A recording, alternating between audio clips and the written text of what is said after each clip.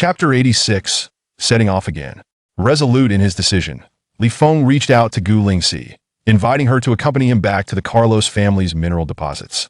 Gu Lingxi felt an overwhelming urge to slap Li Feng across the face. Having just arrived at the fourth warship, she had barely enjoyed 10 minutes of peace before being beckoned to embark on yet another escapade. It was utterly absurd. Without hesitation, she terminated the communication, a clear expression of her dissatisfaction. She then instructed the intelligent robot to keep a strict watch over the two alien captives she had brought aboard the warship. Only then did she rise and head towards the designated hatch of the warship as instructed by Li Feng. Meanwhile, although Li Feng received no verbal confirmation, he understood that Gu Lingxi's abrupt disconnection signified her lack of refusal. He had already left the captain's quarters and arrived at the nearest hatch. When Gu Lingxi joined him at the hatch, the two soared towards the mothership, returning to the transport ship docking area. Today marked the final day before the deadline, and it was still not the designated time for senior officers to be away from duty. Upon boarding the transport vessel, they set off for the only habitable planet accessible. Beep, beep, beep. In the midst of their journey, Li Feng's military wristwatch suddenly emitted a sound. Upon glancing at it, he saw that the vice captain of the fourth warship, Marcus, was requesting a video communication through the internal communication channel of the warship. A large warship, fully staffed, accommodates up to 120,000 personnel, comprised of 100,000 combat members and 20,000 operational and logistical staff. Aside from the captain, there are two vice captains, one corps commander, and one deputy corps commander. These 5 individuals form the core leadership of the large warship. According to the structure of the Human Federation, combat members are organized into squads, platoons, companies, battalions, corps, and legions. The commander of the combat department aboard the large warship is the corps commander, who leads the 100,000 combat personnel. 10 battalion commanders, each commanding a force of 10,000, fall under his command. Additionally, there are control and logistics departments, each led by a chief controller and chief logistician. The 10 battalion commanders, along with the chief controller and chief logistician, hold no deputy positions and belong to the mid to upper echelons of the large warship.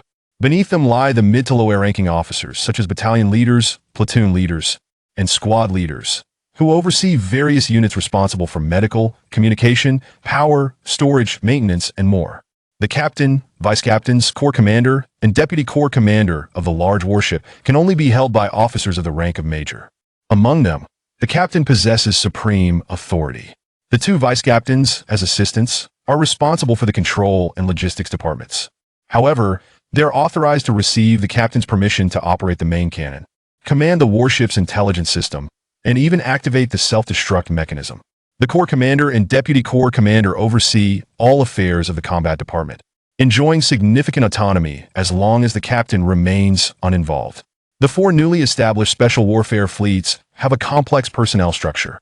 Theoretically, the direct oversight of the 4 fleets falls under the Special Operations Bureau of the military headquarters, classifying them as independent small special operations fleets.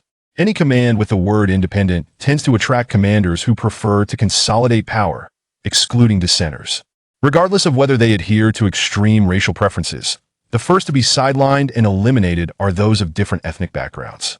At the very least, it appears more comfortable to appease the top talents and prodigies who believe themselves to be the paramount authority, regarding any superior as merely a stepping stone. The 4 small special operations fleets, while not officially labeled as independent, hold considerable autonomy.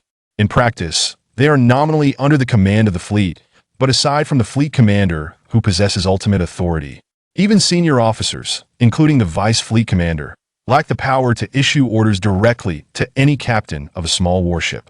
Under normal circumstances, members selecting fleets and warships would certainly choose to join those led by commanders of the same ethnicity. However, the 4 special operations fleets represent an anomaly. All members are guaranteed to be top-tier talents, with a plethora of extraordinary prodigies. For instance, when Li Feng agreed to join Marcus' 4th Fleet, it was not only due to Marcus' promise of preferential treatment in mission assignments, but also because Li Feng intended to usurp Marcus and take his place. Joining a fleet led by a white commander like Marcus allowed him to act without regard for personal feelings, enabling him to be ruthless. Similarly, the top talents and prodigies all share this mindset.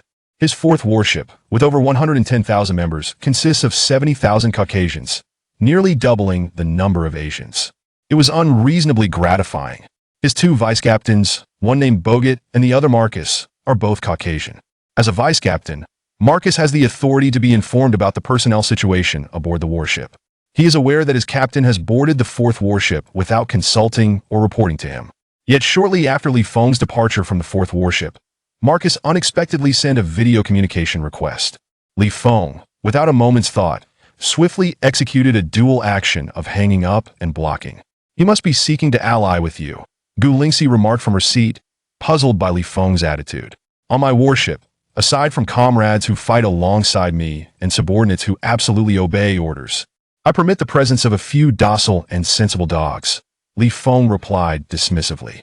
"Such weaklings, who cannot withstand pressure from the outset and are destined for elimination, yet lack the resolve to become loyal hounds, are not worth my time, especially if they're white dogs.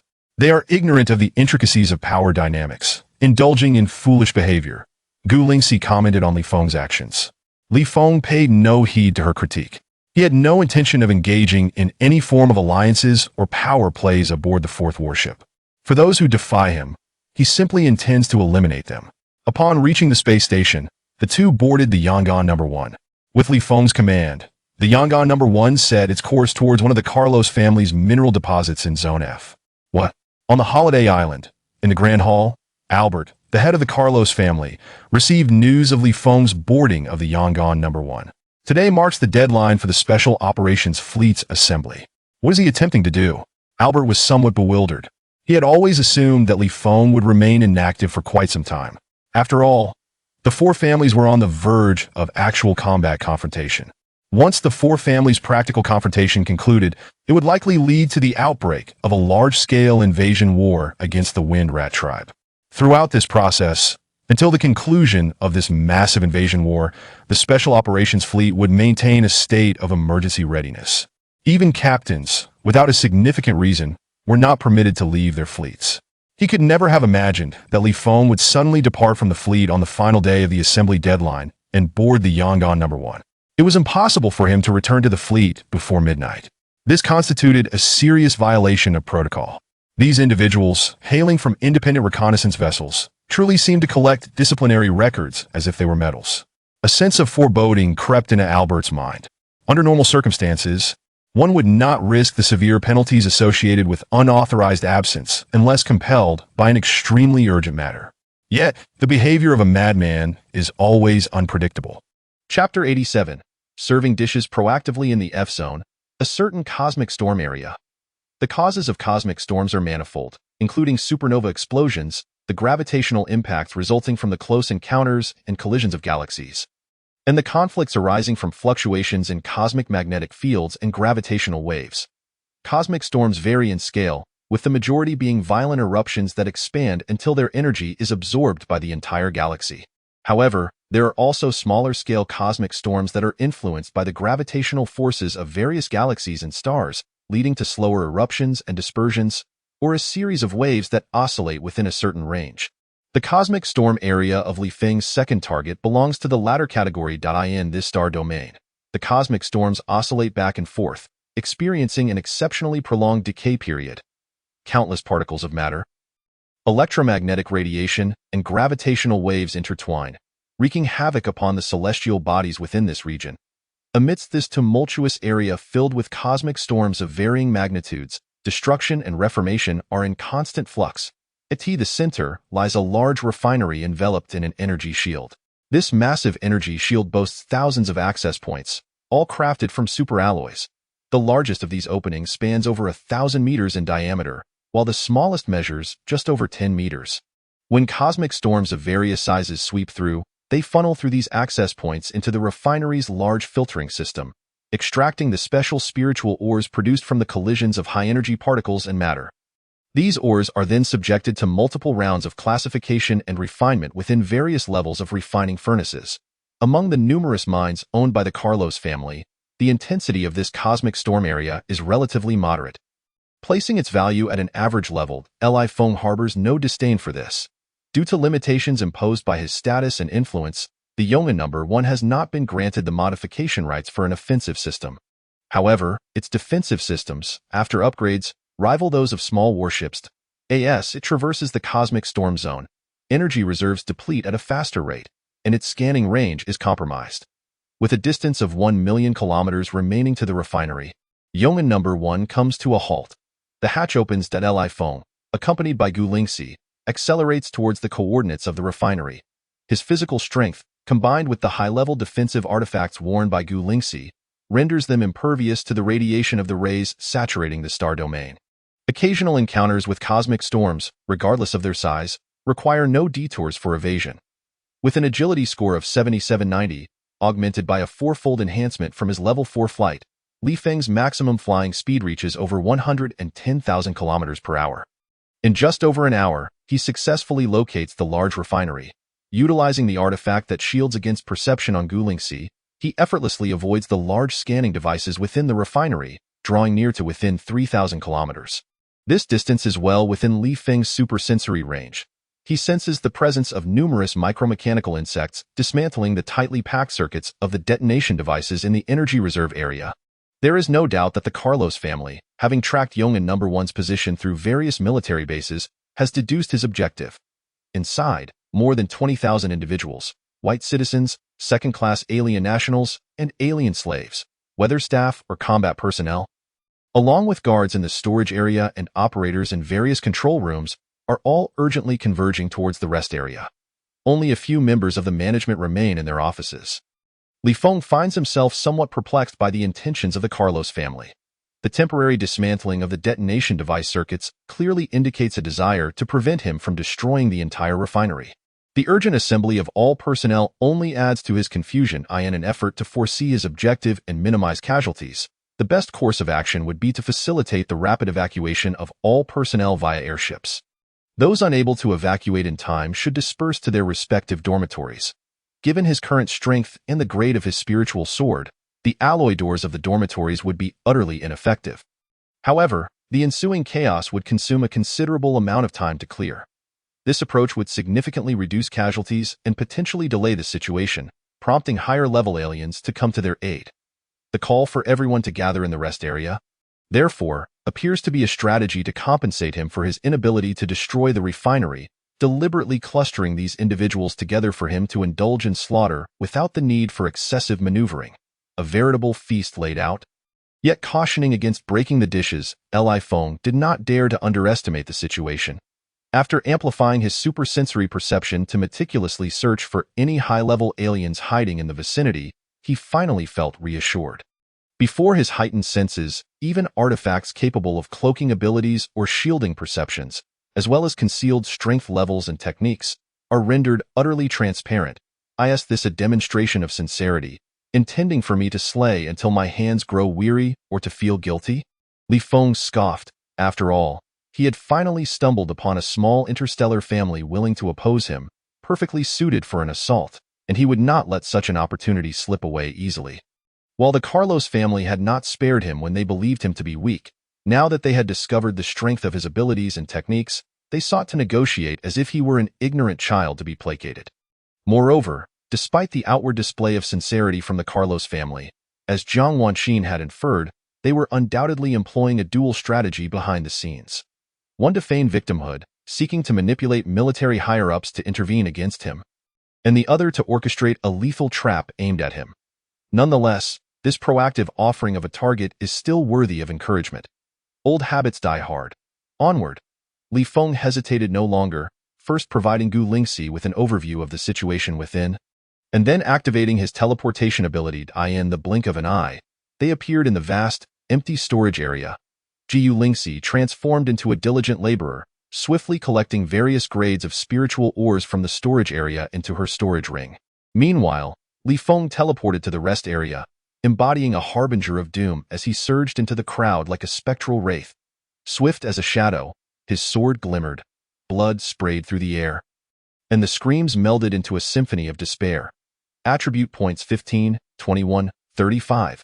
Those with levels exceeding 20, including white ability users, second-class alien nationals, and alien slaves, fell in succession.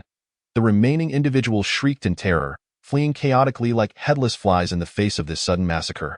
In merely a few minutes, Feng eliminated all targets above level 20, retrieving his battle mech from his storage ring. He activated the third-tier energy cannon mode, unleashing a barrage of energy blasts upon the expansive rest area. Single-target attacks transformed into mass extermination.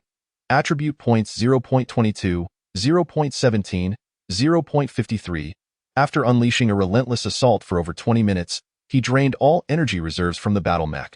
The rest area was now littered with severed limbs and flowed with rivers of blood. Even the robust alloy flooring and walls lay in ruins, riddled with gaping holes. Feng glanced at his available attribute points, which had reached 5350. Without hesitation, he allocated them all across the 5 major attributes. Host.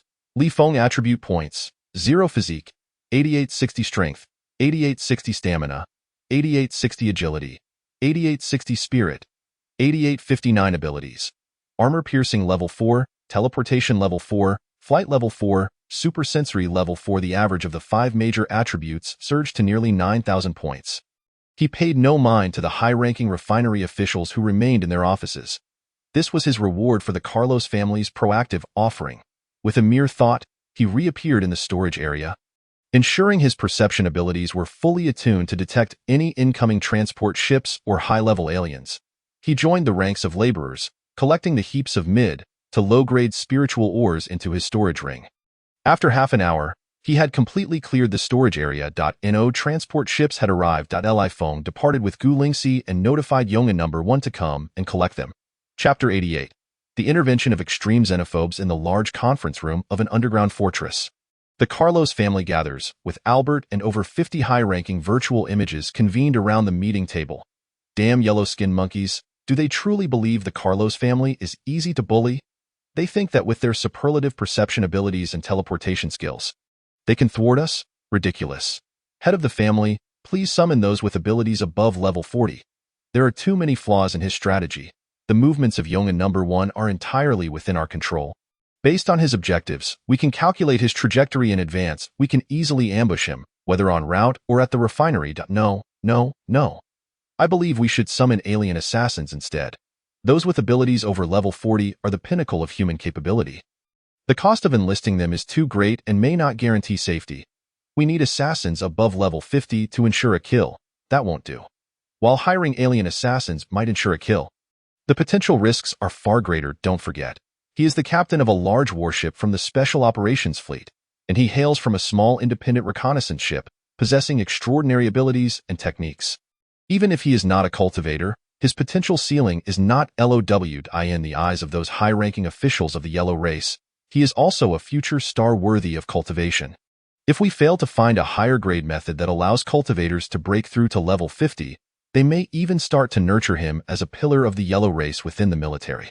This personal vendetta should be settled based on each party's skill and methods, with no blame for life or death.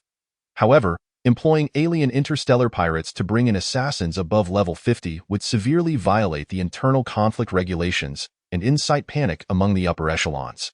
As for the yellow race, if the military high-ups intervene, the parliament may also take action to forcibly suppress our Carlos family.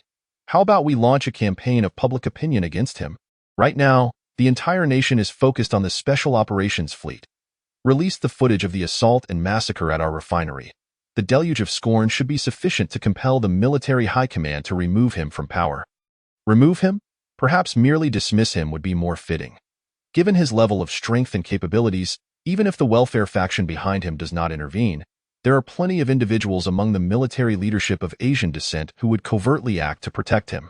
They will likely impose some seemingly severe, yet ultimately superficial, penalties. In a couple of years, once the storm has settled, he could easily be reinstated. In fact, there is no need to wait that long. He could simply be reassigned to a frontline fleet as the captain of a large battleship. Let us not forget that he hails from a small independent reconnaissance vessel. His extreme temperament and erratic behavior are entirely understandable under the circumstances.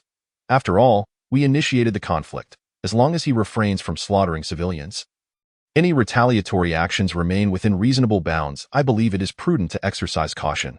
We should await the conclusion of the 4 clans' combat engagements before making any decisions. I concur that a cautious approach is advisable. In truth, there is no need for us to intervene. he will inevitably attract a considerable amount of trouble on his OWN at present. He is in serious violation of protocol, having abandoned his post and failed to return to the fleet after the deadline. All for the sake of settling personal grievances. The entire Special Operations Fleet is composed of prodigies. On that large battleship of his, there is no shortage of exceptional talents and formidable figures. Eager to eliminate this obstacle in their midst, Albert's gaze swept across the faces of the high-ranking officials. One by one, they were compelled to voice their opinions. While it appeared as though each was expressing their views on the matter, their intentions were far from innocent. The suggestions put forth seemed plausible but lacked any genuine viability.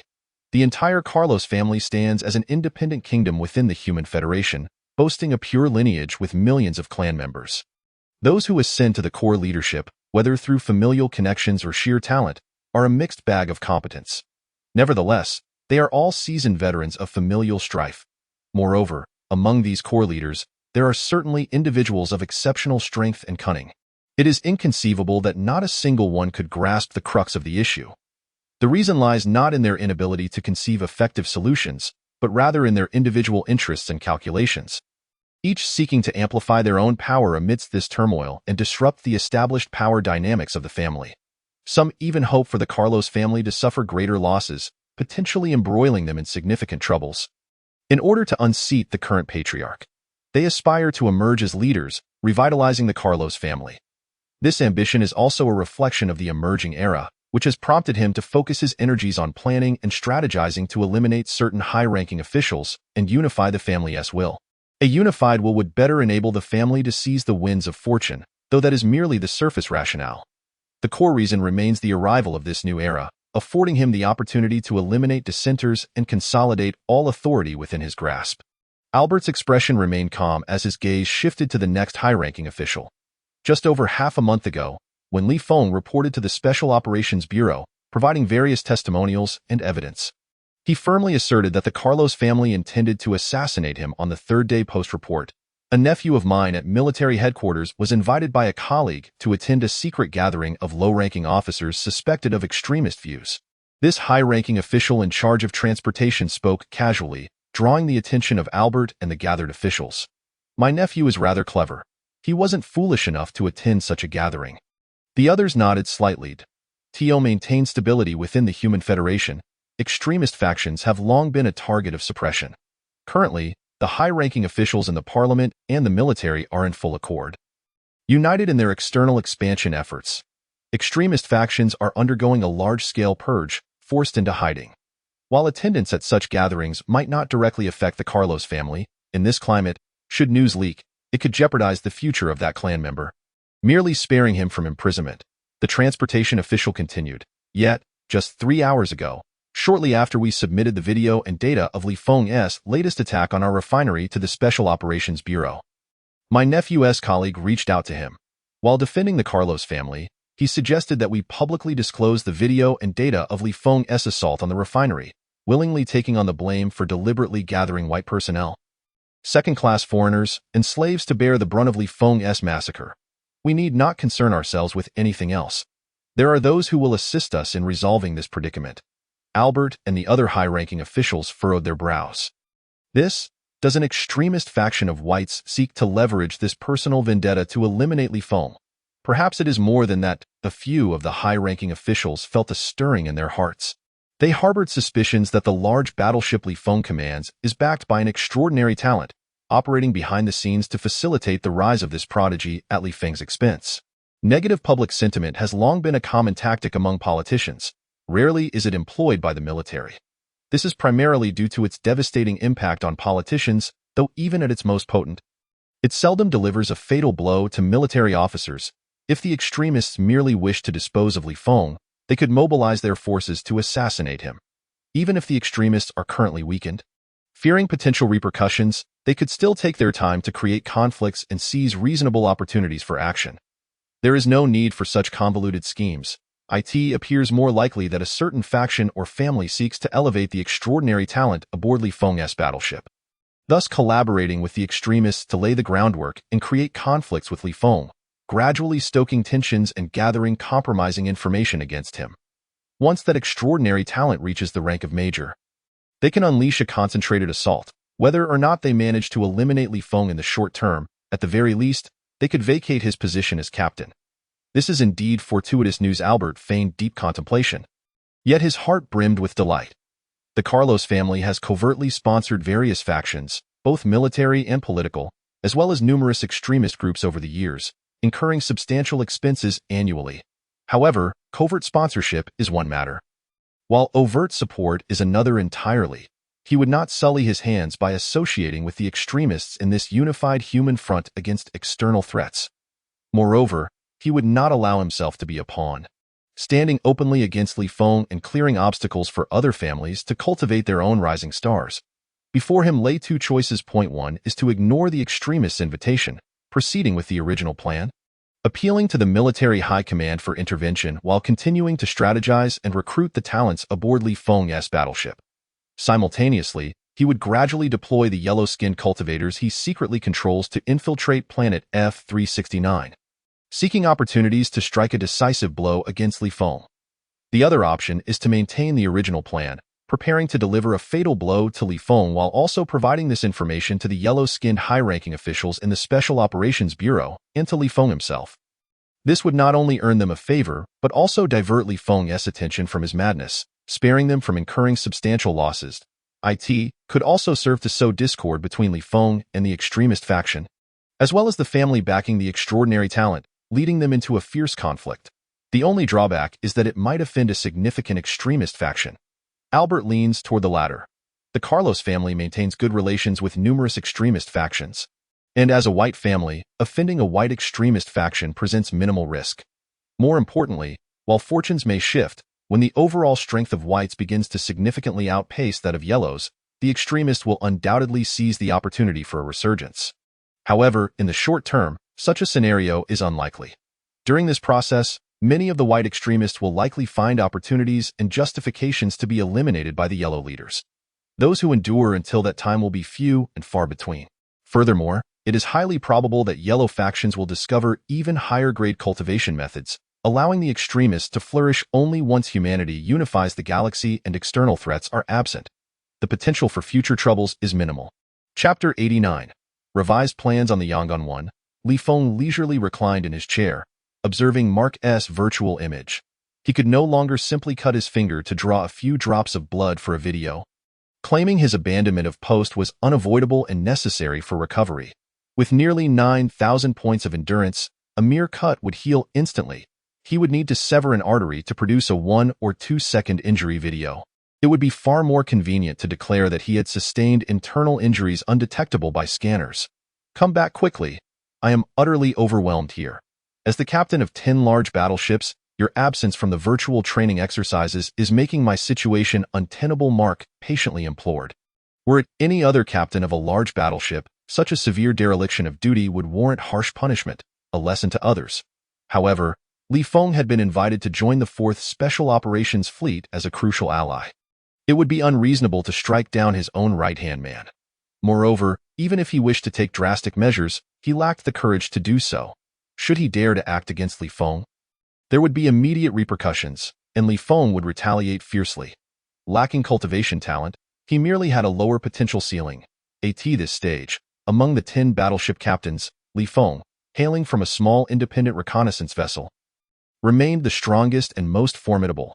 Throughout the day, the Special Operations Bureau's investigation and military law departments relentlessly inundated him with inquiry letters every 5 minutes, exerting immense pressure upon him. Yet, he found himself compelled to withstand this burden, drawing upon the fierce and frenetic spirit he had cultivated during his time aboard a small independent reconnaissance vessel, an intensity he had long since tempered with each inquiry letter he received. He retaliated with a scathing response.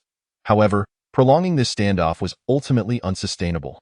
Presently, he could still endure the strain, but should Li Feng remain absent for an extended period, it would severely impact the combat readiness of the 4 clans, prompting the upper echelons of the Special Operations Bureau to personally seek out Li Feng.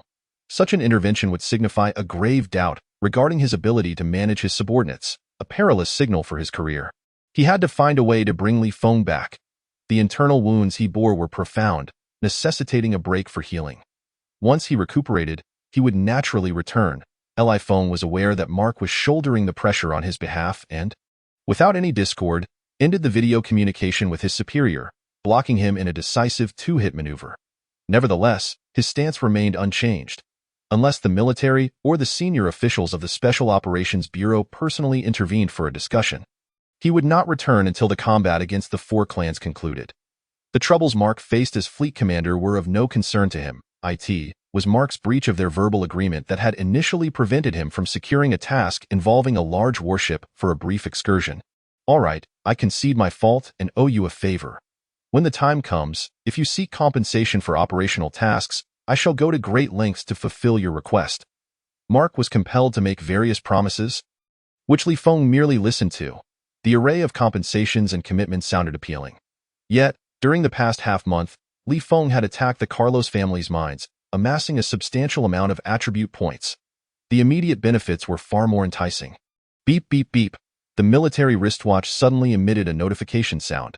Upon glancing at it, a flicker of surprise crossed Feng's eyes. It was a video communication request from Lin Zhengtai, the leader of the welfare faction. I have matters to attend to. We shall converse later. Feng decisively concluded the video call with Mark and stood up to connect with the communication. Lin Zhengtai's virtual image appeared before him, still clad in a janitor's uniform, but the identification number displayed was not that of the 777 military base, but rather that of the Military Headquarters Information Department. Has the military headquarters run short on janitors, thus summoning you in haste? Feng couldn't resist teasing. Lin Zhengtai casually replied, the headquarters offers better benefits. One must save more for retirement. Just 2 days out, and the upper echelons of the Special Operations Bureau cannot maintain their composure? Feng got straight to the point. He understood well that Lin Zhengtai, despite never meddling in his actions or decisions and adopting a hands-off approach, had been quietly strategizing on his behalf. The sudden abandonment of retirement at the 777 military base to return to the military headquarters as a janitor was evidently due to his selection for the Special Operations Fleet. With his identity file now transferred to the headquarters, along with the promotion pathways and obstacles, you are merely a modest captain who has violated the informal agreement by being away for 2 days. The upper echelons of the Special Operations Bureau are not so easily rattled. Lin Zhengtai shook his head. The Carlos family has relayed information through their channels, contacting the Asian senior officials of the Special Operations Bureau and informing us of an extreme racial faction and a family supporting a certain genius aboard your ship who have set their sights on you, intending to invite them for collaboration. The upper officials of the Special Operations Bureau then sought communication with me to prepare a show of force against all white extremist factions, while also mediating the grievances between you and the Carlos family. What is the background of this extremist faction and their family? Feng inquired, his brow slightly furrowed. Being targeted by an extremist faction and an unknown family was not a favorable situation for him. Given his current strength and status, give me 3 days. No matter how deeply they hide, I will unearth them. Lin Zhengtai continued. As for your choice, that is entirely up to you. I will support you unconditionally, but you must send me your decisions within 2 hours. If you are unwilling to collaborate in intimidating all white factions, the upper echelons of the Special Operations Bureau will have no recourse. Only upon confirming your willingness to cooperate will they reach out to you. This video communication will be processed for authenticity and archived for future reference. If you do not communicate properly and inadvertently undermine their authority, it will reflect poorly on you and leave evidence of disrespecting a superior. Understood. Feng readily agreed, concluding the call with Lin Zhengtai. He then pulled up the star map and glanced through it. Only one last spatial jump remained before reaching the next planned target for attack. Given the significance of this matter, he sent the pertinent information to Jiang Wanxin, urging her to consider the best course of action. Meanwhile, he settled down to meticulously think through and organize related intelligence. The Carlos family was hardly a concern. They had willingly provided crucial information and deserved a proper response. Failing to do so would lead military higher-ups to believe he was ignorant of the upper echelons protocols. However, it was rare to encounter an adversary he could overpower, one with a grudge against him, and one that could yield a wealth of attribute points. He would not let such an opportunity slip away easily. He needed to demonstrate greater sincerity and prove he harbored no ulterior motives before he could contemplate letting go of this animosity. The true trouble lay in the yet-to-be-identified extremist faction targeting him and the power of the family behind them. especially concerning the extremist faction, whose methods were inherently extreme and who communicated among themselves. This was precisely why the Asian senior officials of the Special Operations Bureau intended to intervene promptly. In their eyes, should a significant number of extremists be invited to participate or collaborate, their pervasive and extreme tactics would pose an insurmountable threat to Li Feng's life, as long as their movements could be monitored. He risked ambushes and attacks. Li Feng was not overly concerned to such an extent. However, given his current level of strength, he had to remain vigilant. Soon, Jiang Wanqin initiated a video communication. Her thoughts aligned with his. Continuing to assault the Carlos family's minds would make his movements too predictable. Given his current capabilities, the risks were too great. He could only cooperate with the upper echelons of the Special Operations Bureau to intimidate the remaining white extremist factions. Once the welfare faction spared no effort to uncover the identities of the two forces stalking him, he would reconsider his course of action. If provoked, I shall take down both the Asian extremists and the militaristic extremists. Li Feng was compelled to revise his original plan, informing Lin Zhengtai of his decision to cooperate with the upper echelons of the Special Operations Bureau. However, he requested that Lin Zhengtai delay further communications with the Special Operations Bureau until after he had completed his current operation. As he was nearing the target area, Chapter 90, resetting abilities an hour and a half later, the Eternal Peace Eye came to a halt 1,000,000 kilometers from a resource planet, one of the many mines under the Carlos family's extraction rights. Upon learning of the Eternal Peace Eye's trajectory, the Carlos family immediately alerted the refining plant on that resource planet, instructing all combat personnel and employees, aside from the upper management, to assemble in the large rest area. Simultaneously, they disarmed the self-destruct mechanisms in the energy reserve area. The same attitude prevailed. The storage facilities were free for the taking, and lives could be extinguished at will. Given their cooperation, they simply hoped to avoid destroying the more costly refining plant. Those with thinner skins, unaware of the treachery at play, might have accepted the Carlos family's offer of peace, believing themselves unscathed from the microscanner incident and feeling a tinge of guilt. Li Feng harbored no such noble sentiments. In his eyes, the truly innocent were the ordinary whites and second-class alien personnel at the refining plant, earning wages they should not have to sacrifice their lives for, becoming pawns in the struggle between two factions. Yet, he was no saint. If the Carlos family dared to offer, he dared to retaliate. Even though the Carlos family was clearly scheming and omitted any mention of erasing the slaughter videos and scanning data from their demands, he remained indifferent. This was a private vendetta, undisclosed to either the higher-ups of the council or the military. No one would genuinely care about the lives of these individuals. They could pretend ignorance. And should he one day become a victim of this struggle, facing overwhelming suppression, the videos and associated data would serve as incriminating evidence, leading to shock and outrage, thus enhancing their reputations. The council members might even seize this opportunity to eliminate the welfare faction, which they found repugnant. Li Feng was unconcerned, believing himself to be a relatively minor player, with those wishing to eliminate him lacking sufficient strength, as long as he had protection from above, no matter how the black materials were manipulated. They could not escalate to the point of stripping him of his military rank. At most, it would impact his military position somewhat. As for the future, he firmly believed that as long as he maintained his current rate of advancement, he would eventually become a paragon of virtue, revered by all as a selfless benefactor. Taking action, he decided to leave half of the spirit or untouched, signaling to the Carlos family his intentions and stance. With a mere thought, he and Gu Lingxi materialized in the storage area of the refining plant. They then instantly appeared in the rest area. As before, he swiftly dispatched those possessing abilities above level 20. Accumulating attribute points, 32, 67, 25. Next, he retrieved his battle mech, relentlessly bombarding the entire rest area. Attribute points, 0.31, 0.22, 0.53. The system notifications echoed continuously in his mind until no survivors remained in the rest area. Upon checking his available attribute points, he was pleasantly surprised to find he had gained several hundred, reaching a total of 5,862 points. This available attribute value would not only allow him to break through to level 36, but also propel his 5 primary attributes beyond the 10,000 mark. He promptly allocated all 5 attributes to reach 10,000 points. His available attribute points plummeted to a mere 161. Ding. Your attribute values have reached 10,000 points, and you have acquired the ability to reset. Reset, level 1, allows you to reset and modify the 5 major attribute values once per day. The changes in values will not affect existing abilities. With each level gained, the number of uses doubles. Li Feng's eyes widened. With this ability in hand, theoretically, it equates to being able to concentrate all 5 major attributes into a single one under special circumstances, allowing that attribute to surge 5-fold. For instance, during reconnaissance, if all attribute values are accumulated into the mental attribute, it would lead to a staggering increase.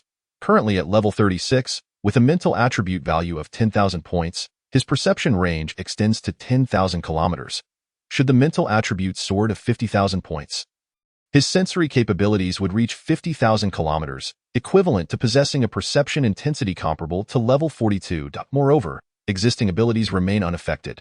The coverage range of level 4 supersense could also expand to 20,000 kilometers. Utilizing teleportation when engaging high-level alien foes, if all attribute values are channeled into strength, the attack power could potentially quintuple, reaching a level akin to 42. Similarly, concentrating attribute values into constitution could augment his physical strength 5-fold. By focusing on agility and endurance, his reaction speed, bodily flexibility, self-healing rate, and stamina recovery could all experience a 5-fold increase. Of course, these are merely theoretical scenarios. In practice, it would be implausible to concentrate all attribute values entirely into one, resulting in the other aspects diminishing to the level of an ordinary person. However, tailored to different enemies and situations, resetting and modifying the 5 major attribute values could effectively yield results exceeding one's level by 3 to 6 levels. Remarkable. Without hesitation, Li Feng promptly expended 110 attribute points to elevate the reset ability to level 3, increasing the daily usage to 4 times. The remaining 51 attribute points were evenly distributed across the 5 major attributes. Host. Li Feng attribute points: 0 constitution, 10,000 strength, 10,000 endurance, 10,000 agility, 10,000 mental, 10,000 abilities. Armor piercing level 4, teleportation level 4, flight level 4, supersense level 4, reset level 3. Not only does he possess comprehensive attributes at level 36, but also 5 extraordinary abilities. In the presence of peers of equal rank, he stands unparalleled. A few more steps upward, and he would officially ascend to the pinnacle of the human power hierarchy. Li Feng felt a wave of refreshment, his spirits lifted. The discomfort caused earlier by the sudden emergence of the extreme color faction and their family dissipated like mist. It was all a misunderstanding. These two forces were not intent on harming him. They merely recognized that within the human Federation, he was the only dish on the table from the Carlos family and had proactively offered additional significant contributions. It was a misjudgment on his part to perceive them as adversaries when they were, in fact, sincere allies. Any unfavorable impression left upon the other party stemmed from his ignorance of the principles of hospitality. Exhaling deeply, Li Feng adjusted his mood. Expanding his perception and supersense, he quickly located Gu Lingxi in the storage area. As instructed, Gu Lingxi had taken only half of the spiritual ore, regardless of its quality. Similar to the previous incident where the Carlos family had gathered all combat members and staff in the rest area, he reciprocated by sparing the higher-ups of the refining plant who were hiding in their offices. By only taking half of the spiritual ore, he not only returned the favor to the individuals who had provided crucial information to the Carlos family, but also indicated that despite emerging from a small independent reconnaissance vessel, he was not entirely oblivious to the principles of balance and compromise. In this world, there truly are no eternal enemies. However, the Carlos family had not fully prostrated themselves, nor had their display of sincerity been flawless. Their current earnestness was merely sufficient for him to spare the higher-ups of the refining plant, with future extractions limited to half of the spiritual ore. Departing, as Gu Lingxi gathered her findings, Li Feng appeared directly before her. Together, they instantaneously materialized nearly 10,000 kilometers away from the refining plant. He then notified the Yong'an No. 1 to come and retrieve them. Chapter 91. Director of the Special Operations Bureau. Upon returning to Yong'an No.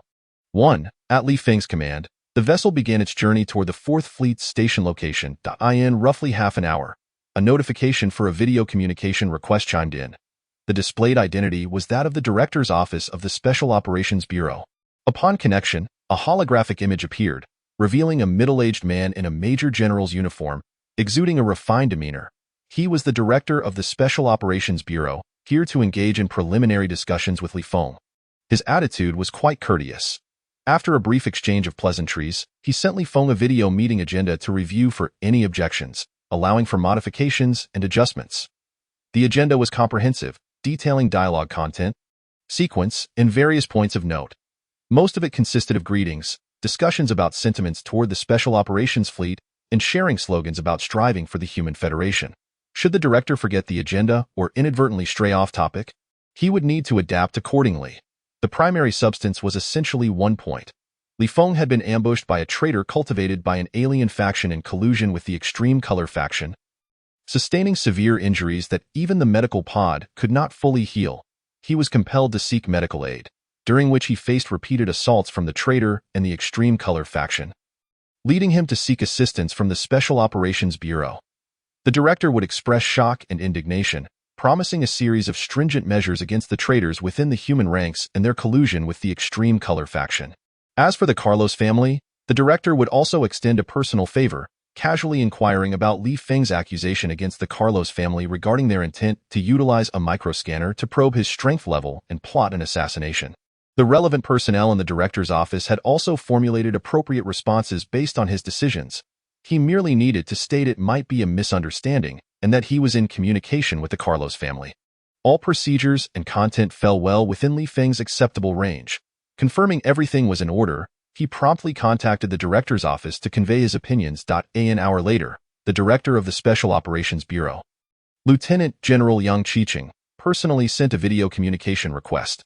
This director appeared to be in his early 50s, with a subtle smile adorning his face, emanating an aura of authority tempered with approachability.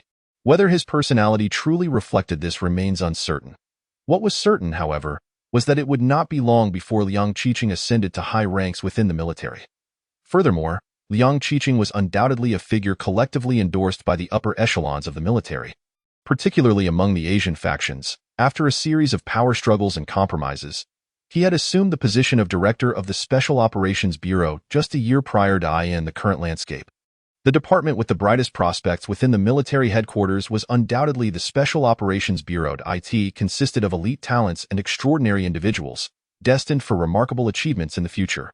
The personnel within the Special Operations Bureau would undoubtedly rise alongside the fleet's expansion, accumulating accolades with ease. With the forthcoming expansion of the Special Operations Fleet and the redirection of ample resources, the elevation of the Special Operations Bureau to a department was a foregone conclusion. As long as Liang Qiqing could withstand the pressure and navigate through competition, his ascension to the rank of general and becoming a powerful figure within the department would be inevitable. Although the position of director of the Special Operations Bureau was a power-sharing arrangement achieved through negotiations among various factions and families in the military and parliament, Liang Qiqing's ability to secure this position indicated he had garnered mutual recognition from the Asian factions within the parliament and military. Not to mention, all top-tier talents and extraordinary individuals emerging from the Special Operations Fleet in the future would inevitably refer to Liang Qiqing as their superior, which would bestow upon him an influence of remarkable magnitude. Encountering such a high-caliber figure for the first time, even extraordinary individuals might find themselves feeling apprehensive. As a standout in his own right, Li Feng's inherent arrogance far surpassed that of typical prodigies. A seasoned killer, his psychological fortitude was beyond the reach of ordinary individuals. The entire process unfolded smoothly, with Li Feng responding effortlessly. In half an hour, all procedures were completed. Thereafter, Li Feng had no further involvement. Whether among the Caucasian or Asian factions, the Extreme Color faction had numerous families and forces covertly backing them. Even with the human race reigniting its dreams of conquering the galaxy and the urgent need for a unified front against external threats, it was impossible to eradicate the Extreme Color faction entirely. However, with Liang Qiqing's status, he could leverage Li Feng's ambush as a pretext to initiate a thorough investigation and crackdown on the Extreme Color faction within the Special Operations Bureau, simultaneously linking the alien traitors. The vast majority of the Extreme Color faction lacked sufficient interests. They would not assume such great risks merely to eliminate someone like Li Feng, who was not a cultivator and whose potential might be limited. Moreover, the operations of both factions within the Special Operations Bureau and the Special Operations Fleet would have to be paused, at least until the storm had subsided, to avoid becoming scapegoats for Liang Qiqing's emergence. 2 days later, Lin Zhengtai sent Li Feng 2 pieces of information. The proverb "a dead camel is bigger than a horse" rings true. This elderly man, who had transitioned to a janitorial role in the military headquarters information department, had managed to uncover the desired information a day ahead of schedule. The family targeting Li Feng was identified as the Neal family, significantly smaller than Li Feng had anticipated. Merely an old interstellar miner family, not much stronger than the Carlos family, primarily focused on the security industry. No wonder they were aware of my capabilities yet dared to provoke me. It is no surprise they acted so impatiently. Investing substantial resources early on to win over an extraordinary individual, Li Feng felt a sense of relief. According to the information, the Neal family's business ventures were extensive, though their main focus lay in the security industry. Their security group had branches scattered throughout the human Federation. The Carlos family primarily dealt in mining, necessitating a private armed force, already positioned as a top-tier miner family among interstellar factions. In contrast, the Neal family's armed forces were the pinnacle among interstellar miner families, boasting numerous high-level alien second-class citizens. Upon reviewing another document, it appears that the extreme skin color faction is currently in a dormant phase, with the majority of its members operating in a covert status, reluctant to reveal their identities. Time is of the essence. Despite Lin Zhengtai leveraging all his networks and the connections of the welfare faction's core members, he has only managed to uncover the identities of the upper echelons of this extreme skin color faction. The details regarding its lower-tier members remain under investigation. This faction wields considerable influence. Its leader, Harold, serves as the deputy director of the Personnel Investigation Bureau at the military headquarters, holding the rank of lieutenant general. The third in command, Matthews, a major general, currently commands a large military base in District B. Initially a mere illegitimate child of an ordinary member of the Neal family, he gradually showcased his talents and rose to prominence within the military, subsequently garnering the full support of the Neal family's resources. Today, he stands as the principal figure responsible for the family's military influence and connections, earning him a legendary status within the Neal family. However, due to his early affiliation with the extreme skin color faction, he currently occupies a high-ranking position within it. Ostensibly, there is no connection between Matthews and the Neal family.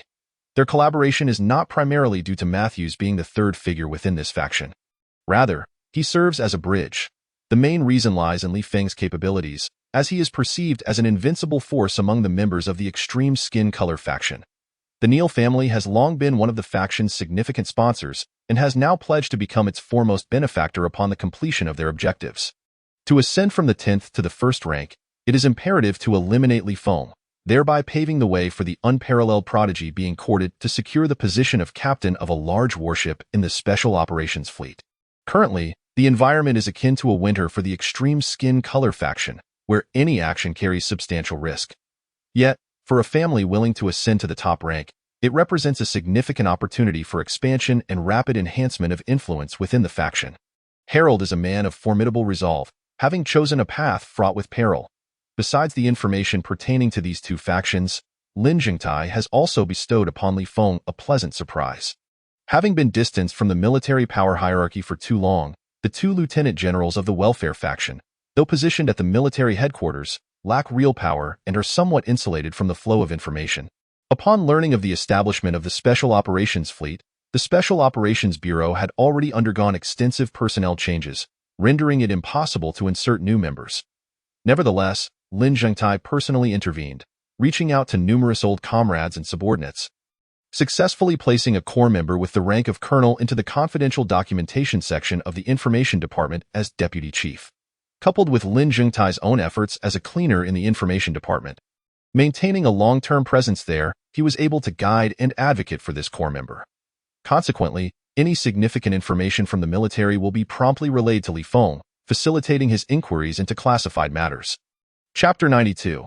The Deputy Captain's Work Report. Although the deadline for assembly has passed by 4 days, transportation vessels continue to arrive at the base of the 4th Special Operations Fleet. Upon returning to the captain's office of the large warship, Li Feng instructed the ship's AI to retrieve personnel data and the recent logs of the warship's arrangements. The outcome left him somewhat disappointed.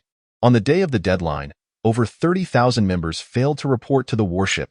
He had previously marveled at their audacity, noting how these top-tier talents and extraordinary prodigies seemed impervious to rules. Ultimately, although more than 20,000 of these members reported after the deadline, they have all since gathered in his absence. the two deputy captains were authorized to execute orders issued by Fleet Commander Mark, arranging large-scale joint virtual training sessions. Over the course of 4 days, more than 90,000 of the 111,000 crew members participated in at least one joint virtual training session. Yet, their behavior remains insufficiently bold, lacking in arrogance and dominance. Li Feng's disappointment with these top-tier talents and extraordinary prodigies grew. Even a random crew member from a small independent reconnaissance ship exhibited more courage than these so-called geniuses. While he himself was not the type to act irrationally or fearlessly, he nonetheless preferred subordinates who were audacious and willing to follow him without hesitation. Such top-tier talents and extraordinary prodigies, with a bit more audacity, would facilitate his ascent to power and instill fear in others. Suddenly, the doorbell rang. Feng activated the surveillance to see that it was his recently blacklisted deputy captain, Marcus. With a thought, the metallic door to his office slowly opened. Marcus hurriedly stepped inside and saluted Li Feng. "Captain, I have come to report to you." "Get to the point." Li Feng maintained his usual demeanor. A dog must possess the awareness befitting its role. He was neither a caretaker nor in need of a sycophantic lapdog, merely to provide emotional support. To earn the meat of a bone, one need not possess exceptional strength but must be obedient and discerning, able to bite according to his cues. "Captain, this is everything my subordinate has compiled over the past few days." Marcus stepped forward, respectfully presenting a notebook to Li Feng. Li Feng, disinterested, did not extend his hand to take it, but instead utilized his enhanced senses to rapidly penetrate the cover and glean its contents. The notebook contained 2 pages. The first page listed the names of 7 officers, their strength levels, and military positions. The second page featured a lengthy roster of personnel, including officers and ordinary members. Some entries detailed strength levels, personality traits, and backgrounds, while others contained only names. Without needing to think, he could surmise that the first page consisted of officers who were unable to withstand pressure and sought to align themselves with him for protection. The second page undoubtedly represented ambitious officers and rebellious prodigies. Noticing Li Feng's reluctance to accept the notebook, Marcus cautiously elaborated, "Captain, the first page of this notebook lists the officers I have managed to recruit, those willing to heed your command. I am already aware of its contents. You have done well." Li Feng waved his hand, interrupting his introduction. He had begun to feel a measure of satisfaction with Marcus. Although this deputy captain had faltered under pressure shortly after boarding the large warship, securing the position of deputy captain aboard a large warship is no small feat, as it requires one to be a rare major-level officer amidst a sea of hundreds of thousands. Based solely on his actions of severing and blacklisting communications, it was evident that he had gleaned an understanding of his captain's character and how to garner his protection while avoiding the scrutiny of other ambitious officers. "Captain, what arrangements do you have for us regarding the upcoming virtual joint training?" Marcus sighed in relief. Before joining the Special Operations Fleet, he had been the captain of a large warship stationed at a significant military base in District C. Not only was he the unequivocal top figure among the thousands of large warship captains at that base, but he had also consecutively won first place in the large warship competitions held in District C for 3 years. With over 20 years in the military, rising from a private to an 8-star major, he had never relinquished first place in any competition or exercise, exhibiting an impressive record. However, upon applying for the captaincy of the Special Operations Fleet, he had come to truly realize the high caliber of the frontier defense forces in District F. Even with his status as the top major in District C, he found himself unable to secure one of the 40 captain positions of large warships. Even the deputy captain position was at the bottom of the ranks. Although this experience was a considerable blow to his pride, it did not shatter the confidence he had built over 2 decades. He remained resolute, aspiring to the captaincy, or even the fleet command position. Brimming with ambition and determination, he arrived at the Special Operations Fleet, intent on demonstrating his prowess to Li Feng and establishing his authority, nurturing loyal supporters, and ultimately usurping Li Feng's position. However, as Li Feng had yet to arrive, Marcus found himself the target of provocation from numerous officers and rebellious prodigies. Facing challenges daily, he lost face and even felt unable to step out of the deputy captain's office. In just a few days, he could no longer withstand the predatory gazes of the wolves surrounding him. What was even more frightening was the proximity of his talents to those of the top-tier prodigies. Previously, during his service in District C, he had been a figure to be reckoned with. However, aboard this large warship, with its 111,000 crew members, all of whom were top-tier talents and extraordinary prodigies. He found that any random individual surpassed him in aptitude. His level 26 strength was merely marginally superior to that of other officers. Most of these individuals, lacking military achievements, remained in a state of observation and dormancy, with only a few rebellious spirits stirring trouble. Once the majority of these top-tier talents and extraordinary prodigies decided to compete, he would be left with nothing but scraps. After much contemplation, he gritted his teeth and relinquished some unrealistic fantasies, opting instead to adopt a humble demeanor and seek refuge under Feng, the yellow-skinned captain. Perhaps in the future, Feng too would find himself in jeopardy, inevitably replaced by one of the extraordinary prodigies. Yet, as captain, Feng wielded absolute authority over a warship, and as long as he did not commit grave errors, the chances of ordinary officers usurping power were negligible. Those extraordinary prodigies, possessing exceptional talents and likely backed by military leaders and interstellar families, were currently mere privates without military achievements. For the time being, no one could topple him. His current strategy was to seek Feng's protection for a while, to gain experience within the Special Operations Fleet, and then seek a transfer away from this daunting place. The station in District C was far more suited to him. Just don't disturb me. Despite returning to the warship, Feng remained uninterested in participating in any joint virtual training.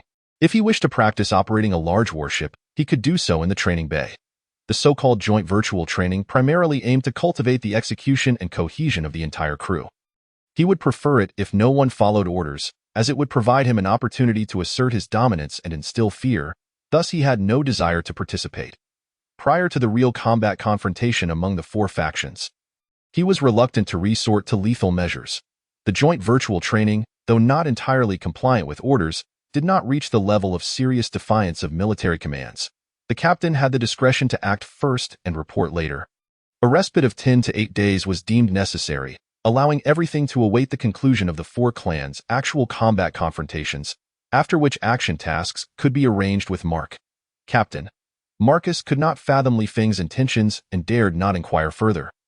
Go ahead. There is no need to add to the list on the first page of your notebook. Continue on the second page.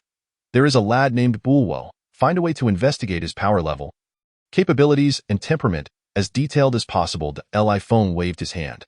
Marcus could only take his leave. Chapter 93. Operational meeting in the subsequent 10 days, whether it was the fleet's internal joint virtual training or the virtual confrontations organized by Mark alongside the other 3 fleet commanders. Feng did not participate.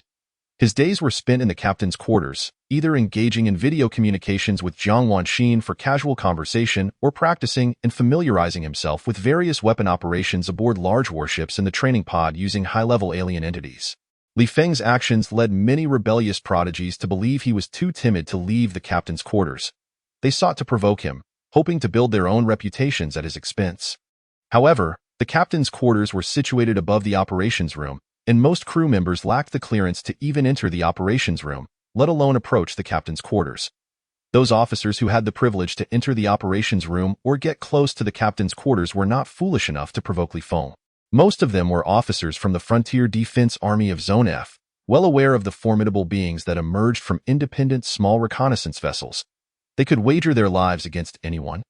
Yet Feng, the captain, had been reclusive during this time.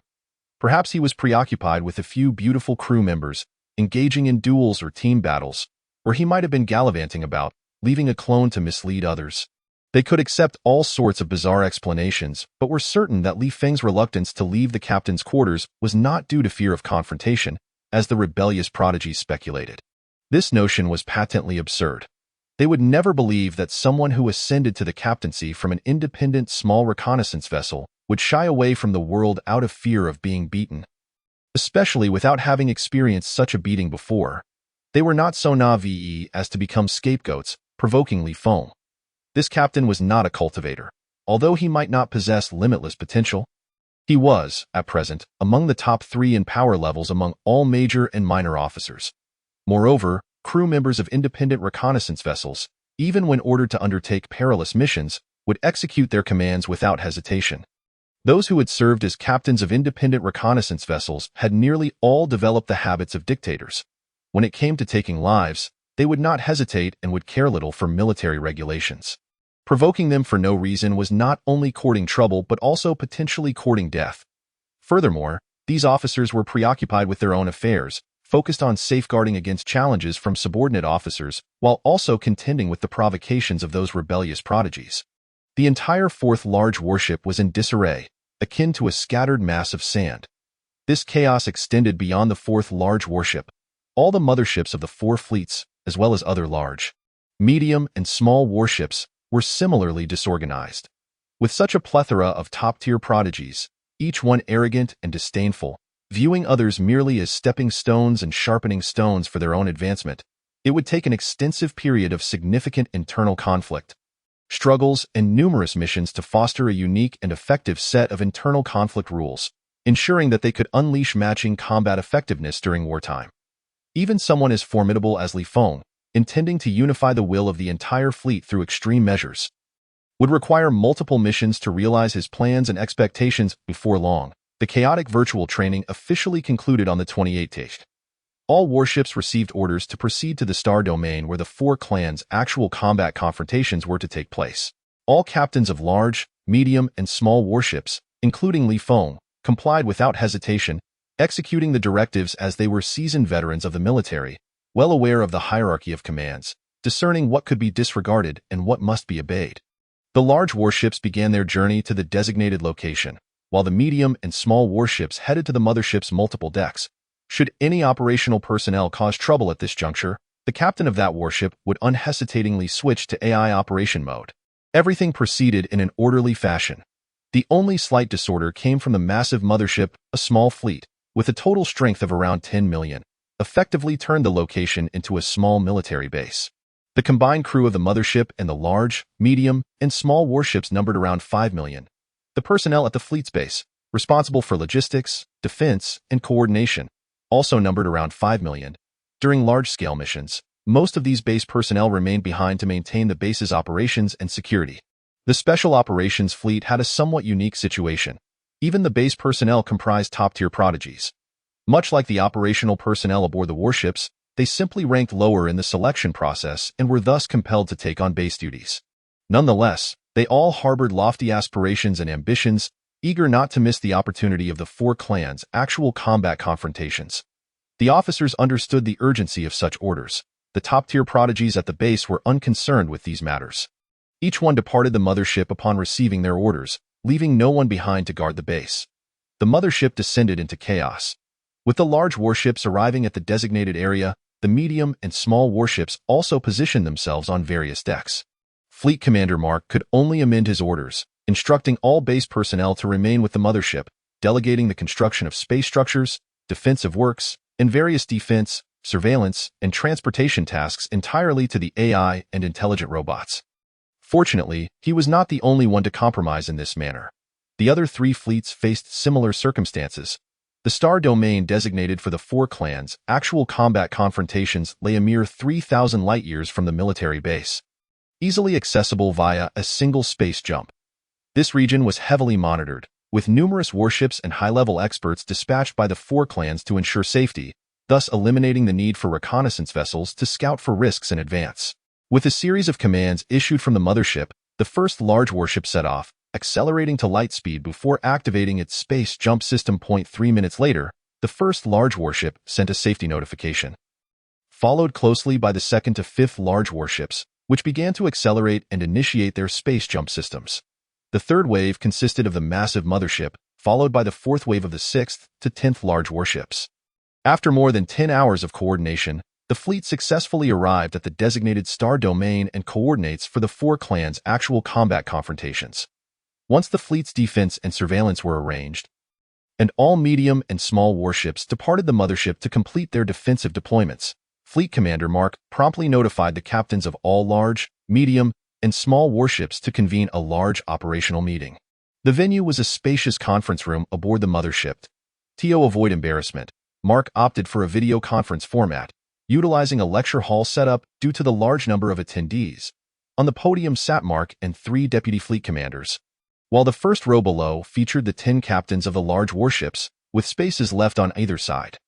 The following 2 rows were occupied by the captains of medium warships, and the subsequent 20 or so rows were filled with the captains of small warships.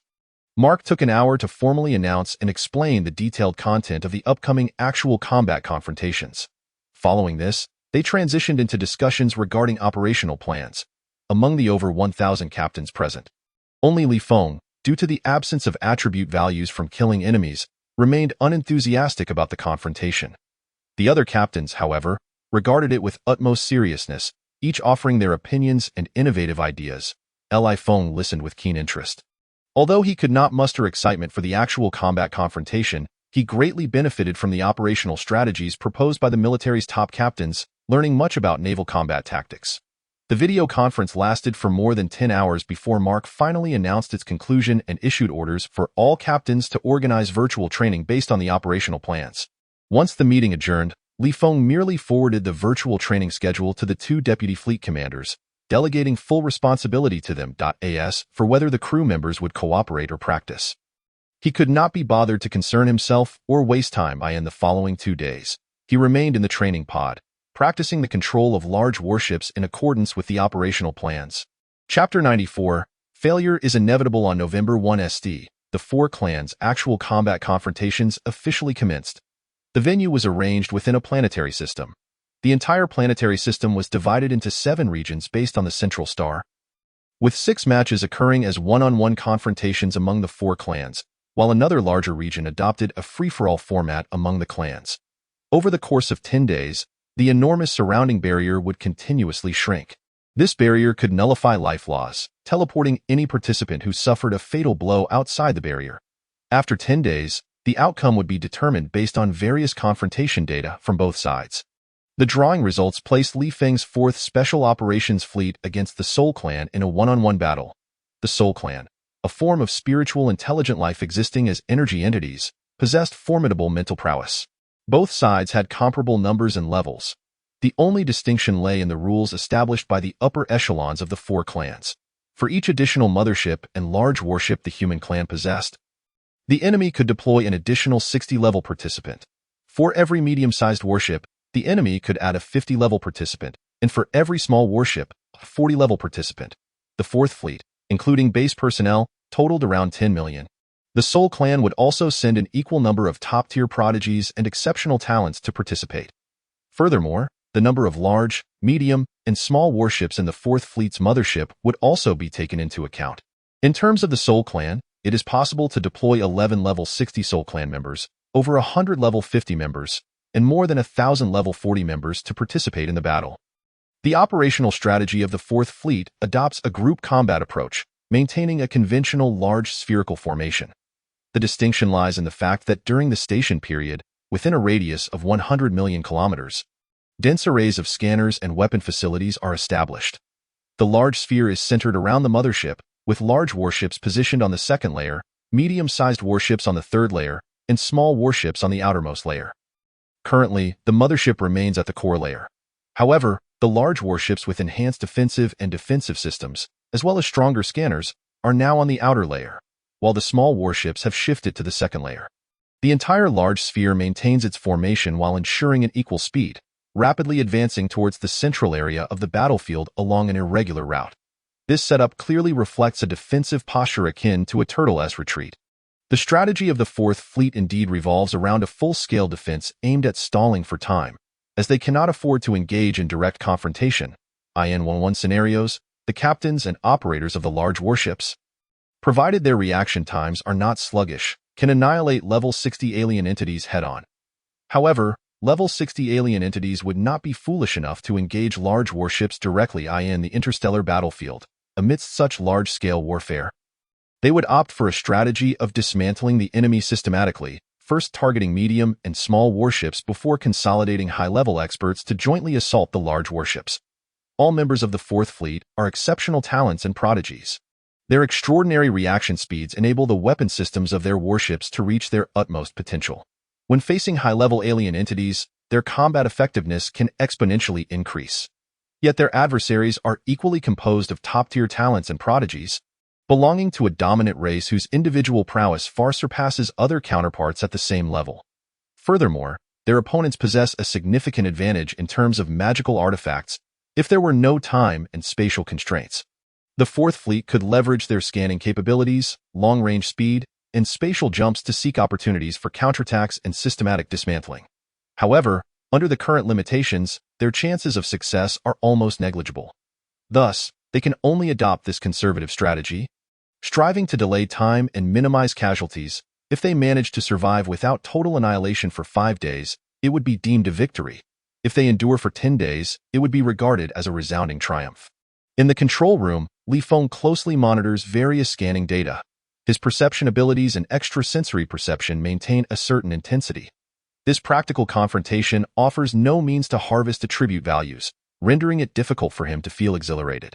However, military merit is still to be gained, along with the accumulation of real combat experience against a dominant race. He has no intention of slacking off. The fourth large warship, following the trajectory dispatched by the mothership, continuously orbits around it. At first glance, the entire sphere resembles a miniature planetary system. The mothership acts as the sun, speeding through the star region, while the large, medium, and small warships resemble planets, keeping pace with the mothership while orbiting it at high speeds along designated routes. This relentless acceleration alone, according to the estimations and calculations of the numerous captains, could consume 3 to 4 days. Even small warships, at their maximum, can reach the speed of light, with velocities of 1 billion kilometers per hour. In contrast, level 60 alien entities, without the aid of techniques or flight artifacts, can only manage speeds of around 200 million kilometers per hour. Only with the assistance of techniques or flight artifacts can they exceed the speed of light. This implies that only 11 level 60 Soul Clan members can keep pace with and intercept the fleet under high-speed conditions. Just these 11 level 60 Soul Clan members, when dispersed, can ascertain the fleet's position. Then, employing spatial rending techniques to summon other level 60 Soul Clan members for pursuit and interception would require considerable time. Remarkably, as I envisioned, all 4 fleets are adopting conservative tactics. There is no alternative. Without specialized warships tailored for these prodigies and being hastily assembled, they lack synergy and real combat experience. Their power levels are not particularly high at this stage. Indeed, as long as the defeat is not too humiliating, it suffices. The vast majority of the populace across the various life planets of the human Federation is engrossed in this confrontation among the 4 clans, having been brainwashed by a plethora of reasons for defeat. The public harbors no dissatisfaction with the conservative strategies employed by the 4 special operation fleets.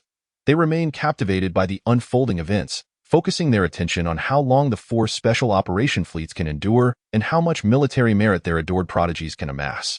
The major betting groups have also opened betting markets primarily centered around these 2 aspects. For 2 consecutive days, the 4 special operation fleets have been evading their opponents' searches through erratic high-speed movements. The first unfortunate victim is the 2nd special operation fleet drawn into the melee of the 4 clans.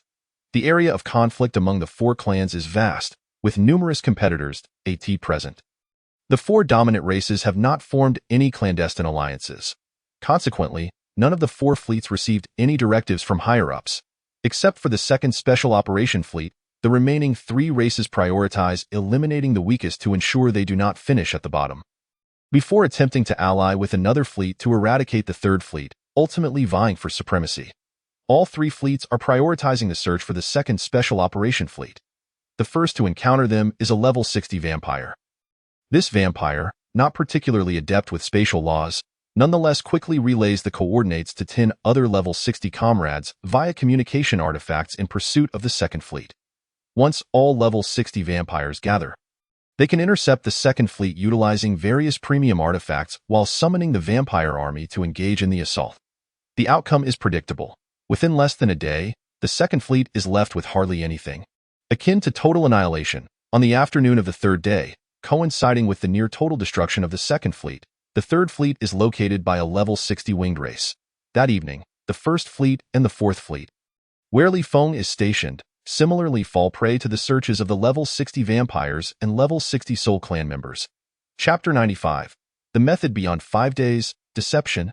The winged race, Soul Clan, and Vampire Clan are clearly engaging in deceit. It is a blatant display of unearned victory. Even if all level 60 alien entities are prodigies, it is improbable that each possesses artifacts capable of rending space. These three races have evidently tailored their participants with artifacts specifically designed to counter the weaknesses of our fleets.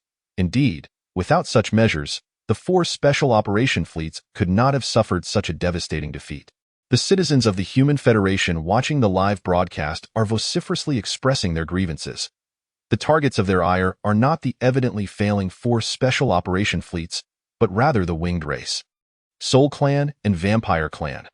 The long-range mobility of the Human Federation is rendered utterly ineffective in this confrontation. In contrast, the opponents not only maximize the individual combat capabilities of their level 60 entities, but also have evidently bolstered their fleets significantly to exploit the weaknesses of the Human Federation. A collective sense of dissatisfaction pervades, as everyone feels a sense of unjust defeat. Major live streaming media platforms, following the public sentiment, incessantly interview those prodigies who have been teleported out of the super-large forbidden zones.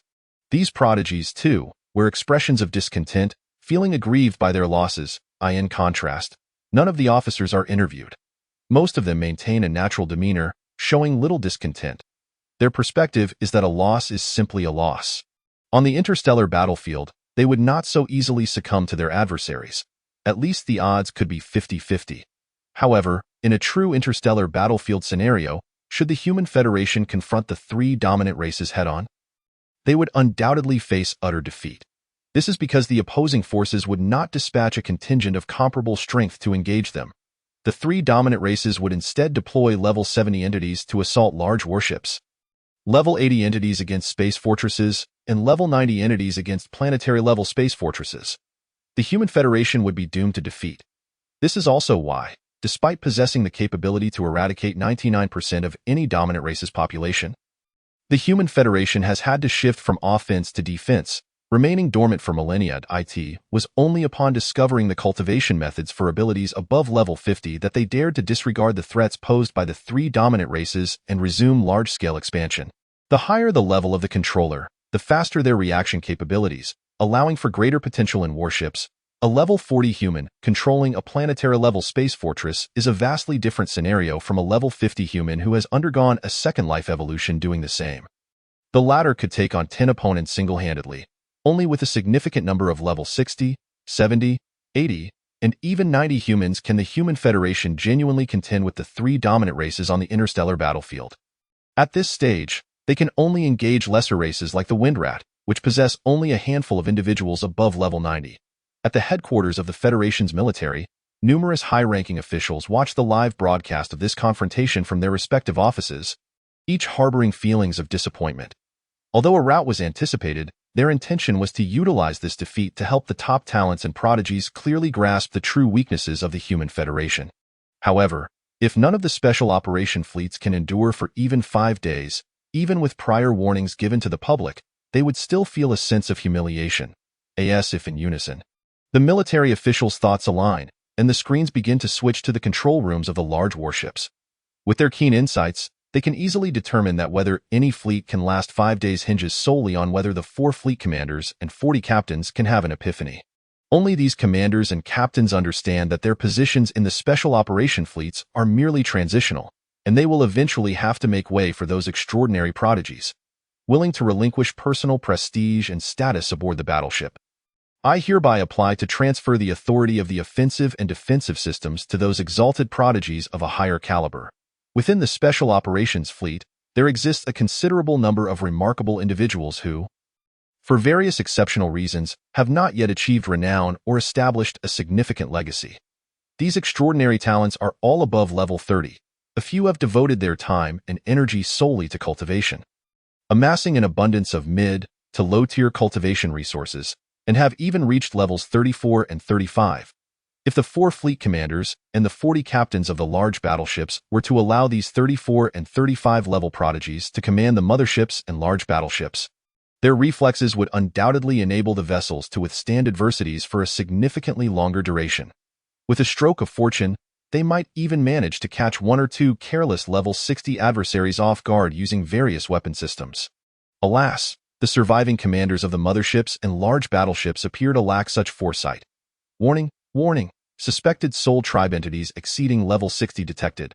Warning, warning, suspected extraterrestrial entities exceeding level 50 detected. Warning, Warning: suspected extraterrestrial entities exceeding level 40 detected. The alarms blared throughout the Fourth Fleet, resonating from battleships of all sizes. However, due to the varying intensities of the scanners, the results were disparate. The motherships and large battleships, equipped with ultra-large scanners, could detect detailed data on extraterrestrial entities below level 60. Meanwhile, the medium and small battleships could only scan for those below level 50 and 40, respectively. Yet, even the small battleships managed to detect a high-level Soul Tribe member suddenly entering within 1,000,000 kilometers. All ships accelerate. Initiate the spatial jump system. Coordinates are self-defined. Commander Mark reacted swiftly, issuing commands to all battleship captains without delay. His decision mirrored that of the commanders of the other 3 fleets, to disperse and flee. This strategy would prolong the inevitable demise of the entire fleet for as long as possible. Fleeing is pointless. The sooner we finish, the sooner we can call it a day. Feng couldn't help but complain from the control room of the 4th large battleship. Nevertheless, despite his grievances, having spent merely half a year aboard the NB-4444 small independent reconnaissance ship, he had cultivated the habit of adhering strictly to military orders. Without a moment's hesitation, he immediately commanded the ship's intelligence system to accelerate and prepare to activate the spatial jump system. Subsequently, he called up a 3-dimensional stellar map to determine the coordinates for the spatial jump. All personnel, enter a state of readiness. Assemble 10,000-strong suicide squads. Should the ship encounter interception, they will mobilize immediately. As he monitored the high-level Soul Tribe member on the 3-dimensional map, he continued issuing commands. This confrontation among the 4 tribes was broadcast live across the entire Federation. The live feed included views from both the control room and the readiness area. Hence, the atmosphere aboard the ship remained relatively harmonious.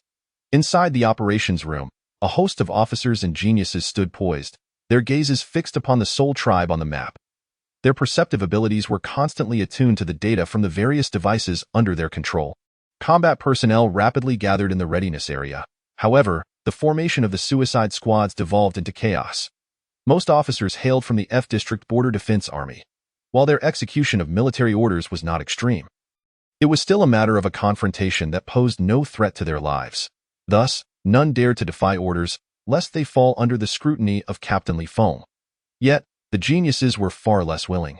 The notion of a suicide squad was merely a euphemism for cannon fodder, meant to charge at the level 60 Soul Tribe member in a desperate attempt to buy time for the larger fleet. I came here to make a name for myself, to turn the tide in critical moments, not to serve as fodder. Captain, I formally request to transfer control of the offensive systems to me. I am at level 30. My reflexes are swifter than yours. Captain, I demand entry into the control room to gain command over the offensive systems. The public channel erupted into a cacophony, with numerous top-tier geniuses and prodigies suddenly launching a concerted effort to exert pressure on Feng at this critical juncture. Attempting to seize power and gain greater authority, Feng remained composed, his thoughts swiftly directing the battleship's intelligence system to revoke the communication privileges of all speakers on the public channel. As for the formation of the suicide squads, he had anticipated their failure. Issuing that command was merely an opportunity to display the captain's benevolence and indulge the ship's talented individuals, encouraging them to muster the courage to agitate again in the future. Several 100,000 kilometers away, the level 60 Soul Tribe member retrieved a communication artifact to contact the other 10 level 60 Soul Tribe members, notifying their commander to prepare for action. Suddenly, with a burst of speed, they maneuvered to the front of the fleet. Bift, bift, bift.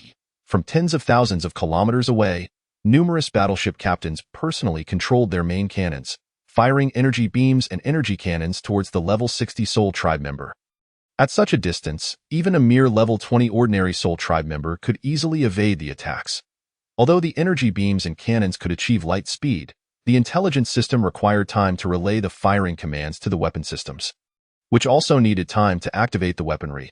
Even if the total time amounted to less than 0.01 seconds, it was still sufficient for a level 20 Soul Tribe member to sense the imminent danger and swiftly evade. The level 60 prodigy, utilizing various techniques and artifacts, could exceed the speed of light. Their explosive and reflexive speeds were astonishingly rapid. At this distance, the energy beams and cannons could be effortlessly avoided even if the target remained stationary. Approximately 10,000 kilometers out, the level 60 Soul Tribe members ceased their advance.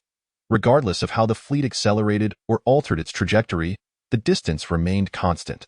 With a wave of their hand, a myriad of golden leaves erupted from their being, coalescing into a golden barrier spanning several thousand kilometers in length and width, manifesting before the fleet. At this moment, the fleet had accelerated to over 100,000 kilometers per second. Although Commander Mark promptly issued a command to alter the fleet's direction, by the time the mothership's intelligence system relayed the order to the various battleships, the golden barrier was already alarmingly close. Boom, boom, boom, from the side. A large battleship, followed by hundreds of medium and small battleships, collided against the golden barrier in succession. Despite its vast coverage, this barrier was still a high-tier artifact specifically designed to intercept level 60 Soul Tribe prodigies. The large battleship, thanks to its energy shield strength, easily pierced through the barrier, maintaining its speed without any reduction. Meanwhile, the medium and small battleships, while also capable of breaking through the barrier, experienced a significant reduction in speed. Particularly for the small battleships, their velocities plummeted drastically, with energy reserves severely depleted. The threshold of their shock absorption systems was surpassed, causing the entire vessel to tremble violently. The level 60 Soul Tribe member paid no mind to the fleet that had circumvented them. They produced a communication artifact, relaying their current position to the subordinate level 50 Soul Tribe members, while pursuing the large battleship that had strayed from the main force. Beep, beep, beep. The alarms blared once more throughout the mothership and large battleships. The scanners detected an influx of high-intensity spatial law energy in the area where the level 60 Soul Tribe member had first appeared. Undoubtedly, the other 10 level 60 Soul Tribe members had torn through space, materializing in this star domain one after another. 150,000, 160,000, 170,000. All battleships continued to accelerate desperately. Commander Mark's exceptional capabilities became evident, thanks to his prompt judgment and commands.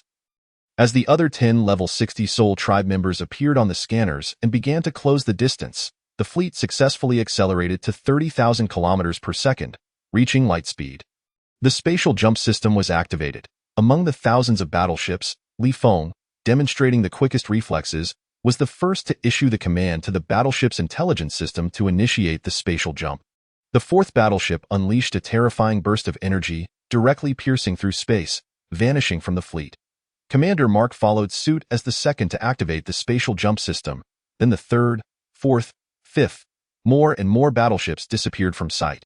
The level 60 Soul Tribe members, however, remained unhurried, their eyes glinting with a gleeful malice akin to a cat playing with a mouse. 300 billion kilometers away, the fourth battleship materialized out of thin air. Floating in the void of space, unable to move an inch. This was due to the engines requiring a substantial preheating time after activating the spatial jump system before they could restart. The logistics officer, an experienced military officer, required no prompting from Feng and immediately organized maintenance personnel to inspect and service the entire ship's equipment. Feng approached the main control panel, activating all main cannons and special weapon systems aboard the large battleship. Both vice commanders ascended to the secondary control panel, only to be astonished by the intelligence system's notification. Not only had Feng not granted them any control over a portion of the main cannon's authority, but he had also stripped them of their pre-existing control over the special weapon systems. Marcus, stationed at the secondary control panel, continued to stare at the vast virtual screen, pretending as if nothing had transpired. Damn it! On the other side of the secondary control panel, another vice commander, Bogut, muttered a low curse. Yet, that was the extent of his protest. Unlike the ignorant geniuses, he refrained from challenging Feng's authority at such a critical moment. Feng's thoughts turned to the system attributes, and for the first time, he activated the reset ability, swiftly adjusting the 5 major attribute values. Host. Feng attribute values: 0 Constitution, 0.1 Strength, 0.1 Endurance, 0.1 Agility, 3.7 Mind, 1 Ability, Armor Break Level 4, Teleportation Level 4, Flight Level 4, Super Sense Level 4, Reset Level 3. Following this adjustment, his Constitution, Strength, and Endurance plummeted significantly, yet the impact in a non-combat state was negligible. His mental acuity remained unchanged, while his agility surged 3 to 4-fold. The response speed, physical agility, and movement velocity all surged to a level comparable to that of a level 41 entity. The significant enhancement of reaction time was the very essence of his attribute adjustment. His perception abilities and extrasensory perception expanded at an astonishing rate, With a mental attribute of 10,000 points, his perception could reach a staggering distance of 10,000 kilometers, while a level 4 extrasensory perception could extend to 4,000 kilometers. Feng quietly awaited the emergence of his target. Without a moment's hesitation, he was certain that the Soul Clan would undoubtedly catch up before the large warship could initiate its launch. The rationale was simple. In the realm of interstellar warfare, the spatial jump systems of large battleships could traverse distances of up to 10,000 light-years. However, the star domain where this actual combat confrontation took place had a maximum diameter of merely 0.01 light-years, approximately 900 billion kilometers. Not to mention the level 60 Soul Clan. Even those at level 50 wielding spatial treasures could swiftly tear open a spatial rift to cross this expanse. This was also the reason why the 4 special operations fleets struggled to last more than 5 days, and why the 4 fleet commanders decisively chose to scatter and flee. 11 level 60 Soul Clan members and 100 level 50 members could, in a short span of time, utilize spatial treasures to rend space and reach any location within this star domain. If they fled in unison, their entire force would surely be annihilated in no time.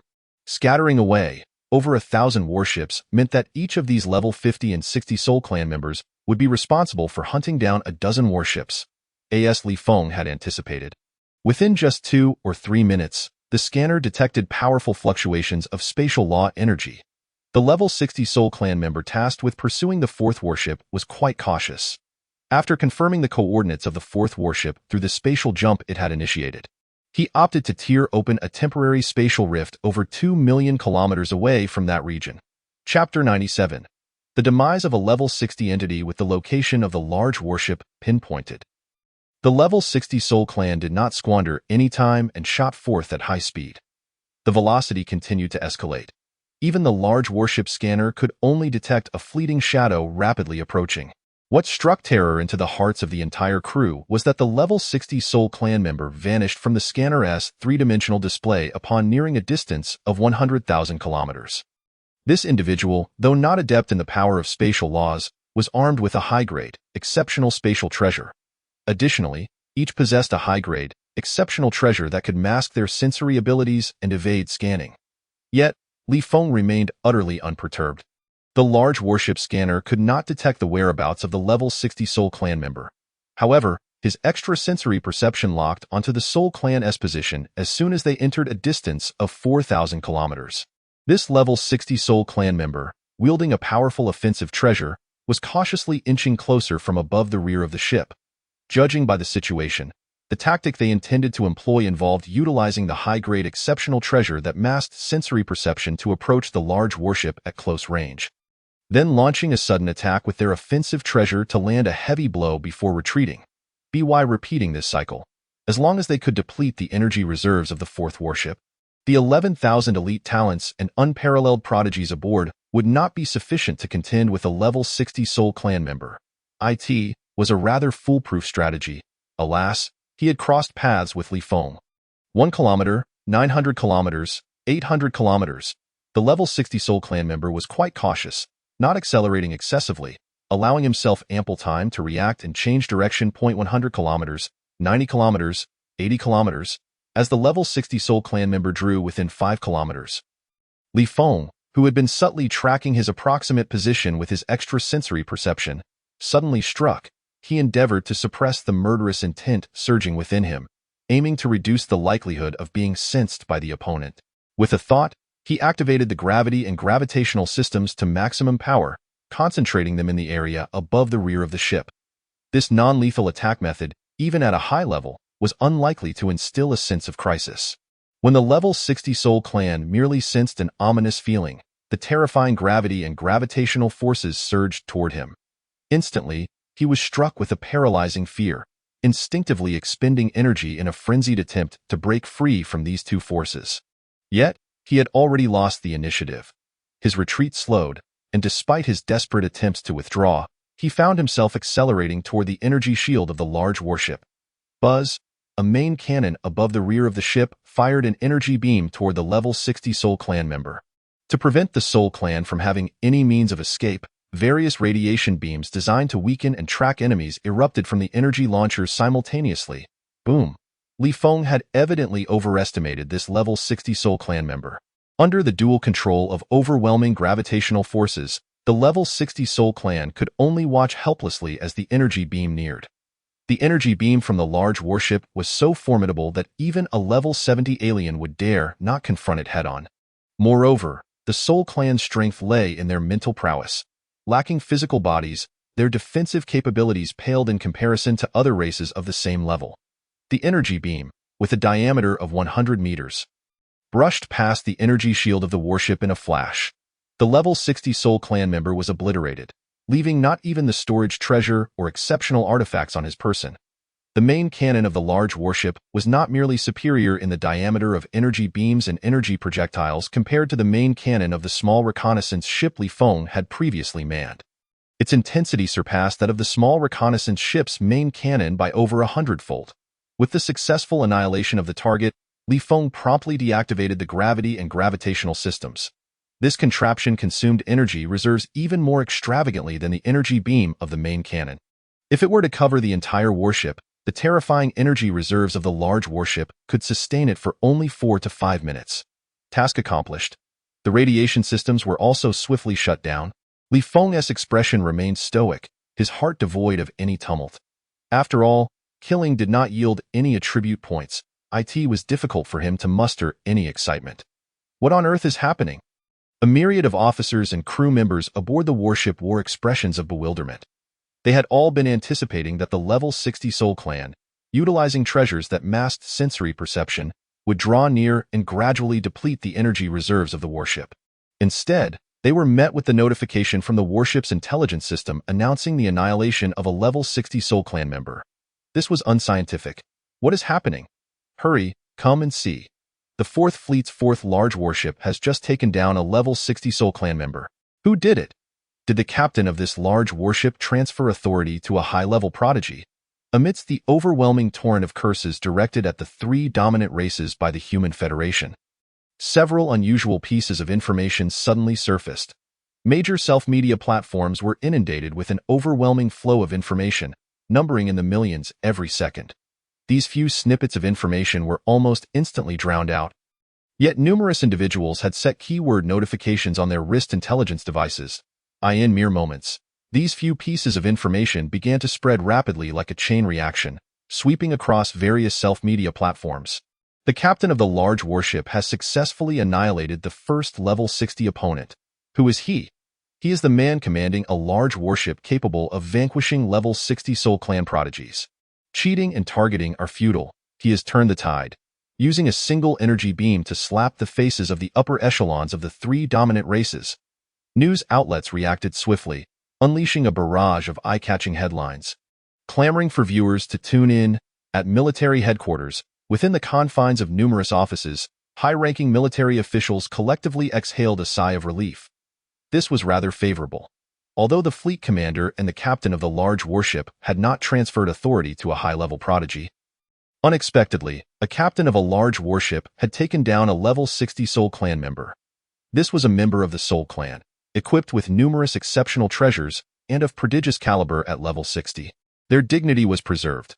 Even if the 4 fleets could not endure beyond 5 days, they could still confidently convene a press conference to comment on this 4-race combat confrontation. Regrettably, they were not cultivators. And reaching Level 40 was a challenge.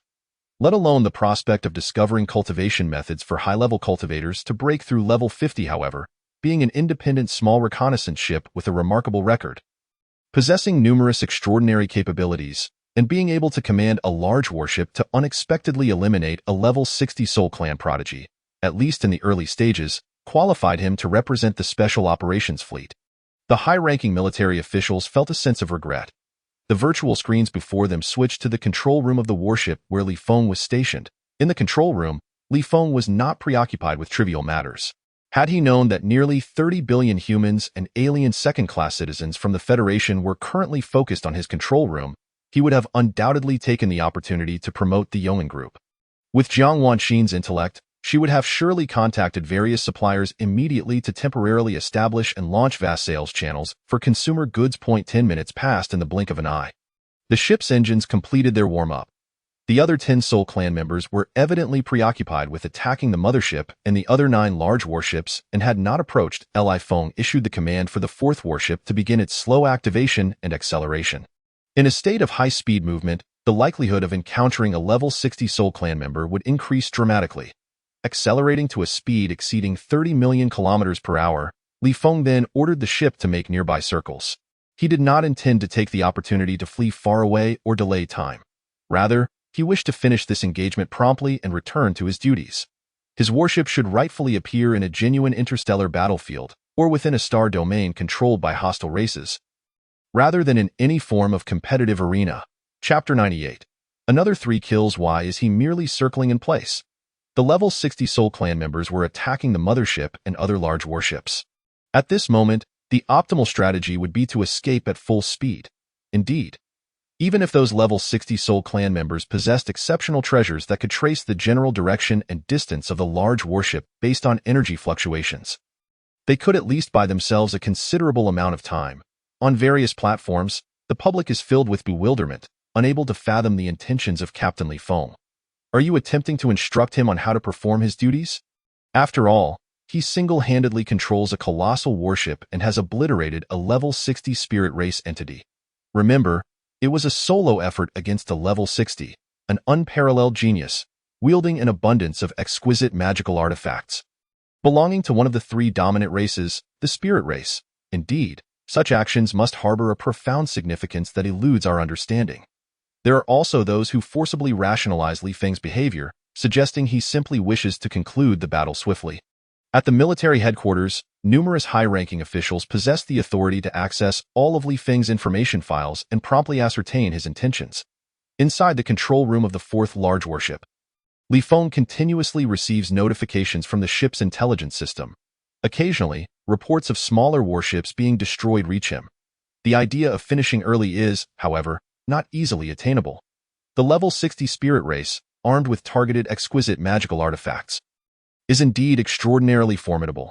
Yet, Captain Mark and the other 9 large warship commanders are highly responsive, possessing extensive combat experience.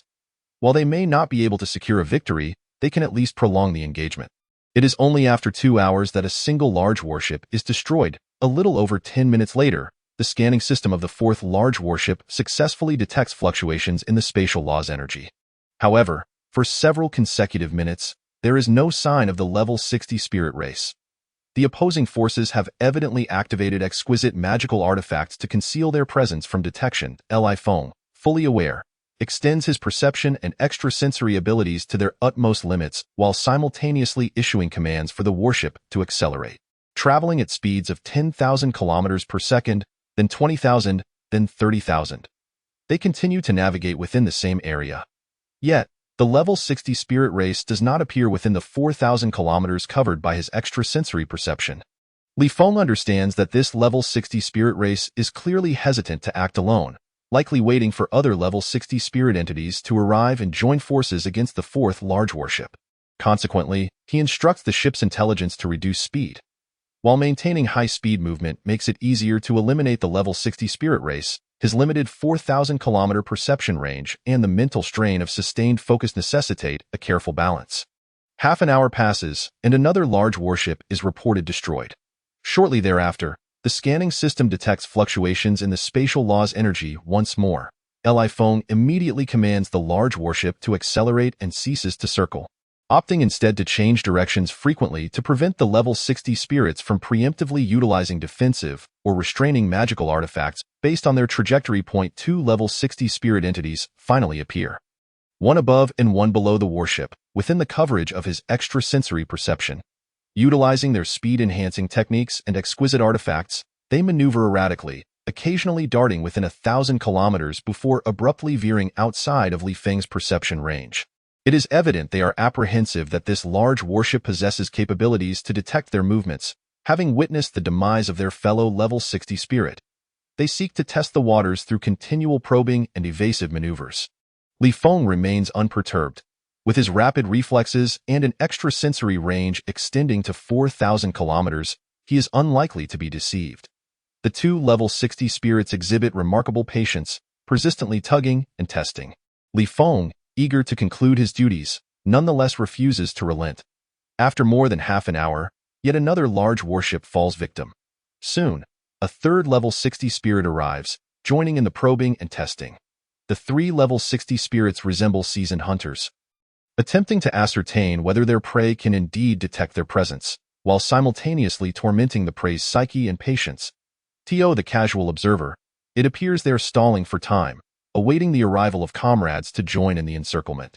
Minutes pass, and the 3 level 60 spirits suddenly launch an assault, rapidly approaching the large warship from 3 directions. Like most spirits, while they are peerless geniuses, they are not particularly adept at physical attacks. Each wields a powerful artifact, racing towards the energy shield of the large warship in unison. They appear to gamble that even if their presence is detected, it would only allow for the interception of one among them. As they close within 5 kilometers of the warship, Feng, who has remained motionless, finally springs into action. The gravitational and attractive systems in the area inhabited by the 3 level 60 spirits are activated to their maximum capacity. In the high-speed state of the large warship, the spirits must ensure that the massive energy released by their offensive artifact strikes true, necessitating close proximity to the warship while maintaining alignment with its trajectory. The sudden surge of immense gravity and attraction renders their attempts to accelerate or change direction almost futile. The best course of action would be to simultaneously resist the gravitational force while abruptly halting, allowing the rapidly moving warship to pass by. Unfortunately, Feng has timed his activation of the gravity and attraction systems perfectly. When the distance is approximately 5 kilometers, the spirits realize the gravitational and attractive forces just as they find themselves 2 or 3 kilometers away from the warship. At this distance, given their power level and high-speed state, they are utterly unable to escape the warship's maximum gravitational and attractive forces. Their bodies, overwhelmed by the forces, crash into the energy shield of the large warship, seemingly adhering to it. The terrifying gravity mercilessly suppresses their incorporeal forms, rendering them immobile. In the next instant, countless energy launch points unleash torrents of various negative radiation beams. 3 main cannons fire simultaneously, directing energy beams towards them. The 3 level 60 spirits are instantly obliterated. In that moment, the roles of hunter and prey are irrevocably reversed. In disbelief, one might exclaim, did he just eliminate 3 level 60 spirit geniuses in one fell swoop? Good heavens, am I dreaming? With a single large warship, he can simultaneously vanquish 3 level 60 peerless spirits. If he could command a space fortress, or even a planetary-grade space fortress, could he not easily annihilate level 70 or 80 alien beings? Perhaps not, as he would need to level up 10 or 20 more times for his reaction speed to reach such heights. Nevertheless, the fact remains that he has single-handedly dispatched 3 level 60 peerless spirits. Relying solely on the intelligence system's response speed, with no assistance from any crew members throughout the entire operation, if he were to be paired with several crew members whose reaction speeds far exceed that of the intelligence system, and who possess rich experience and seamless coordination, no number of level 60 spirits would suffice to withstand the onslaught. In the human Federation, various self-media platforms are inundated with an exponential surge of information by the second. No one anticipated that while everyone hoped the commanders of the various warships would exhibit some self-awareness, recognizing their roles as mere transitional figures within the elite task force, the true protagonists being those unparalleled geniuses whose potential remains unfulfilled and who have yet to accrue military merit. A commander would single-handedly slay 4 level 60 spirit geniuses. Chapter 99. Unconcerned with high-level favoritism within the 4th large warship, Feng checks on the status of the mothership and the remaining warships.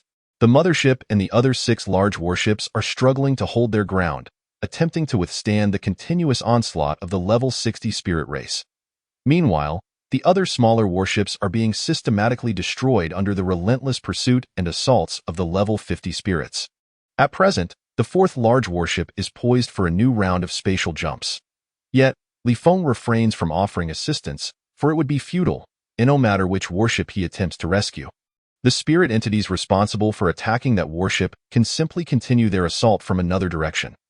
Unless the commander of that warship is willing to relinquish control to him, he could use his teleportation ability to board the distressed vessel and directly control it to eliminate the attacking spirits. However, this scenario represents a mere combat simulation devoid of fatalities. No commander would willingly transfer control to another. he is equally disinclined to expose his extraordinary capabilities without any potential gains in attributes. The fourth warship maintains a speed of approximately 10,000 kilometers per second, leisurely circling until a temporary spatial rift appears, prompting it to accelerate and frequently alter its course. 1 hour, 2 hours, 3 hours, countless level 60 spirits arrive. After 5 or 6 hours, even level 50 spirits begin to show up, accompanied by numerous subordinates. Yet, no spirit race has launched an assault on the fourth large warship. Feng also refrains from proactively attacking the level 50 and 30 spirits that appear within scanning range. It is evident that these spirits are bait, likely accompanied by hidden ambushes and restraining magical artifacts. On November 5, the 4 elite task forces have been completely annihilated, leaving only the fourth large warship as the sole survivor. The spirit race has almost entirely congregated around this vessel. Feng longs to conclude his duties promptly.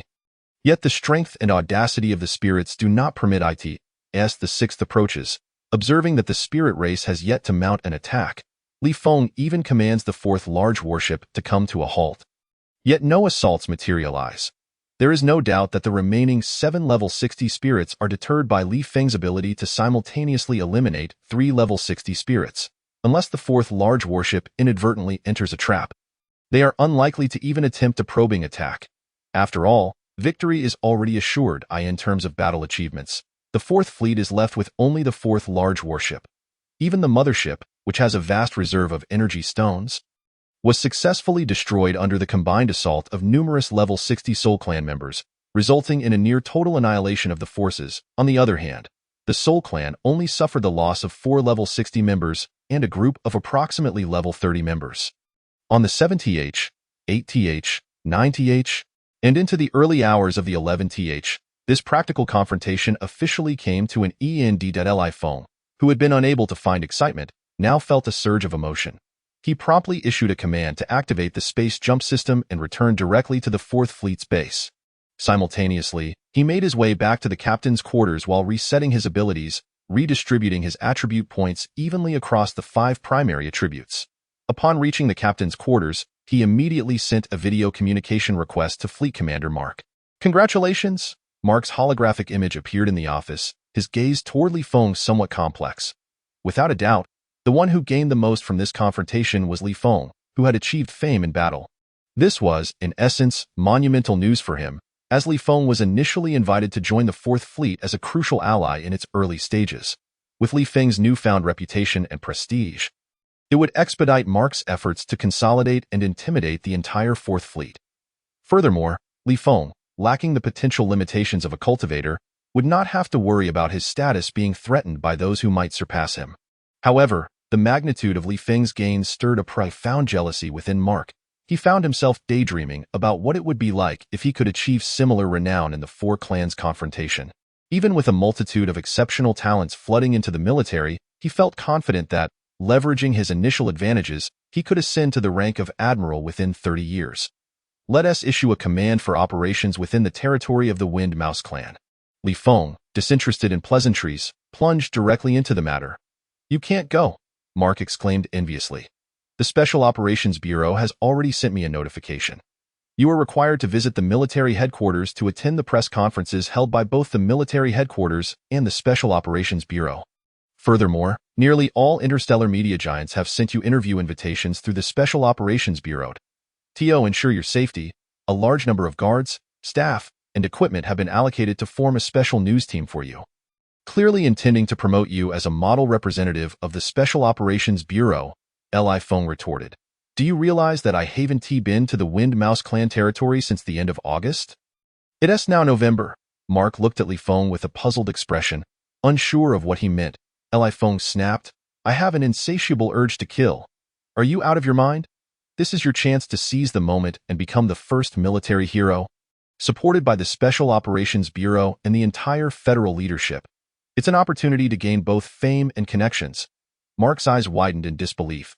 "Even if you accomplish nothing afterward, the higher-ups will ensure you achieve the rank of Major General for the sake of face. If you refuse to cooperate, the federal leadership will be unable to promote you. The interstellar media giants will also struggle to feature you without enough newsworthy topics." Feng remained unfazed. "I have an insatiable urge to kill. Such an opportunity is rare for anyone. This is your peak moment. If you go off to execute missions, by the time you return, the press conferences held by the Federal Council, Military, and Special Operations Bureau will all be concluded. The federal leadership may not continue to support you as fervently afterward. After all, you are not a cultivator, and your potential is limited. Emerging from an independent small reconnaissance ship, you have a notorious record that makes you suitable only for being a fierce warrior to be promoted.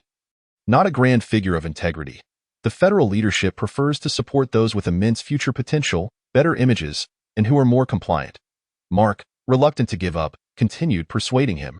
Despite his jealousy, he still hoped Feng would seize the opportunity to become the face of the Special Operations Bureau, as it would help him stabilize control over the Fourth Fleet. Moreover, being from an independent small reconnaissance ship, despite having worked hard to shed the bad habits acquired there, the stains of past infractions would remain. If Feng could become the face of the Special Operations Bureau, it would set a precedent, allowing Mark's previous infractions to be overlooked. Regardless of your reasons, mine is simple. I have an insatiable urge to kill. Feng's tone grew increasingly impatient. He did not reject the idea of becoming a favored figure within the military, as it would smooth his path to future promotions. However, it was essential that he first gather a wave of attribute points. Only through overwhelming strength could he attain the highest status. The frenzied elevation of his power level was the foundation upon which he could roam freely in the military, compared to enhancing his strength. All other benefits and gains were secondary considerations. All right, Mark conceded. Acknowledging this rationale, I will arrange a reasonable mission for you as soon as possible. As for the press conferences and interviews, you can communicate directly with the relevant departments of the Special Operations Bureau. Understood, Feng responded, feeling satisfied. After concluding the call with Mark, Feng sent a video communication request to Jiang1xin.it. Was then that he realized the extent of his fame within the Human Federation. Just reaching out to the Yeoman Group, waving checks in an attempt to have him endorse their products, there were thousands of such interstellar groups. Numerous interview and event invitations had been sent, all of which Jiang Wanxin had declined. She understood that Feng was uninterested in wasting time on such matters. Why haven't you collaborated with some interstellar suppliers to launch consumer products for Yeoman Group? Upon learning that Jiang Wanxin had done nothing, Feng felt curious. Endorsing for others only yielded minor benefits, but endorsing for his own family would bring substantial gains. Given Yeoman Group's current financial strength, it was entirely capable of launching advertisements throughout the Federation, rapidly monetizing his fame. More importantly, as long as product quality was ensured, once the initial hype faded, Yeoman Group would also start to gain recognition and credibility within the interstellar community. Achieving this leap was a formidable challenge for any enterprise dominating its territory, yet Yeoman Group could leverage his fame to accomplish this goal swiftly. Jiang Wanxin shook her head. Fame is not a prudent investment when it comes to making money. Yeoman Group will soon venture into various consumer goods sectors, but it will only lead to losses while trying to capitalize on your name. Feng chuckled. Why would I need a good reputation when I have a plethora of dark materials? Jiang Wanxin explained, a good reputation can be transformed into public support. If you lack power and influence, public opinion can be a double-edged sword. However, if you possess formidable strength and authority, coupled with public support, it will significantly enhance your efficiency in accomplishing tasks within the Human Federation. Feng suddenly understood Jiang Wanxin's point. Well, you can handle it as you see fit. He was unwilling to waste time delving deep into such matters, especially with a clever wife who always considered his stance in advance. Jiang Wanxin smiled. I heard that after you single-handedly took down a level 60 Soul Clan prodigy and became the most sought-after figure in the Federation. Li Zhenya was overwhelmed with regret and fainted after vomiting blood. Feng chuckled and unfalteringly replied, I'll send a fruit basket in my name to express my condolences. Jiang Wanxin nodded.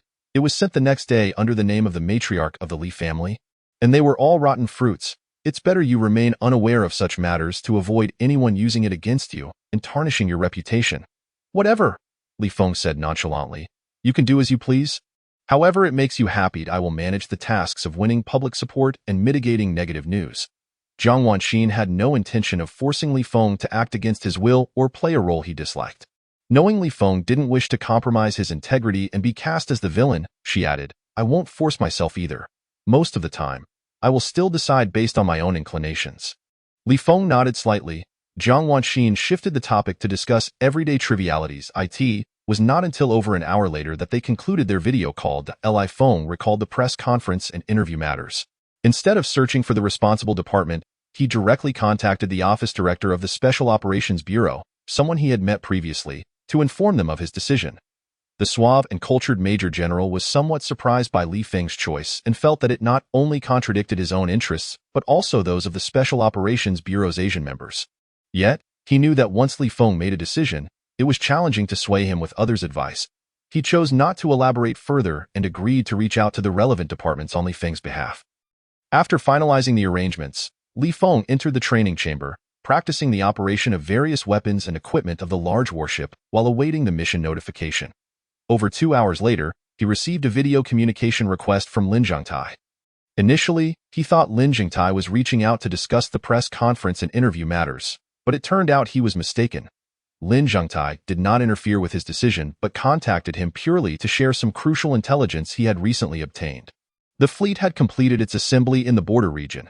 The human federal parliament and the military are set to announce the establishment of the Wind-Conquering Army at a press conference regarding the four-race combat confrontation in 3 days.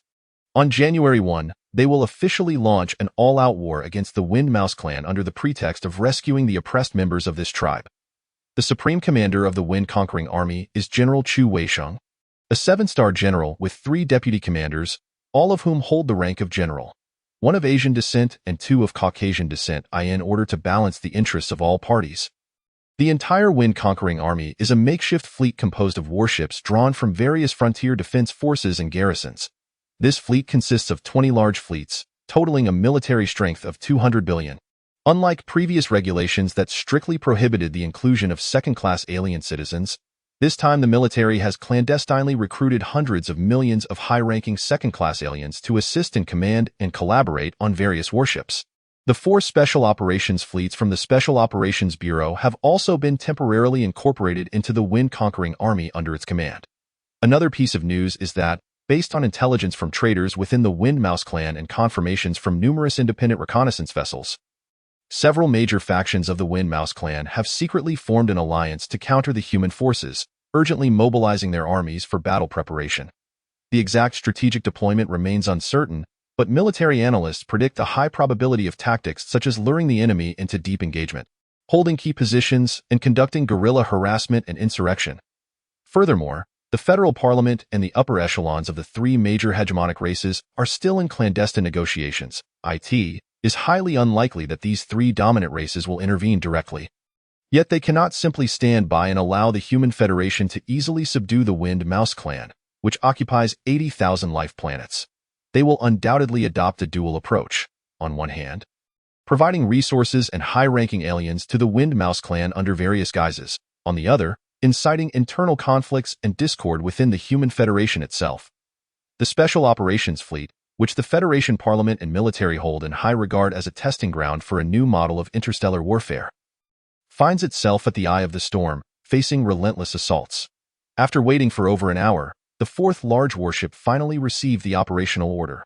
Tomorrow at noon, it will set off for the territory of the Wind Mouse clan to gather intelligence on their movements. The details are vague, perfectly aligning with Li Feng's requirements for creative latitude. As per standard protocol, this mission has also assigned the 4th large warship a small reconnaissance vessel. However, due to the unique nature of the Special Operations Fleet, the 2 vessels do not have a subordinate relationship and are undertaking a joint operation. Within minutes, Mark sent a message informing him that the captain of the small reconnaissance vessel had defected to him due to the pressure from below and would fully cooperate with Li Feng's intentions. However, it remains uncertain whether the crew of the small reconnaissance vessel would heed the captain's command. Feng decided that if Mark continued to cooperate in this manner in the future, he would ensure to use a slightly gentler approach when displacing him from his position as fleet commander. After all, the higher-ups had already confirmed the specific date for deployment, and it was evident that the Special Operations Bureau had issued orders for all special operations fleets to remain on standby, ready to execute the latest directives at any moment. By acting in the name of the fleet, Mark had effectively contravened the orders of the Special Operations Bureau, leaving a contentious impression on the high command. More critically, it could lead them to perceive him as incompetent, unable to rein in the captains under his command. This operational task was evidently a result of the 4th large warship captain's insistence upon Mark. The genius-laden Special Operations Fleet took incompetence far more seriously than insubordination. To fulfill his promise and avoid breaching any agreements again, Mark was quite willing to proceed. Chapter 101. One method of subordination. After concluding his conversation with Mark, Feng meticulously pondered the situation and ultimately decided on a more prudent course of action, opting to target a somewhat stronger independent planet of the Wind Mouse clan. This decision was primarily influenced by Lin Zhengtai's information indicating that the major factions of the Wind Mouse clan had indeed formed an alliance. Whether the Wind Mouse clan's coalition intended to engage in direct confrontation or guerrilla tactics, the strategic deployment of numerous spatial rifts across various star domains was undeniably essential at this stage. Venturing into the territory of the Wind Mouse clan and lingering there for extended periods would only escalate the risks. Selecting an independent planet on the fringes, Feng sent a video communication request to the captain of the small reconnaissance vessel, informing him of his objective. He then instructed the artificial intelligence of the fourth large warship to notify all personnel about returning or remaining with the ship. Simultaneously, he complied with regulations by sending the operational details to the higher-ups, inviting them to the captain's quarters for discussions regarding the action plan. After a wait of merely 5 minutes, the deputy captain, Marcus, along with the logistics officer and the 3 regiment commanders, arrived in succession. The latter two, like Marcus, were unable to withstand the pressure and expressed their willingness to affiliate with and support him. The commander of the 1st Regiment, Gu Lingxi, similar to the high-ranking officers aboard the NB-4444 reconnaissance vessel, sent him a message affirming her compliance and did not waste time attending the meeting. 10 minutes, 20 minutes, 30 minutes. Feng patiently awaited for over 2 hours before the remaining high-ranking officers gradually made their appearance. Each wore a dispassionate expression, taking a seat in the office without even glancing at Feng. Except for the commander of the 1st Regiment, all were present. Feng remained unfazed, casting a calm glance over the assembled officers before speaking. The absence of Commander Gu Lingxi is due to her following me since our days on the small reconnaissance vessel. The high-ranking officers from my previous small reconnaissance vessel were all diligent and committed, unwilling to squander their training time. Thus, they jointly petitioned me not to disrupt their training, and I agreed to notify them once I had formulated a detailed action plan, allowing them to simply endorse it and complete the procedural aspects of the operation meeting. This is a good idea. I believe we can replicate this process aboard our warship. Marcus was the first to respond, exclaiming, however, "This means more work for the captain. I also support this process. The captain is selfless and considerate," affirmed the logistics officer, alongside the 3 regiment commanders. The others, however, scoffed at the notion. "The captain can certainly try. Let us hope no one reports to the Special Operations Bureau's Military Law Department, accusing him of acting unilaterally and severely violating military regulations." A sarcastic voice interjected, belonging to another deputy captain. "Bogut. The captain has a formidable reputation. During this 4-race combat confrontation, he has valiantly preserved our human dignity. It is only natural for him to feel that we high-ranking officers are superfluous. Reporting is child's play. I, for one, will not do so. Instead, I will request the Special Operations Bureau's Military Law Department to find any reason to strip me of my knowledge and advisory rights regarding the operational tasks aboard the 4th large warship. Captain, I don't wish to be a pawn. I hope you can show some leniency." With Bogut leading the charge and the stakes concerning their positions on the warship, none of the high-ranking officers, regardless of their background, hesitated to chime in with their sarcastic remarks, yet none dared to confront Feng directly. The arrows of discontent were all directed towards Marcus and his 2 companions.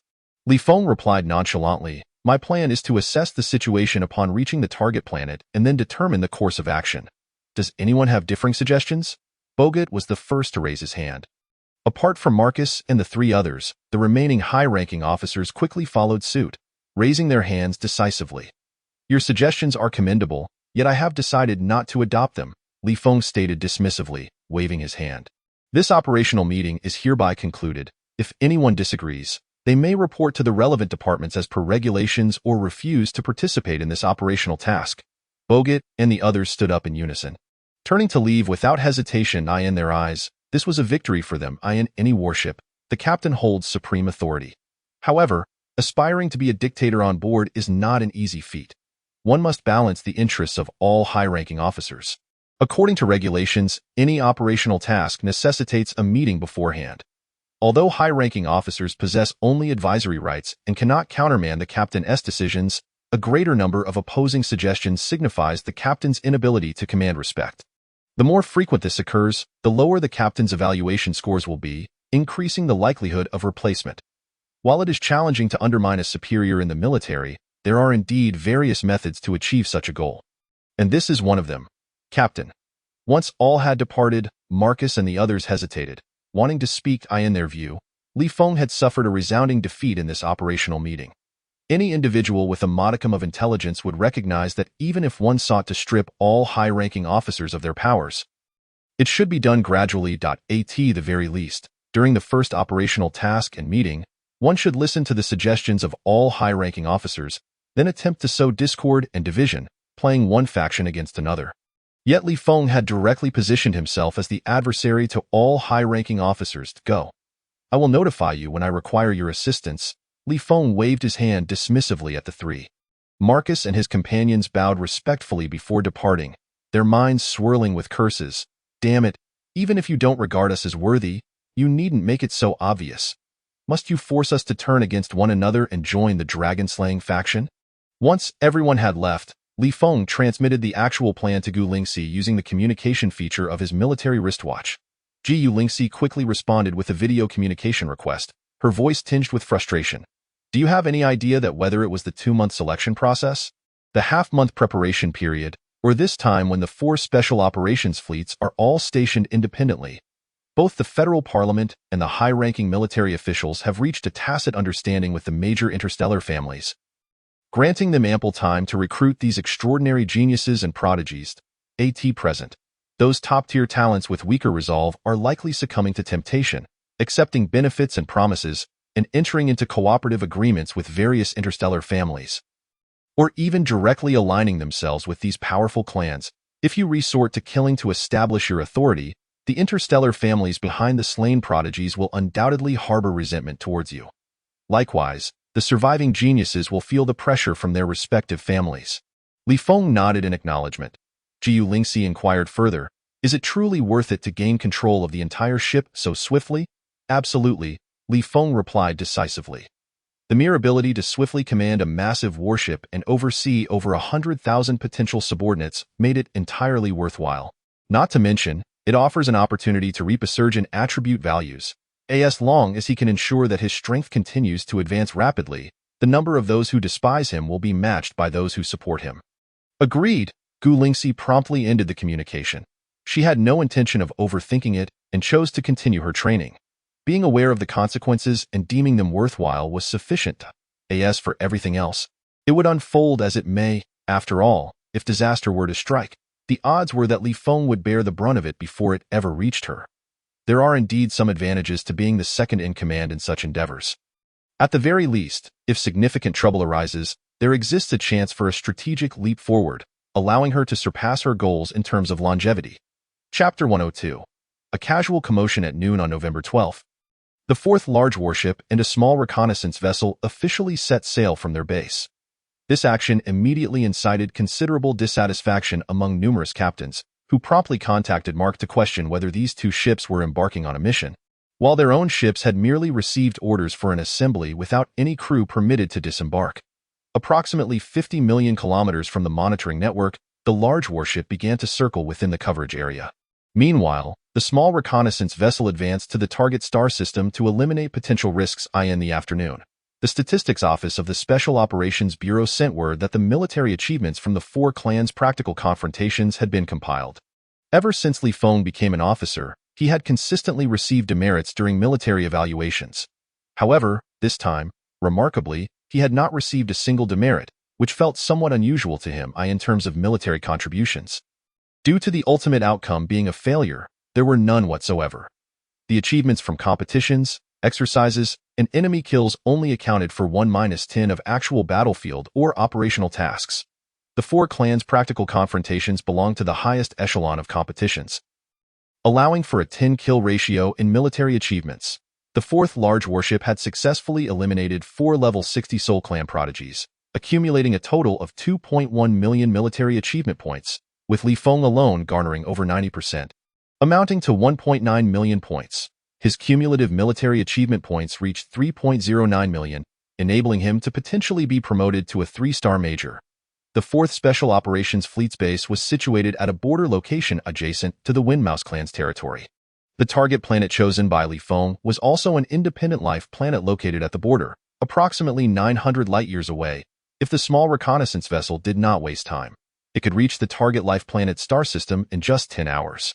However, it was not until noon on the 13th that Feng received the reconnaissance vessel's AI-generated inspection data and interstellar coordinates, IT, was evident that the captain of the small reconnaissance vessel, despite having a reputation for reliability and the authority to independently control a warship through the vessel's AI, lacked the decisiveness to disregard the higher-ranking officers and crew members, much like Feng.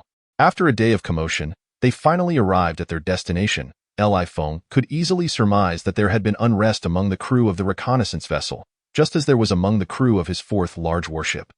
Not only the rebellious prodigies but also the remaining top talents and exceptional geniuses had suddenly risen in revolt. Although they were all newcomers, a few understood how to exploit the unspoken rules and loopholes to counteract senior officers. However, given their exceptional talents and potential, many hailed from families and conglomerates that had informed them on how to undermine and surpass their superior officers aboard the warship. The agitation took 2 forms. One concerned the right to information, while the other involved paving paths for themselves. The former involved a multitude of geniuses clamoring to learn the specifics of the operational mission, primarily out of concern for their safety while placed in the hands of others. Simultaneously, they sought to undermine Feng's authority as captain. According to military regulations, to prevent operational plans from being leaked, not only ordinary crew members but even junior officers were prohibited from knowing the detailed mission content before reaching the destination. If they could compel Feng to violate protocol and disclose the operational details, they could continue to exert pressure on him in the future, forcing him to relinquish more authority. Likewise, Feng's failure to adhere to the regulations by revealing the operational details would also reflect poorly on his capabilities. This unrest was primarily instigated by the rebellious prodigies, while the majority of the top talents and exceptional geniuses remained patient. The main reason was that Feng, as their captain, was still some distance from becoming a stumbling block for them, and there was no need to target him at this juncture. In contrast, the second aspect of the unrest was more vigorous. The first mission undoubtedly involved competing for military achievement points, where gaining an edge could lead to further advantages. This applied to operators, logistics personnel, and combatants alike. The squad leaders quickly became the primary targets. Within mere hours, they found themselves crowded in the medical bay, repeatedly being tossed into the treatment chambers. Unless promised that they would remain at the rear during the mission, they dared not even step out of the treatment chambers. Once they did emerge, despite the treatment area being strictly off-limits for brawling, they were inevitably beset by groups of top talents and exceptional geniuses under the pretense of practice, who would use the opportunity to deliver a thorough thrashing before sending them back to the treatment chambers. Even the mid-level and senior officers were not spared, though they fared slightly better with their own officer quarters. As long as they stayed inside, no one could touch them. However, the attitude of the top talents and exceptional geniuses was equally clear. One could evade for a time, but not indefinitely, unless they conceded and compromised. Pledging to relinquish military achievement points, it was better for them not to come out during the mission. Otherwise, they would gain no achievements and would instead accrue demerits for disobeying orders. If they did step out, they would still be beaten back to the medical bay, thus unable to fulfill their orders. Feng paid no mind to the internal chaos, allowing it to unfold. For no matter how tumultuous it became, it bore no impact on his plans. On the interstellar battlefield, facing the onslaught of alien forces, the intelligent driving and control modes, whether in terms of maneuverability or combat capability, paled in comparison to a team of operators whose reflexes outpaced the AI. In the event of an ambush or a trap, a substantial number of combat personnel would be needed to execute blocking, clearing, and interception tasks. Yet this operational task was custom-tailored for him. The crew was meant to serve as examples, not to execute the mission. After receiving the notification from the small reconnaissance vessel, he decisively issued orders to the warship's AI to proceed to the interstellar coordinates provided. The 4th large warship accelerated continuously, reaching light speed in just over 10 seconds, activating the space jump system. In the next moment, they arrived at the star system of the target planet. The engines failed to ignite, rendering the entire large warship as immobile as scrap metal. However, the scanners and other equipment remained unaffected. The scanning device, with a coverage range of up to 100 million kilometers, quickly detected the small reconnaissance vessel located 1 million kilometers away. Feng promptly sent a notification to the small reconnaissance vessel to patrol the nearby star regions. After a brief warm-up period of several minutes, he allowed the large warship to set course toward the target planet. This target planet, designated F12536, belonged to the independent Wind Mouse clan. The Wind Mouse clan possessed numerous independent planets, most of which shared a common trait. They were situated far from other life planets, even if such a life planet were seized and dominated by the Wind Mouse clan at some point. It was prone to rebellion, with garrison leaders declaring themselves kings. For as long as the spatial rift was destroyed, reclaiming it would require a massive investment of time, manpower, and resources. F12536 was one such planet, located within a system with 3 stars. This star system not only had a minimum diameter exceeding 10 light-years, but among its many planets, only this one was capable of sustaining life, or could be transformed into a life-bearing planet.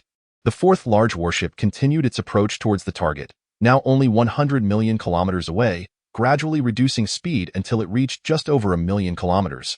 Following Li Feng's orders, the large warship began to maintain a steady speed while slowly maneuvering around the designated area.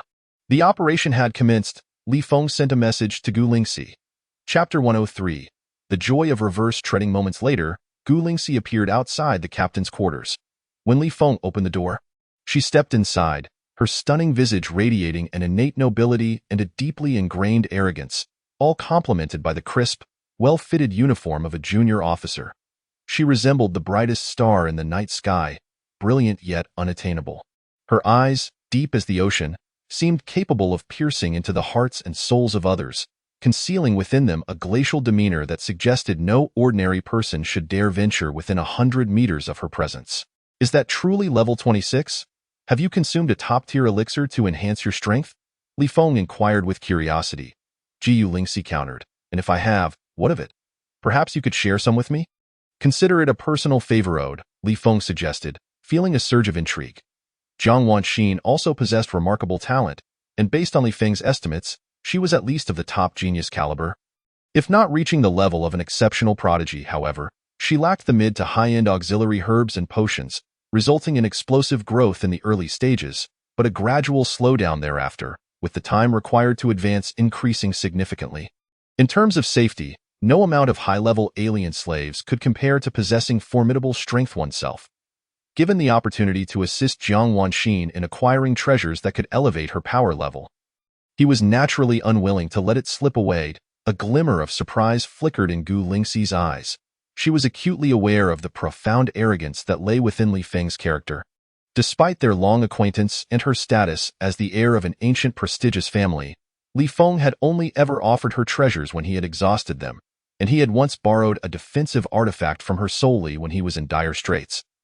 Having already caused the demise of 2 Caucasian captains, this was the first time he had explicitly requested her assistance in obtaining treasures. Upon reconsideration, she felt a sense of relief, having surmised the reason behind his request. You must not resist. Feel free to give me a thorough beating, but refrain from striking my face, she declared without hesitation. Li Feng was both amused and bewildered, wondering what had gone awry in her reasoning.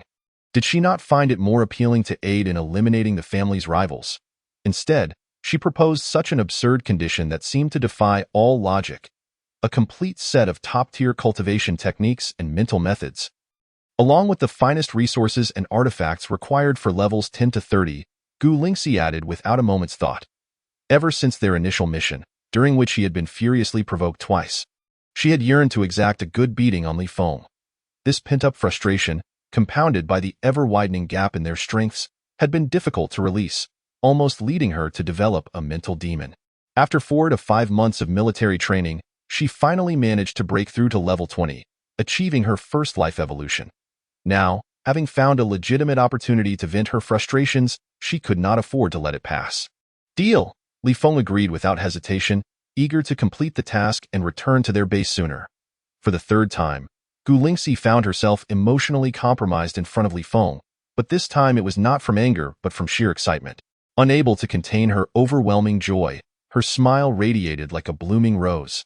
She eagerly retrieved a high-tier artifact designed to shield sensory abilities, channeling her spiritual energy into it. Feng clicked his tongue in wonder, suddenly beginning to comprehend why Gu Lingxi often displayed her whims in his presence. The joy of being able to defy the odds, despite feeling hopelessly outmatched. How unfortunate it was that he could not experience such delight himself. He had no one to target and no insurmountable obstacles to overcome in his lifetime. Approaching her, he draped an arm around Gu Lingxi's shoulder, his sensory abilities and heightened perception rapidly expanding. With a mere thought, they instantly appeared 10,000 kilometers away. Even the large battleship scanners failed to penetrate the shielding artifact surrounding Gu Lingxi, rendering them undetectable. The entire crew was left puzzled as to why the ship continued to circle aimlessly, with questions echoing through the public channel, yet none were aware that their captain had already departed. Activating his flight abilities, Feng swiftly traversed the starry expanse with Gu Lingxi, achieving a staggering speed of over 140,000 kilometers per hour in just half a minute. After more than half an hour, they reached the atmosphere of their target planet. His flight capabilities were unlike those of cultivators or superhumans, which could significantly reduce air pressure. Some exceptional techniques even allowed for high-speed flight without causing any disturbances. To prevent the turbulence and sonic booms generated by high-speed travel through the atmosphere, he began to decelerate significantly, maximizing his sensory reach. Although it was an independent planet, it was not so isolated as to be completely ignorant of external events. Numerous patrols were visible in the air, and outside the atmosphere, there were also several Wind Mouse Tribe sentinels at level 20 and above. However, their numbers were minimal, and in the grand scheme of the vast life planet. The coverage of these high-level sentinels was negligible. Feng quickly pinpointed the main fortress of the life planet. Their expertise in ambush and assassination was unparalleled. With a thought, Feng effortlessly transported himself and Gu Lingxi into an unoccupied room within the inner fortress. The leader of the Wind Mouse tribe resided at level 40, and he did not dare to let his guard down. Expanding his heightened perception, he continuously scanned the surroundings with peripheral vision until he discovered a hidden chamber beneath the inner fortress. Gaining complete knowledge of the situation within the main stronghold, the intelligence gathered was somewhat inconsistent. According to the reconnaissance data from various military bases of the Border Defense Forces, previous missions had reported that the life planet only had a large restriction in the inner fortress, with no spatial fissures present. Yet now, not only did the inner fortress have a large restriction, but even the outer fortress was similarly secured, and beneath the inner fortress lay a chamber with a spatial fissure of moderate power. In light of the neighboring treasure vault, which contained only low-level resources, and the abundance of Wind Mouse tribe members above level 25 within the inner fortress, it was evident that the leader of the life planet had prepared for a swift retreat with his elite subordinates at any moment. Feng accessed the system to activate his reset ability and adjust his attributes. Host.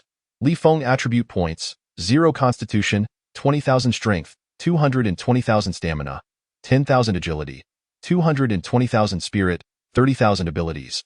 Armor Piercing Level 4. Teleportation Level 4, Flight Level 4, Enhanced Perception Level 4, Reset Level 3. After the adjustments, his strength and agility surged to levels comparable to that of a level 39 individual, while the other 3 attributes saw a significant decline, yet remained adequate for his needs. Prepare. Feng unsheathed his spiritual sword, whispering a reminder. Gu Lingxi nodded slightly. In the next moment, Feng and she appeared behind the leader of the Wind Mouse tribe, who was at level 40. The reaction speed and agility afforded by his level 39 status allowed the leader to sense danger only when the spiritual sword hovered directly above him. With a swift motion, the level 4 armor-piercing ability, combined with the high-tier spiritual sword, unleashed an attack rivaling level 39. The Wind Mouse tribe leader was effortlessly cleaved in two. A pleasant chime echoed in his mind. You have slain an enemy, earning 2,925 attribute points. Only 2 remain. Feng did not stop there. Aside from the level 40 leader, 2 other Wind Mouse tribe members exceeded level 35, one at level 38 and the other at level 37.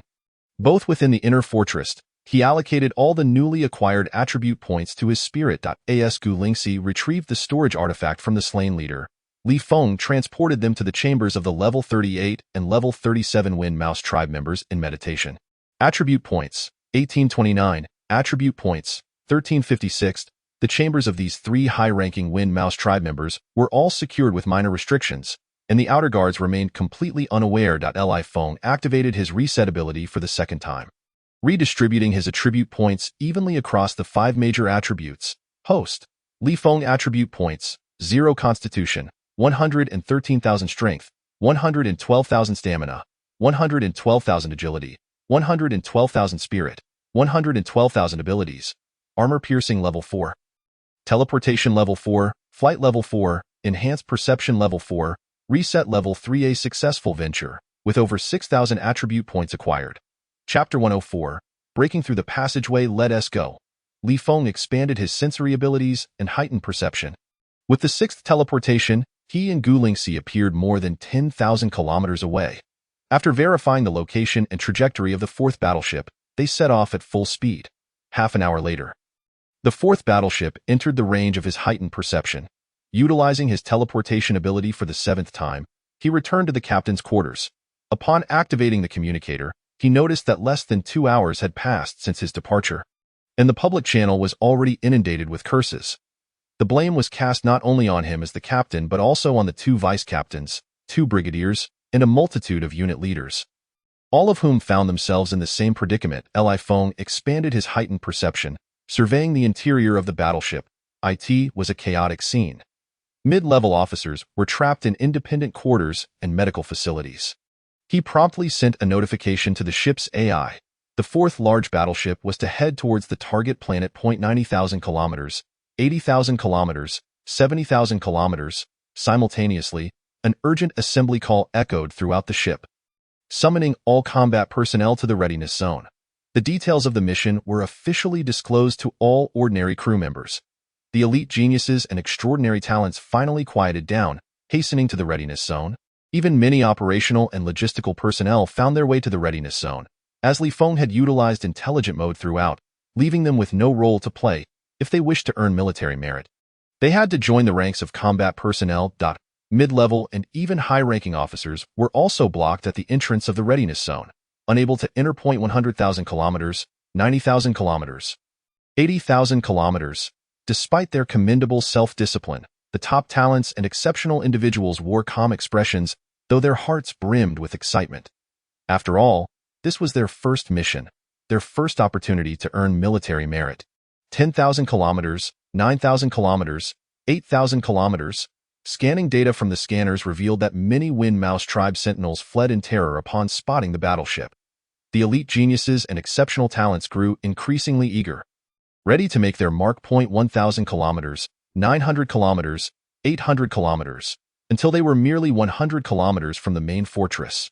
The 4th large battleship came to a halt. At Li Feng's command, the order to launch an all-out assault on the main fortress and collect all detailed data and information was given.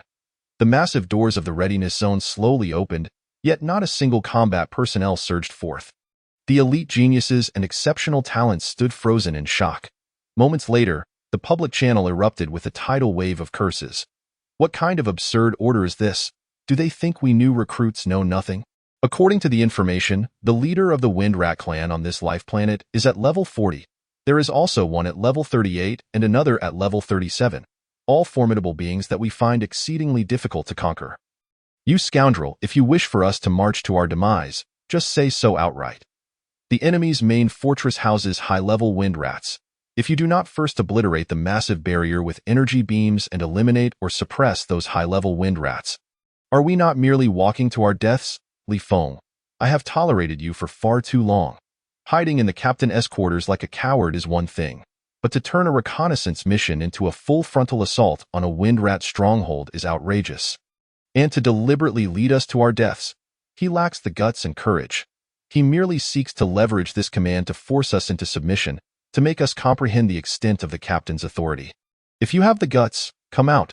Whether you are a captain or whatever nonsense you claim to be, if I do not cripple you, I shall change my name to Li Feng's grandson. Li Feng offered no response, instead allowing the AI to issue a warning notification. Warning, warning, you have severely violated military orders. Please execute the command for full military mobilization immediately or face military repercussions. Warning, warning, you have severely violated military orders. Please execute the command for full military mobilization immediately or face military repercussions. In the readiness zone, The urgent alarms blared repeatedly. The mid-level and senior officers trapped in the corridor turned pale. Especially those officers from the F District Border Defense Forces felt an ominous sensation. They knew all too well the sort of madmen that emerged from the independent small reconnaissance ships.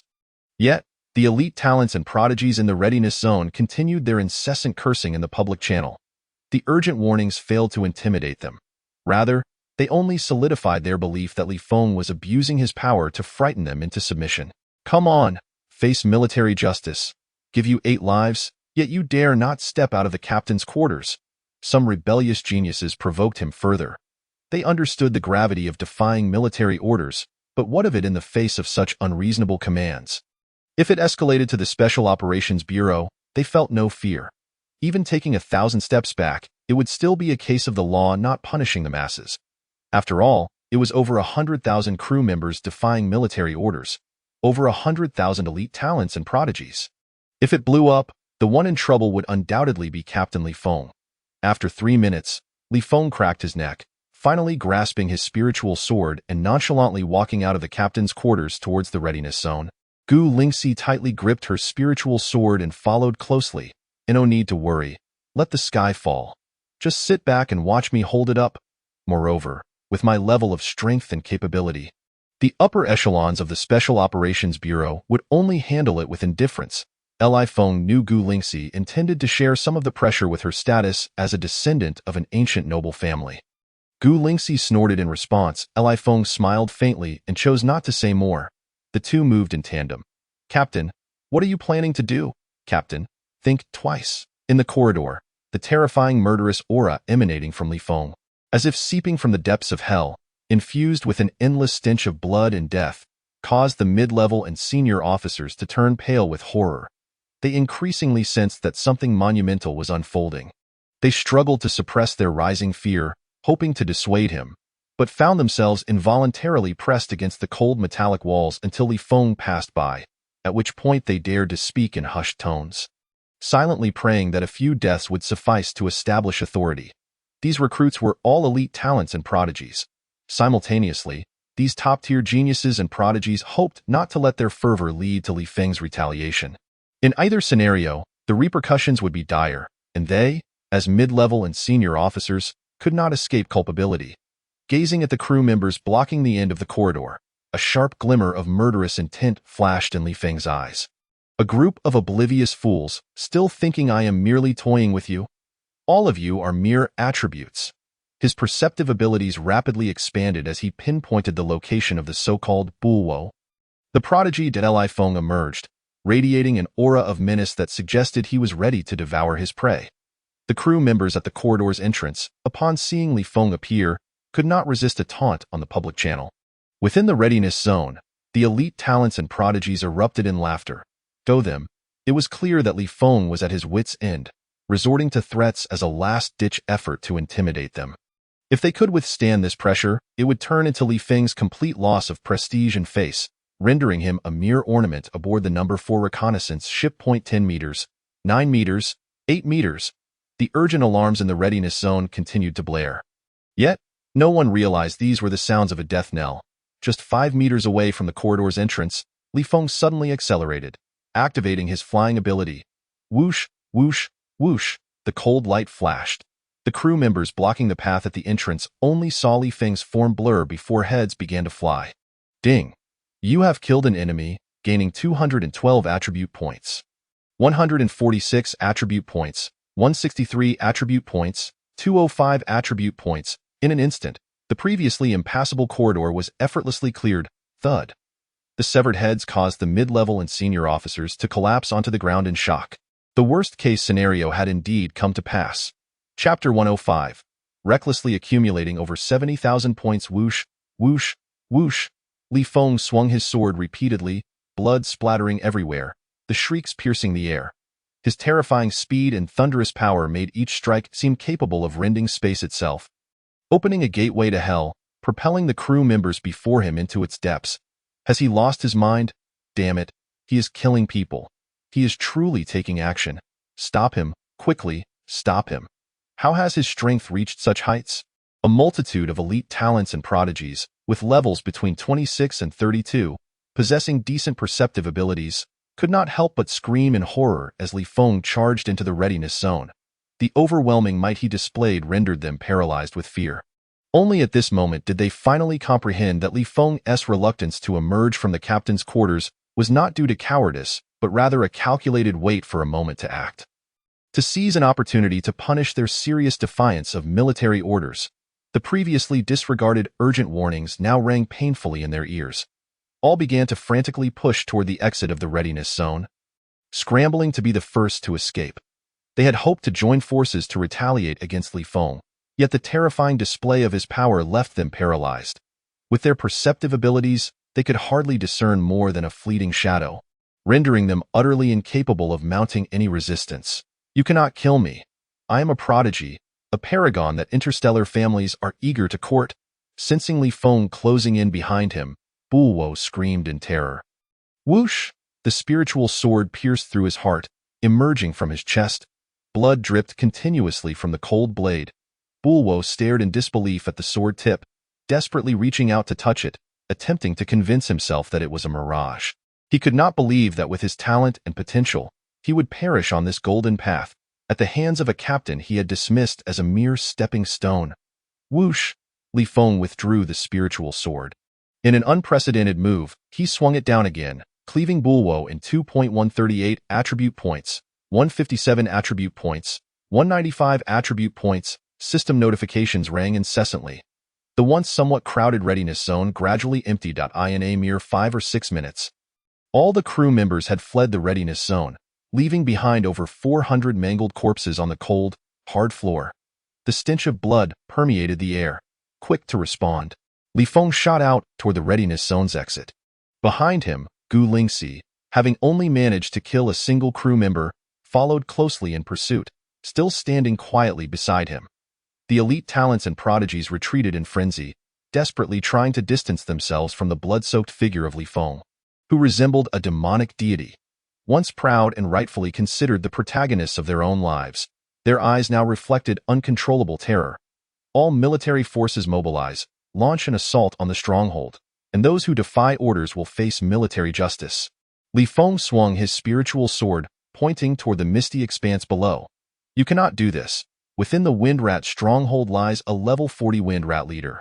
The crew members grappled with their internal conflict. Li Feng suddenly accelerated in an instant. He closed the distance of over 1,000 meters, darting into the throng like a bolt of lightning. Whoosh, whoosh, whoosh, head soared high into the air. The elite talents and prodigies once more transformed into iron-willed soldiers. Unleashing their utmost speed as they hurtled toward the stronghold, Li Feng was immensely satisfied. He had finally reclaimed the feeling of being in command aboard the NB-4444 reconnaissance ship. Scanning the data and system once more brought him satisfaction. This cohort of elite talents and prodigies displayed remarkable mental fortitude and swift reactions. His own speed in dispatching foes was equally impressive. In under 10 minutes, over 500 elite talents and prodigies had fallen to his blade, netting him a staggering 77,500 attribute points. With a thought, he evenly distributed all available attribute points across the 5 primary attributes. Host.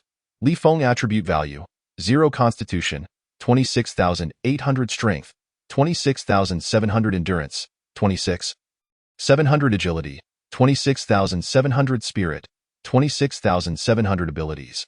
Armor break level 4, teleportation level 4, flight level 4, extrasensory perception level 4, reset level 3. Overall attribute value surged from level 36 to 39, with level 40 merely a step away.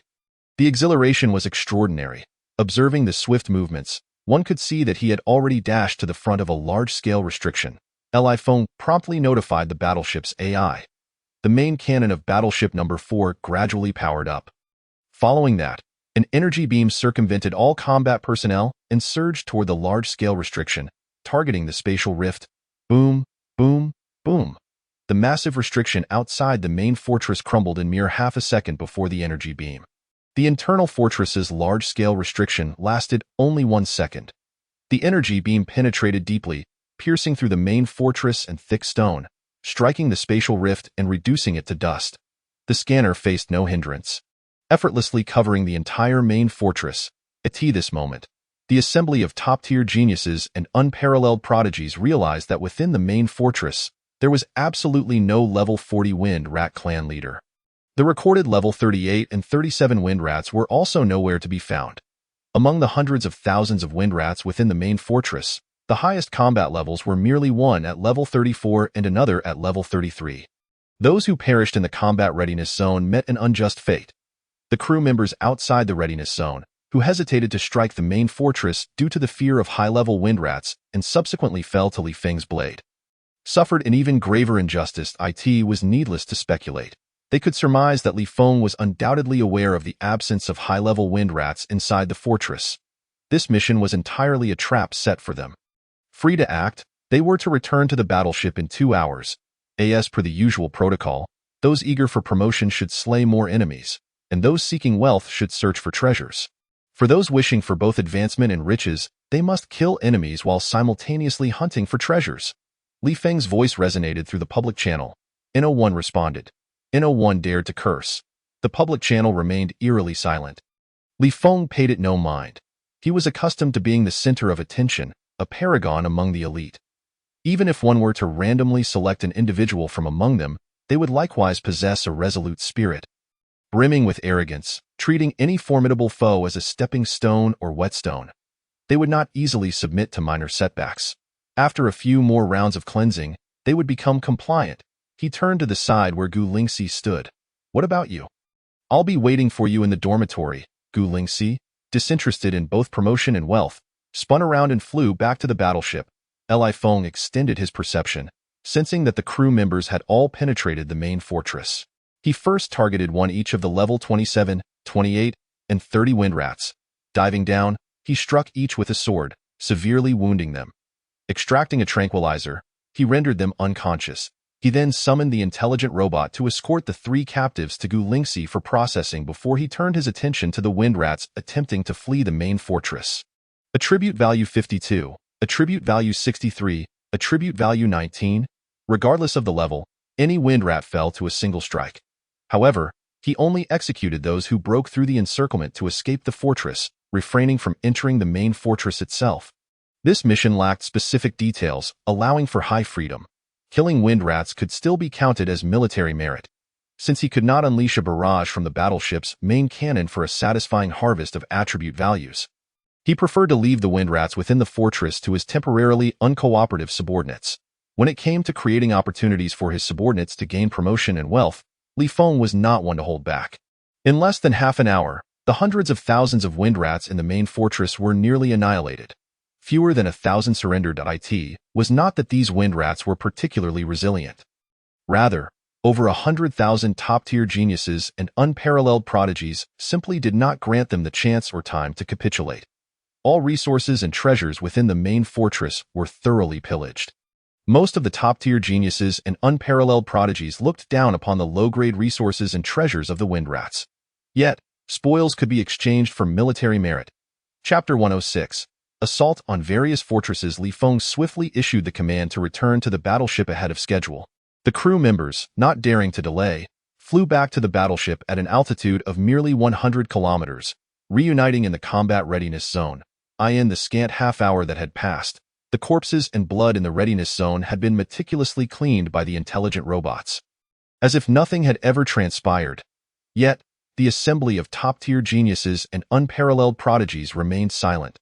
The public channel echoed the same quietude. Each one was gripped with trepidation, for the passage in the readiness zone was in a closed state. The operation had concluded, yet they were not permitted to return to the dormitory. What could this imply? They feared that Li Feng might suddenly emerge and unleash chaos. After resting in place for 20 minutes, they would then assault various fortresses to gather detailed information and data regarding those fortresses. The logistics officer, prepare the airships and lead personnel to the readiness zone to handle the captives. One order after another flowed from Li Feng's lips. To assault various fortresses, was he planning to conquer the entire life planet? The once fearful crew members now widened their eyes. That moment, they felt as if they had been enlightened, suddenly grasping a profound understanding. A reconnaissance mission on Wind Rat movements could be executed in such a manner. No, It should be articulated as a mission devoid of specific task details and reconnaissance particulars could still unfold in such a way. This ruthless captain, rich in experience and accruing military merit, if not for his brutality, would undoubtedly be a top-tier guide and mentor, worthy of being addressed as Old Captain in the future. The officers still lingering at the passageway hesitated to express their thoughts on the public channel. Among those receiving Li Feng's commands, only 7 officers responded, led by the vice-captain, Marcus, accompanied by 6 others who had allied themselves with Li Feng. This revelation made all the other officers acutely aware that Li Feng was engaging in reward distribution. Each one felt a surge of urgency. They were pressed by the crew members to the extent that they could not even enter the readiness zone. A display of utter incompetence, Li Feng had slaughtered over 500 top-tier geniuses and unparalleled prodigies. And they would surely bear at least some shared responsibility for failing to counsel or prevent such a massacre. It was not difficult to infer that, based on these 2 points alone, the higher-ups in the Special Operations Bureau would hardly regard them favorably. Should this operation yield no achievements, not only would their promotion prospects be halted, but they might also find themselves relegated to obscurity should a replacement arise. Both the military headquarters and various military bases housed numerous inconsequential departments, such as archives, which could be entirely managed by intelligence systems. Within those spaces, ample room existed to accommodate officers of all ranks who had failed in their struggles or been eliminated. The Special Operations Bureau was no exception. Under normal circumstances, only orders with high military merit would be entrusted to Marcus and his sycophants. Their military ranks positioned them in such a way that any operation would inevitably involve them. Yet, at present, they found themselves unable to command respect. Unless they could leverage Li Feng's influence like Marcus and his group, they would be incapable of directing their subordinates. They were left standing at the passageway, rendered helpless. The most cutting aspect of Li Feng's series of commands was that he explicitly named and announced them on the public channel, subtly indicating to all top-tier geniuses and unparalleled prodigies that Marcus and his 7 officers were his protected subordinates. Those who wished to avoid death should cooperate. Conversely, it conveyed to everyone else that the other officers were of no concern to him. Those who wished to survive should maintain their former hostile attitudes. Li Feng paid no heed to the hesitance of the officers lingering at the passageway, uncertain of their next move. Those who dared to step into the readiness zone, facing the pressure and risks of being scapegoats. To reclaim authority would earn his respect. Officers who failed to gain his recognition were merely candidates for elimination in his eyes. He had a precise grasp of time, in about 20 minutes. Over 800 captives were amassed, including 32 above level 20 and 1 at level 30. Initially, he had severely injured and incapacitated 3 wind rats, delegating their handling to Gu Lingxi. Among them, the level 27 and 28 wind rats were designated as practice partners for Gu Lingxi. The remaining level 30 captive was reserved for the purpose of ruling this life planet. The large battleships were equipped with specialized surgical rooms and numerous military-grade slave chips. All these wind rats above level 20 were implanted with the slave chips. With a command from Li Feng, batch after batch of top-tier geniuses and unparalleled prodigies, according to the AI's designated regions, flew out of the readiness zone. Accompanying them were small airships carrying the wind rat captives. These top-tier geniuses and unparalleled prodigies dispersed into multiple teams, launching assaults on their assigned fortresses. Per the directive, they broadcasted notifications to the wind rats within the fortresses. Those who surrendered within 3 minutes were to summon airships to escort the wind rat captives to take over, responsible for consolidating resources and treasures. Those who failed to surrender within 3 minutes would face a full-scale attack. The number 4 large battleship operated like a colossal sewing machine, rapidly deploying over 100,000 top-tier geniuses and unparalleled prodigies along predetermined routes to their designated areas. These fortresses varied in size, the highest-ranking leaders barely reaching level 25. With an average combat level of 29, the top-tier geniuses and unparalleled prodigies pushed through effortlessly to Li Feng during his time aboard the NB-4444 reconnaissance ship. Had previously conquered a life planet with a wind rat population of merely 10 billion. Even if he merely aimed to conquer all moderately sized fortress territories, with most small territories transferred to wind rat captives for subsequent conquest. It had taken an entire day. However, this life planet was several times larger, with a wind rat population also magnified. Sweeping through over 2,000 fortresses took merely 7 to 8 hours. Almost immediately, the 4th warship deployed its forces to a designated area where numerous castles, both large and small, would inevitably be destroyed or surrender within an hour. Once the operation concluded, all personnel returned to the warship. Feng issued an evacuation order. Subsequently, the reconstruction of various castles was to commence, compelling the scattered Wind Rat tribe across the globe to accept the dominion of the Human Federation and to comply with the management of the captured members of their tribe, which would be delegated to those of level 30 and above. Teams of crew members, dispersed across various locations, began to converge and, within the stipulated time frame, ascended into the air, entering the fourth warship. My rule is that the captain takes half. Ordinary crew members who cannot access the control room will surrender their share to their respective team leaders, Feng added. Though unspoken, the implication was clear to all. This referred to the spoils of war. Most felt a sense of grievance, primarily due to differing interests, as ordinary crew members. None relished the idea of giving half of their collected spoils to the captain. Even if these ordinary crew members were top-tier geniuses and extraordinary prodigies, they still valued the military merit accrued from their contributions, rather than the inherent worth of the spoils themselves. However, no one dared to voice any dissent. As the crew gathered, the fourth warship ascended into the sky. Team leaders continuously delivered the collected resources and treasures to the control room. Feng maintained his customary approach to the distribution of spoils, adjusting according to individual contributions. On this life-bearing planet, the high-level and high-quality resources had mostly been preemptively gathered by the leaders of the Wind Rat tribe and stored within their treasure troves. Gu Lingxi had already organized half of these, which were sent to him via intelligent robots. The benefits obtained were substantial. Thus, he instructed the robots to divide all submitted resources into 3 equal parts. One portion would be allocated to the control and logistics personnel remaining aboard the warship, based on rank and number. The other 2 portions were to be packed into a batch of treasure troves. One was kept for himself, while he directed Marcus to hold on to the other until they met up with the small reconnaissance ship, at which point it would be handed over to its captain. Although there was no formal hierarchy between them, the small reconnaissance ship played a significant role in risk assessment, and thus deserved its share of the profits. Chapter 107.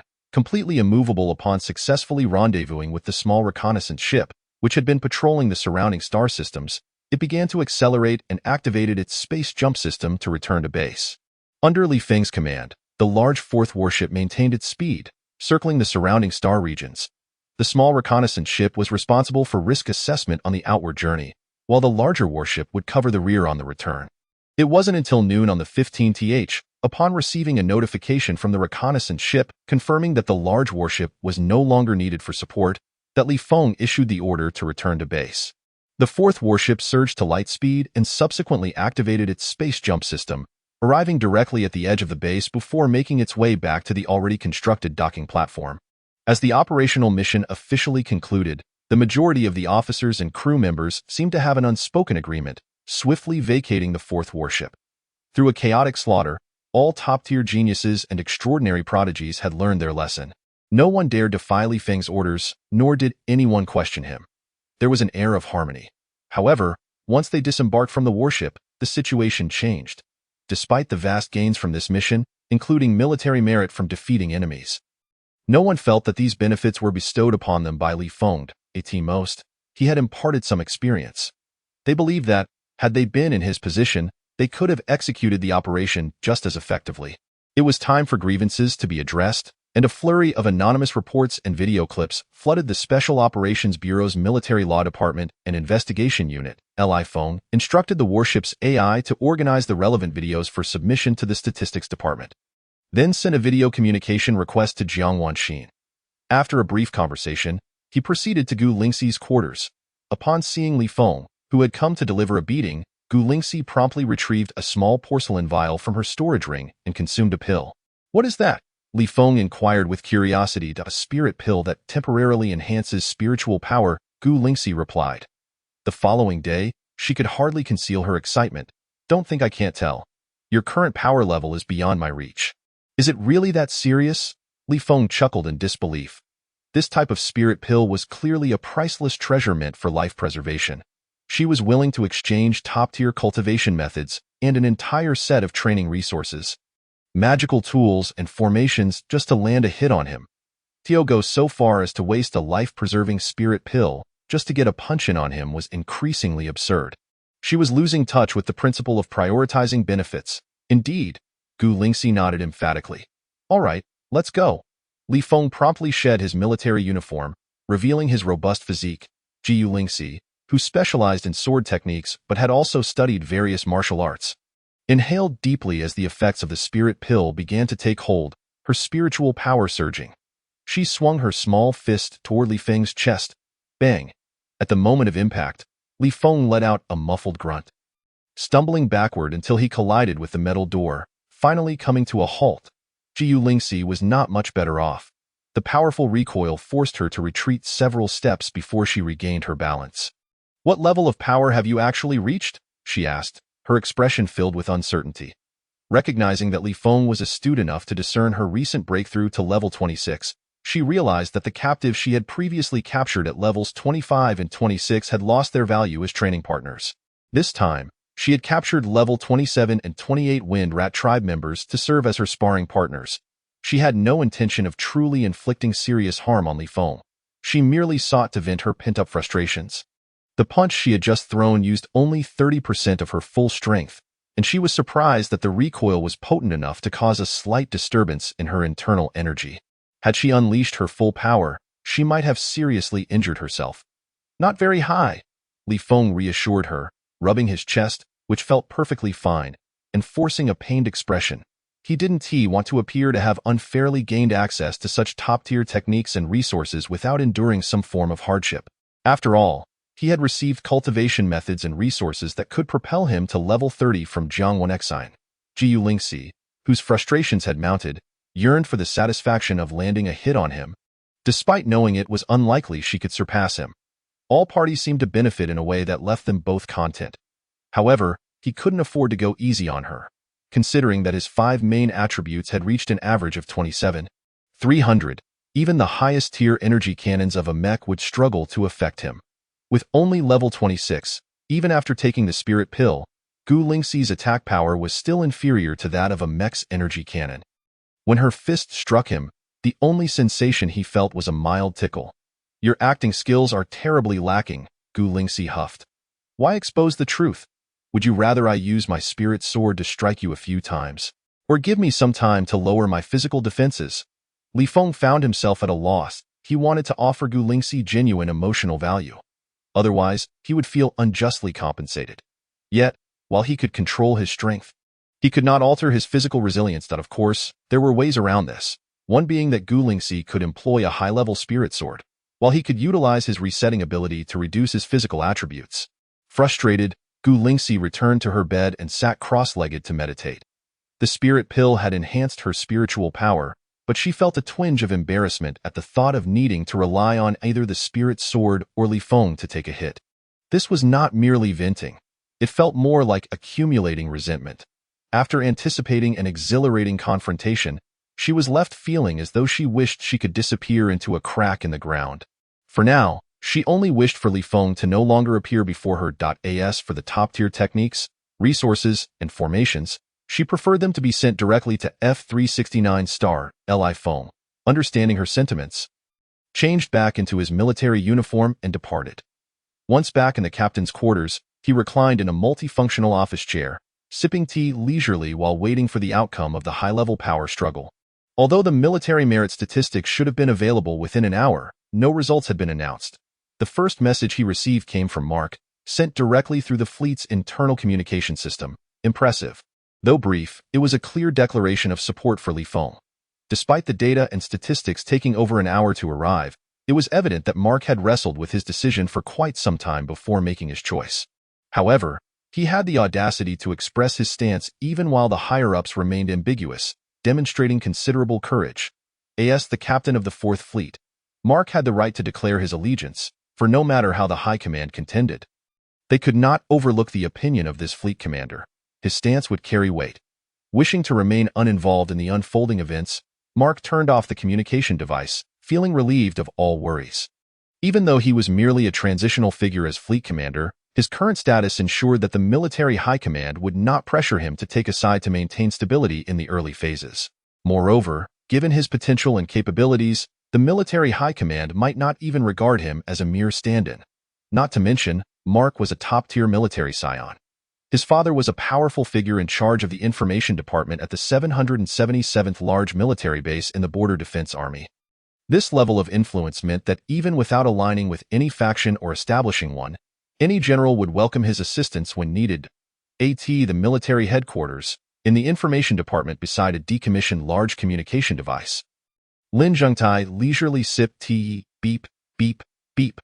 The sound of a communication alert emanated from his wristwatch.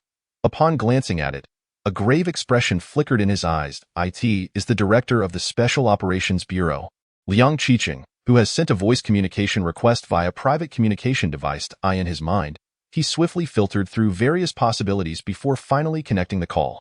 General Yang, Lin Zhengtai's voice rang out. Li Feng, under the guise of a mission, has defied military orders and ruthlessly eliminated over 500 crew members. Is this your guidance? Liang Qiqing's voice emerged, calm and composed. Lin Zhengtai's eyelids twitched. What a ruthless act.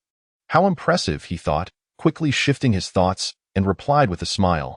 My experience can only advise him on how to ascend to the rank of general, only to be outmaneuvered by others to the point of losing his military rank.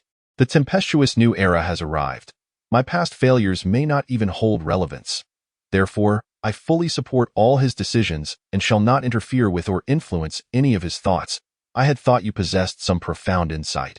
It turns out he makes decisions on his own. No wonder. Of the 512 crew members, 435 were Caucasian and 57 were of extraordinary caliber. Liang Qiqing felt a sense of relief. Lin Zhengtai, feigning sentimentality, remarked, details determine success or failure. Such a multitude of criticized and condemned points should not exist. Liang Qiqing was pleased with his attitude and casually stated, from ancient times to the present, there has yet to be a publicly acknowledged cultivation method beyond that of monks or supernaturals that can elevate one beyond level 40. However, historically, even methods that once stunned the entire Federation, which utilize special secret techniques to refine high-level alien races into potions, coupled with cutting-edge technology for genetic modification, have never reported anyone achieving level 35 or above in less than a year, let alone possessing several incomprehensible abilities that even the most elite monks and supernaturals cannot attain. Lin Zhengtai chuckled. Over 6 months ago, when Li Feng first met me, he boasted that he could at least break through to level 40 or higher. Although I did not believe him, I thought there are no absolutes in the world. I rather enjoyed his boastful demeanor and promptly decided to tie the entire welfare faction to his belt. I have informed all senior officials of the Special Operations Bureau that a seminar will be held in 2 hours. You should inquire about his thoughts and ideally provide me with a response within the hour. Liang Qiqing, having made a decision, concluded the conversation succinctly. After Lin Zhengtai deleted the call record, he sent a video communication request to Li Feng. Chapter 108. Discussing cooperation. My intention is, of course, to cooperate fully. Upon connecting the video communication and hearing Lin Zhengtai's introduction, Li Feng did not hesitate. He was not genuinely ignorant of weighing pros and cons. It was merely that for him, the priority lay in enhancing his strength and rank. Now, having harvested a significant amount of attribute values, the crew members of the warship had also learned to obey commands during missions. The current priority, naturally, was to minimize any negative impact. Not only is full cooperation required, but another layer of meaning from Liang Qiqing is that he hopes you will pledge your allegiance to him, Lin Zhengtai explained. Li Feng inquired. What about cooperation? Lin Zhengtai laughed. Do you truly see yourself as a significant figure? I am, after all, the next leader of the welfare faction, with a general who has been stripped of his rank, 2 lieutenant generals, 7 major generals, and nearly 100 colonels at my disposal. Li Feng dismissed it, stating, Liang Qiqing is currently just a 9-star lieutenant general. If potential is considered, he is destined to be the minister of the Special Operations Department, one of the military's future powerhouses, while I am destined to be the future marshal of the Federation, who is actually elevating whom. However, he does not recognize your potential as the future marshal of the Federation. Lin Zhengtai chuckled, his eyes narrowing with amusement. He genuinely appreciated Li Feng's confident and audacious demeanor. Li Feng, puzzled, remarked, speaking of which, our welfare faction is quite unpopular. Isn't he afraid of being implicated in the future? If I were to create a significant disturbance one day, touching upon the core interests of all the factions and families. Even as a military powerhouse, he could not withstand the pressure, could he? Lin Zhengtai replied lightly, therefore, He merely requires your allegiance and not that of the welfare faction as a whole. Otherwise, wouldn't he directly inquire about my thoughts as the leader? When you truly possess the qualifications and status to create a significant disturbance that incites public outrage, with his identity and influence at that time, he could easily distance himself from the matter as long as he remains neutral. All right then. I suppose I've been too naive. Li Feng sighed, pondering, what should I do? Lin Zhengtai did not respond directly but analyzed. Liang Qiqing is the director of the Special Operations Bureau, pushed forward by the higher echelons of the yellow race, virtually securing a seat in the military hierarchy. Given his age, if he demonstrates sufficient capability and skill, he could firmly control the Special Operations Bureau and the future elevated Special Operations Department, potentially becoming a leader for the yellow race within the military. However, he currently faces unimaginable pressure. Countless eyes are watching him from the shadows, eager to topple him. If it weren't for this, he would not actively seek you out. He needs a sharp blade to suppress the Caucasians within the Special Operations Fleet, one that can prove his vision through significant achievements. He also requires a means to stir up the winds and clouds within the fleet, redirecting fire and creating conflicts, compelling all competitors of the Special Operations Bureau to place their stakes on the table, thus giving him the opportunity to clip the wings of these rivals and keep them subdued. Your character, style, strength, and abilities perfectly fit the conditions of a blade and the gambling table. The only drawback is your ambiguous potential. The pressure he faces is immense, forcing him to gamble on you. Both benefits and risks coexist. It all depends on how you choose, Lin Zhengtai concluded. Li Feng fell silent, feeling a bit of a headache. His original plan was merely to legitimately harvest a wave of attribute values and conduct the first round of cleansing on the fourth warship. The consequences would likely involve the families behind those top-tier geniuses and extraordinary talents harboring grudges against him, covertly launching various attacks. On the surface, his strength and rank were commendable, coupled with extraordinary abilities. The Special Operations Fleet was currently in a highly anticipated developmental phase. His perfect performance against the four families had also garnered him remarkable fame, and the director of the Special Operations Bureau was a member of the Yellow Race. Legally and legitimately eliminating this batch of crew members would not provide anyone with the audacity to openly challenge his military rank from any perspective. As for the families of the geniuses, he intended to use the extreme racial faction and the Neil family as examples to deter them, ensuring they would not dare to act recklessly for the time being. This was still his consistent mindset. As long as he maintained the pace of enhancing his strength and rank, progressing steadily towards supremacy, he would have no permanent threats or enemies. All potential threats to his strength and position would soon be as fragile as tofu, shattering at a mere touch. What he had not anticipated was that Liang Qiqing would personally intervene, throwing a rather enticing choice his way. To discuss cooperation, Li Feng did not hesitate for long. Just as he had, without a second thought, joined the welfare faction in the pursuit of the captaincy, he felt the same urgency now. Engaging in a higher-level power struggle, while risky, would also grant him Liang Qiqing's full support, aiding him in swiftly cleansing the fourth warship and cultivating a group of subordinates who would absolutely obey orders and possess immense potential. Once the cleansing was complete and integration successful, the entire fourth warship would be like a blazing inferno when united and a sky full of stars when scattered. He would firmly establish his foothold within the military, obtaining a status of his own. Lin Zhengtai, with an odd expression, remarked, "Is there really a difference? With your current status, once you board Liang Qiqing's ship, to anyone else, you are effectively pledging your allegiance to him," Li Feng replied without a moment's hesitation. "There is a significant difference, for it allows me to be clear-headed. Moreover, should he ever obstruct my path, I could justifiably cast him aside." "Very well. In terms of details, I will contemplate and discuss with Liang Qiqing further." Lin Zhengtai pondered. "Let me remind you, becoming embroiled in a power struggle of Liang Qiqing's caliber means you are merely a chess piece in their game. From now on, you must not only contend with overt enemies, but also be wary of most people around you. At their level, they can propose many conditions that those around you cannot refuse. These individuals also favor preemptive measures, laying groundwork in advance. They will place numerous insiders near their targets. I understand," Li Feng nodded. Introducing his plan, "I intend to target the Neil family and the extreme racial faction to set an example. The Neil family will be easy to deal with. It's just about fighting and killing, which I excel at. The difficult part lies with the extreme racial faction, as most of them are military officers. Attacking officers is a significant taboo, but all I know is fighting and killing. I wish to request your assistance in mobilizing all forces of the welfare faction to suppress their mid-tier and lower-tier members at any cost. Lin Zhengtai laughed. Only targeting the mid-tier and lower-tier members is not your style. Li Feng chuckled wryly. Why must I state the obvious? Both lieutenant generals of the welfare faction are merely idling away their time. Even combined, they cannot match up to the real power lieutenant generals. Lin Zhengtai dismissed it. While attacking officers is indeed a taboo, rules are relative. The extreme racial faction is extreme precisely because they do not adhere to standard combat protocols. They resort to assassination, poisoning, or even employ high-level aliens. If someone is targeted by them and still follows the rules, even 10 lives would not suffice. Li Feng was astonished. Am I allowed to directly assassinate the high-ranking officers of the extreme racial faction? Lin Zhengtai clarified, you must control the degree. First, it must be someone from the extreme racial faction who regards you as a target. Secondly, you must avoid involving innocents. Thirdly, ensure clean handling, minimizing any commotion, and preferably shift the blame onto the aliens.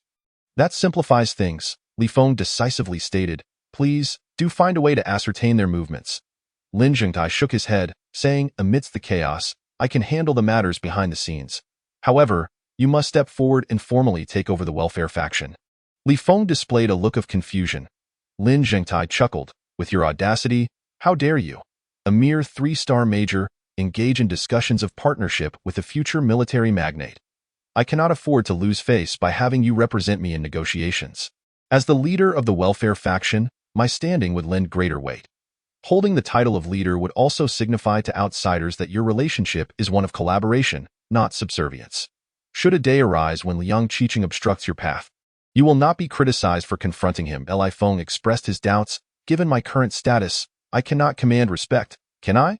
Lin Zhengtai replied, your status may be lacking. Yet the audacity to eliminate over 500 top-tier geniuses and extraordinary talent speaks volumes. That audacity is sufficient to command respect. Very well, Li Feng acquiesced. In conclusion, Lin Zhengtai advised, consider swiftly what support you require from Liang Qiqing at each stage. With your current level of strength and capabilities, even without relying on others, you can still ride the wave of the new era to success. So long as you do not create insurmountable troubles, there are many high-ranking individuals of Asian descent who will advocate for the collective benefit of our kind.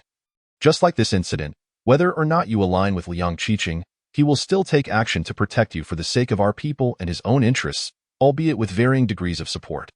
Should you choose to embroil yourself in his power struggles, you must be prepared to bear greater risks. If you lose, you become collateral damage, and he suffers significant losses too, leaving you both with no debts to one another. If you prevail, rest assured he will not be stingy in rewarding you. My intention in having you step forward as the leader of the welfare faction is indeed related to this aspect. When what you desire in return does not equate to the value you provide to Liang Qiqing, you may factor in the welfare faction. Li Feng nodded, comprehending Lin Zhengtai's meaning. Chapter 109. The seminar's outcome at the military headquarters. Within the Special Operations Bureau's small conference room, high-ranking officials gathered around the table. Most were present in person, while a few participated through virtual projections due to their absence from the headquarters. The number of high-ranking officials from both Asian and Caucasian backgrounds was roughly equal. Only a cup of green tea graced the table, making it clear which side held the reins. The meeting was characterized by a harmonious atmosphere, with the officials of the Special Operations Bureau engaging in light conversation, devoid of any tension. Yet, whether the surface calm reflected reality was known only to them, each harboring their own agendas. This seminar was merely a discussion, not a pivotal decision-making assembly. The attendees maintained a relatively calm demeanor, yet to claim complete tranquility would be an overstatement. After all, Li Feng had just dispatched over 500 top-tier geniuses and extraordinary talents. The 30 or so senior officials present had received numerous communications from various families, subtly urging them to find a pretext to eliminate such a dangerous figure as Li Feng. Likewise, high-ranking officials of Asian descent had received ample hints from their families through various channels, indicating the complex web of interests at play. The meeting encompassed a tangle of vested interests, the collective benefit of humanity, the interests of the Special Operations Bureau, the distinct interests of both Asian and Caucasian officials, and the personal stakes of the families represented. Most Asian officials were clear in their stance. This matter should be quietly managed, with information kept under wraps. As the captain of a large warship, Li Feng was authorized to enforce military law and initiate emergency oversight in cases of severe disobedience, rendering his actions completely legitimate and without fault. A minority of Asian officials, however, faced severe pressure from their families, opting for a more conciliatory approach, issuing reprimands against Li Feng. The majority of Caucasian officials suspected Li Feng of orchestrating a trap targeting their kind, believing he harbored biases against Caucasian crew members. They proposed to shelve the matter for the time being, downgrading Li Feng's evaluation. A minority, also under family duress, adamantly declared that Li Feng was purging dissenters based on race, exhibiting a severe inclination towards violence. They insisted on the lowest possible assessment for his performance and the suspension of his position as captain of the large warship, mandating psychological evaluation and counseling until he met the required standards. The harmony of the meeting stemmed from the consensus that all parties were engaged in a strategy of quiet management and information suppression, albeit presenting differing opinions. The Federal Assembly required the Special Operations Fleet to deliver results, as did the military, and the Bureau itself had a vested interest in the fleet's success. The high-ranking officials of the Special Operations Bureau were particularly reliant on the fleet's performance. Li Feng's current level of strength, extraordinary capabilities, and the audacity displayed in eliminating over 500 top-tier geniuses and extraordinary talents rendered him the embodiment of the fleet's achievements. The practical combat against the four factions served as the best testament to this. Even if most Caucasian officials were reluctant to see an Asian captain excel in the Special Operations Fleet, they would not actively suppress Li Feng at this stage. At most, they would attempt to restrict his advancement by lowering his assessment rating, preserving their means to undermine him later. The meeting commenced with Liang Qiqing delivering a few opening remarks before abruptly stating, "The Windmouse tribe's salvation by the Zhangfeng army is imminent. Various races are attempting to disrupt our human strategic deployments by instigating conflicts from within. The Special Operations Fleet represents a new mode of warfare for our people and is a primary target for alien sabotage. The fourth large warship serves as a prime example. The collective insubordination of its crew suggests the presence of alien traitors inciting discord." Li Feng, as captain of the fourth warship, acted decisively to intimidate all crew members and thwart the alien schemes. Through his singular efforts, he safeguarded over 100,000 top-tier geniuses and extraordinary talents aboard the ship. Under such circumstances, he successfully led the fourth warship to exceed its mission objectives, conquering a life-sustaining planet of the Windmouse tribe, thereby paving the way for our people's salvation, in terms of strength, capability, intellect, resolve, and crisis management. He stands undisputed as the foremost captain among all large warships in the Special Operations Fleet. My proposal is to compile a selection of his combat footage and achievement data since his enlistment to serve as the face of our Special Operations Bureau for Public Relations. Concurrently, I advocate for awarding him the highest evaluation rating for his recent actions, while initiating a new round of investigations into alien traitors within the Special Operations Fleet, organizing all captains to learn from his crisis management techniques. The high-ranking officials, regardless of their dissent, were left dumbfounded by Liang Qiqing's declaration. Had he lost his mind? Cold management and information suppression were the optimal strategies. Lavishing praise and publicity, even organizing training sessions for the captains, was utterly counterproductive. The development plan and primary focus of the Special Operations Bureau revolved around attracting top-tier geniuses and extraordinary talents. The theme of the initial stages was a power struggle among the ranks. The captains alleged collusion with alien forces to eliminate talented crew members, only for those very crew members to discern the plot and retaliate. Thus, thwarting the alien schemes was precisely the narrative worthy of grand promotion. Using his authority to orchestrate the massacre of over 500 top-tier geniuses and extraordinary talents, while subtly linking those slain to alien traitors, was a dangerous precedent. Who among those top-tier geniuses and extraordinary talents would dare to apply to join the Special Operations Fleet? It seemed evident that opinions diverged significantly. With that in mind, further discussion would ensue. After half an hour, if dissent remained, a vote would be held. Liang Qiqing was pleased with the response of the officials. He was not so foolish as to believe he could dictate terms without first gauging their sentiments, by allowing them to discuss before making such a declaration. He aimed to convey his unwavering support for Li Feng and establish a clear tone. As he anticipated, the four differing opinions began to yield, significantly relaxing their conditions. No one wished for this non-critical matter to escalate to a level necessitating a vote. Liang Qiqing, the director of the Special Operations Bureau, would bear the stigma of being unable to balance interests or control the situation, and the high-ranking officials would find themselves in a similarly precarious position. The reputation of the entire Special Operations Bureau would be at stake. Forcing Liang Qiqing to exercise his veto power during a meeting of this nature would only exacerbate the negative fallout in less than 20 minutes. After just 2 rounds of negotiations, the 4 factions reached a consensus. Liang Qiqing's price was merely the subtle relinquishment of a few inconsequential mid-level roles within the Special Operations Bureau. 3 hours later, the Military Achievement Office officially announced the military honors of the 4th large warship. Li Feng noted the familiar reprimands, allegations of embezzling spoils, suspected collusion with the fleet captain for illicit dealings, and suppressing warship officers. All these combined would result in a salary deduction for over a month. As for military achievements, the 4th large warship had excelled, not only surpassing mission objectives but also conquering a strategically crucial life-sustaining planet of the Windmouse tribe, successfully dismantling a significant conspiracy orchestrated by alien forces. Li Feng's total military achievement points soared to an impressive 2 million, with his cumulative score reaching 5.09 million.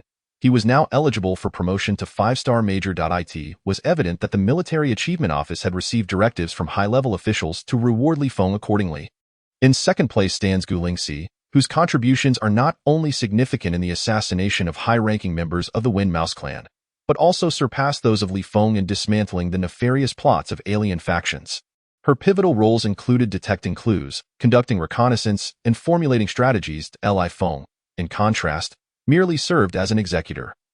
The total military merit amassed exceeds 1,700,000 points, propelling her to the rank of 2-star major.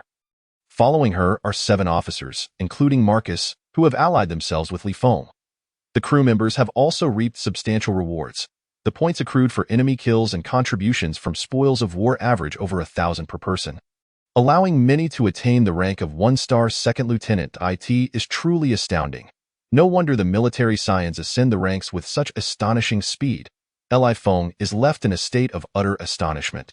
An operation that would typically yield a mere 100,000 points in military merit has been ingeniously expanded to several million, exploiting a loophole that lacked specific task details by conquering a living planet.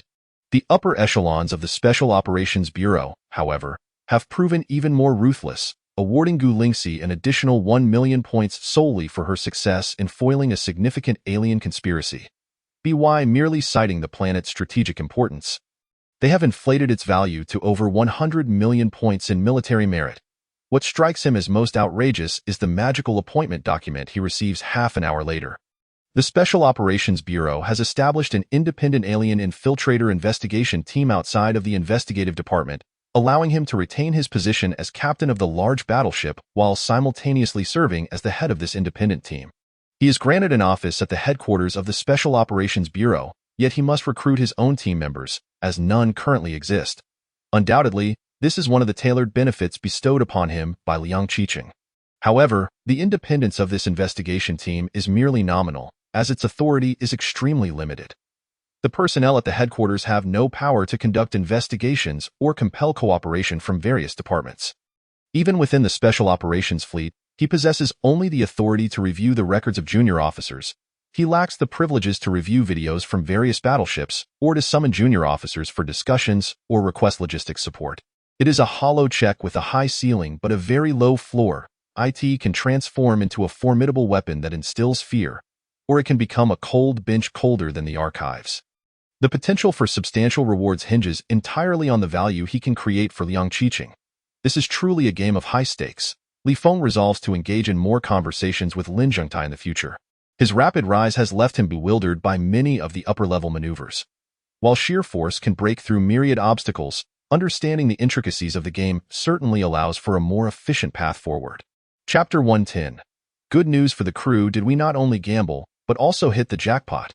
In the office of the fleet commander aboard the mothership of the 4th Fleet, Mark raised his fist in excitement as he gazed at the latest appointment document. The military merit from the large battleship had confirmed his wager.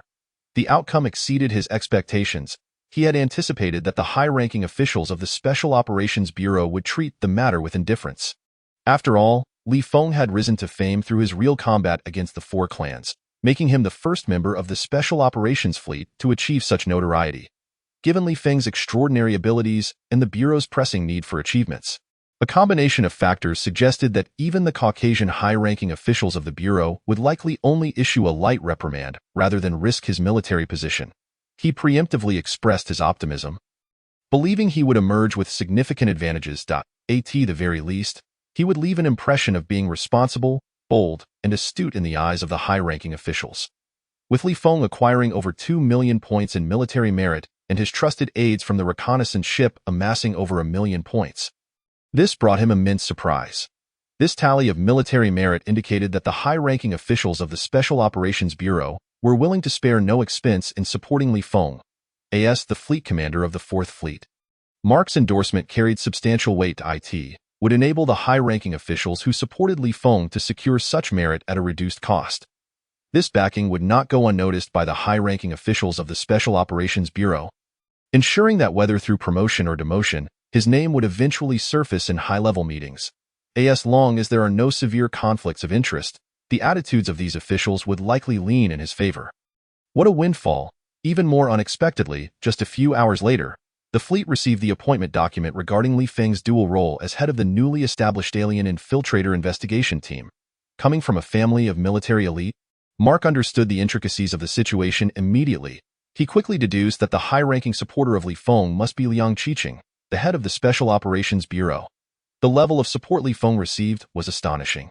The first-in-command of the Special Operations Bureau owes him a debt of gratitude. In the future, when opportunities arise to reward his contributions, the benefits could be immense.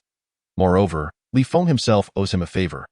Mark had always believed that Li Feng's potential was limited and that any favors owed were negligible. However, receiving such unwavering support from the head of the Special Operations Bureau changes everything. Even if Li Feng has reached his potential limit, his future remains boundless. This favor is indeed valuable. Gritting his teeth, he had gambled and struck the grand prize. The mothership of the human Federation resembles a thick-soled cotton slipper. The lower section houses the core area, where various offensive and defensive equipment, extensive resource storage, and crew members are all concentrated. The upper section comprises 2/3 of the deck area, featuring a 5-layer design. It not only accommodates thousands of various airships and transport vessels, but can also simultaneously host over 1,000 medium and small warships. The remaining third is dedicated to a multi-story living area. While it lacks the completeness of major life planets, it offers dining, lodging, entertainment, and shopping options, all managed through a fully automated system to ensure safety. Furthermore, relevant operational data can only be accessed by the winning enterprises after a month. On the very day the large battleship returned to its station, the occupancy rate of hotels in the living area surged by 50%. These hotels' restaurants were perpetually bustling with crew members who, neglecting their training, rushed out to gather news. After 2 anxious days of waiting, they finally received a momentous piece of news. The military merit had been calculated. 1325 points of military merit means I can be promoted straight to 1-star second lieutenant. I have 1185 points, which is quite commendable. It feels remarkably easy. We haven't even set foot on the interstellar battlefield yet. Just one risk-free operation, and we can ascend to the rank of second lieutenant. Don't be so naive. For the tens of thousands aboard a large battleship, the military merit from this level of operation would barely suffice. Our substantial points come primarily from conquering an entire living planet of great strategic value. The large battleship has evidently begun to form small groups. Centered around the exceptional talents, crew members excitedly raise their fists, celebrating their military merit reaching the rank of second lieutenant. With the rank of second lieutenant, they could now serve as squad leaders. Does this mean we can replace the current squad leaders and team leaders aboard the battleship? Not so easily. We can only step in if the current leaders are reassigned or perish in battle. Otherwise, we must wait for the annual evaluation and transfer. If an officer's comprehensive score in military rank, achievements, and ability exceeds that of the existing squad leader or team leader by over 30%, there is a high probability that the personnel department will interview and persuade them to transfer, thereby vacating their positions.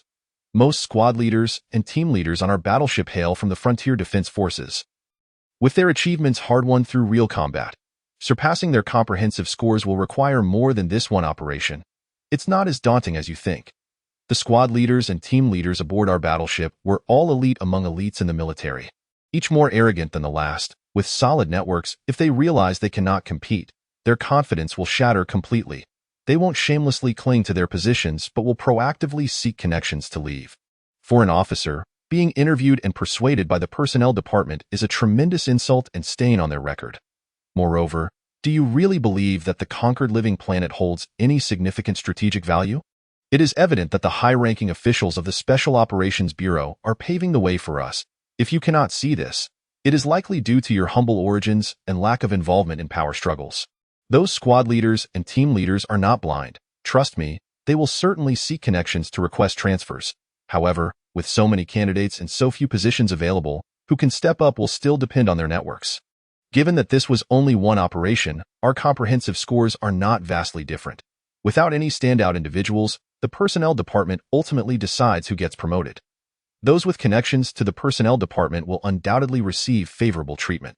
A top-tier genius suddenly recalled the nightmare that unfolded in the readiness area that day. The excitement and surprise from the military merit statistics quickly dimmed, and he anxiously remarked, competing for military positions is secondary. Everyone relies on their own abilities. What genuinely concerns me is Feng, this devil who exploits his captain's authority to deliberately entrap you. It has been 2 days, and there has been no news or notification of his punishment. As long as he remains unscathed, titles like second lieutenant and positions such as squad leader are meaningless. Do not worry. While there was uncertainty before, with the military merit statistics now released, it should be secure. A top-tier genius from a noble family confidently replied, the military merit statistics clearly show that the higher-ups are desperately trying to entice talents to join the Special Operations Fleet by providing us with ample reasons to enhance our military merit. Feng, this devil, has ruthlessly eliminated so many prodigies in one fell swoop. If this news spreads, it will undoubtedly create a profoundly negative impact, instilling fear in other geniuses contemplating joining the Special Operations Fleet. This action stands in stark contrast to the wishes of the Special Operations Bureau and, indeed, the entire military. Regardless of how unexpectedly powerful he may be, and even if his actions are deemed compliant and rational, he is destined to be ousted from the Special Operations Fleet. Upon hearing this, the gathered geniuses felt a profound sense of relief. The analysis was logical, reasonable, and impeccable. The conversation soon shifted to the potential reasons the Special Operations Bureau might employ to expel Feng from the fleet. The atmosphere in the various restaurants was filled with a lively spirit. Suddenly, a communication alert sounded from the military wristwatch of a remarkable talent named Zhong Tianyu. He glanced at it, furrowing his brow. It was a video communication request from a senior member of the Zhang family, Zhang Wanlin. The Zhang family is a medium-sized interstellar family. During the selection period for the Special Operations Fleet, Zhang Wanlin had begun to orchestrate efforts to win him over, demonstrating earnest intentions. However, Zhong Tianyu also hailed from a prominent family on a certain life planet and was acutely aware of the heights he could potentially reach given his talents and the current tide of the times. Despite Zhang Wanlin's numerous attempts to arrange fortuitous encounters, temptations, and benefits tailored to his preferences, Zhong Tianyu had steadfastly resisted, even refusing to sign a cooperation contract. Now, with the military achievements being tallied, it was evident that the military and the Special Operations Bureau were fervently supporting the first batch of geniuses joining the military. Further diminishing his interest in collaborating with the Zhang family, at least for the present, he preferred to wait for a better offer. Once his strength and status were elevated, he could negotiate partnerships with not only medium-sized interstellar families, but even larger ones. Armed with sufficient leverage to demand superior conditions and greater autonomy. After a moment's hesitation, he bid farewell to his companions and leisurely sought a secluded spot to accept the video communication. Chapter 111. The Unyielding Prodigy. As the communication connected, Zhang Wenlin's virtual image materialized before Zhong Tianyu. Uncle Zhang, I apologize for the earlier rush. I had some urgent matters to attend to, Zhong Tianyu said, his expression laced with regret and sincerity. Coming from a prominent family, he understood the formidable nature of medium-sized interstellar families and recognized the importance of maintaining goodwill in business dealings. Not at all. Tianyu, where are you currently? Zhang Wanlin inquired. Despite having showered Zhong Tianyu with various rare elixirs and high-grade artifacts, and having facilitated numerous significant projects for his family, Zhong Tianyu still kept him at arm's length. Yet, Zhang Wanlin remained amiable and approachable. I'm aboard the flagship of the 4th Fleet. Zhong Tianyu replied candidly. Zhang Wanlin expressed concern. The military achievement statistics for the number 4 battleship should have been released by now. How did you perform? Zhong Tianyu nodded. Yes, it was quite satisfactory. I accumulated 1,685 points of military merit. Indeed, that is commendable. However, Zhang Wenlin did not waste time on pleasantries, swiftly shifting the conversation. Are you aware that the military achievement statistics were actually released yesterday but only formally announced today? Zhong Tianyu maintained a composed demeanor, though he was internally taken aback, unable to discern Zhang Wenlin's intent. Recognizing that Zhong Tianyu had not grasped the implications of his words, Zhang Wenlin proceeded without concern. Despite his background in a prominent family, Zhong Tianyu's exceptional talent and potential left him with no rivals in such a localized family, and the primary focus was undoubtedly on enhancing his strength. While he had undoubtedly been taught the intricacies of political maneuvering, it remained largely theoretical, with little opportunity for practical application. Thus, it was understandable that he struggled to comprehend in a casual, almost pedagogical manner. Zhang Wenlin elucidated, as someone who has just joined the military, you may not be fully acquainted with some of the rules and practices within the ranks. The Statistics Office takes a day to release the military achievement statistics for one reason only: the directives of the high-ranking officials in the Special Operations Bureau. Zhong Tianyu displayed a look of enlightenment. Zhang Wenlin continued, given your talent and intellect, you need not squander your time and energy on trivial matters and rules. To put it plainly, the high-ranking officials of the Special Operations Bureau have reached a consensus. On one hand, they are arranging opportunities for the interstellar families to establish connections with prodigies like yourself. Zhong Tianyu nodded, understanding that Zhang Wenlin was indicating the Zhang family's extraordinary influence, enabling them to liaise directly with the high-ranking officials of the Special Operations Bureau. Zhang Wenlin casually added, furthermore, the high-ranking officials also require time to arrange and deploy measures to mitigate any negative repercussions. Zhong Tianyu furrowed his brow, surprised. Are you suggesting that the high-ranking officials of the Special Operations Bureau intend to shield Li Feng from his misdeeds? It is not about concealing his misdeeds, but rather how to rationally promote and justify Li Feng's slaughter of over 500 prodigies as not only reasonable and compliant, but also as a significant victory against an alien conspiracy, thereby enhancing Li Feng's already impressive record. Simultaneously, it serves as a subtle warning to those families who have placed their bets on the slain prodigies. Simply put, many high-ranking officials in the Special Operations Bureau are not fond of Li Feng due to his differing appearance.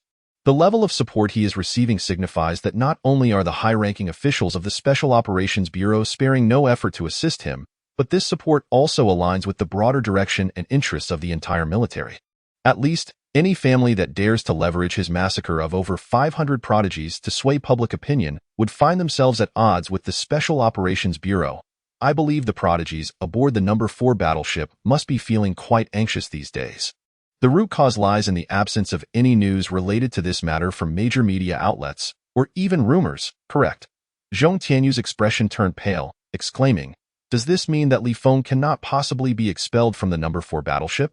Even if he were to commit further atrocities against the Genius crew members, the high-ranking officials of the Special Operations Bureau would likely continue to tolerate him. Zhang Wenlin chuckled, the situation is quite complex. I will send a transport ship over. Let us find a place to meet and discuss.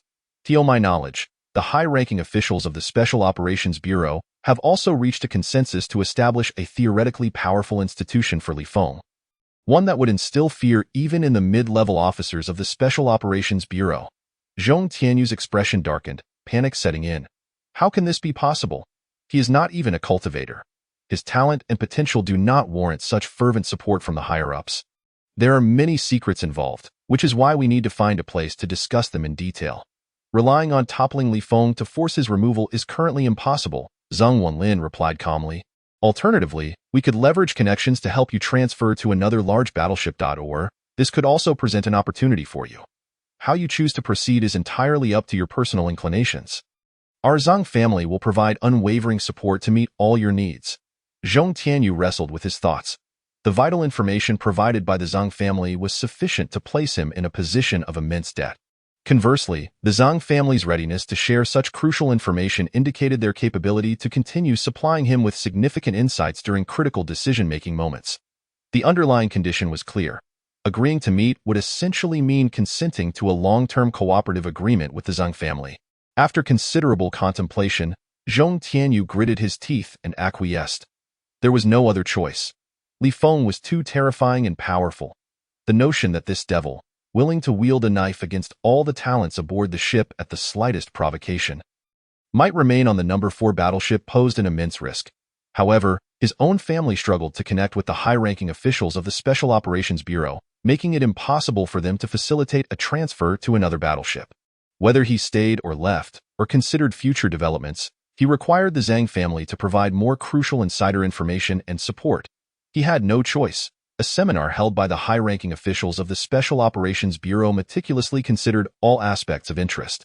The major interstellar families did not miss this opportunity deliberately created by the high-ranking officials. Armed with substantial insider information, they seized the moment to reach out to the prodigies aboard the number 4 battleship. Some families even contacted prodigies on other battleships whom they sought to recruit, as the outcome of this incident would also generate immense psychological pressure and a sense of crisis among the prodigies on those ships. They would come to personally understand the significance of having interstellar families provide insider information and assistance in critical moments. Meanwhile, for several consecutive days, Li Feng had been preoccupied in the captain's quarters. Busily overseeing the welfare division, IT was not as simple as issuing a notification under Lin Zhengtai's leadership. He needed to engage with each core member of the welfare division individually via video calls, discussing their life aspirations, the mission of the welfare division, and his plans for its future development and short-term objectives. Additionally, he had to convene a large video conference under Lin Zhengtai's auspices as the current leader, to deliberate on more detailed long-term and short-term development strategies, and to implement significant adjustments to the internal structure, assigning new tasks to the core members. Only then could the power transition be deemed complete. By December 20, Li Feng finally completed all his responsibilities and boarded the Yong'an 1. However, he was not alone. He brought the enigmatic Gu Lingxi with him. Yet, the Yong'an No. 1 did not set course for the F-369 planet. Rather, it merely transported Li Feng and Gu Lingxi to the border area, specifically to a space station on a notorious planet. Chapter 112. Remarkable Strength. At the space station, Li Feng and Gu Lingxi, utilizing a magical artifact that altered their appearance and shielded their perception, departed Yong'an No. 1 disguised as crew members. They then swiftly made their way to a bustling area filled with people. Li Feng, with Gu Lingxi in tow, suddenly accelerated, navigating through the crowd at a speed imperceptible to monitoring devices. Gu Lingxi employed the artifact to further disguise them as two individuals with distinct appearances. They also enlisted the help of core members from the welfare faction to procure 2 new identities and purchase tickets to another nefarious planet. This elaborate maneuver was solely to evade the pursuit of the Neil family.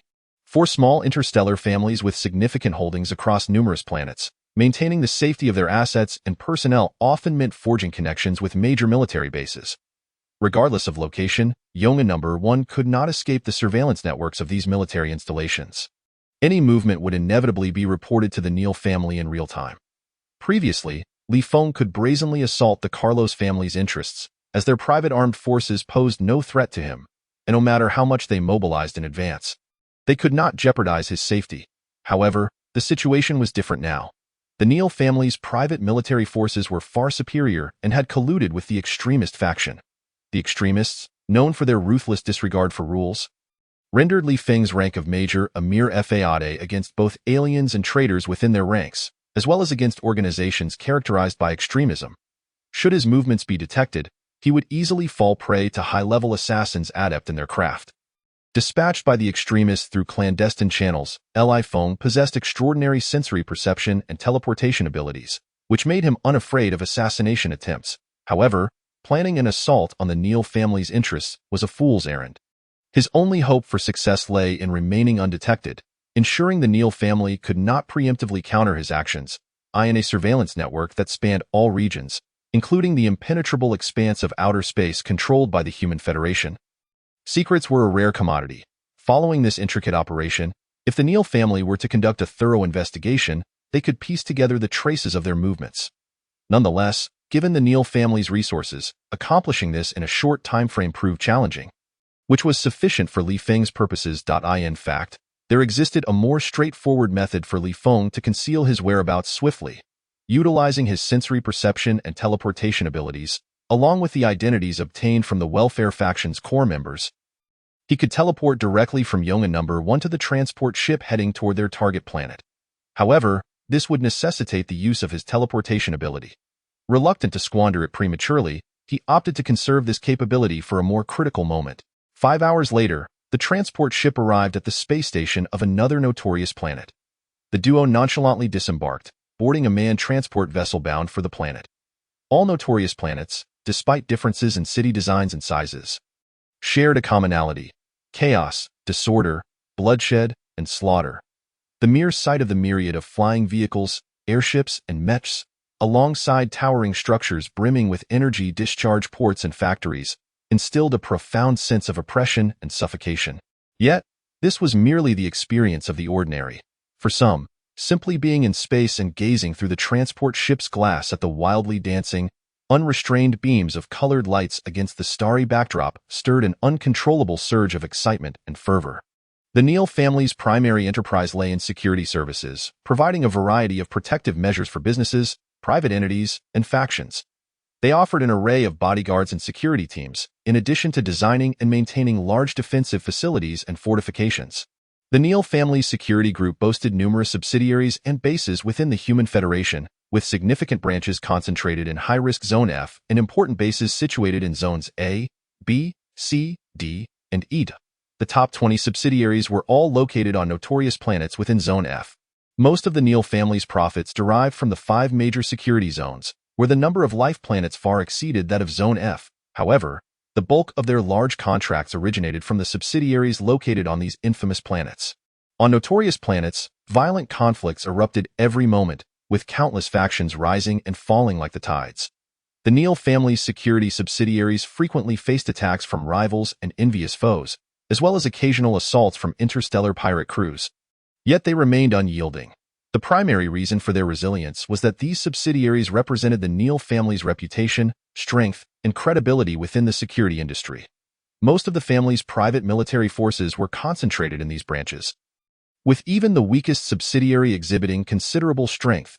A.S. Feng approached the vicinity of the Neal family's subsidiary on this notorious planet. His extraordinary perception gradually expanded, allowing him to penetrate the energy shield and observe the interior. The entire subsidiary spanned approximately 100 meters vertically, with 8 floors above and 2 below. The top floor served as the office area, while the 7 lower levels were dedicated to various exhibition spaces. The first basement housed the rest area for combat personnel, and the second basement contained the control room along with various offensive and defensive equipment, as well as a plethora of underground escape routes, one of which stretched over 10,000 kilometers to the Earth's core. The first basement also featured a spatial rift. The entire structure functioned as a fortified stronghold, equipped with defensive systems rivaling those of small warships. The highest-ranking individuals were 2 aliens, one at level 42 and the other at level 40, with over 30 combat personnel exceeding level 30 and more than 500 above level 20. This level of power utterly dwarfed that of the Carlos family's largest refining plant and even surpassed that of a life planet belonging to the Wind Mouse race. Had he confronted the Carlos family's refining plant with such strength, Feng would have had no choice but to retreat. Diu Lingxi inquired. Is there a self-destruct system installed in the energy storage area? No. Feng shook his head. Then we have no choice but to withdraw. Gu Lingxi said calmly. The absence of a self-destruct system indicated that it would be impossible to obliterate the entire subsidiary in one fell swoop. Feng then asked, do you possess any large-scale confinement artifacts capable of enveloping the entire building? Permitting entry but preventing exit? Gu Lingxi nodded. Yes, but with my current level of power, its effectiveness would be limited. Feng replied joyfully. That will suffice. It is merely intended to confine lower-level combat personnel. This opportunity is rare, and leaving no trace behind would be the best response to the Neal family. Can you assassinate a level 42 alien? Gu Lingxi stared at Feng, wide-eyed. Absolutely, Feng affirmed confidently. He was only a step away from level 40 and could adjust his attributes using his reset ability. He could easily eliminate those of level 42, even level 44. Unable to restrain her curiosity, Gu Lingxi asked, what level are you at now? Don't ask. I'm afraid your confidence might falter. Feng replied candidly. Gu Lingxi, recognizing the wisdom and not pressing further, refrained from pursuing the matter. Feng retrieved a fist-sized miniature holographic projector from his storage ring. This device, one of the instruments Jiang Wanxin had prepared for him, had been gathering dust in a corner until now, finally proving useful. The holographic projector, though expensive, had widespread civilian applications, by merely connecting it to a smart wristwatch. One could conjure various environments, buildings, and character images and videos. Films were crafted using such devices, and many hyper-realistic counterfeit videos were also produced with this technology, offering a level of authenticity that surpassed that of videos fabricated or modified by smart systems. Connecting the holographic projector to the military wristwatch's intelligence system, Feng, leveraging his formidable mental prowess and quick reflexes, flawlessly replicated the entire building's structure, equipment, and personnel locations in just a few minutes. All combat personnel above level 25 and mech positions were meticulously marked, and he sent the information to Gu Lingxi. Following this, he accessed the video of the building's layout and personnel distribution to devise a detailed plan. It was only after more than 10 minutes that he finalized the comprehensive strategy and relayed it to Gu Lingxi. Chapter 113. Resolution in 1 hour. After meticulously reviewing the detailed plan, Gu Lingxi retrieved several defensive artifacts. She formed multiple energy shields around her, then summoned a high-level artifact capable of masking perception, channeling her spiritual energy into it. Meanwhile, Feng accessed the system and activated his reset ability to adjust his attribute values. Host. Feng attribute values: 0 physique, 73,000 strength, 573,000 stamina, 73,000 agility, 573,000 spirit, 73,000 abilities. Armor piercing level 4, teleportation level 4, flight level 4, extraordinary perception level 4, reset level 3 after adjustments. Both strength and agility surged to nearly level 43. The other 3 primary attributes were also sufficiently robust. Without a moment's hesitation, he drew his spiritual sword and, alongside Gu Lingxi, activated his teleportation ability. In the next instant, they materialized in a room of about 100 square meters. The room was not only enveloped by an energy shield but also protected by a layer of minor restrictions, offering a dual layer of security.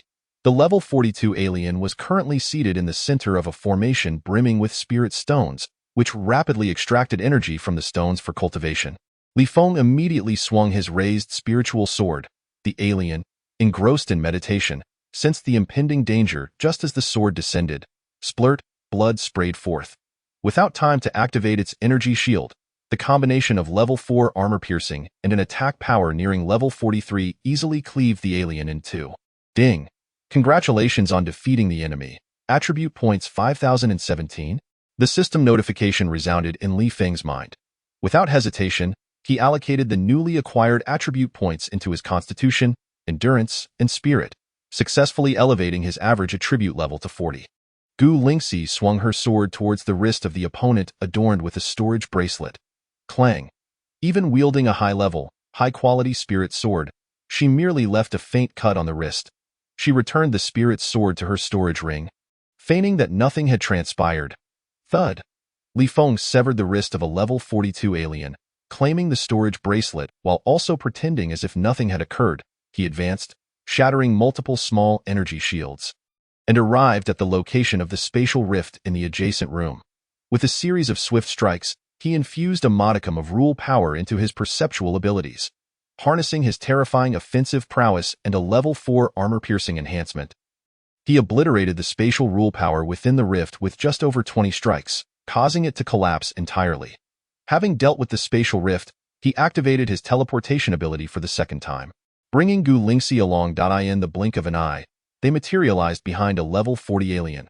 Swoosh! Without any suspense, a single strike dispatched the foe effortlessly. Ding! You have slain the enemy, gaining attribute points 2,925. Beep, beep, beep. As Feng began to evenly distribute the newly acquired attribute points among his other 3 primary attributes, a deafening alarm suddenly blared throughout the building. Clearly, this level 40 alien was not a mere second-class citizen but a slave. The slave chip embedded in the level 40 alien was an expensive top-tier model. The instant he was killed, the controller would receive immediate notification.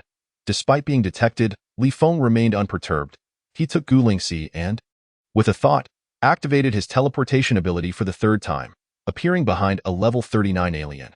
This level 39 alien had already heard the alarm and interrupted his training.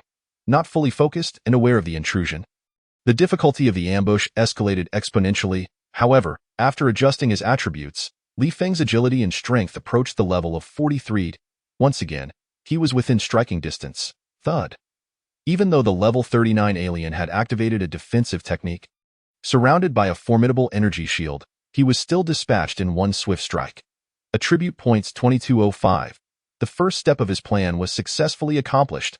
Feng raised an eyebrow slightly, having eliminated 3 of the strongest alien combatants. The highest level remaining in the entire building was merely 37. With such a level, Feng could easily slay them even without ambushing.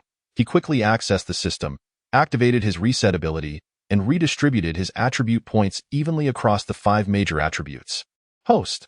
Feng attribute points: 0 Constitution, 29,300 Strength, 29,300 Endurance, 29,300 Agility, 29,300 Spirit, 29,300 Abilities, Level 4 Armor Piercing, Level 4 Teleportation, Level 4 Flight, Level 4 Super Sense, Level 3 Reset. The 3 attacks had yielded him over 10,000 attribute points. The more he fought, the stronger he became. Meanwhile, Lingxi retrieved a combat mech from her storage ring and entered it. Feng activated his teleportation ability for the 4th time, directly bringing the heavy combat mech, weighing several tons, to the largest control room on the 2nd underground level. Boom, boom, boom. The 2 collaborated seamlessly. Lingxi maneuvered the mech, relentlessly attacking the various instruments and equipment within the control room. Feng transformed into a streak of lightning, swiftly eliminating the control personnel and guards, as well as neutralizing the chaotic combat robots. With the destruction of the control room's equipment, the external defense system of the building and various attack systems instantaneously fell into disarray. Feng charged forward, demolishing energy shields in his wake. Lingxi closely followed, directing the mech into one control room after another. Energy cannons obliterated the equipment controlling the building's internal defense and attack systems into fragments. On the 1st underground level, numerous high-level combat personnel were rushing in. Almost there, let's go. Feng activated his teleportation ability for the 5th time, transporting Lingxi and the mech to the rooftop of the building. Various energy launchers, turrets, and special weapon systems were rendered completely inoperative following the destruction of the control room. Lingxi extracted a binding-type artifact, channeling her spiritual energy into it. A massive energy shield, not overly potent, enveloped the entire building. Feng activated his teleportation ability for the 6th time, appearing outside an escape passage on the 2nd underground level. The cold light gleamed. Cries of agony and splatters of blood ensued. Those attempting to escape through the passageway to the depths of the earth were swiftly annihilated. He did not pause, continuing his relentless onslaught. Everywhere he went, it was as if a harbinger of death had descended. Be it low-level combat robots, various combat mechs, or high-level aliens above level 30, none could withstand him. Even those below level 30, despite honing their perceptual abilities, could not even sense his movements. Attribute points 325. Attribute points 192. Attribute points 256. Feng prioritized eliminating those above level 25, who posed a threat to Lingxi and could breach large binding energy shields. System notifications resounded incessantly. The aliens and psychics within the building faced impending doom. All they could do was frantically call for help. Even attempts to hide were futile. Before Feng's super sense, none could escape detection. From the 2nd underground level to the 1st, and then to the upper levels, none were spared. With the internal and external defense systems utterly dismantled, the only things capable of hindering Feng were some minor restraints. Yet, even these could only withstand 2 or 3 of his strikes. He fought his way to the 2nd level, where Lingxi was still clearing out combat robots and scattered mechs on the top level. Sensing 2 level 30 aliens slipping through, about to reach the top level, Feng surged forward, surpassing these aliens in speed, swiftly navigating through fleeing aliens and psychics. Just as the 2 level 30 aliens arrived at the top level, he caught up to them. 1 strike each, and they were dispatched. He then returned to the 2nd level to continue his thorough cleansing. 10,000, 20,000, 30,000. Usable attribute points surged wildly. Only when he reached 45,000 points did he halt. He had ascended to the top level, reuniting with Lingxi. The entire building was devoid of any surviving security personnel. Only a few audacious individuals, seeing the collapse of the building's external defense systems, attempted to sneak through the large binding energy shield into the building in search of treasure.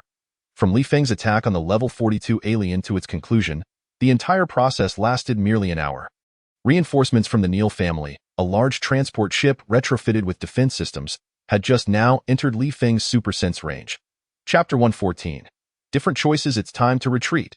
Sensing numerous aliens above level 40 aboard the transport ship, Li Feng made a decisive choice. As soon as Gu Lingxi emerged from the combat mech, he immediately took her with him, activating his teleportation ability for the 7th time. They appeared on a transport ship thousands of kilometers away. Destination unknown. Only now did he have the opportunity to review his attribute points. After a brief calculation, he expended 11,000 points to elevate his teleportation ability to level 5 and reset ability to level 4. This upgrade allowed him to teleport 16 times a day instead of 8, and use the reset ability 8 times daily instead of 4. The remaining attribute points were evenly distributed across the 5 major attributes. Host.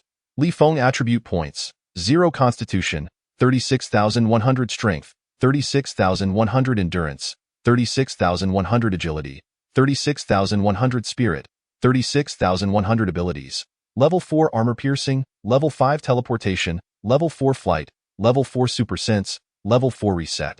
This assault yielded rewards several times greater than the strike on the Carlos family's refining factory, totaling over 55,000 attribute points. Not only did this elevate his overall attributes from barely breaking through level 39 to level 41, but the teleportation and reset abilities also each rose by 1 level. His power had significantly increased.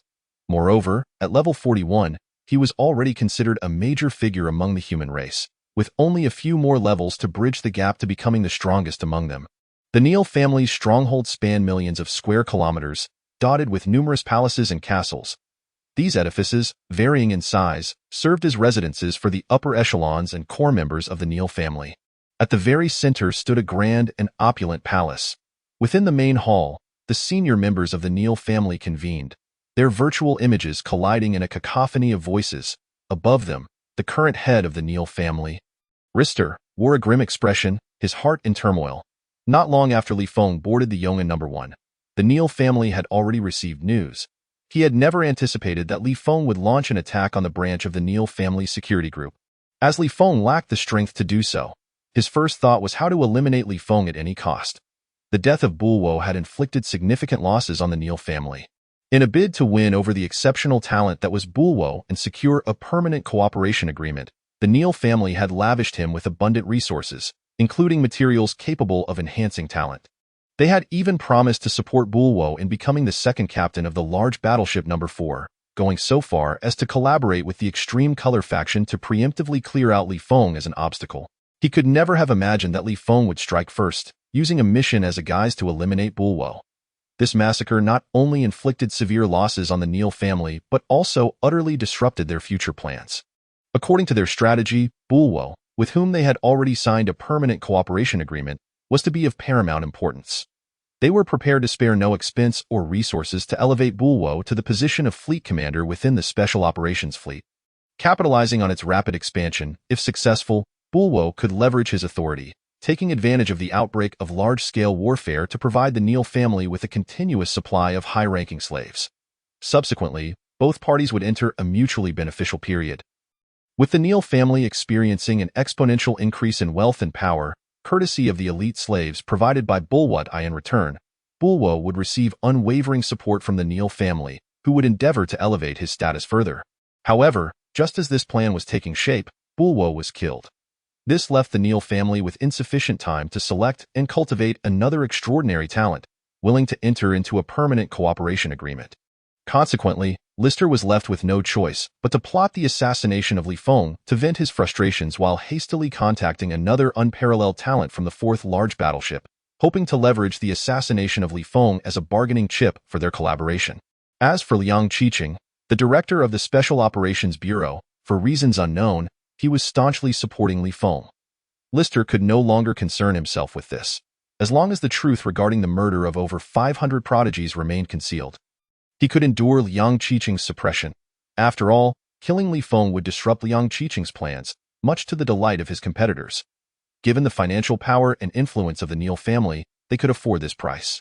What Lister did not anticipate was that before a detailed plan could be formulated, Li Feng once again preemptively attacked a branch of the security group, leaving no combat personnel alive. When this news reached them, all the high-ranking members of the Neil family, including Lister, were left dumbfounded. unable to believe their ears. This was a branch on the planet of sin, and even the weakest among them could withstand an attack from a large battleship for a considerable time, easily holding out until reinforcements arrived. The complete annihilation of their forces within an hour was simply unfathomable. This was the root cause of the uproar within the hall. Many high-ranking members of the Neil family began to feel that, given Li Feng's terrifying strength and capabilities, it was unwise to continue as adversaries. Finding a way to reconcile seemed the only sensible course of action. In truth, even those who still insisted on continuing the fight recognized the imprudence of persisting as enemies. Their insistence stemmed from the question of how to approach Li Feng for reconciliation. The Neil family could endure significant losses, disrupted plans, and a tarnished reputation in their pursuit of peace, but that was contingent upon Li Feng's willingness to cooperate. The emergence of an independent reconnaissance vessel, bold enough to defy the military's top brass and ruthlessly eliminate over 500 prodigies, indicated a resolute and ruthless character, far beyond the ordinary. From the outset, the Neil family had aimed to eliminate Li Feng, and Li Feng was equally determined to eradicate the Neil family in a situation where both parties were engaged in a life-and-death struggle.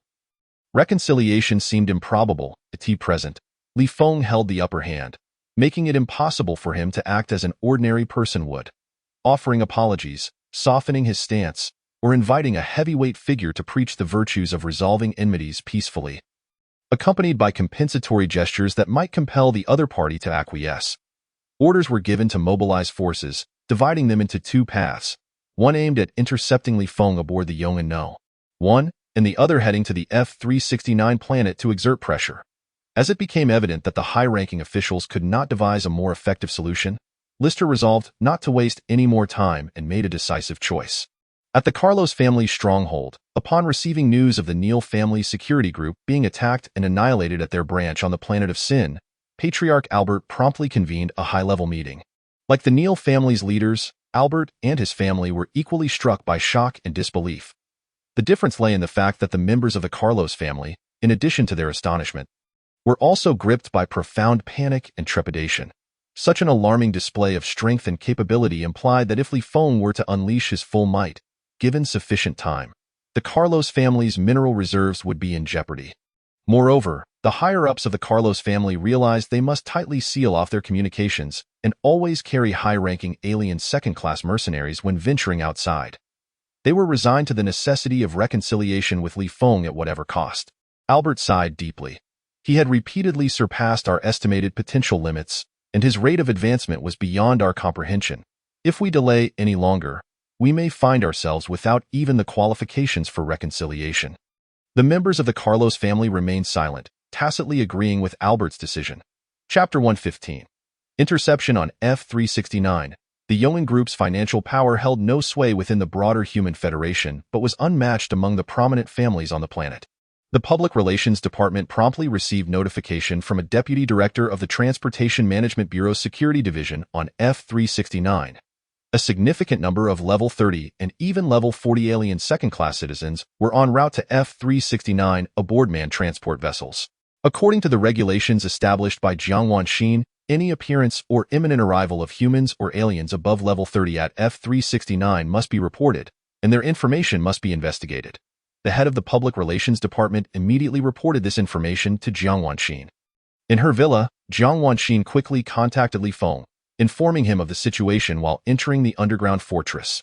She summoned all alien slaves and recently recruited high-ranking alien second-class citizens to participate in the security detail at the estate.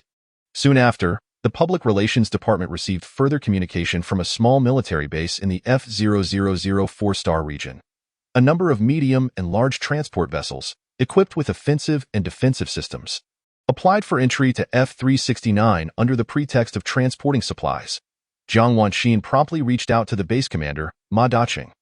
The Neil family had already made arrangements in advance to ensure that Ma Daqing would not get involved in this matter. Ma Daqing, having to honor the requests of those who had reached out to him, was cautious not to provoke the Neil family. However, having received ample benefits from the Yong'an Group, he was not entirely inactive.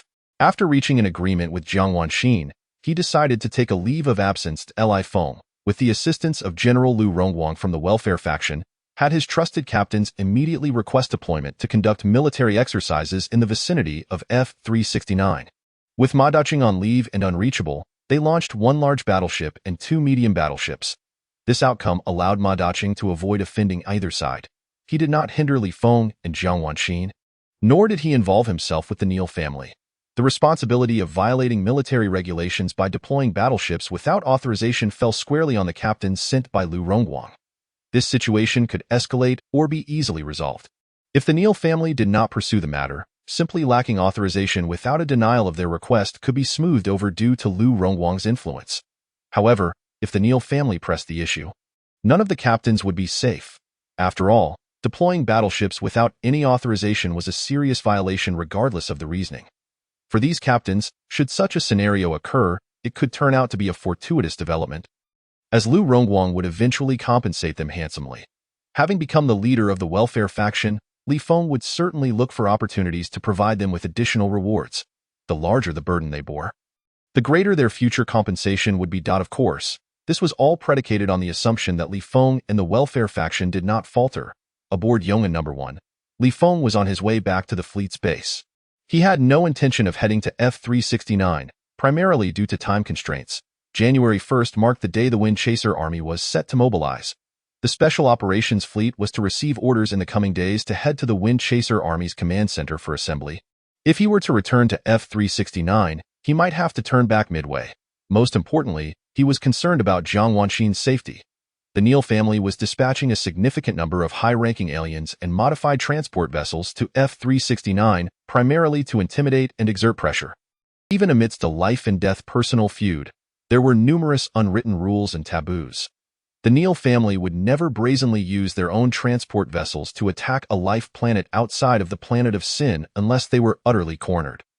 Moreover, they would never collude with aliens to bring level 50 and above aliens into the human Federation to assault their estates. The former would incite widespread panic and yield severe negative repercussions, while the latter would constitute an act of taboo level, an affront that the entire upper echelon could not tolerate. After all, everyone only had one life. Level 50 beings represented the threshold for the second round of life evolution, possessing capabilities that were extraordinarily formidable. If they were to infiltrate the vicinity, risking their lives to carry out an assassination, given the current technological defense capabilities of the Human Federation, even with equally ranked guards nearby, they could be eliminated in an instant.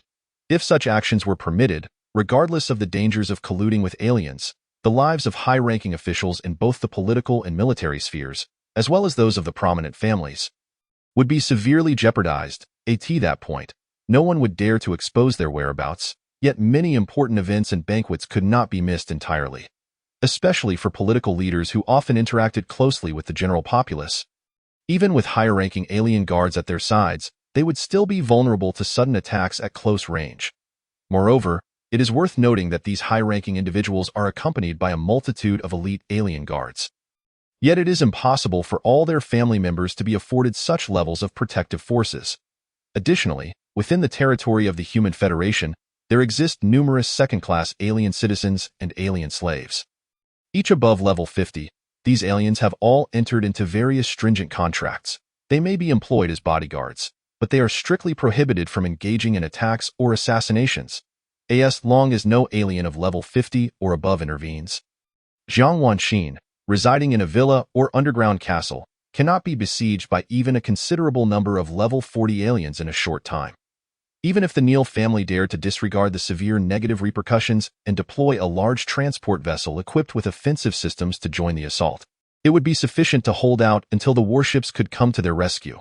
Suddenly, the urgent blaring of alarms pierced the AI. Li Feng remained unfazed. It was clear to him that the scanner had detected the approach of other spacecraft nearby.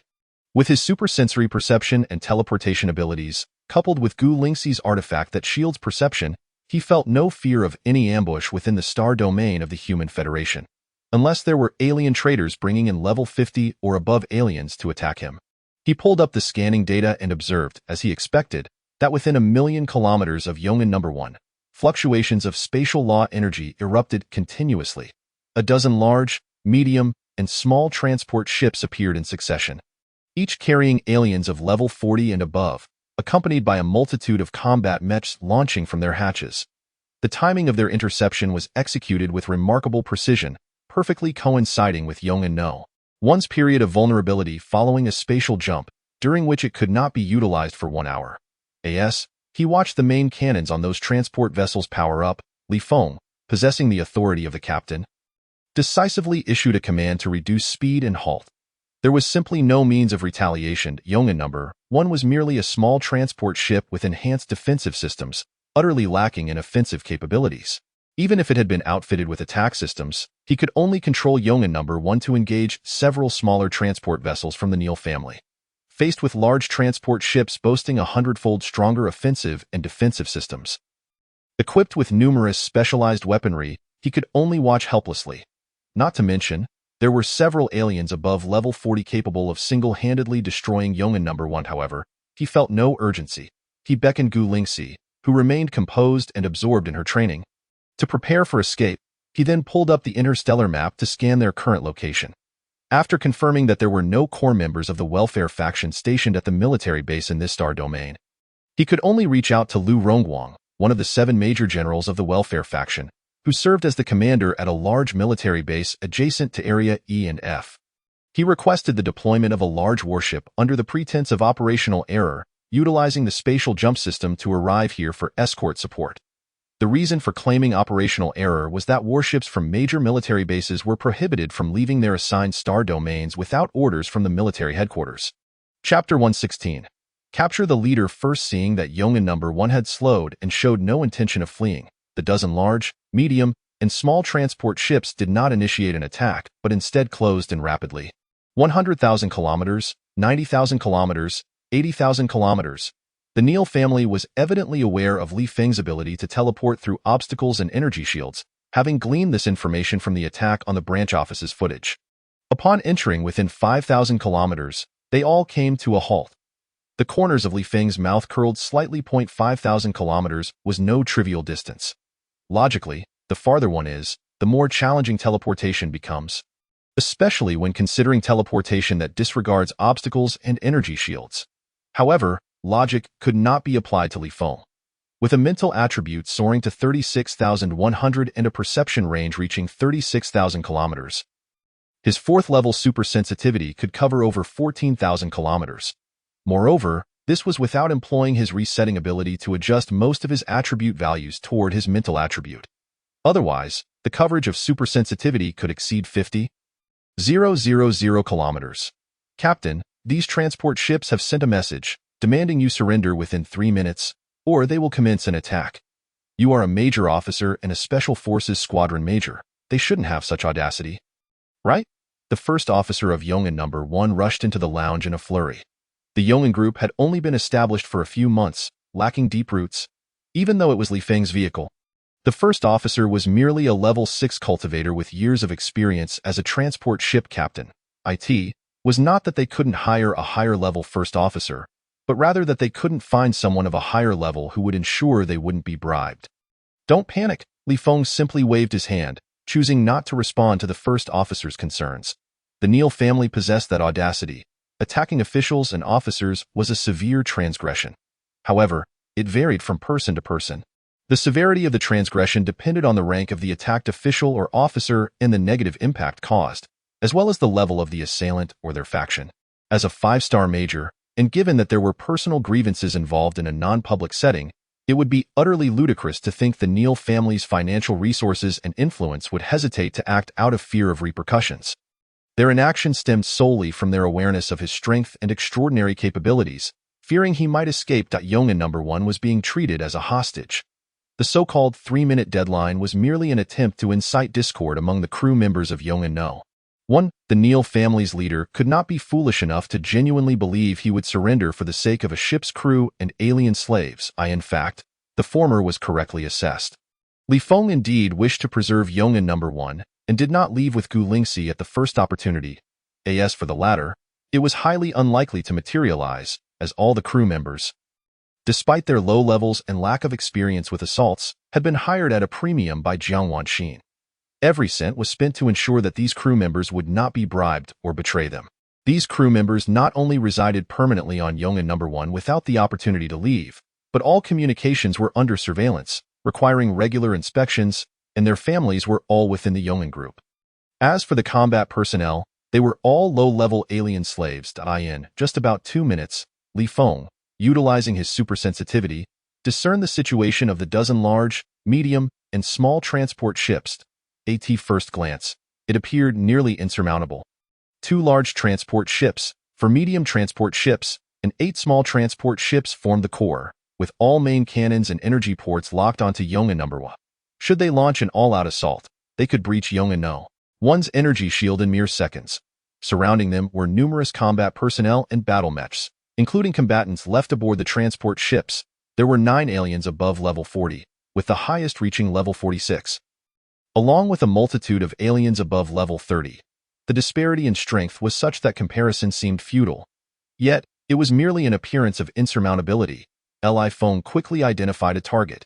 In the control room of one large transport ship, a level 36 psychic around his 40s stood, accompanied by the highest-ranking alien of level 46. It was evident that this individual was the leader of this operation and undoubtedly a high-ranking member of the Neil family. Just based on his strength level, he would be among the top 10 on a life planet in the Wind Mouse clan, and among the countless human populations across hundreds of life planets. It was rare to find anyone of level 36. Capture the leader first. The operation plan was to commence as scheduled. Once the time elapsed, they would first breach Yongan No. 1's energy shield without destroying it, and then act against those above level 40 only after confirming Li Feng's whereabouts. Should Li Feng have already fled, they would immediately gather his energy signature and employ secret methods to track him down. In the control room, with less than a minute remaining, Brooke reiterated the operational plan. Confidence shone in his eyes. In his view, despite the hasty organization of this ambush, it was utterly flawless. The Neil family's private armed forces were in no way comparable to the Carlos family. Even if Li Feng possessed extraordinary teleportation abilities and a high-level artifact that could shield perception, he was certainly doomed. This time, he had also brought along a level 42nd-class alien adept in tracking. In the vast star domain, there would be nowhere to escape. 56 seconds. Brooke suddenly sensed the presence of another person beside him. The level 46 alien reacted faster, accelerating suddenly, yet was still slightly behind. Before Brooke could comprehend what had transpired, he felt an arm wrap around his shoulder. In the next moment, he found himself not in the control room of the large transport ship, but in what appeared to be a lounge. To his shock, the one holding his shoulder was none other than the target of this assassination. Li Feng. He was struck with terror as his psychic energy surged. Crack! Li Feng tightened his grip slightly, and Brooke felt an immense pressure on his shoulder, his bones and muscles contorting under the tremendous force, emitting a chilling sound. Excruciating pain surged to his brain, causing veins to bulge on his forehead, and his face twisted in agony. You can't kill me. I am a high-ranking member of the Neil family. If you kill me, you will provoke the wrath of the Neil family. Brooke clearly had experience dealing with crises, and the pain of his shoulder feeling as if it might shatter instinctively prompted him to threaten Li Feng with his identity. Yet, within mere seconds, he regained clarity. I will order the transport ships to retreat immediately. Li Feng eased his grip slightly. He turned around, grasping Brooke by the neck and lifting him as if he were a mere chick, speaking with calm detachment. Let's discuss other matters later. First, order a halt to the attack and have all aliens above level 40 retreat into a small transport ship and leave this star domain at full speed. The former was acceptable, but the latter was not. Brooke desperately shook his head. Li Feng's grip tightened relentlessly. Crack! Brooke writhed in agony, the excruciating sound of pressure emanating from his neck, coupled with the sensation of immense strain that threatened to shatter him at any moment. It would have shattered the resolve of an ordinary person.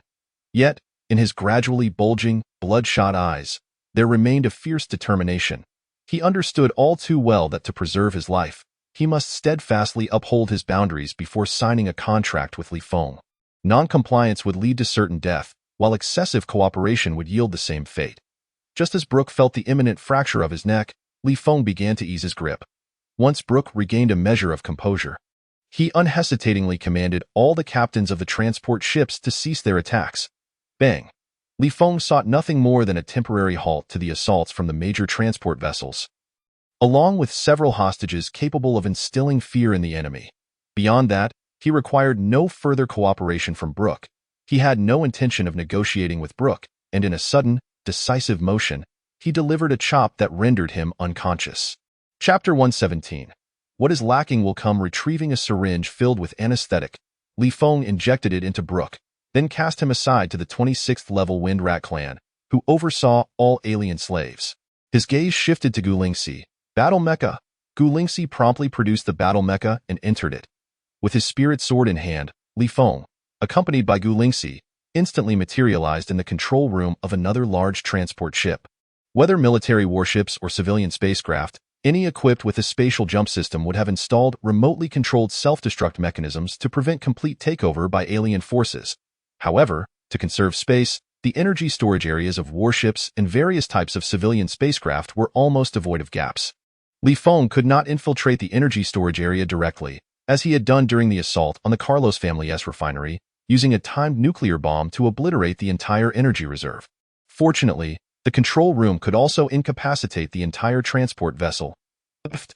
Within this large transport ship, only a single 40th level alien slave guarded the control room. Li Feng swung his sword, and although the opponent sensed the attack and activated a defensive technique that formed an energy shield around him, the shield was shattered, and a deep wound was inflicted on his back, exposing bone.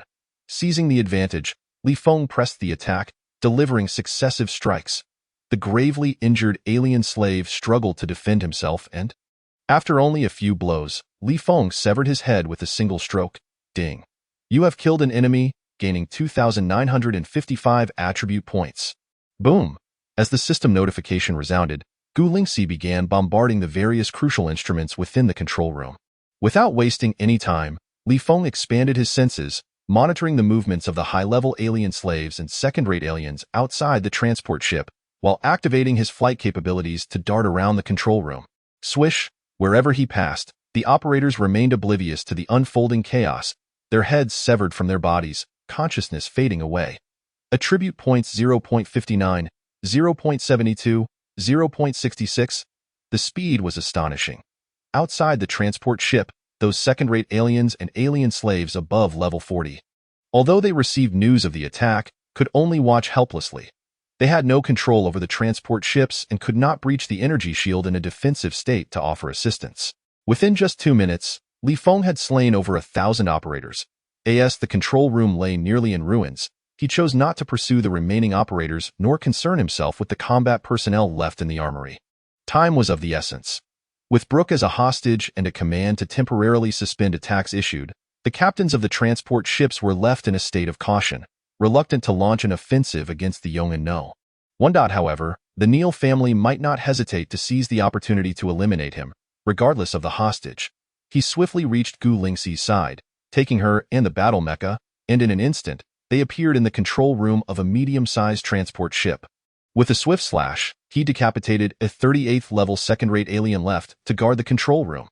Attribute points 1795, 0.77, 0.52.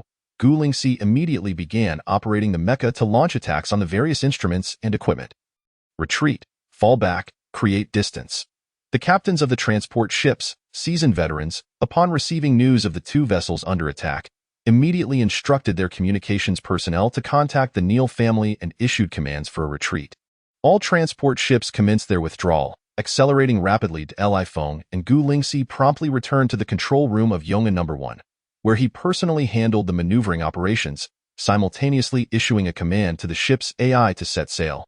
Under his control, Yongan No. 1 accelerated, managing to slip past the destroyed control room of the large transport ship before the captains received the order to attack, successfully breaking free from the encirclement.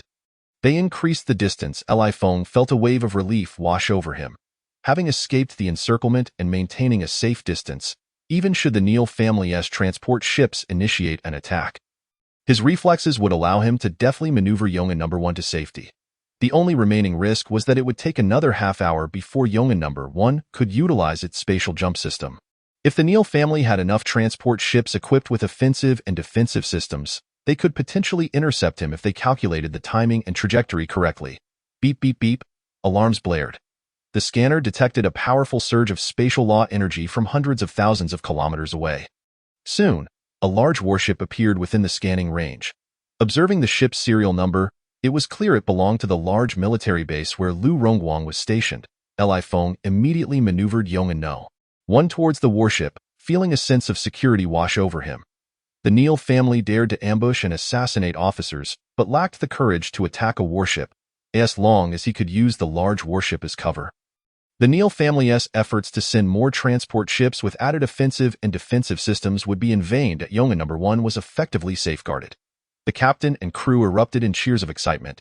Feng checked the system and noted an increase of 6,126 attribute points. These points were evenly distributed among the 5 primary attributes, raising their average to 37,300. Despite the calm within, he felt a tinge of dissatisfaction. Although he had suffered no losses from the Neal family's attack, he had also failed to annihilate the entire fleet of transport ships. In fact, he had only captured the enemy leader and destroyed 2 control rooms. This was utterly inconsistent with his usual conduct and might even be considered a blemish on his record. In the future, it could be seen as a small stain. Yet, it was unavoidable.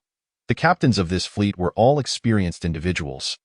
Even if he had ignored Yongan No. 1, he could have only destroyed the 2 invading ships completely. As he monitored the scanning data and 3-dimensional images, remaining vigilant against any sudden energy beam attacks from the transport ships. Feng personally steered Yongan No. 1 closer to the large warship.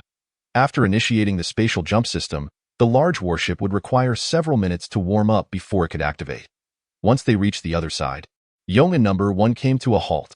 There was no communication or contact between the 2 parties, as the large warship had inadvertently arrived here due to operational errors. However, with a military base housing thousands of large warships, it was evident that Lu Rongguang had sent this one with directives on how to operate and complete the escort mission. 10 minutes later, the large warship began its activation sequence, at Li Feng's behest. The first officer maneuvered Yongan No. 1 to maintain a safe distance before proceeding at the same speed as the large warship. Only once the large warship was ready to initiate its spatial jump system did Yongan No. 1 activate its own, appearing 100 light-years away. Confirming the absence of ambushes, they continued toward the 4th Fleet's base. Should an ambush arise, Feng only needed to relay the coordinates to Lu Rongguang, and the large warship could promptly respond under the pretext of operational error through the spatial jump system. Beep, beep, beep. The military wristwatch suddenly emitted a communication request. Feng glanced up in surprise. It was a video communication request from Dennis, the head of the reconnaissance department at the 777th Large Military Base. Without much thought, he connected the call.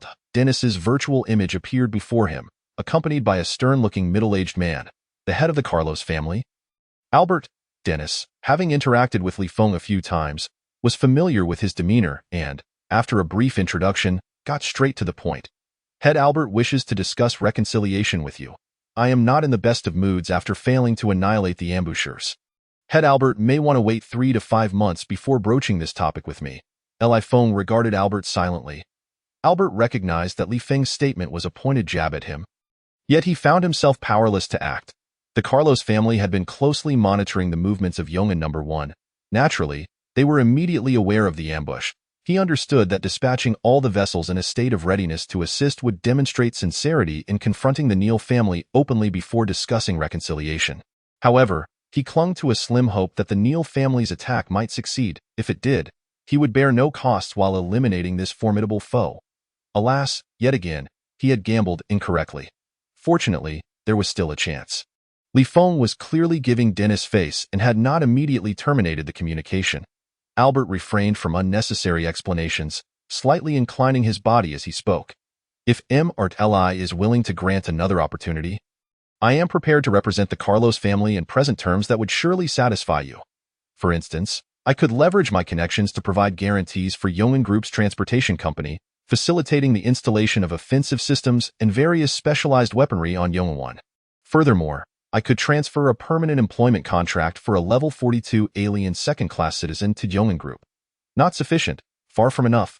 Feng shook his head, yet felt a surge of delight within. The head of the Carlos family demonstrated a keen understanding of human nature, recognizing precisely what he desired most at that moment. The initial tentative offer was indeed commendable. Chapter 118.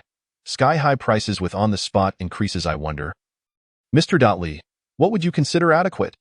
Albert silently breathed a sigh of relief. Li Feng's attitude clearly indicated that as long as the conditions were satisfactory, he was open to reconciliation.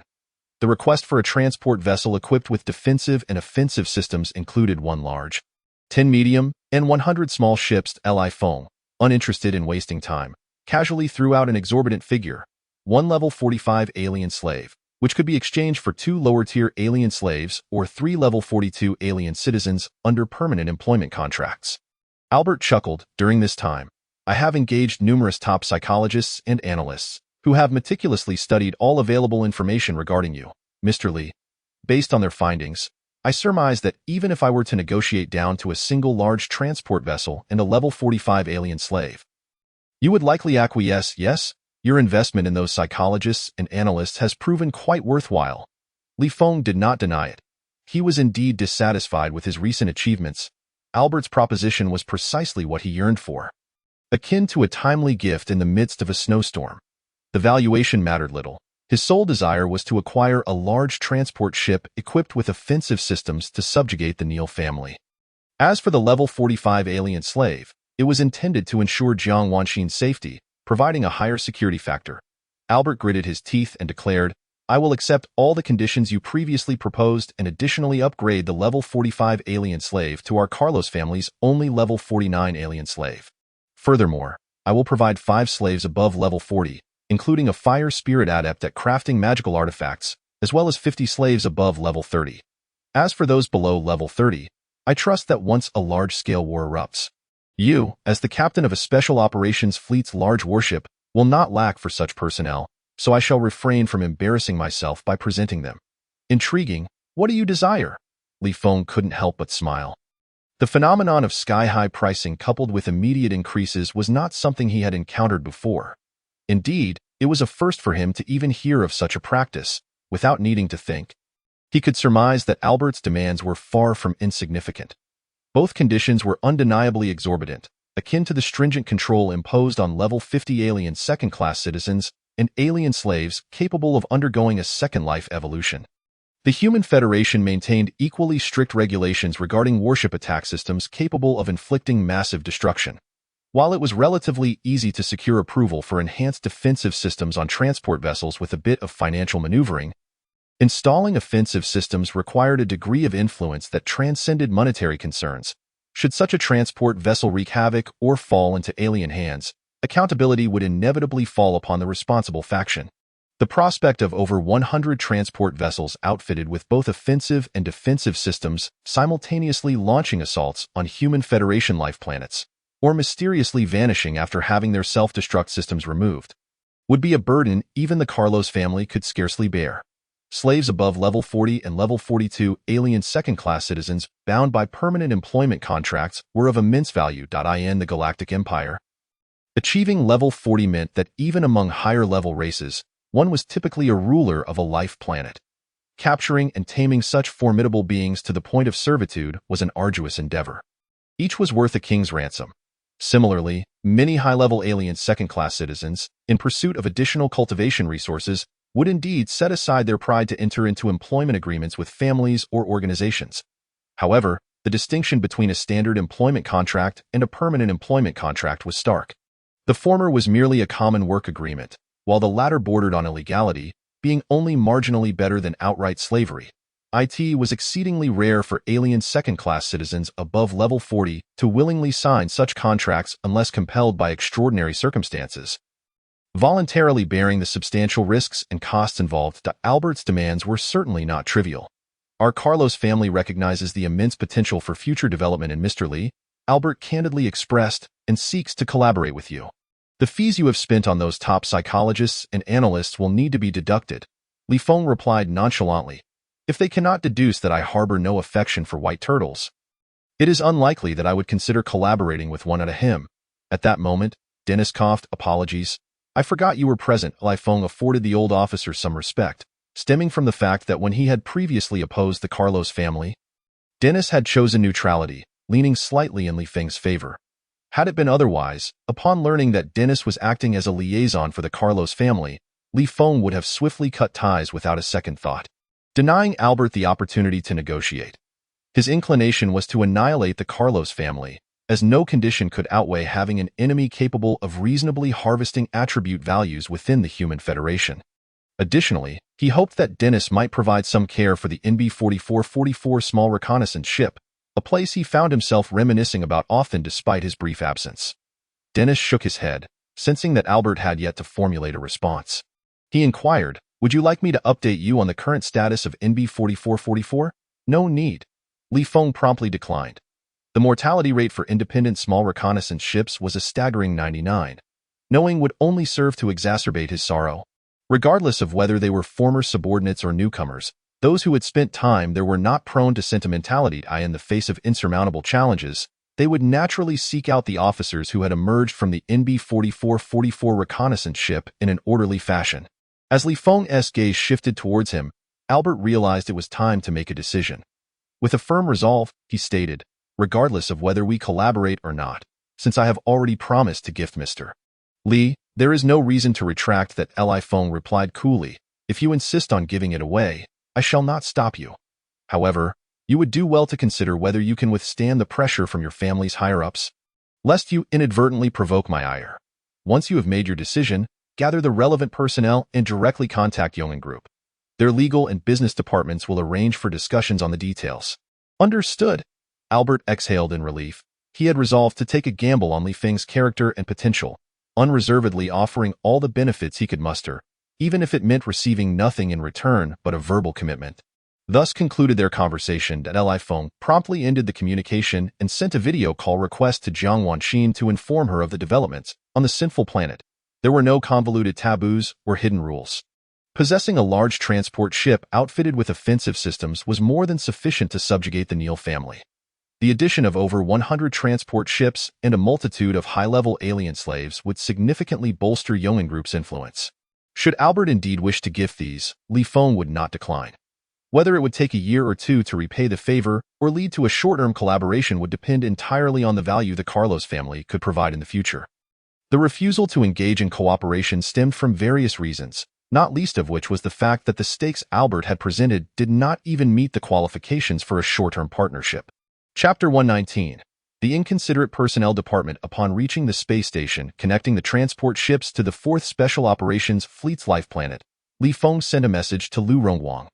The large warship that had mistakenly ventured from Zone E to Zone F for escort duties could return to the military base. Meanwhile, Li Feng decided to keep Brooke, who had ambushed the Neal family's fleet, on Yong'an 1 as a hostage. With this hostage secured, coupled with the fact that the ship was docked at a standard life planet space station, the likelihood of Yong'an 1 being attacked was exceedingly low. Provided the crew adhered to their contractual obligations and remained aboard, on the morning of the 24th, Li Feng and Gu Lingxi returned to the 4th large warship. Captain. Along the way, the talented crew members they encountered stood at attention, saluting. The difference between this reception and the first time Li Feng had arrived at the 4th large warship was stark. Back then, none had spared a glance for him. Li Feng nodded in acknowledgement.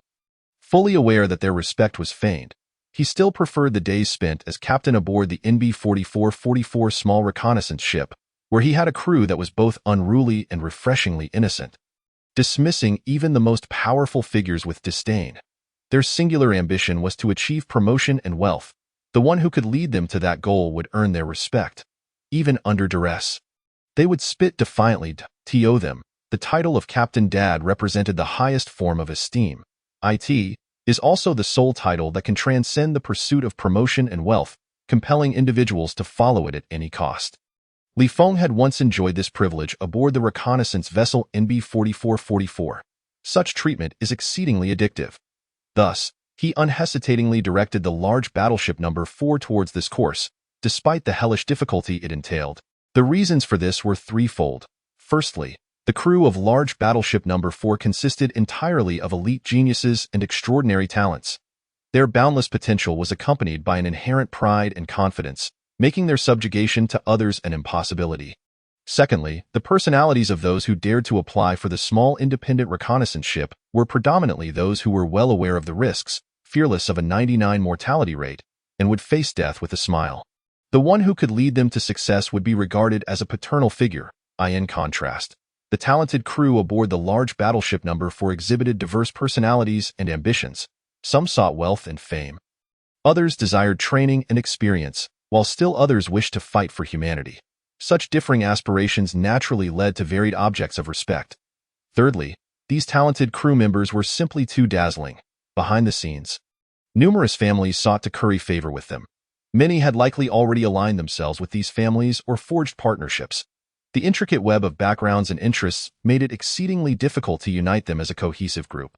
A rational individual would never entertain the notion of transforming a disparate gathering of talented individuals, each with distinct personalities and ambitions, into a small independent reconnaissance ship model. Feng, however, was an exception. He relished his days as captain aboard the NB-4444 reconnaissance vessel. Now, as the captain of the large battleship No. 4, whether they were top-tier geniuses or extraordinary talents, all would have to abide by his rules. Those who refused could either depart, perish, or attempt to overthrow him. Regardless, he had no intention of forcing himself to accommodate this group of prodigies. Upon returning to the captain's quarters, Feng reviewed the battleship's data. He noted that the number of bold and confident individuals exceeded his expectations. Although he was aware he would remain as captain of the large battleship No. 4, over 20,000 of the more than 100,000 crew members had still chosen to return to the vessel.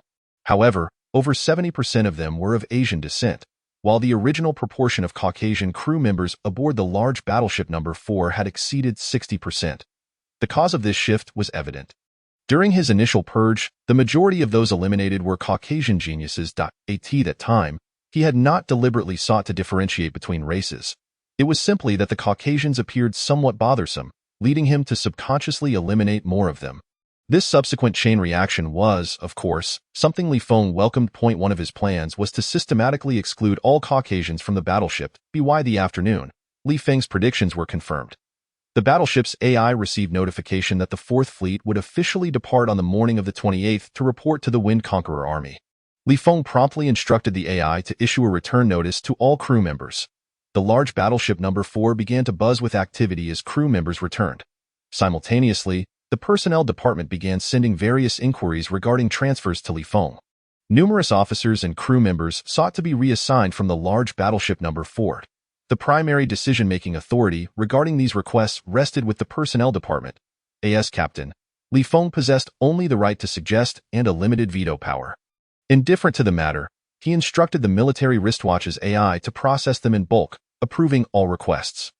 Currently, aboard large battleship No. 4, as long as no one was foolish enough to attempt to transfer Gulingxi, his designated second-in-command, any desire to leave or stay would be entirely at their discretion. The numerous officers and crew members seeking to transfer were, in fact, a crucial part of his initial purge strategy. On the morning of the 26th, he began receiving a plethora of inquiries regarding position adjustments. The majority pertained to promotions for squad leaders and team leaders. The mid-level military officers remained largely unchanged, as no one had voluntarily left. For instance, Gulingxi, who had already attained the rank of major, was still only permitted to serve as a regiment commander. The personnel department seemed to be somewhat lacking in understanding. Feng felt a twinge of dissatisfaction. The Special Operations Fleet had immense developmental potential. Whoever could secure a promotion to squad leader or team leader would have the opportunity to ascend rapidly. These position adjustments involved a multitude of family interests, and the personnel department would undoubtedly profit immensely. It was one thing not to offer him, as captain, a share of the benefits, but it was utterly unacceptable not to consult him in advance about any promotions for his designated subordinates. At present, aside from preparing to remove a vice-captain to create a position for Gulingxi, he truly had no need for additional slots at lower levels. However, the lack of necessity did not grant the personnel department the right to deny him. Very well, he would mark this down as a significant oversight against the personnel department.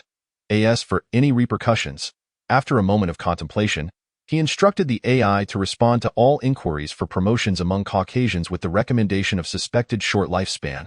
Unsuitable for the position, he refrained from exercising his veto power, as it served more as a symbolic gesture of authority. In most cases within the Federation government or military hierarchy, the one who utilized their authority often appeared incompetent. Feng was not particularly concerned about how his evaluations might be affected. Given his track record, any impact would be negligible. It was merely that he lacked the authority to categorically reject all position adjustments. Instead, he found it far more gratifying to issue a bold and absurd recommendation. 2 hours later, the personnel department disregarded his suggestion and officially issued the position adjustment notifications. How intriguing! Feng understood the implications. Initially, He had thought the personnel department was simply too entrenched in their interests to adhere to the protocol of reserving a few slots for him. However, it appeared that the head of the personnel department was engaged in a power struggle with Director Liang Qiqing. Otherwise, upon seeing his batch sent, indiscriminate and audacious recommendation, they should have reached out to him to soothe any tensions. After all, he was the captain who had executed over 500 geniuses without hesitation. He was capable of anything. Even if the higher-ups in the personnel department were unafraid of the threat posed by a mere captain, the families backing the promoted geniuses would undoubtedly feel uneasy, prompting them to leverage their connections to pressure the personnel department into reconciliation. The higher-ups in the personnel department, ignoring this pressure, must have had ulterior motives. On the 27th, Jiang Wanxin sent 2 messages. Point 1 indicated that she had finalized all details with the Carlos family, with conditions aligning perfectly with what Albert had stated. Clearly, Albert had withstood the pressures from the family hierarchy and internal factions, steadfastly pushing for this grand arrangement. The other message informed him that numerous interstellar conglomerates and enterprises had sent cooperation proposals to the Yeoman Group. Within these proposals, a certain name was subtly mentioned. This was undoubtedly a signal from the families or factions behind the talented squad leaders and team leaders aboard the large battleship No. 4, indicating that, seeing as the personnel department refused to seek reconciliation with Li Feng, they were resorting to bribery. Li Feng instructed Jiang Wanxin to reject all offers outright. It was too late for last-minute favors. Chapter 120. The conclusively successful meeting on the morning of December 28th at 6 o'clock. The 4th Fleet's base had completed the dismantling of various space facilities and officially set out towards the coordinates designated by the Wind Conqueror Army Command. Due to the presence of Wind Conqueror military vessels conducting inspections, there was no need for reconnaissance ships to precede them in risk assessment. All medium and small-sized warships entered the mothership, while the large battleships departed in batches. After a single space jump, they arrived at the designated coordinates and established a defensive position. The large battleship No. 4, which originally boasted over 100,000 officers and crew members, now numbered just above 50,000. Whether operational personnel, logistical staff, or combatants, more than half could not withstand Li Feng's pressure and opted to utilize various connections to transfer away from the large battleship No. 4. In the absence of external recruitment for the Special Operations Fleet, there were no new recruits to replace them. On January 1 St. 2102, of the Federation's calendar, a day that captured the attention of the entire human Federation, marked the reinitiation of humanity's expansion after 10,000 years. The Wind Conqueror Army, composed of 20 large fleets, officially departed under the banner of overthrowing the tyranny of the Wind Rat race and rescuing the ordinary Wind Rats. Crossing the border star regions and entering the sphere of influence of the Wind Rat race, within the mothership of the 4th Special Operations Fleet, in the large conference room, over 1,000 captains of medium and small-sized warships were present. Unlike the previous pre-battle operational meeting, which had utilized a virtual format, Mark mandated that all captains attend in person. The distinction between the two formats bore little impact on the content of the meeting. The true difference lay in the authority and respect commanded by the fleet commander. Mark's directive for all captains to attend was intended to showcase and consolidate his authority. During the last participation in the 4 races practical confrontation, he had refrained from such a requirement due to a lack of clout, which may have led many captains to directly refuse attendance under various pretenses. This time, however, the gravity of the situation deterred the majority of captains from causing any disturbances on such a significant day. When humanity was poised to restart its path of expansion, the phrase "the majority" was used rather than "all" because many present believed that Li Feng would be an exception. In fact, he indeed was an exception. In his eyes, military regulations and unwritten rules could be categorized into 2 types. One that jeopardized his military position and another that did not affect his rank or position at all. The latter he generally chose to disregard. The crucial moment of humanity's reinitiation of expansion was not a situation in which disturbances could be tolerated. Thus, it fell into the category he could overlook. Nevertheless, Li Feng did not take this exception lightly. Should anyone fail to attend, he would not hesitate to assist Mark by personally inviting them to the mothership for this pre-battle meeting. Overthrowing Mark and taking his place was one matter. Repaying any debts of gratitude owed to Mark would be another. In matters of personal relations, face-saving was a mutual endeavor, especially within the military. Personal credibility held even greater significance than in the business world. Indeed, it is under the circumstance where he has not even made a verbal commitment that Albert dares to shoulder immense risks and costs while facing familial pressure, primarily because he gambles on the potential for further growth and the clarity of grievances. In a succinct opening, Mark delves straight into the main topic, instructing the intelligence unit to distribute a document to each individual, which outlines the strategic approach of the Wind Conqueror Army and its arrangements for the 4th Special Operations Fleet. Simply put, the strategic concept of the Wind Conqueror Army is akin to a carpet bombing assault. They intend to extend their lines from the periphery where the two factions intersect and sweep through the area. The advantage lies in the extended battlefront, leveraging superior long-range mobility to subjugate the entire Windrat clan in a shorter time frame. Furthermore, the conquered star domains can gradually eliminate hidden spatial rifts, establish surveillance networks, and even undertake large-scale immigration to fully integrate and occupy the region. However, the length of the battlefront poses a disadvantage. If any concealed spatial rifts remain unchecked, and should the major factions of the Windrat clan form alliances, potentially aided by other races, they could frequently suffer from localized assaults. There is even a possibility that the Windrat Alliance might launch a large-scale attack on a section of the battlefront. The Special Operations Fleet is affiliated with the Special Operations Bureau, yet the command center of the Wind Conqueror Army has temporarily acquired command authority over the fleet. According to the command center's planning, the 4 Special Operations Fleets are still in a period of adjustment and honing. For the time being, these fleets will be treated as 4 independent small fleets, ranked by overall strength. The first wave of assaults by the Vanguard Army will also include these 4 Special Operations Fleets. Each fleet commander has participated in the pre-war meetings of the Vanguard Army and has received a set of target star domains provided by them, selected based on comprehensive scoring rankings, all of which present the highest level of difficulty. The star domains I have chosen are F0176 and F0177. Before Mark appeared a virtual 3-dimensional map of the star domain. The area under our fleet's responsibility contains 182 life-bearing planets, all belonging to a single faction of the Windrat clan. According to the information provided by the command center, the leader of this faction has a power level of 57. Additionally, there are 5 high-ranking Windrats with a level above 50 who have achieved their second round of life evolution. Pausing for a moment, Mark's gaze swept across the faces of the fleet commanders. My plan is to split our forces into 10 routes. The mothership and large escort ships will comprise one route, responsible for the area surrounding the primary planet.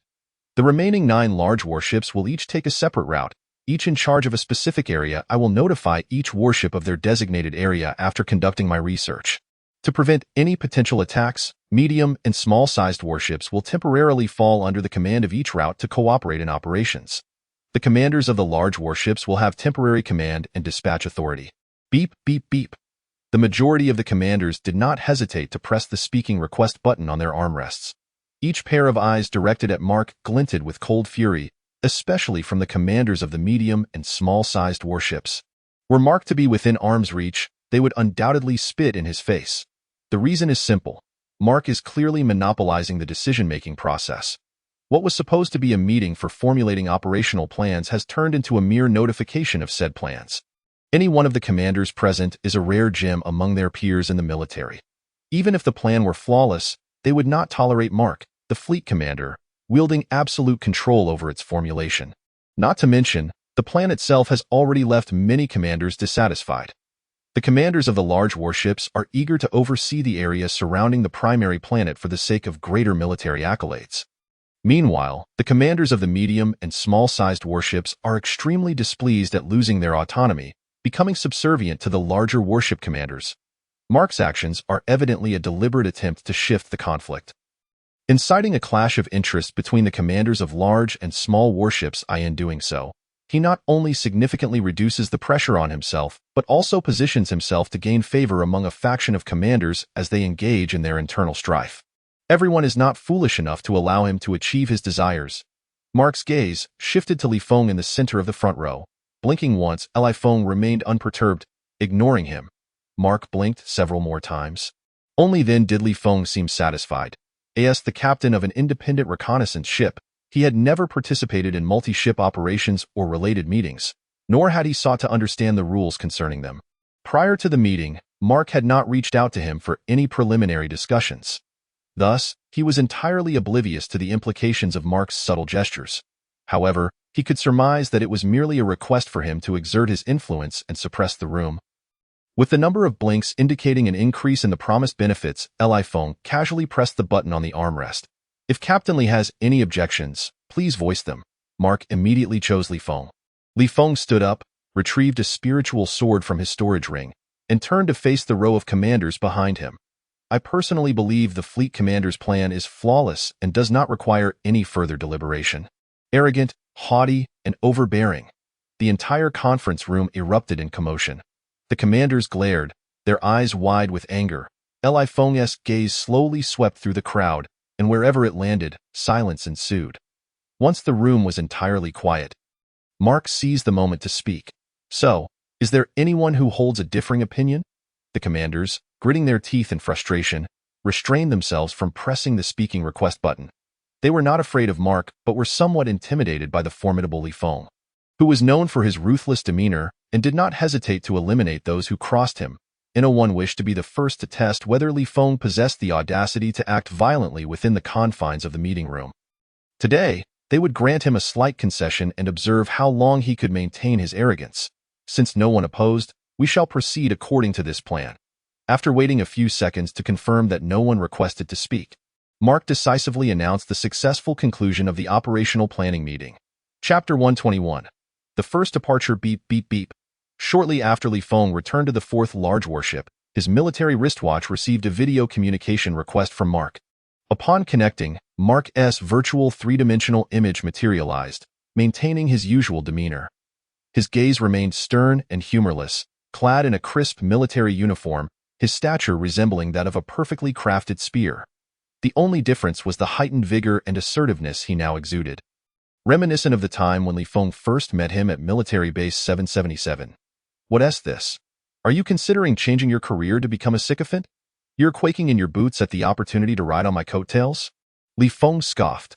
Although he was leveraging Mark's influence, the ability to do so stemmed from his own merit and capability. Mark, unfazed, graciously remarked, "Speak your mind. What is it that you desire? If it pertains to the area surrounding the primary planet, I can also relinquish it to you." Feng was taken aback. "Aren't you being rather generous? Because you have rendered me significant assistance."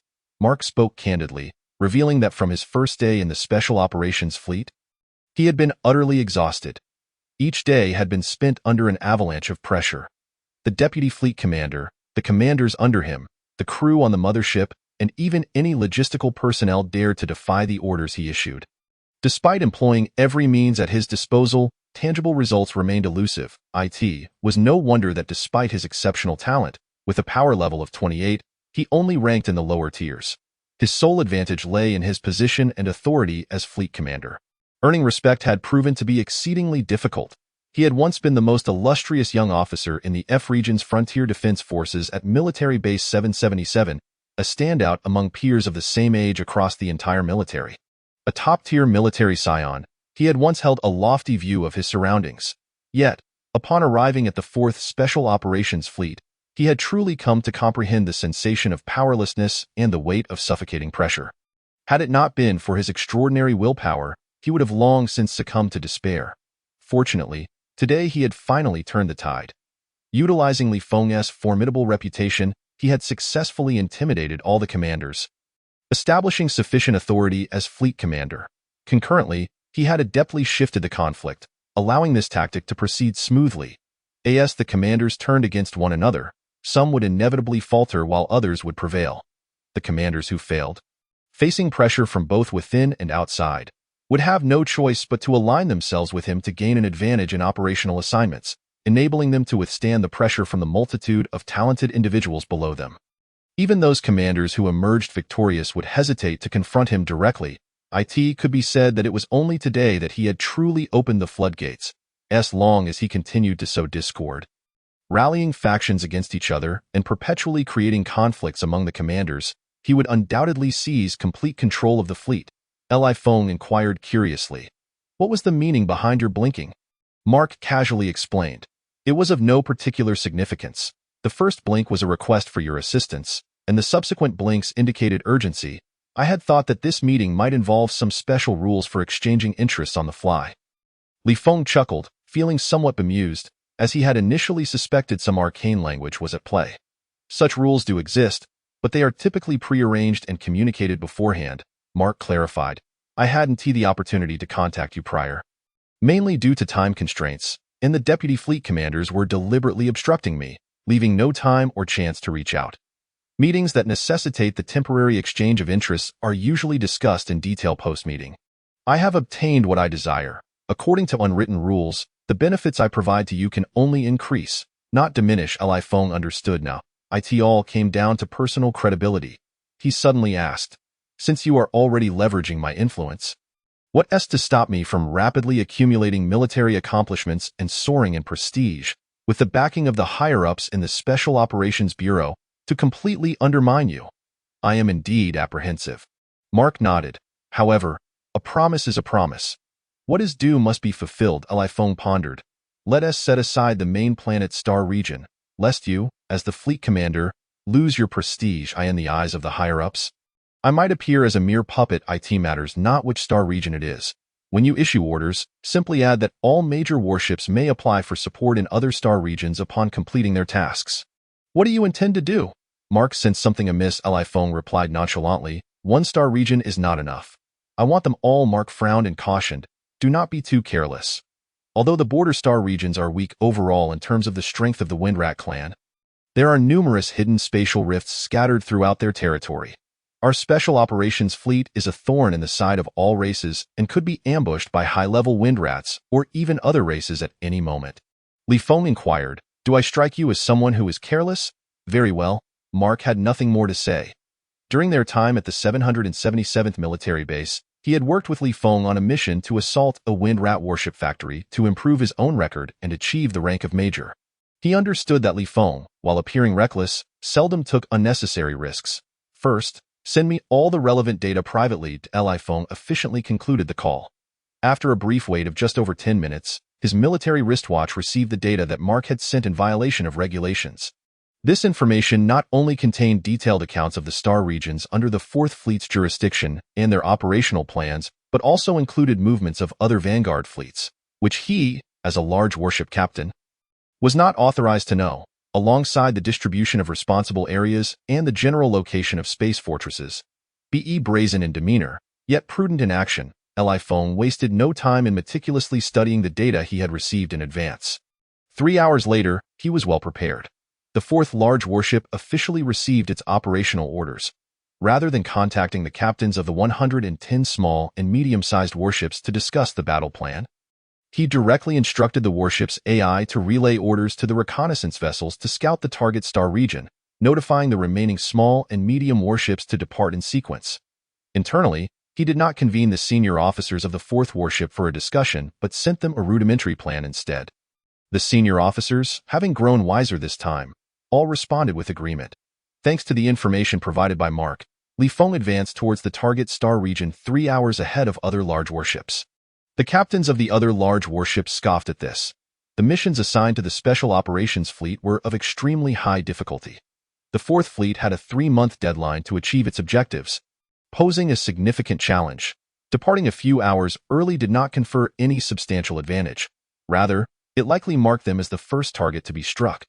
The star region under the 4th Fleet's responsibility resembled a vast sphere, with a maximum diameter of 460 light-years and a minimum diameter of 420 light-years, encompassing a spatial volume of approximately 45 million cubic light-years. Within this star region, there were 182 habitable planets, with a density of 1 planet for every 250,000 cubic light-years. This density exceeded the average value of 1 habitable planet for every 400,000 cubic light-years in the Milky Way, primarily because the Milky Way is a spiral galaxy where most celestial bodies are distributed across several spiral arms. The regions beyond the spiral arms have a density so low that one would find a habitable planet only after tens of millions of cubic light-years. In the area assigned to the 4th large warship and its small and medium-sized vessels, there were a total of 19 habitable planets, located approximately 400 light-years from their base. This meant that the reconnaissance vessels and smaller warships could reach the target area within 4 to 5 hours. While awaiting their arrival, Feng continually received communication requests from the captains of the small and medium-sized warships. He, however, was disinclined to engage with these captains and refused all their calls, instructing the warship's AI to send a message back. Behave. Do not cause trouble. His stance towards these non-directly controlled warships, which only possessed temporary command authority, was straightforward. Those who complied would be rewarded, while those who did not would face consequences. At 1:05 p.m. The fourth large warship received notifications from the small and medium-sized warships that they had completed their defensive arrangements. He immediately issued the command for spatial jump. The operators confirmed that all instruments were functioning properly and activated the spatial jump system. The fourth large warship, traveling at light speed, instantaneously appeared hundreds of light-years away in the target star region. The scanners were set to maximum capacity, covering a radius of 100 million kilometers. Glancing at the scanning data and three-dimensional map, Feng found the results satisfactory. Although the captains of the 110 small and medium warships were suppressed into silence above, they were struggling beneath the pressure from their talented crew. They managed to maintain the operation of the warships. All vessels complied with his defensive deployment, clustering together. After the fourth large warship's arrival, they quickly drew closer to its rear. Once the 10-minute engine preheating period elapsed, Feng issued the command to advance towards the target planet. The 111 warships formed a triangular formation, maintaining a certain distance and speed as they moved forward rapidly. Leading the charge was the fourth large warship, followed by 10 medium-sized warships, and finally 100 small warships. They progressed unimpeded, encountering no attacks. Nevertheless, Feng remained cautious, keeping his perception and heightened senses alert to guard against sudden ambushes from high-level alien races. Theoretically, this operation was a complete, overwhelming advantage. The most powerful leader of the Windrat clan only ranked at level 57. With just 5 subordinates exceeding level 50. In a direct confrontation, he could lead the fourth large warship to annihilate all high-end combatants of the Windrat clan. However, such a large-scale conflict would not see the level 57 leader of the Windrat clan engage in a head-on clash with the large warships of the Human Federation. Instead, they would resort to harassment, guerrilla tactics, and attrition, capitalizing on their strength to eliminate the weak. Particularly now that the Windrat clan had formed an alliance, they could draw on resources and treasures from high-level allies while deploying numerous spatial rifts in advance, granting them more tactical options. Though the level 57 Windrat leader could not withstand a large warship's assault, they could exploit their short-range mobility to target medium and small warships.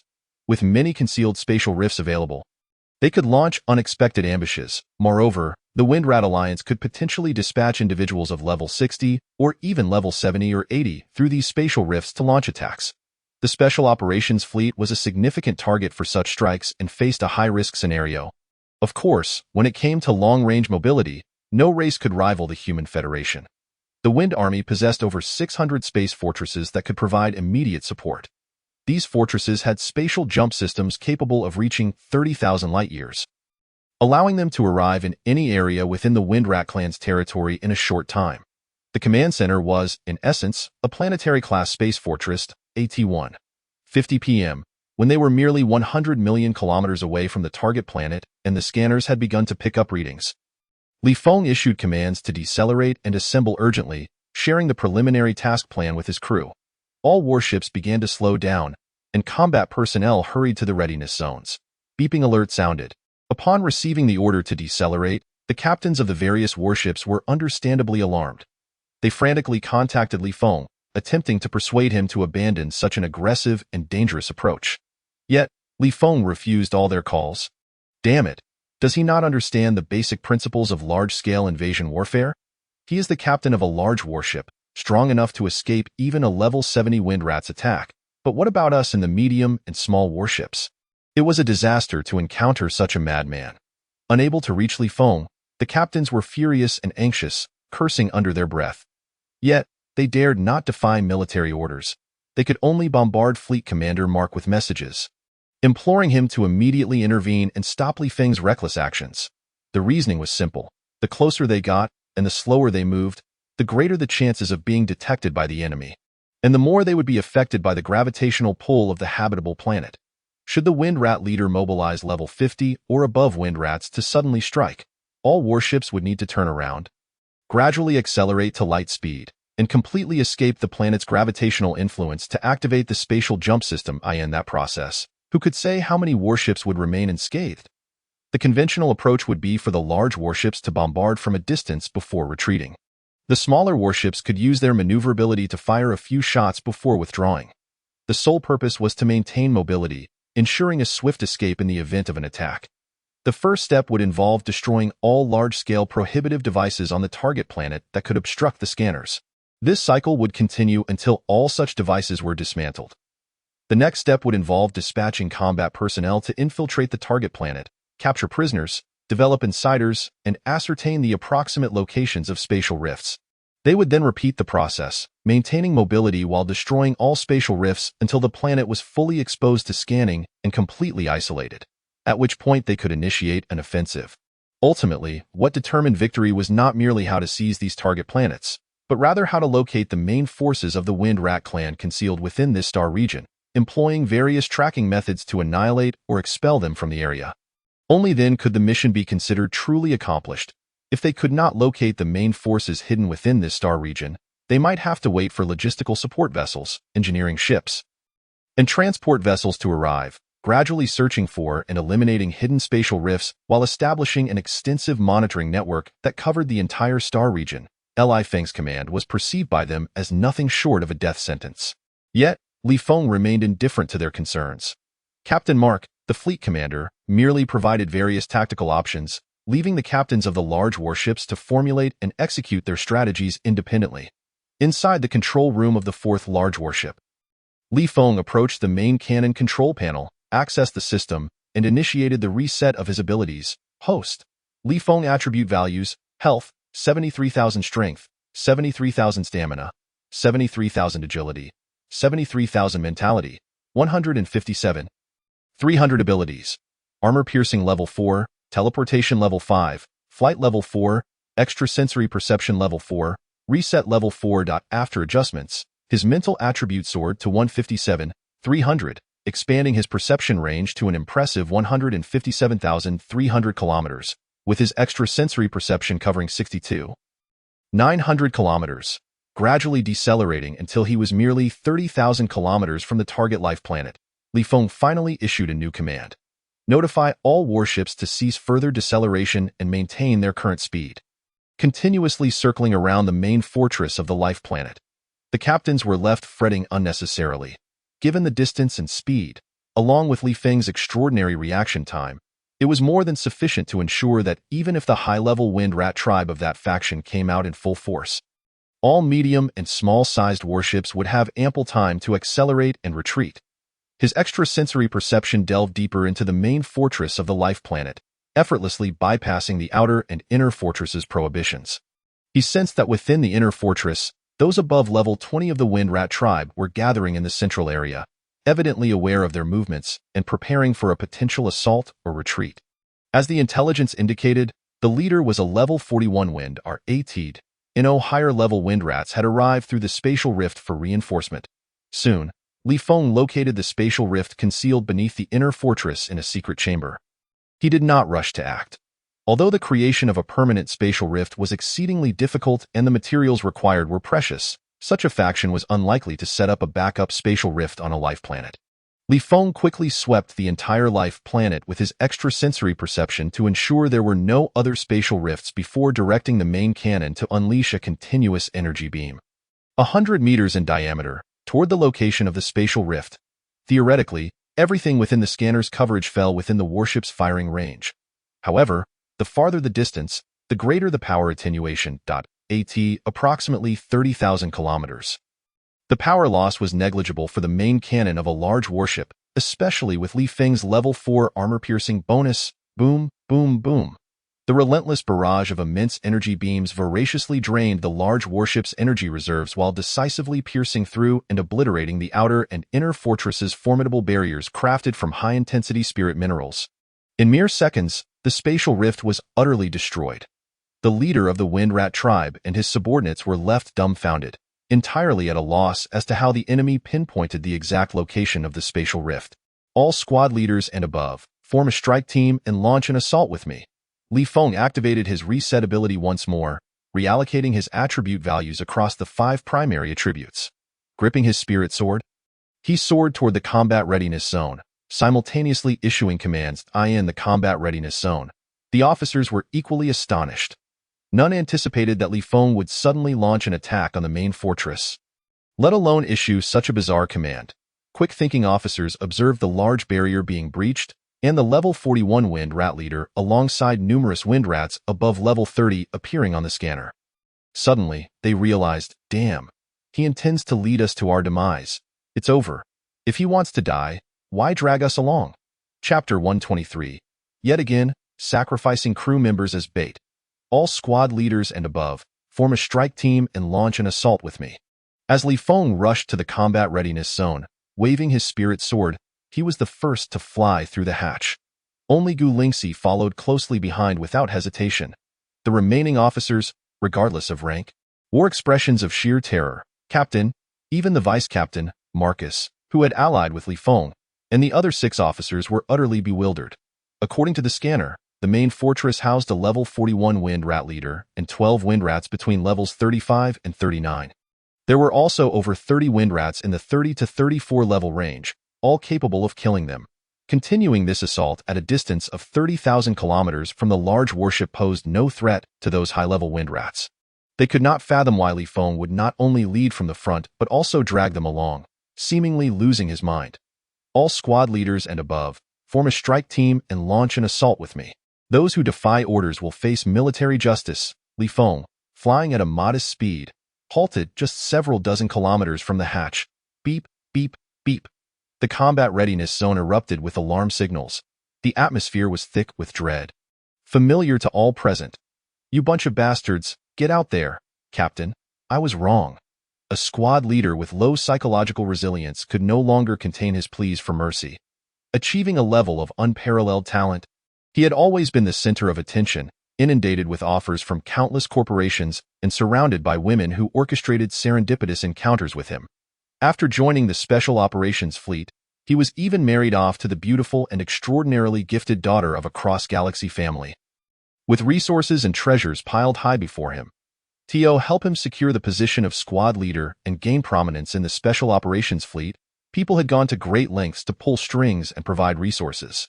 A golden path to success lay before him, and he did not wish to die. 1 second, 2 seconds, 3 seconds. Li Feng abruptly accelerated, swiftly returning to the combat readiness zone. With his agility of 73,000 and 4 times the speed enhancement from his level 4 flight ability, he could reach a maximum speed of nearly 1,500 kilometers per second.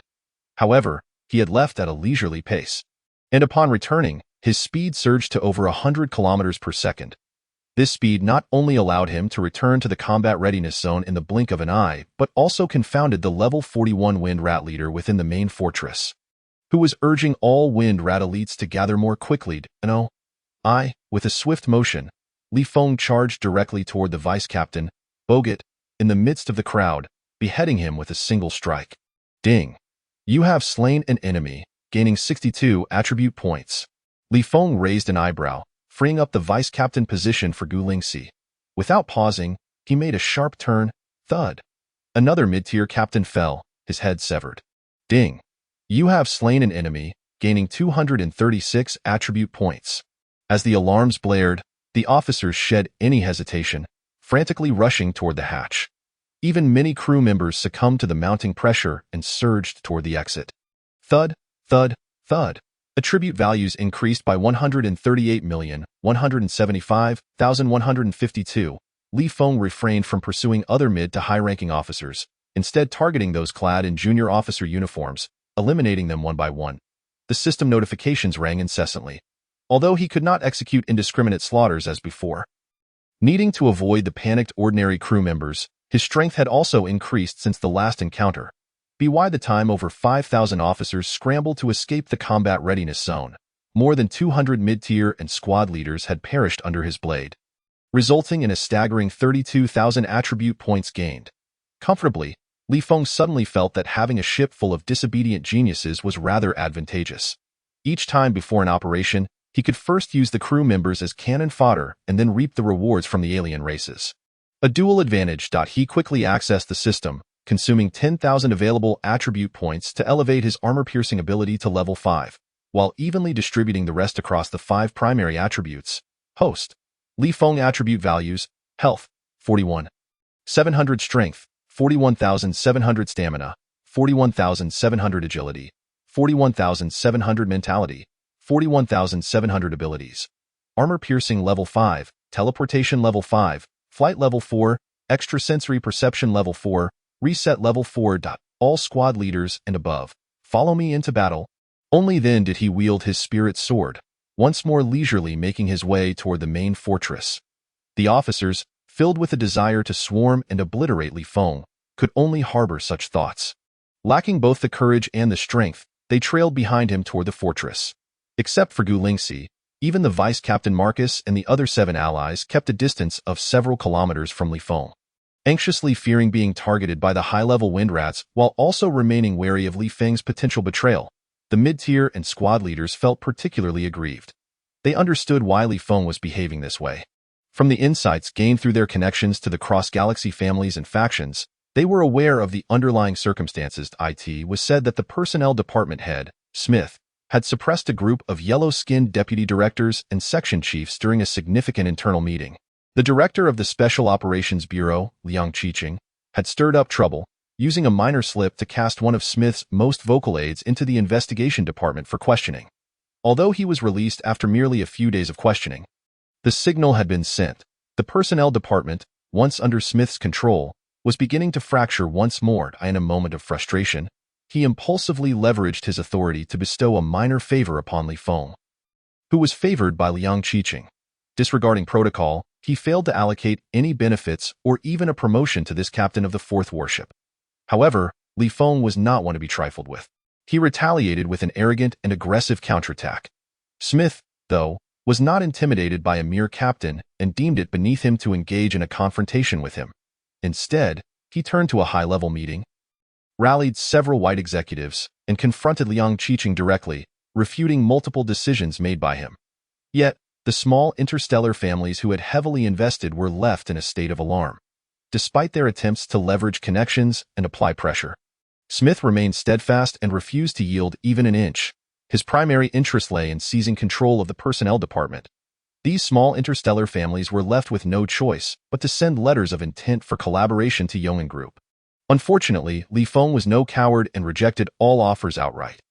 Consequently, these interstellar families could only caution their squadron and team leaders to exercise extreme caution and avoid giving Li Feng any leverage. The Special Operations Bureau, a lucrative opportunity, was currently experiencing a period of rapid expansion. The power struggles among the upper echelons were unlikely to result in a life-or-death scenario. Once Smith and Liang Qiqing settled their disputes, the losing party would naturally cede some power to reach a reconciliation, restoring a semblance of familial harmony. Regardless of who emerged victorious, placating Li Feng, the formidable troublemaker, would be essential to defuse the crisis. Meanwhile, squadron and team leaders privately cursed their fate. Here they were, individuals of stellar potential, top-tier geniuses, and unparalleled talents, reduced to mere pawns in the power struggle among the higher-ups of the Special Operations Bureau. Their predicament became increasingly unbearable as Li Feng, in a fit of madness, issued orders for them to assault the stronghold of the 41st level Wind Mouse clan leader, leading the charge himself. With such a captain, caution seemed futile, and the situation was utterly unpredictable. Having participated in just 2 missions, both of which had left them with no viable options, some leaders, who had never faced such overwhelming pressure and were beginning to falter, would undoubtedly be willing to kneel and sing praises to Li Feng if he promised them a way out in the stronghold. The 41st level Wind Mouse clan leader, utilizing his perceptive abilities, monitored the movements of all warships with a sense of bewilderment. Li Feng's command to halt all advancing ships was strategically executed, placing them precisely within the range detectable by the Wind Mouse clan leader. Upon sensing the presence of these warships, he promptly issued an urgent assembly order and contacted the ruling authority of the faction to inform them of the situation. The directive received was to prepare for a grand battle or to consider retreat. However, due to a potential traitor within their ranks, the invading human fleet seemed to possess precise knowledge of the spatial rift's location, effortlessly obliterating the layers of barriers and the rift itself with a single beam of energy. A grand battle was no longer feasible. Retreat was the only option. The Wind Mouse clan leader remained unperturbed. To counter the human invasion, the Wind Mouse Alliance had provided extensive resources and artifacts to various factions of the Wind Mouse clan, as well as high-level wind mice with unique abilities, skilled in manipulating spatial laws. He had also acquired several high-grade artifacts, including one that could obscure the scans of warship sensors. Despite the absence of the spatial rift, he was confident in his ability to evade the warship's pursuit. What he did not anticipate was that, after destroying the spatial rift, these warships would not pursue further. To his surprise, a large warship even dispatched human officers. What could they possibly be planning? Although too distant to discern their exact levels, he knew the humans were notoriously weak, with only general-level beings exceeding level 40. Even the newly established Special Operations Fleet, composed entirely of top-tier geniuses, would only reach around level 30. The Wind Mouse clan leader's first instinct was to suspect a cunning ploy to lure them into an ambush. He resolved to wait until the assembly was complete before making a swift retreat. After all, with the assembly completed, as long as the warships remained 30,000 kilometers away and did not accelerate, they could scatter and retreat at any time. The collective pursuit of these warships would only allow them to intercept a few of the 30-level flying artifacts of the Wind Mouse clan. Should they dare to pursue, he could utilize his artifact to obscure perception, launching counterattacks against one or two smaller warships. 19,000 kilometers, 18,000 kilometers, 17,000 kilometers. Everyone, maintain the same speed as me. Those who cannot keep up must accelerate. Feng continually increased his speed, commanding everyone to follow suit until they reached a pace of 20 kilometers per second. The squadron and team leaders grumbled under their breath, for this speed seemed tailor-made for them. The Special Operations Fleet, being newly formed and exclusively recruiting top-tier geniuses, exhibited a peculiar dynamic. Ordinary crew members typically outperformed those officers in terms of innate talent and power levels. The average level of the mid to senior officers ranged only from 20 to 26, with many unable to even match the speed of combat mechs, making 20 kilometers per second unattainable for them. Newly promoted squadron and team leaders, however, were all at least level 28. Coupled with the various enhancements from their flight techniques, they could precisely reach the required speed. Those mid to senior officers whom Feng temporarily spared were left far behind. While the squadron and team leaders, despite being the weakest, managed to keep pace with Feng. Yet, they lacked the courage to feign inability to keep up, as the warships had recorded their maximum speeds. 10,000 kilometers, 9,000 kilometers, 8,000 kilometers. In the eyes of the Wind Mouse clan leader, a spark of determination ignited. Closer, even closer. 5,000 kilometers, 4,000 kilometers, 3,000 kilometers. Attack. Intercept those officers. When the distance dwindled to 2,000 kilometers, the Wind Mouse clan leader decisively issued an attack command to the subordinates below level 20. Hundreds of thousands of wind mice, compelled by the orders, surged forth from the stronghold, charging at Feng and his officers. Do not engage. Maintain speed and break through the blockade. As they approached within 1,000 kilometers of the stronghold, Feng swung his sword, cleaving the obstructing wind mice in half. The squadron and team leaders had no choice but to follow suit in the charge. Below, the Wind Mouse clan leader, undeterred, sensed no anomalies. With the rewards of victory within reach, there was no reason to abstain. Deploy all forces, annihilate them, maintain vigilance. Upon receiving a retreat order, all high-ranking members above level 30 must withdraw immediately. As he issued the attack command, he took out an artifact capable of obscuring scans and perception, infusing it with energy. The next moment, the squadron and team leaders were horrified to discover that the scanning data and three-dimensional images aboard their warships had lost track of the 41st level Wind Mouse clan leader. Following this, a massive wave of wind mice, ranging from levels 20 to 29, poured forth from the 30-level flying artifacts, charging toward them. The 30-level wind mice also followed suit after retracting their flying artifacts. After nearly half an hour of tumult, both sides finally clashed in close combat. Feng's plan unfolded seamlessly. He wielded his spiritual sword, skillfully evading attacks from the 30-level wind mice while systematically eliminating those below level 30. Attribute gains of 112, 53, 19. Above the stronghold, the battle erupted in full force. The squadron and team leaders attempted to steer clear of the 30-level wind mice, but their reactions and agility proved inadequate. Especially against those above level 35, they felt utterly powerless. Countless wind mice of lower levels fell from the fray, while many squadron and team leaders found their defensive artifacts and multifunctional military uniforms breached. leading to their demise. In the stronghold, the 41st level Wind Mouse clan leader soon took note of Li Feng. After a moment's hesitation, he surged forward, targeting Li Feng. It's almost time. Despite being tens of thousands of kilometers away, the shielding artifact on the 41st level Wind Mouse clan leader could obscure even the scans of large warships. Yet, it was powerless against Li Feng's extraordinary perception, which transcended all matter and energy. Since the 41st level Wind Mouse clan leader had identified himself as a target for elimination, he could no longer afford to conceal his true strength. However, with over 1,000 squadron and team leaders already fallen, he was now faced with a dilemma. The high casualty rate among lower-ranked officers, exceeding 20 in battles of this magnitude, would adversely affect his performance metrics and evaluations. Should he persist in confronting the personnel department, he could reserve his efforts for the next battle. Furthermore, those mid to senior officers were rapidly closing in. At present, he merely needs to vacate the position of vice captain for Gu Lingxi. If the positions of these mid-level military officers are relinquished too soon, it will only result in a plethora of parachuting officers taking over. It is wiser to hold off for a while, nurture the first batch of loyal subordinates, and subsequently allow them to assume command in a more natural progression. Chapter 125. There are still 18 left. 10 kilometers, 9 kilometers, 8 kilometers. The distance shrank to merely a few hundred meters when the level 41 Wind Mouse clan leader suddenly struck.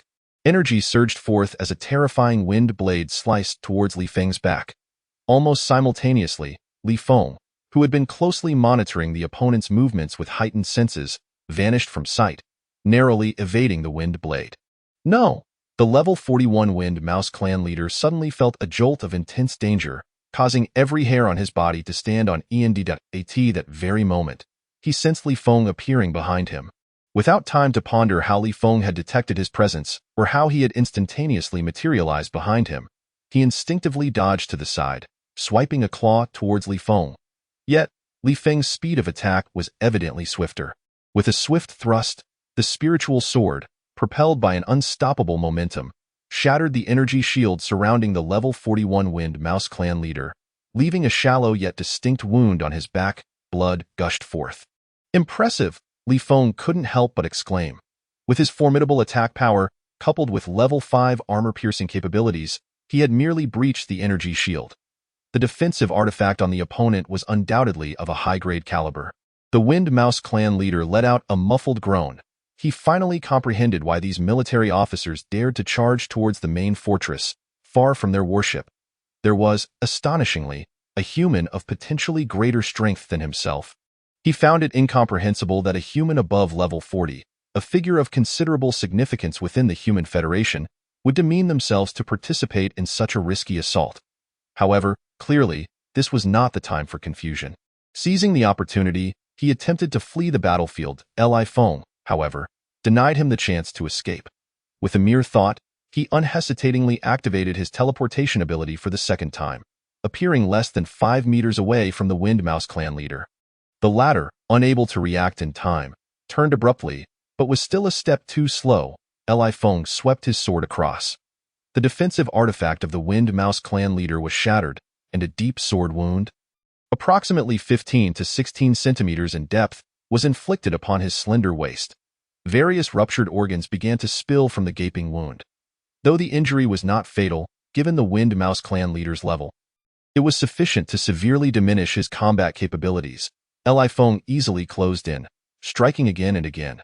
The Wind Mouse clan leader could barely withstand 2 strikes before being cleaved in half by a final blow. Ding! You have slain the enemy, gaining 3,911 attribute points. At the moment the system notification sounded, Li Feng casually waved his hand, severing the forelimbs of the Wind Mouse clan leader, and collected the storage artifact worn on them into his storage ring.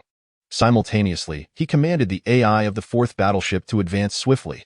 The level 30 and above Wind Mouse clan members, sensing their leader's sudden demise, were thrown into a state of panic. They immediately abandoned their pursuit and fled in all directions.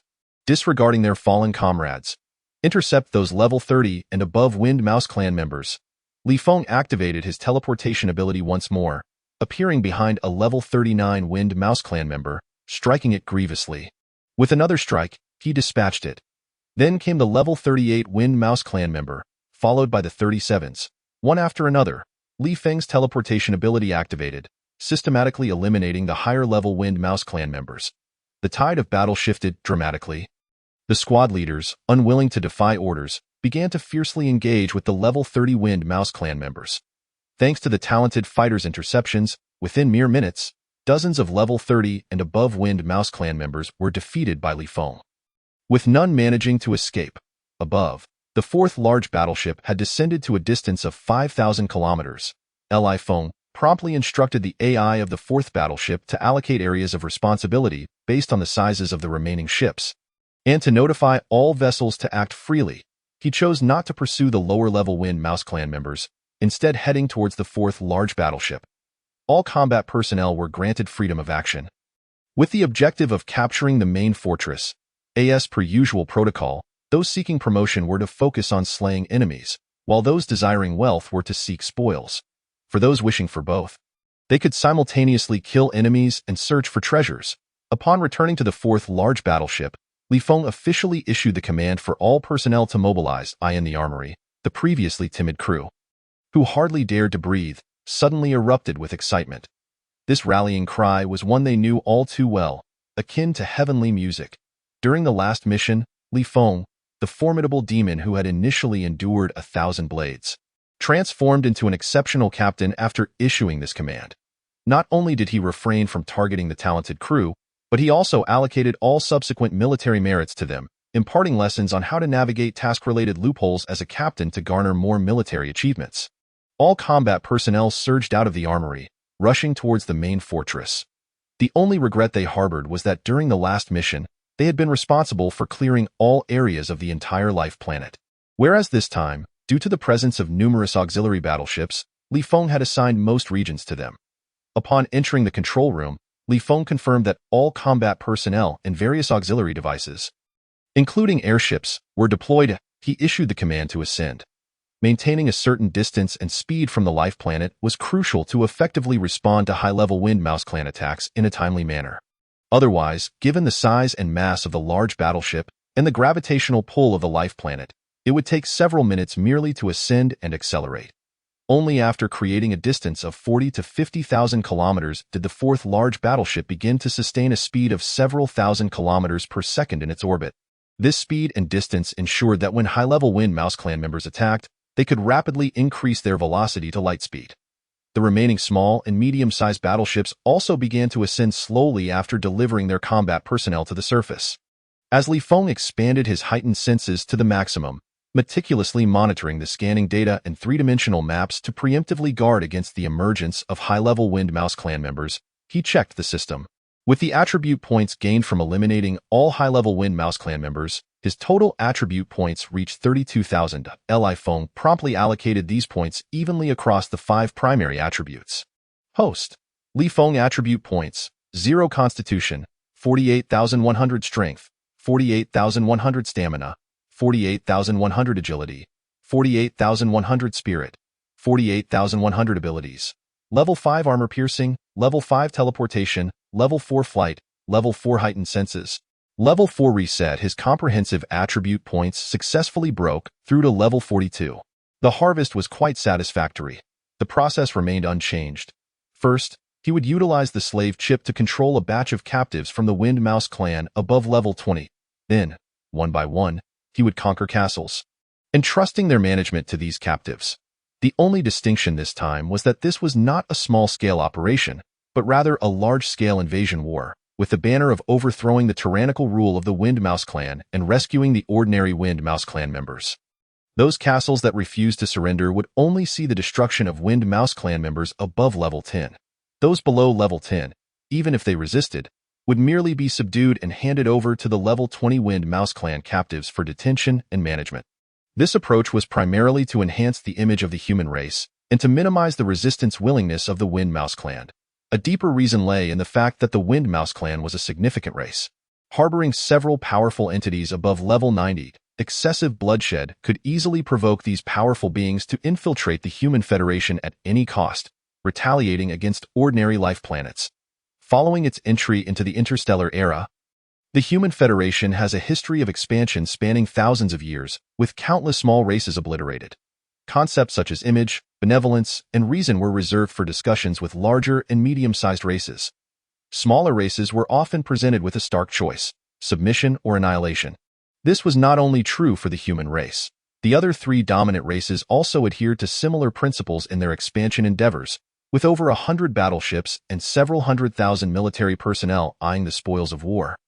Comprising top-tier talents averaging around level 29, they swept through the various castles across the life planet within just 2 to 3 hours. Once all crew members arrived at the designated assembly point.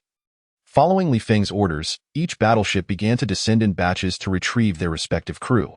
While Li Feng transmitted the battle report to the mothership, he also issued the command to evacuate the life planet and proceed to the next target. Meanwhile, those who had narrowly escaped began frantically utilizing various communication artifacts to contact their respective interstellar families, urging them to swiftly devise a rescue plan. Having just conquered one life planet, there remained 18 more. Surviving this ordeal did not guarantee safety from the next. Chapter 126 to ally or depart Fourth Fleet. Mothership. Mark was intently focused on the scanning data and three-dimensional maps, ensuring a prompt response to any high-level Wind Mouse clan attacks. A series of beeping sounds echoed. The mothership's AI sent an important message notification. He seized a moment to glance, his eyes widening in astonishment. Checking the time, it was already 6 in the evening. Impressive as always, Mark's expression brightened with surprise. Without hesitation, he instructed the mothership's AI to send the recently received battle report to the Special Operations Bureau in the command headquarters of the Wind-Conquering Army. Today marked the first day of the Human Federation's official resumption of expansion. In a bid to swiftly achieve a decisive victory and bolster national morale, 2 large fleets formed a vanguard army, launching a large-scale offensive against the Wind Mouse clan's life planets in the border regions. Over 20,000 large battleships were deployed, with more than 6,000 dispatched on the very first day. The initial targets for the assault numbered over 2,000, boasting an overwhelming advantage. The Federal Assembly and the senior military officials are eagerly anticipating the arrival of good news today. However, everyone's gaze is fixed upon the more than 500 independent planets inhabited by the Wind Mouse tribe. These planets are devoid of spatial rifts, presenting a unique opportunity to capture the high-ranking members of the Wind Mouse tribe en masse and achieve complete domination. The 4 special operations fleets have selected their targets from the most formidable Wind Mouse tribe forces along the borders. It is entirely within the realm of acceptability for reports of conquest over a life planet to be delayed by a day, 10 days, or even a month. Therefore, if Li Feng is able to conquer a life planet on the very first day, it would undoubtedly be a momentous piece of news for both the Assembly and the military, and a significant achievement for him as the fleet commander, as the direct commander of the 4th large warship. Li Feng's accomplishments are intrinsically linked to his efforts. The commotion he causes is indeed remarkable. Observing the other data on the battle report, Mark could not help but click his tongue. A deputy commander. Over 300 squad leaders and team leaders have been penalized by military law for violations. More than 1,000 squad leaders and team leaders perished during the ambush on the Wind Mouse tribe leader. He is unaware of the feud between the personnel department and Li Feng, but it is easy to deduce that Li Feng is once again employing the tactic of killing the chicken to scare the monkeys. Unfortunately, this time, the unfortunate victims are those squad leaders and team leaders. He does not pay it much heed. It is merely a small blemish. In the Special Operations Bureau, Liang Qiqing convened an urgent high-level meeting at once. The virtual holograms of all senior officials appeared before the conference table. The last to arrive was Director Smith of the Personnel Department. Over 30 high-ranking officials from the Special Operations Bureau. Regardless of their inner thoughts, wore faint smiles on their faces. Even Smith was no exception. The 4th Fleet's large warship had successfully obliterated a high-ranking Wind Mouse tribe on the very first day, achieving domination over that life planet. This accomplishment belongs to Li Feng, as well as to Mark, the fleet commander of the 4th Fleet. It is also a collective achievement for the entire Special Operations Bureau. Particularly, these high-ranking officials had previously disregarded the pressures from interstellar families to support Li Feng. With this achievement, their foresight and extraordinary resolve are further highlighted. This is a matter of overarching benefit for the Special Operations Bureau. On the surface, there is certainly a festive atmosphere, while beneath, each has their own calculations. Liang Qiqing juggled his responsibilities, hosting the meeting while engaging in small talk. Simultaneously, he contemplated how to maximize the benefits of this battle report. Not far away, Smith was also multitasking, smiling and responding to various formalities while considering which positions to concede to minimize losses. Before the meeting commenced, his military wristwatch had nearly exploded from the incessant calls from the high-ranking members of those interstellar families, infuriating him to the point of blacklisting them all. Yet, while blacklisting was one thing, anger was another. Compromises still had to be made. If Li Feng had merely killed over 1,000 squad leaders and team leaders in a lawful manner, he would not have batted an eye. The more he eliminated, the more interstellar families he would offend. Any minor misstep could lead to dire consequences. However, being the first large warship captain to conquer a wind mouse tribe-life planet on the first day changes everything. Given the overarching interests of the Special Operations Bureau, even the white officials could not afford to suppress Li Feng. In fact, he himself would not dare to do so. Engaging in a covert struggle with Liang Qiqing is one matter, but the overall benefit of the Special Operations Bureau is another entirely. If Li Feng were to eliminate over 1,000 squad leaders and team leaders, he could not withstand the pressure from those interstellar families and would inevitably be forced to concede some power to Liang Qiqing to prevent relentless pursuit. Conversely, Li Feng's impressive achievement on the first day not only validates the exceptional foresight and boldness of the high-ranking officials in the Special Operations Bureau, but also affirms the correctness of the Federal Assembly and military's decision to establish special operations fleets. This would significantly accelerate the implementation of the expansion plan for special operations fleets and hasten the elevation of the Special Operations Bureau to a Special Operations Department. The former compels Smith to relinquish some authority, complicating his total control over the personnel department and delaying the timeline. The latter could also expedite Smith's promotion to the head of the personnel department within the Special Operations Unit. Comparatively, the latter's benefits far outweigh those of the former. It is a remarkably harmonious meeting. Despite the underlying rivalry between high-ranking officials Liang Qiqing and Smith, the winning side only requests conditions commensurate with their victory, refraining from excessive demands that could ignite conflict. The losing side also dutifully makes concessions, avoiding any furtive glances at allies and continuing to contest, on the fourth large warship, within a squad leader's dormitory. Zhong Tianyu was unable to focus on his training, nor did he have the inclination to scrutinize scanning data and holographic images. He paced back and forth in his quarters, filled with anxiety. Buzzing, a communication artifact in his storage treasure, emitted a faint vibration. He quickly retrieved the communication artifact, infusing it with his mental energy. Tianyu, it's resolved. The voice of Zhang Wanlin, a senior member of the Zhang family, resonated. Concerning the interests of the entire Special Operations Bureau, Liang Qiqing and Smith swiftly reached a compromise. Liang's side should be contacting Li Feng soon, urging him to cease his purge of the squad leaders and team leaders. Splendid! Zhong Tianyu exclaimed with joy.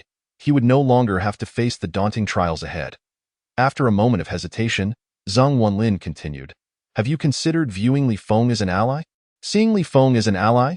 Zhong Tianyu was momentarily taken aback. From the very first day of joining the Special Operations Fleet, he had regarded Li Feng, the captain, as merely a small stone on the golden path, temporarily steering the warship. However, this small stone seemed to be growing larger by the day, now resembling an insurmountable boulder. Yet, he was not a cultivator. His potential was limited, making it difficult for him to become an unassailable mountain in Zhong Tianyu's future. Zhang Wenlin's words were challenging for him to accept at that moment. The battle video of this combat can only be accessed by a select few high-ranking officials within the Special Operations Bureau and the Wind-Conquering Army. We cannot obtain it at present, Zhang Wanlin, aware of Zhong Tianyu's struggle to accept this, patiently explained. However, the Level 41 Wind Mouse tribe leader, despite employing top-tier artifacts that can obscure scanning and sensing, was still countered and killed by Li Feng. This indicates that Li Feng's own strength is at least above level 41. He is not a cultivator, yet his power level has surpassed level 40, exceeding the anticipated limits of his potential, and there is no telling how much further he might go. Coupled with his unconventional methods, extraordinary capabilities, and the unwavering support of Liang Qiqing, the bureau director, it is almost certain that he will be the most dazzling figure in this new wave, at least in the initial stages. His personality is a double-edged sword. For every individual who despises him, there will be an equal number who support him. Perhaps he may not endure for long, but it is equally plausible that he could ascend rapidly. Zhong Tianyu wore a contemplative expression. Zhang Wanlin continued, "Given your talents and potential, if you were on another warship, The best choice would naturally be to steer clear of individuals who act recklessly and dare to dance upon the edge of a blade, but under his command. With his character, he is unlikely to tolerate disloyalty aboard his warship. You either align yourself with him and join him in this perilous dance, or, once this mission concludes, we can seek connections to transfer you away from the fourth large warship. Zhong Tianyu was at a loss. Even though the Zhang family is a powerful and wealthy mid-tier interstellar family, he had established only a cooperative relationship with them. This was still contingent on the Zhang family providing him with significant insider information, allowing him to make the most advantageous decisions in advance. They offered him a wealth of connections and resources, ensuring that he remained at the forefront of both military advancement and power level enhancement. The notion of aligning himself with a captain of uncertain potential, who he might one day surpass, was indeed difficult for him to accept. Zhang Wenlin added, "The choice is yours to make. The Zhang family will fully support you. I understand," Zhong Tianyu replied, yearning for solitude. Chapter 127. The Great Purge begins to show results. Buzzing. In the control room, Feng was intently observing scanning data and holographic images. A small reconnaissance vessel had already set out in advance, following his instructions, to assess risks in the area of the second target. Meanwhile, the remaining medium and small-sized warships maintained formation, traversing the starry expanse at light speed alongside the fourth large warship. Awaiting updates from the reconnaissance vessel. In his storage ring, the communication artifact vibrated subtly. Feng retrieved it. This communication artifact, known as the Communication Jade Tablet, resembled a long jade plaque. It enabled interstellar voice communication beyond the human federal sphere. While higher-grade versions could facilitate image communication and transmission. He infused his sensing ability into the Communication Jade Tablet. A communication request from Jiang Wanxin was initiated. "Feng, I just received a call from General Zhao Yushan." The director of the Special Operations Bureau, Jiang Wanxin's melodious voice rang out. He mentioned that after consideration, the Independent Investigation Group for Alien Traders has granted access to view the combat videos of the Special Operations Fleet's ordinary crew members. If you have any candidates for the group, you may directly send him the list. Even if they are not personnel from the Special Operations Bureau, he can coordinate with the relevant departments to bring them over. As for future personnel adjustments on the fourth large warship, the personnel department will consult with you in advance. Zhao's intention is for you to have full control. However, given the substantial interests involved, if there are no direct subordinates that require promotion, it would be best to submit the remaining list to the personnel department to avoid offending the yellow-skinned high-ranking officials there as well. Furthermore, I was also asked to convey this message to you. The Special Operations Bureau and the military will sequentially announce and promote the achievements of the fourth large warship. To date, no large warship has fallen victim to a high-level attack from the Windmouse tribe. Your fourth large warship could potentially become a target. The senior officials of the Special Operations Bureau have reached a consensus with the High Command of the Wind Conquest Army to specifically establish a space fortress to remain in a state of readiness for immediate support. Once the Wind Conquest Army's command and the commander of the space fortress have coordinated, communication privileges between the fourth warship and the fortress will be temporarily activated.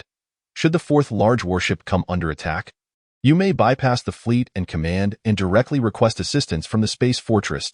For subsequent action plans, the Special Operations Bureau suggests a cautious approach, though this remains merely a suggestion. The ultimate decision-making power still resides with you. These high-ranking officials have indeed illustrated the notion that there are no eternal enemies, only eternal interests, as they have swiftly reached a handshake agreement. Feng expressed his astonishment. If he were Liang Qiqing, merely achieving a small victory would certainly lead to further efforts to expand on that success. Were he Smith, the head of the personnel department, he would be unable to save face after a minor defeat and would persist until a victory was secured. However, these high-ranking officials, as long as the broader direction and class interests are not at stake, are unlikely to engage in a deadly struggle. Even in a life-and-death scenario, the eventual victor would likely leave a way out, at most relegating the opponent to a position of leisure. After some contemplation, Feng decided, inform Elder Lin to compile a list of personnel suitable for welfare promotions, all of whom occupy either idle or secondary positions, and submit it to the director's office. I will determine the personnel adjustments for the fourth warship based on the situation at that time. Excellent, Jiang Wanxin nodded. Feng triumphantly conquers the first life planet of the Windmouse tribe. How challenging is it to conquer a life planet with spatial rifts? What level of importance does a formidable captain hold for a warship? through both the practical confrontations with the four tribes and the initial wave of attacks. Feng has proven that the establishment of the Special Operations Fleet was indeed the correct choice. There is a strong call for the federal military to expedite the expansion of the Special Operations Fleet, deploying new types of warships and allowing high-level second-class alien civilians to participate in combat. Reliable sources reveal that the federal parliament intends to relax the conditions for the distribution of sacred stones and spirit stones, with relevant topics already submitted. In light of unexpectedly favorable battle reports, the federal stock market and the markets of various life planets have surged, with military stocks averaging a rise of over 10. As the military and the Special Operations Bureau successively released battle reports, major news media, upon receiving directives, also launched a wave of extensive news coverage. Under the guidance of public opinion, the populace rejoiced and celebrated. The onset of war not only pertains to the overall interests of the Federation, but is also intricately linked to the interests of the entire citizenry. Even second-class alien civilians were filled with excitement. Numerous news outlets disseminated various rumors, and several lawmakers hinted in public forums that if high-level second-class alien civilians could meet expectations in this war, the federal parliament might consider enhancing their overall rights and welfare, possibly even opening pathways for their promotion to first-class citizens. The ability of the human Federation to conquer the Wind Mouse tribe, and even to further contend for dominance over the entire galaxy, is similarly tied to the interests of all second-class alien civilians. Within the control room of the fourth large warship, Gulingxi sent a communication request. Feng answered the call. What is it? There are quite a number of top-tier, genius-level yellow race squad leaders and ordinary crew members who wish to align themselves with you. They are too intimidated to contact you directly and have come to me, making it difficult for me to concentrate on my training. Gulingxi explained. I have sent them to the 7 officers who were the first to pledge allegiance to you, led by Marcus. You can decide what conditions to set and inform them. Feng felt relieved. This situation was anticipated. After 2 operational missions, he had sacrificed crew members twice, and no matter how proud or confident a genius may be, they would inevitably feel the pressure and seek to ally with him. This could be seen as the early signs of his major purge beginning to take effect. The rounds of purges he conducted, aside from enhancing attribute values, primarily aimed to compel these crew members to make choices he would naturally not refuse. After a moment of contemplation, lacking any experience in nurturing loyalists, Feng inquired, what conditions do you think I should establish? Furthermore, should I accept those who have already pledged allegiance or collaborated with interstellar families? Accept them in tiers, prioritizing unparalleled geniuses without any background, followed by yellow race or top-tier talented crew members. And lastly, those who have collaborated with interstellar families. As for those who have pledged allegiance to interstellar families, they can also be accepted. Gulingxi replied without hesitation. The priority level is lower for them, not because they have allied with interstellar families. This aspect does not fundamentally conflict with their allegiance to you. Their additional background entails more considerations, and their reliability in critical moments could be a drawback. However, this background also serves as a bridge for you to collaborate with these interstellar families, which could provide unexpected assistance when needed. Their true flaw lies in the fact that the Special Operations Fleet has only been established for a few months, and they succumb to temptation, choosing to ally with interstellar families. Their ambition and ability to withstand pressure are insufficient, and in the future, they may not steadfastly follow you through any unprecedented decisions amidst risks. That makes sense. Feng felt enlightened. Gulingxi continued. As for recruitment conditions, there will be no initial barriers. Anyone who publicly declares their allegiance to you will be considered as having entered your ranks. Later on, you can raise the thresholds based on your own influence. For those already recruited, they will be reassessed and categorized based on their personalities, aspirations, performance, and potential abilities. Understood. Prepare for action. Feng quickly formed a rough plan, conveyed a brief instruction, and then ended the call. After organizing his thoughts, he contacted Marcus to relay this matter. He then continued to scrutinize the scanning data and 3-dimensional maps, maintaining full control as the fleet advanced towards the second target planet. Chapter 128. Application for control permissions on January 1 SD, at 10:30 p.m. The fourth large warship and its accompanying medium and small-sized warships arrived at the star system of the second target. The target planet has a diameter of 21,000 kilometers and is home to approximately 3.5 billion Wind Mouse tribe members. The tribal leader is only level 40, with over 100 Wind Mouse members exceeding level 30. Their overall strength is not particularly formidable. The scanner indicated that only a small number of Wind Mouse sentinels above level 20 were present in the outer space surrounding the planet. However, unlike the previous approach, Feng did not reduce speed as he neared the target planet. Instead, when still around 20 million kilometers away, he ordered all warships to maintain this distance, continuously orbiting at a super speed of 100,000 kilometers per second, centered on the life planet. The captains of each warship immediately complied with the orders. The talented crew members aboard the warships also remained quiet and composed. The reason, of course, was that after the attack on the first target, Feng and the fourth large warship had enjoyed significant spoils, and they had all shared in the bounty. They were proud and confident individuals, not particularly coveting this share, believing they could also feast if allowed to act freely. Yet, alas, Feng was not merely a provider of scraps. He was a ruthless commander. Those who disobeyed would be dealt with harshly. He showed no mercy to his own loyal crew members, readily executing them when necessary. As for those temporary command holders among the warships, he was even less likely to show leniency. They could only swallow their pride and obediently accept the leftovers. Moreover, the scraps were rather palatable. While they remained self-assured, believing they could secure their own victories, they could not ignore the fact that none of the other 9 routes had yet succeeded in capturing a life planet. This clearly indicated that conquering a life planet was not as straightforward as they had initially thought. It was time to set off. "I will find you," Feng sent a message to Gulingxi, leaving the control room to head to her quarters. Upon arrival, Gulingxi had already completed her training and was prepared. Feng promptly activated several defensive artifacts' energy shields and, accompanied by Gulingxi, initiated his teleportation ability. They instantly appeared over 40,000 kilometers away. After checking the scanners to confirm that the large warship's scanning devices could not detect the shielding capabilities of Gulingxi's artifacts, he accelerated towards the target life planet. With an agility of 4.81 and the enhancement from a level 4 flight ability, his top speed could reach 7 million kilometers per hour. Within mere seconds, he unleashed his formidable explosive power, achieving maximum acceleration 19 million kilometers, 18 million kilometers, 17 million kilometers. When only 10 million kilometers remained to the target planet, Feng maximized his perception abilities and the spread of his enhanced senses while beginning to reduce his speed. Traveling too quickly would increase the likelihood of detection by Wind Mouse tribe members above level 50.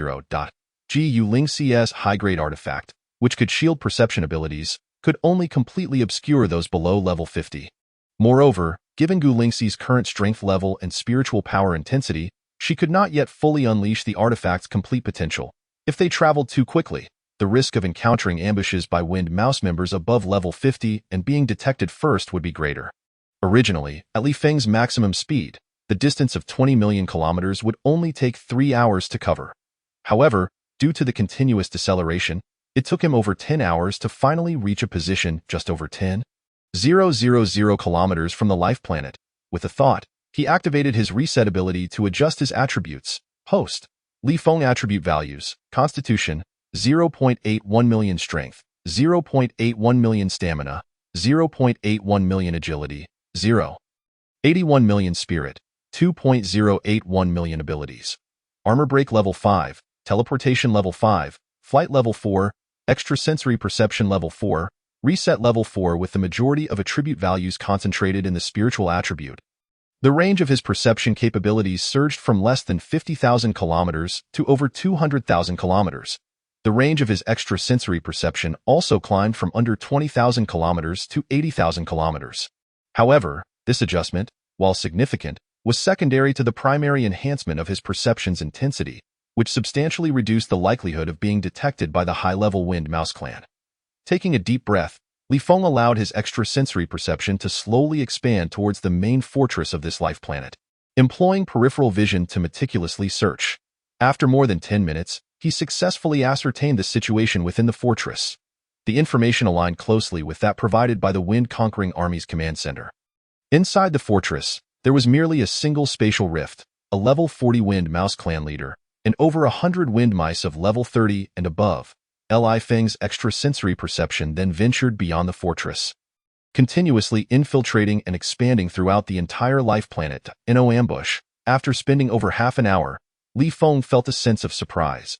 He had swept through even the planet's core with his extrasensory perception but found no higher-level wind mice. This was rather unusual. On that very day, his fourth large warship had decisively annihilated the high-level wind mice of a life planet, successfully conquering it. This incident had caused quite a stir among the human race. And undoubtedly, it had the same effect on the Wind Mouse clan. Given that his fourth large warship belonged to the Special Operations Fleet, it was evident that the ruling factions of the Wind Mouse clan in that star region would devise means to ambush the fourth large warship, seeking to diminish the wind-conquering army's momentum. The optimal strategy would involve dispatching wind mice of level 50 and above to lie in wait on the life planet that the fourth warship might target. This was also the reason for his extreme caution throughout this journey.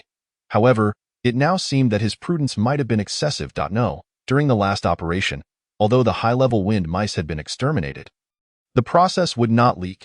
However, the Soul Clan might potentially acquire information through the practical combat against the four clans, providing the Wind Mouse Alliance with intelligence about the Special Operations Fleet's unique reconnaissance capabilities. The rulers of the Wind Mouse clan, aware that even possessing supreme treasures capable of shielding perception and scanning could still be detected, would find it more prudent to have level 50 wind mice ambush nearby star regions. Feng was relieved, contemplating another possibility. If this were indeed the case, plans would need to be adjusted. He could turn the tables and lure the high-level wind mice into a trap, seeking to annihilate them as a primary strategy. The only variable was the extent of the Wind Mouse Alliance's resolve to eliminate him. If their determination were strong enough, they might dispatch wind mice of level 60 and above to assist their faction right at the outset of the conflict. In such a case, he would have no choice but to abandon the ambush and seek aid from the space fortress. Regardless, it was worth a try. After all, encountering wind mice of level 60 or above could mitigate losses and facilitate a successful escape, thus earning military merit. After careful consideration, Feng decisively instructed the intelligence corps of the fourth warship to submit a counter-ambush plan. He sent requests to the Fourth Fleet for command permissions regarding the main cannons, special weaponry, and operational authority for 110 medium and small warships under his command. A prompt approval was received. However, this was merely the consent of the higher-ranking Fourth Fleet commander, Mark. He still required the individual authorization of the captains of those 100-plus medium and small warships. Although he was the temporary commander of the 110 medium and small warships and held fleet authority, the main cannons, special weaponry, and operational command of each warship remained under the control of their respective captains. Unless under special circumstances, even direct superiors could not seize this control. Only with the individual authorization from these captains could he gain the right to command. As expected, having a record of commanding large warships to slay a level 60 Soul Clan prodigy during the four clans' practical combat, upon learning of the potential high-level wind mouse ambush, the captains of the medium and small warships, though reluctant to temporarily share their supreme authority, nonetheless chose to grant their consent. With dual authorization from both the fleet commander and the captains, Feng could directly issue commands to the intelligence corps and operators of these warships. Chapter 129. Individual assault. All preparations in place, it was merely a matter of how many levels of wind mice would come to attack. Feng remained unhurried, continuously monitoring the movements of all wind mice of level 30 and above within the main fortress, including the Wind Mouse leader. As he suspected, these high-level wind mice had already established a special communication protocol with the supporting ambushers.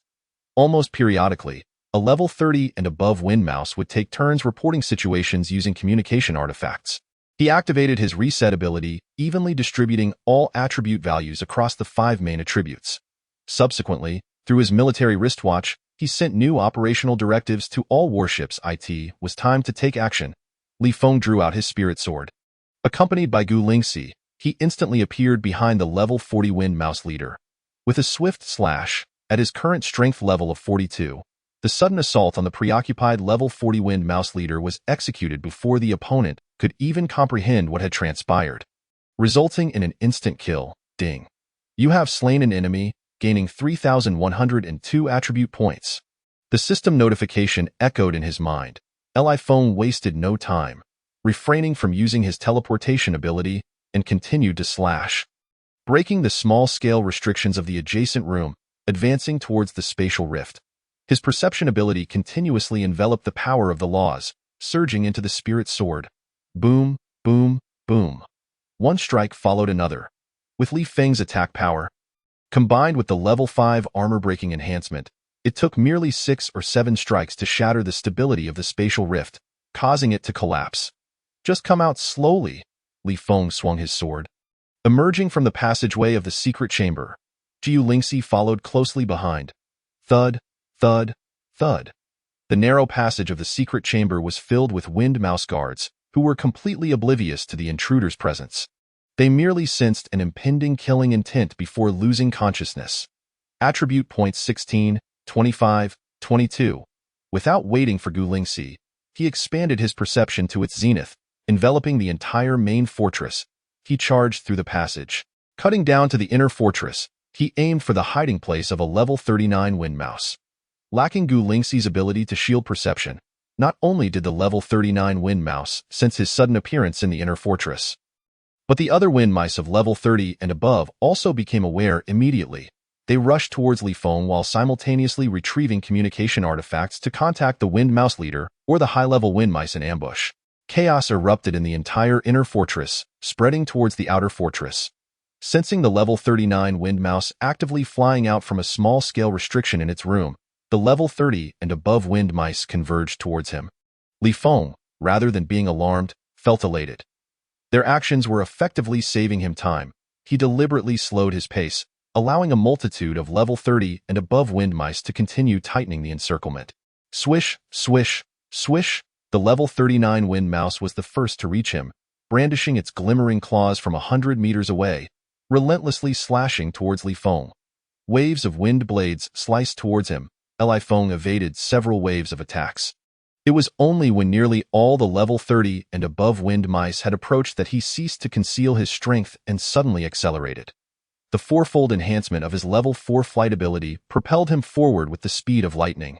Only the level 39 wind mouse could barely detect a fleeting afterimage.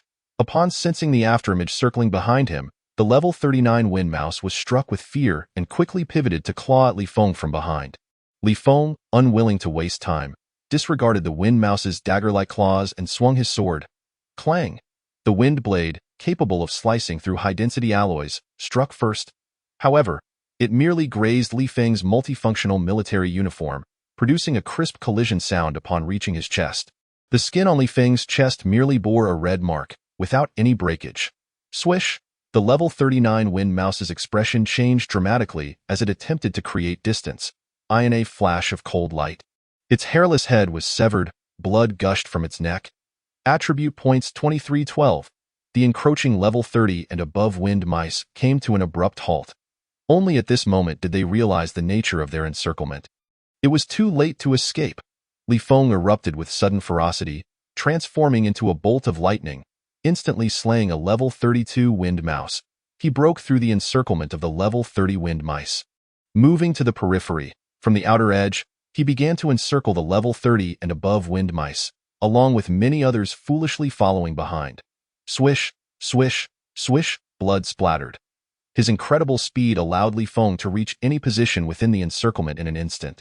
Regardless of the level of wind mice, any attempt to escape the encirclement would result in immediate assault from Li Feng. Emerging from the secret chamber, Gu Lingxi witnessed a bizarre scene. Hundreds of wind mice were ensnared within a space with a diameter of several hundred meters by a fleeting afterimage. Blood and screams continuously erupted from various locations within this vast sphere. Not a single wind mouse could escape the confines of this sphere. As soon as they reached the edge, it was either their heads rolling or their bodies cleaved in two. In merely half a minute, the diameter of the sphere shrank to around 100 meters. In another half minute, it further contracted to merely several dozen meters. After a brief pause of several seconds, Li Feng came to a halt. Surrounding him lay a mountain of corpses belonging to the Wind Mouse clan. In a mere span of 10 minutes, not only had the level 40 leader of the Wind Mice been slain, but over 100 members of the clan, all above level 30, had perished as well, with only a few fortunate enough to escape due to their late arrival and failure to become ensnared in the encirclement. Let us go. The artifact wielded by Gu Lingxi, capable of masking the perception of beings over level 40, was ineffective against Li Feng's heightened senses. In an instant, he accelerated, arriving before Gu Lingxi and taking her with him as they traversed the gateway created by the inner fortress's restrictions. In the blink of an eye, They passed through the archway, crossing the large restrictions of the outer fortress. He then summoned the fleet's position, confirming they had reached an area approximately 100,000 kilometers away.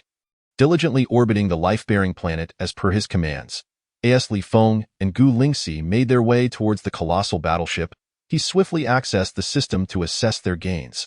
The results were quite favorable. His available attribute points had surged to 57,000. After a moment's contemplation, he allocated 10,000 points to elevate his heightened senses from level 4 to level 5, distributing the remainder evenly across his 5 primary attributes. Host. Li Feng attribute points, 0 physique, 57,500 strength, 57,500 stamina, 57,500 agility, 57,500 spirit, 57,500 abilities. Armor piercing level 5, teleportation level 5, flight level 4, heightened senses level 5, reset level 4 in scarcely a minute.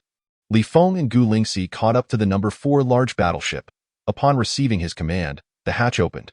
Returning to the control room of the number 4 large battleship, Li Feng found the crew in a state of bewilderment.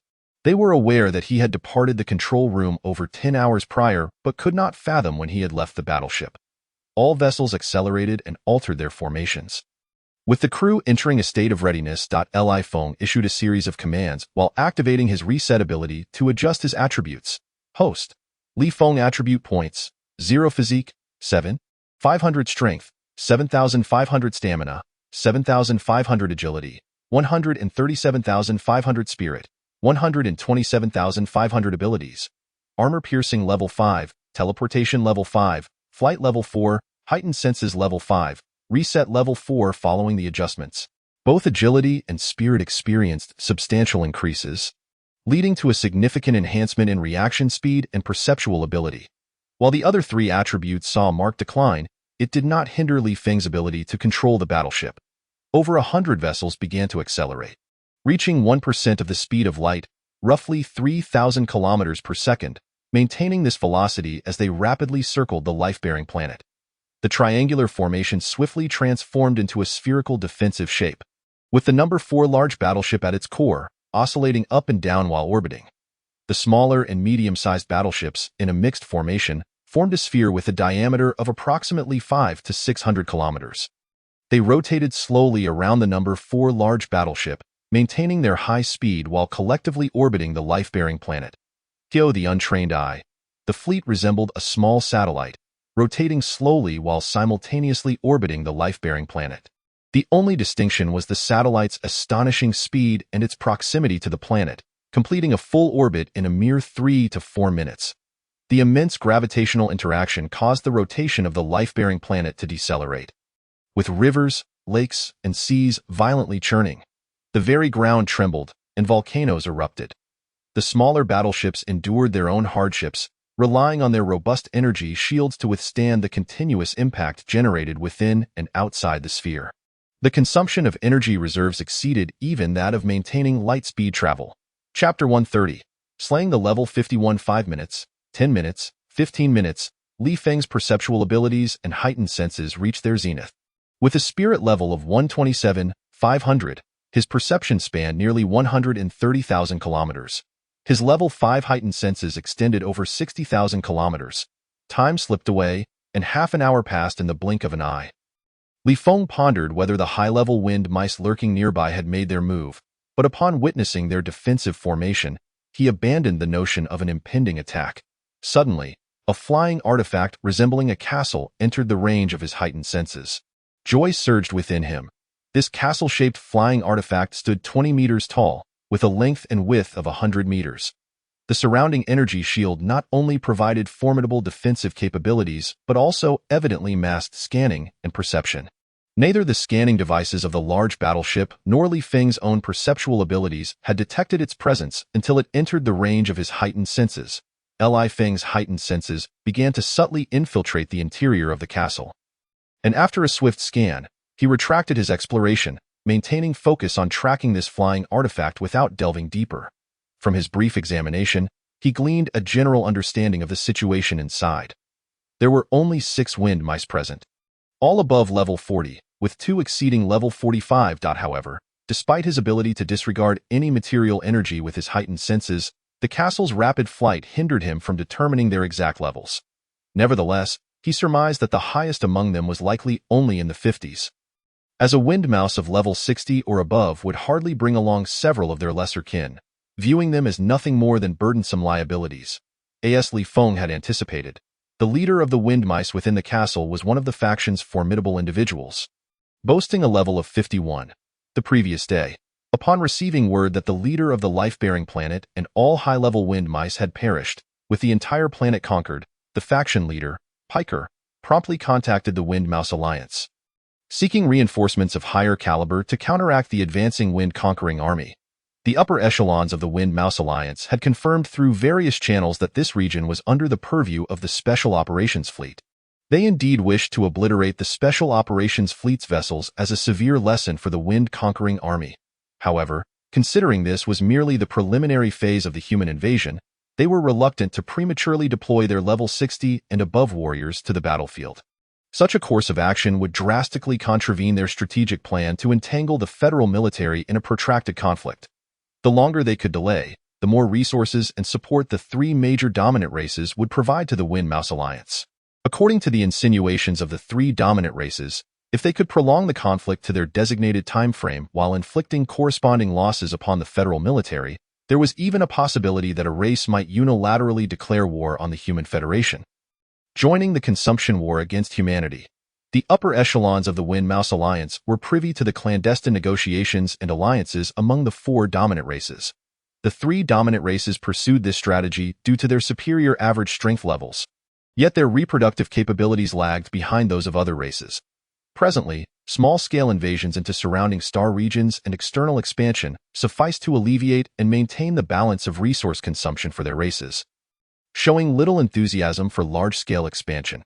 Instead, they preferred to utilize the entire Wind Mouse clan as a massive slaughterhouse and experimental ground, investigating the feasibility of simultaneously launching internal and external offensives against humanity, crumbling the human Federation, thereby diminishing the galaxy by one dominant race, aligned more closely with the interests of the three dominant races. While the upper echelons of the Wind Mouse Alliance were aware of these intentions, they were compelled to conform to this strategy. Failure to do so would risk the human Federation successfully persuading one of the races to form an alliance. In such a case, the Wind Mice would stand no chance of resistance. For now, relinquishing a portion of the star regions and waiting for the wind-conquering army to penetrate deeper and spread out, subsequently launching various attacks and disturbances without regard for costs, represented the optimal choice.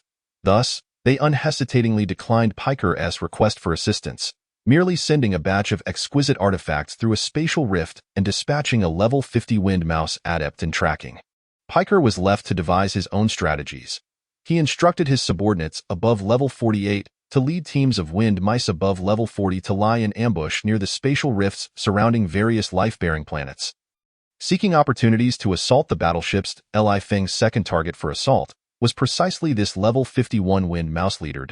As the castle approached to within just over 10,000 kilometers of the fleet, the level 51 Wind Mouse swiftly organized his forces. His 5 subordinates activated their perception masking artifacts and flew out of the castle. Their speed, unable to match the fleet's 3,000 kilometers per second, brought them to a halt approximately 500 kilometers from the fleet's orbit, where they awaited further orders. Simultaneously, they began to retrieve their artifacts, preparing for the impending confrontation, while the castle maintained its distance of just over 10,000 kilometers. Leisurely trailing the fleet, Feng raised an eyebrow. It appeared that the Soul Clan had indeed provided the Special Operations Fleet with large battleships possessing unique capabilities to disregard perception masking artifacts. However, they had yet to infiltrate the inner workings of the Special Operations Fleet to ascertain which of the large battleships belonged to him. It was precisely for this reason that the level 51 Wind Mouse maintained a distance of over 10,000 kilometers, allowing his 5 subordinates above level 40 to deliberately approach the orbit, testing whether they had been detected. Feng, of course, feigned ignorance, allowing the fleet to complete its orbit without issuing any commands. The fleet continued to maintain its velocity as it circled. The level 51 Wind Mouse exhibited remarkable patience, only confirming after the fleet had completed 5 orbits that his subordinates had not been detected. He activated his perception masking and scanning artifacts and flew out of the castle, closely following the fleet. Effortlessly closing the distance while wielding a formidable artifact, Feng advanced steadily towards the colossal warship above. Fearing to alarm the adversary, he refrained from utilizing his heightened senses to directly probe the dissipating energy of his opponent and ascertain their level of power. However, witnessing the foe's actions, he decisively rendered a fatal judgment. At the 37th or 38th level, after recalibrating his abilities, he could command a large warship to annihilate a level 60 prodigy of the Soul Clan. Now, having undergone the adjustment of his powers, his reaction speed rivaled that of a level 40-6. To say nothing of the formidable weapon systems of the large warship. Even if he were given a medium-sized vessel, any level 50-plus wind rat would find themselves courting death upon approaching him. Preparing for an attack, he circled with the fleet, and upon nearing within 10 kilometers of the level 51 wind rat, he continued to follow the formation while simultaneously conveying a message to his 5 subordinates, instructing them to launch their assault on the next pass.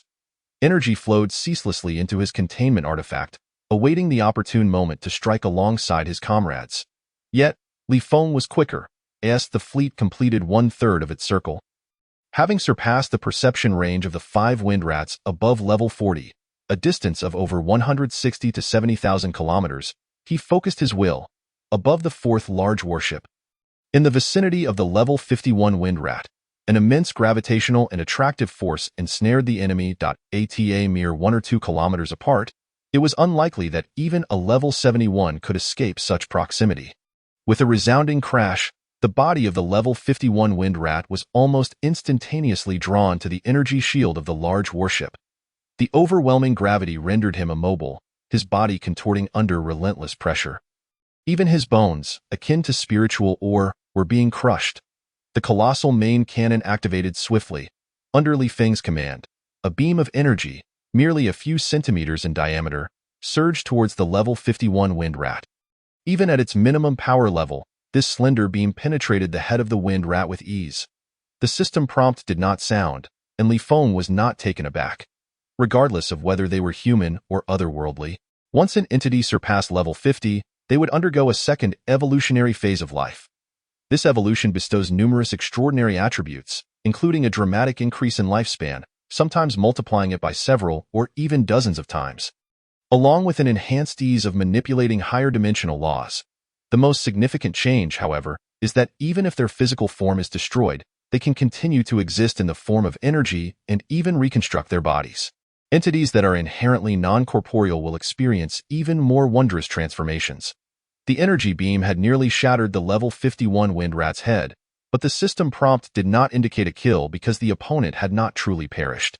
Scanning the three-dimensional image revealed that while the physical body of the level 51 wind rat had lost its life signs, a spiritual entity lingered within the gap between the body and the energy shield. Ding! You have slain an enemy, gaining 52,700 attributes. Just as Feng activated the electromagnetic wave device to obliterate the energy entity of the level 51 wind rat, the overwhelming gravity and attraction tore the energy form into fragments. The entire process unfolded in a mere 20 seconds, with the fleet having traversed only halfway. Chapter 131. Complete annihilation confirming the demise of the level 51 wind rat, Feng swiftly disabled the gravitational and attractive systems. Allowing the remnants of the adversary's body to be propelled away by the force, he would return to deal with it later. Previously, when operating the main cannon, he had only employed the minimum power setting and reduced the beam's diameter from a maximum of 100 meters to merely a few centimeters to prevent the level 51 wind rat from vaporizing entirely. Along with their artifacts and storage treasures, this faction had received vast resources and treasures from the Wind Rat Alliance. Almost every member above level 40 possessed a top-tier artifact that could shield against perception. Such an item would be invaluable to Feng. Should he acquire it and present it to Jiang Wanxin, the Fire Spirit clan could modify it for use with perception, effectively ensuring that he could operate independently in future endeavors, even without assistance from Gu Lingxi. Moreover, it was certain that these high-level wind rats possessed other types of exceptional artifacts. The crew members prepared for potential interception as the remaining warships accelerated and scattered. While issuing commands, Feng allocated all newly acquired attribute points to his mental attributes. The mental attribute surged to 180,200 points, further extending his perception range to 180,000 kilometers. His 5th level heightened sensory coverage also increased to 90. 000 kilometers. Soon, he detected the 5 wind rats above level 40. The earlier wind rat, which he had merely brushed against without confirming its exact level, was now identified as level 46. The 5 wind rats remained dispersed along their predetermined path. Poised for action, Feng raised an eyebrow as, under his guidance, the fourth large warship maintained its speed while gradually descending towards the center of the spherical formation. 1 second, 2 seconds, 3 seconds. The 5 wind rats above level 40 sensed the fleet's presence. Yet they were perplexed, as they had yet to receive any preparatory commands from the level 51 wind rat. The fleet speed of 3,000 kilometers per second left them no time to contact the level 51 wind rat, forcing them to frantically channel energy into their artifacts. Just as the massive spherical formation approached within 5,000 kilometers, the 5 wind rats launched their assault. One by one, their top-tier artifacts were unleashed. Some transformed into colossal energy barriers spanning hundreds of kilometers in length and width, positioned before the massive sphere. Others morphed into dense bolts of lightning, hurtling towards the fleet, while others took the form of cascading waves, surging towards the fleet in relentless succession. These exceptional artifacts were evidently crafted specifically for intercepting warships. As the massive energy surged towards the fleet, it also generated significant interference with the scanners of the various warships. Shift laterally, quickly. Feng, lacking sufficient experience, had not anticipated the potential interference with the warship scanners and had to make a swift decision. Commanding all vessels to maneuver laterally as much as possible. Boom, boom, boom. The warships at the forefront of the massive sphere collided with various energy blasts, becoming immobilized. Only the medium-sized warships could forcibly breach the massive barriers and energy impacts. Yet even they experienced a marked reduction in speed. The crew members reacted promptly. Upon receiving Feng's orders, the warships in the rear section of the sphere immediately adjusted their controls to maintain speed while shifting laterally, narrowly evading the energy impacts and the immobilized vessels. In the center of the sphere, Feng's heightened senses remained unaffected by the energy onslaught. His reactions were swift and precise. Under his direct control, the fourth large warship deftly maneuvered to avoid the stranded vessels. Boom, boom, boom. The various energy impacts merely intensified the energy shield's consumption on the fourth large warship. It was not only unable to halt the vessel, but also failed to impede its speed. In the blink of an eye, the fourth large warship navigated through the layers of blockade. What is happening? The 5 wind rats, poised to attack the immobilized small warships, were taken aback upon sensing the appearance of the fourth large warship. They could not comprehend why the responsible level 51 wind rat had not intervened or utilized a more potent containment artifact to halt the large warship at close range. In the next moment, the fourth large warship, under Feng's command, closed in on the side of the level 46 wind rat, just under 20 kilometers away, while another level 42 wind rat was merely 100 kilometers off. With a mere thought, Feng activated the gravitational and attractive systems targeting the areas of the level 46 and level 42 wind rats, faced with the gravitational and attractive forces of the large warship. The 2 wind rats, already at a disadvantage, found themselves utterly defenseless and motionless. Their bodies shot towards the fourth warship like cannonballs. By the time they realized what was happening, they were already pressed against the warship's energy shield. Left with no means to resist other than desperately channeling energy to withstand the gravitational pull, the main cannon activated, unleashing 2 beams of energy, each just a few centimeters in diameter, that instantaneously pierced the heads of the 2 wind rats. Ding! You have slain an enemy, gaining 15,200 attributes. Ding! You have slain an enemy, gaining 5,500 attributes. In an instant, Feng had eliminated 2 wind rats above level 40. The remaining 3, upon witnessing their comrades' demise and realizing their artifacts had become unanchored and ineffective, were struck with terror as they sensed the headless corpses pressed against the warship. Without hesitation, they fled in panic. Though their escape was merely a desperate struggle, among the remaining 3 wind rats, the strongest was only level 44. If Feng chose to pursue, he could easily eliminate them with his own power level and teleportation abilities. However, without Lingxi present and lacking artifacts that could shield against scans, it was prudent to avoid fully revealing his current power level and teleportation capabilities. He maneuvered the fourth large warship, accelerating and swiftly pivoting to pursue the level 44 wind rat. Even at level 44, the Wind Mouse clan can achieve only a flight speed of approximately 2,000 kilometers per second, even with techniques and artifacts that could potentially multiply their speed several times. The colossal battleship number 4, despite its immense size, managed to execute a turn in just about half a minute, and not only did its speed not diminish, but it surged to over 5,000 kilometers per second. The level 44 Wind Mouse clan remained well within its sensory coverage. In a mere 20 seconds, it caught up with its target. With a distance of several dozen kilometers, Feng activated the gravity and gravitational systems of the corresponding area, drawing the enemy onto the battleship's energy shield. While maneuvering the battleship number 4 to pursue another level 41 Wind Mouse clan member fleeing in a different direction, he simultaneously commanded the main cannon to obliterate the head of the level 44 Wind Mouse. Ding. You have slain an enemy, gaining 9,200 points. Soon after, the level 41 Wind Mouse clan entered the sensory coverage area. Given their level, even at a distance of several hundred kilometers, it was nearly impossible to withstand the maximum intensity of the battleship's gravity and gravitational systems.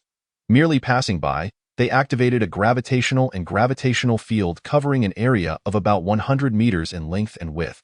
At a blistering speed exceeding 10,000 kilometers per second, the level 41 Wind Mouse was effortlessly drawn into the battleship's shield, where it was met with a 10-centimeter diameter energy beam that easily shattered its skull.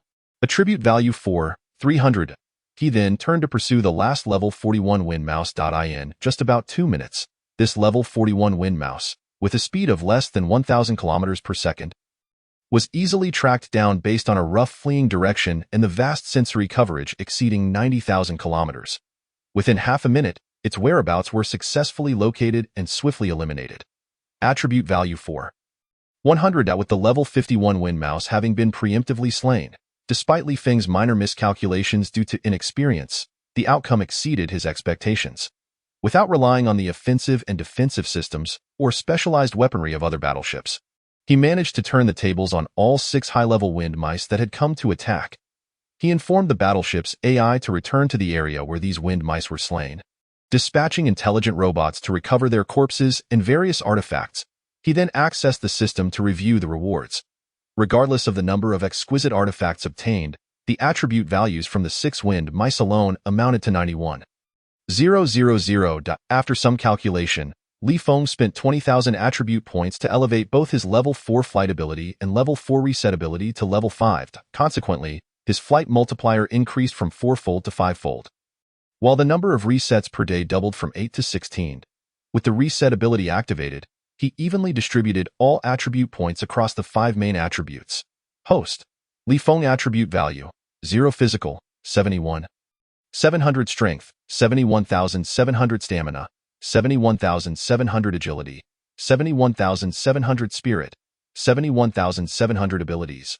Armor breaking level 5, teleportation level 5, flight level 5, enhanced senses level 5, reset level 5. His comprehensive attribute value has now surpassed level 43. This level of power, combined with various abilities, suggests that, at least within the ranks of the Federation military, he could command respect. Chapter 132. High-level decisions of the Special Operations Bureau after waiting for over 10 minutes. The intelligent robots successfully recovered the storage artifacts of the 6 high-level wind mice, which Feng promptly stored in his dimensional ring. He issued commands, and over 100 battleships were formed into a triangular formation. Subsequently, Battleship Number 4 led the charge, closing in to within several hundred kilometers of the life planet. All personnel were ordered to engage freely within their respective areas, as per the usual protocol, gain rank and riches. Choose your path. With a commanding announcement from Feng, the enormous hatch of the combat readiness area swung open. Kill, kill, kill. All of this is mine, despite the large-scale restrictions still in place within the main fortress. Tens of thousands of talented crew members rushed forth without a shred of doubt, for Feng had invoked the familiar command for promotion and wealth.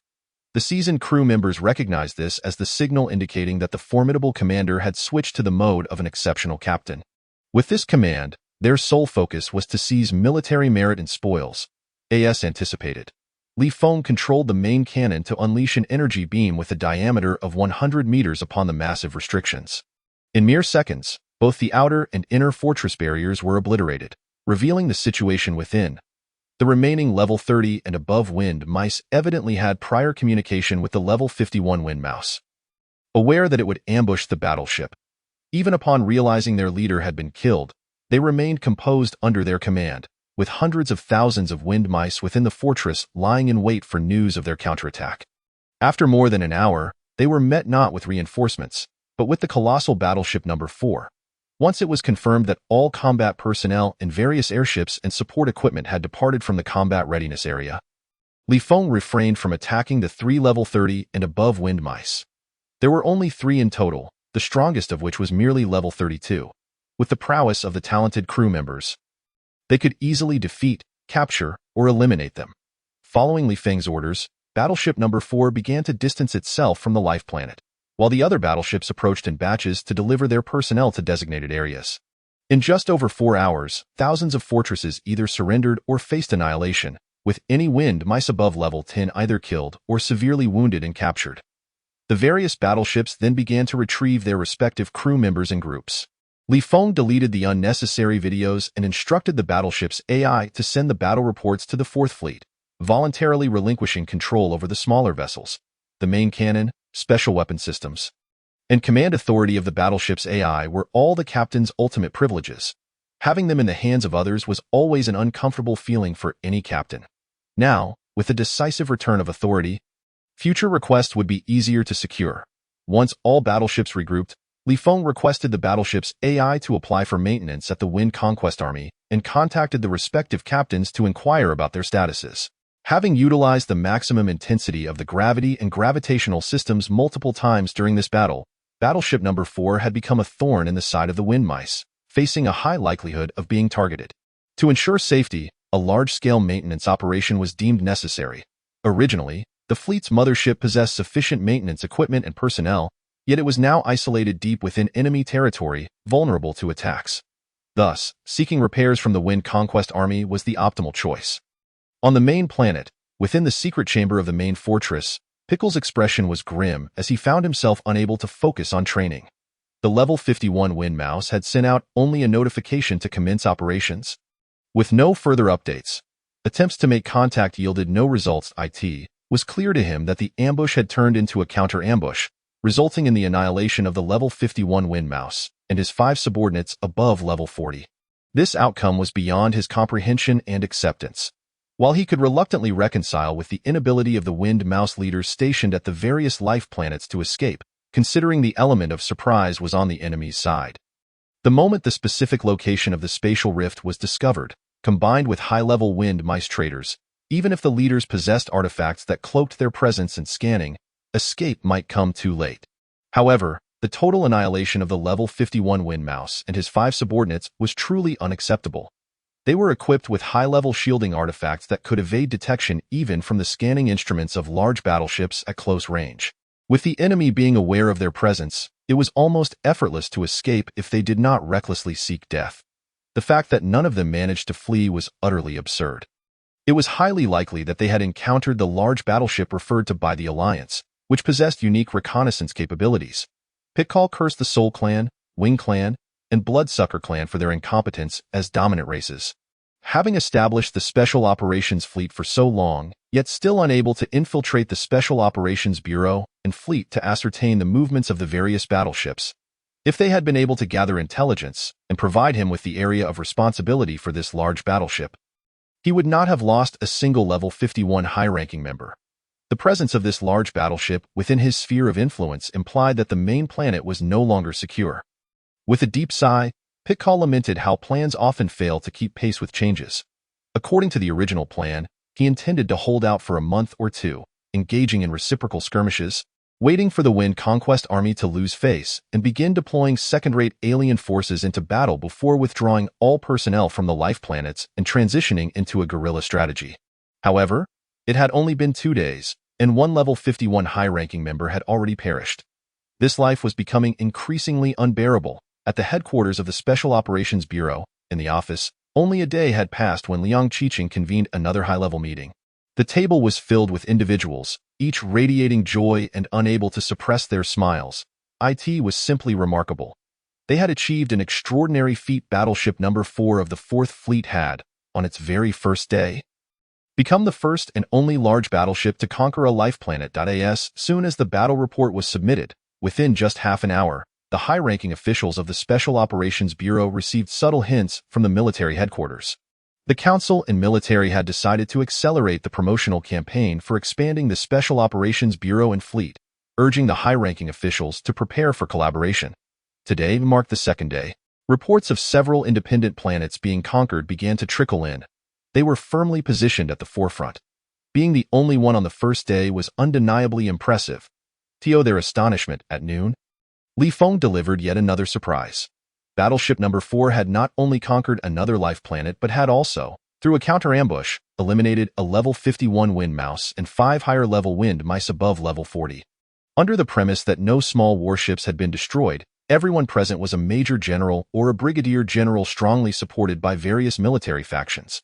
Individuals like Liang Qiqing even had the potential to become prominent figures representing the yellow race in the military in the future. Their prowess, strategic acumen, and cunning intellect made them stand out among their peers. Upon hearing this news, they could not help but break into broad smiles. So, tell me, what should our Special Operations Bureau strive for? Liang Qiqing remarked leisurely. The governance of second-class alien citizens. Agreed. In just over 10 seconds, more than 30 senior officials from the Special Operations Bureau reached a consensus. This time, the military had requisitioned a vast number of high-ranking second-class aliens. The governance of these high-ranking second-class aliens was temporarily in the hands of the military. It presented a colossal opportunity laden with power.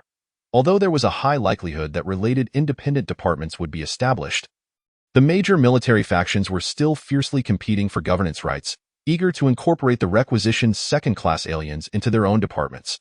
While the Special Operations Bureau was merely a secondary independent department of the military, Liang Qiqing and the senior officials were keen to seize their chance. Despite Li Feng's current achievements not being sufficient to help the Special Operations Bureau secure such a substantial opportunity, they had nonetheless gained the right to vie for attention from those important departments. Furthermore, there was a significant possibility that Li Feng's faction might face targeted strikes from the Wind Mouse Alliance. Merely having a battle-ready space fortress on standby was not enough. Liang Qiqing pondered. General Chu, the commander of the Wind Army, will surely not appreciate our Special Operations Bureau meddling in his affairs.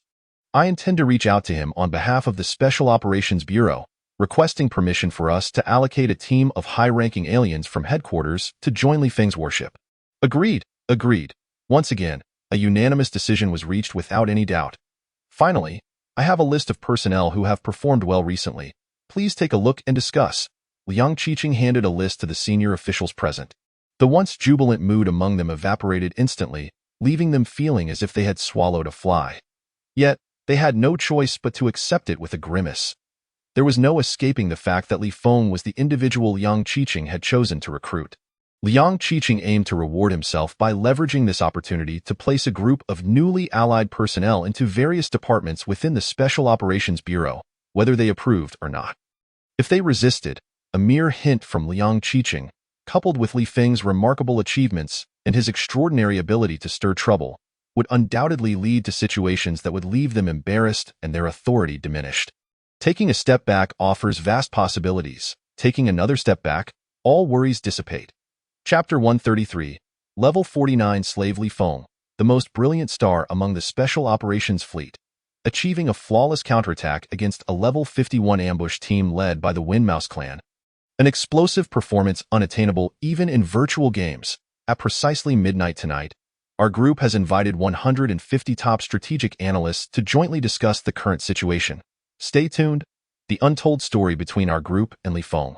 The Human Federation's news media once again experienced a surge in traffic and viewership, reveling in the ecstatic moment. The major interstellar social media platforms were particularly lively.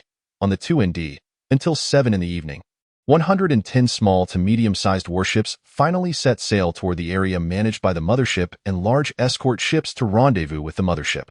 The choice made by the 110 captains was unanimous. They did not intend to participate in repairs, but wished to temporarily join the ranks of the mothership, replenishing energy reserves and various auxiliary equipment while continuing their campaigns. Naturally, they lacked the courage to continue attacking the remaining 17 life planets. Fearing ambushes and the possibility of Li Feng becoming displeased, which could lead to their exclusion from future operations once the fourth large warship completed its repairs. They preferred to safeguard this delectable opportunity before pursuing further gains. Following Li Feng's instructions, the fourth large warship utilized its space jump system to arrive near the designated repair base set by the Wind Army's command. According to military regulations, during periods of large-scale warfare, officers and crew of any rank in the Wind Army were prohibited from taking leave or departing. Even if a warship was severely damaged and under repair, all officers and crew were required to remain at the base on standby. Li Feng, however, a bold maverick, clearly disregarded these rules. He even bypassed traditional channels, directly submitting a request to the logistics department of the Wind Army, stating he had sustained internal injuries and required treatment outside. He quickly received special approval. The logistics department arranged for a small transport vessel to send Li Feng to the designated Frontier Star domain via the space jump system. There, the new Yongano one awaited him.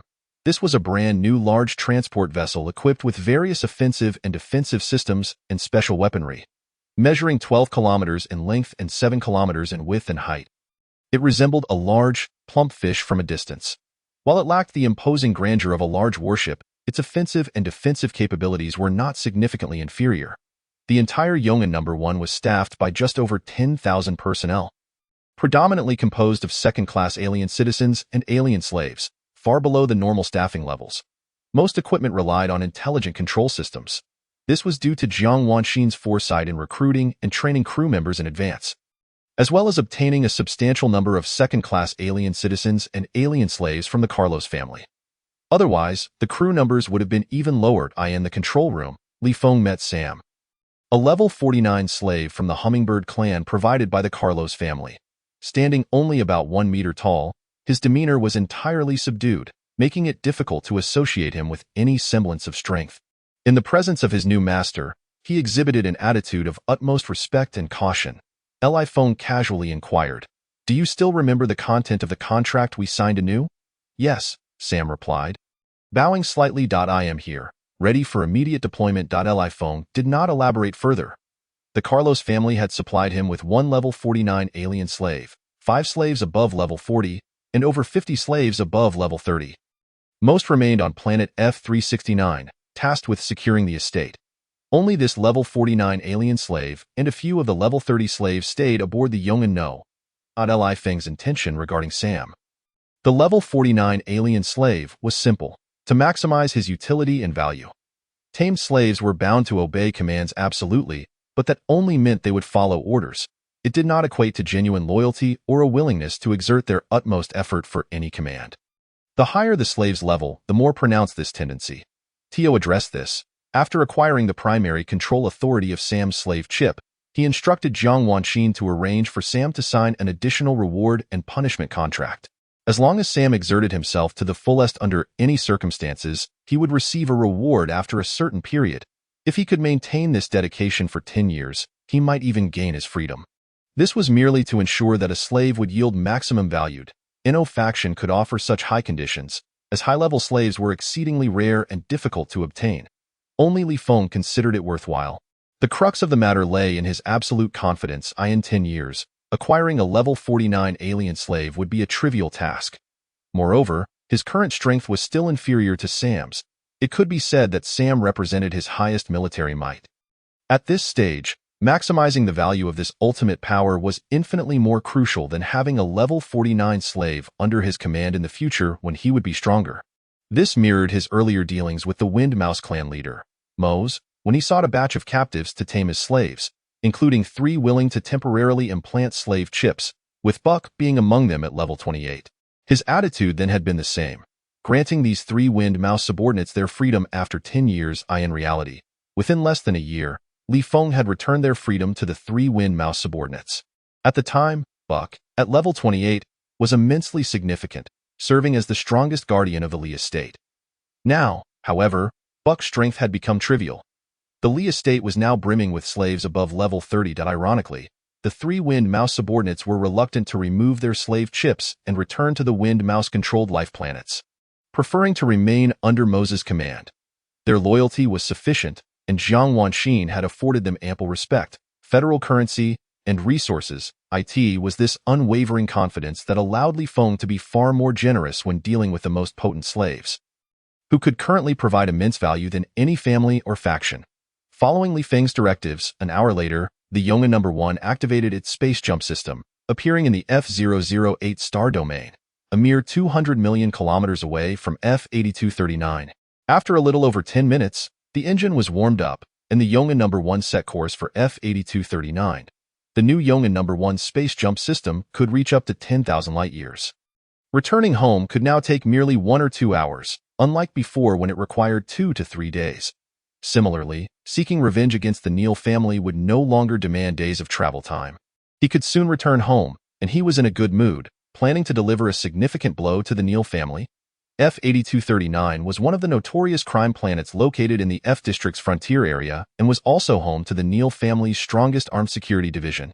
The Neal family's security group had thousands of branches, with the 20 most powerful located on 20 crime planets. The last time Li Feng had attacked, he had only targeted the weakest of these branches, aided by Gu Lingxi, who possessed a top-tier cloaking artifact. Furthermore, to avoid revealing his intentions to the Neal family, he had taken considerable measures to conceal his movements. But this time, I shall stride boldly. Chapter 134, A Great Melting Pot Captain. The F008 military base's Interstellar Transportation Safety Division has an officer named Major Craig who wishes to engage in video communication with you. The operator turned to Li Feng. Decline the call. Li Feng surmised the situation and paid it no mind. Without a second thought, he understood that this Major Craig was an officer summoned by the Neal family to exert pressure. Captain, the security division of the F008 military base has issued a warning, stating that we lack cargo transport authorization and that proceeding towards the F8239 star constitutes a serious violation of safety regulations. If we continue to approach F8239 without completing the necessary paperwork, we will be treated as interstellar pirates, and warships will be dispatched to intercept and attack. The operator glanced at Li Feng once more. Ignore it, Li Feng scoffed. This Major Craig not only had connections with the Neal family, but seemed to be an officer under their influence. Otherwise, he would not have dared to make such threats. Risking his military position to intensify the pressure to it, is important to note that the Yongan No. 1 was not heading towards an ordinary life-sustaining planet, but rather to a notorious one, without any cargo transport authorization. No transport vessel is permitted to approach a typical life-sustaining planet. Large transport vessels equipped with offensive and defensive systems are subject to stringent regulations. Even those under the banner of interstellar families can only approach the space station of such life-sustaining planets. However, the notorious planet is an exception. All manner of nefarious activities and illicit dealings converge there, and chaos is what the inhabitants of the notorious planet desire. It is not merely a matter of a large transport vessel with proper authorization and equipped systems. Even interstellar pirate ships, as long as they pay their dues regularly, are often overlooked by the station military. A large transport vessel, equipped with offensive and defensive systems, approaching a typical life-sustaining planet is taboo. If left unchecked, even the commander of the station military would face severe punishment. Conversely, if any transport vessels attempted to approach the notorious planet, the station military would also be committing a taboo by issuing warnings and intercepting. The one who issues such orders would soon find themselves dismissed in a haze of confusion. Moreover, it is not the forces behind the intercepted transport vessels who would be responsible. Each notorious planet is home to numerous enterprises belonging to interstellar families. Through these enterprises, illicit transactions that could severely tarnish the family name are conducted. These interstellar families would rather see their assets or dispatch transport vessels destroyed than allow inspections that could lead to the exposure of their shady dealings.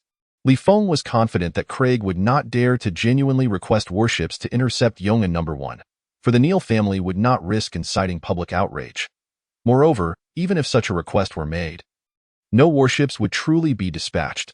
Nevertheless, they were clearly attempting to intimidate him, and he was determined to respond in kind. Li Feng efficiently instructed the military wristwatch's intelligence system to send a video communication request to Zhao Yushan, the head of the Special Operations Bureau. Soon, the holographic image of Zhao Yushan appeared before Li Feng.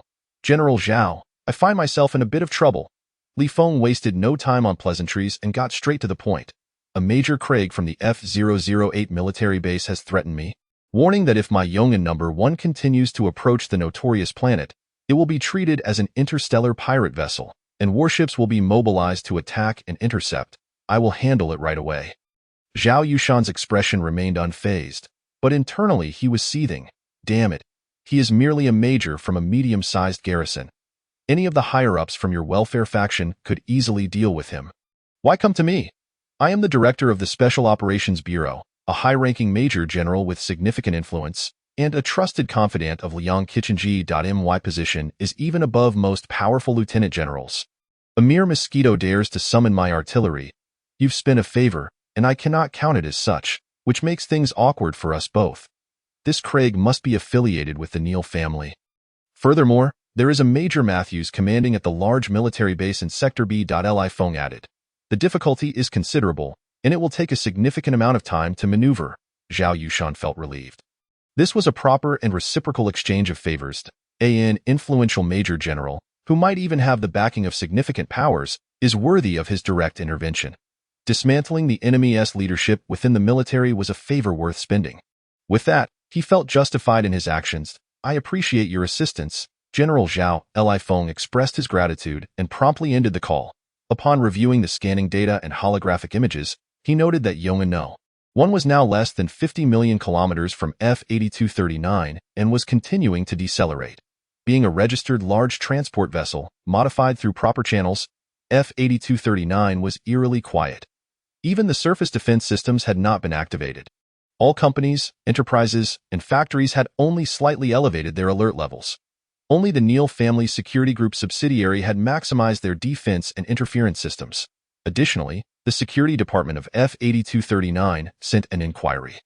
Once they confirmed the target was merely the Neal family security group subsidiary, they paid it no further mind. Feng accessed the system, activated his resetting ability, and adjusted his attribute values. Host. Li Feng attribute values, 0 physique, 117, 000 strength, 117,000 endurance, 117,000 agility, 717,000 spirit, 251,700 abilities. Armor piercing level 5, teleportation level 5, flight level 5, super sensation level 5, reset level 5 after adjustments. His spirit attribute surged to 251,700 points. Consequently, his perception ability skyrocketed to 250,000 kilometers. With a level 5 super sensation, his coverage exceeded 120,000 kilometers. 10 million kilometers, 9 million kilometers, 8 million kilometers. As Yong'an number 1 continued to decelerate, its energy shield activated to maximum capacity, and all main cannons were brought online. As it descended to a distance of 120,000 kilometers, Li Feng's super sensation successfully penetrated the energy shields and various radiation interferences surrounding the security building.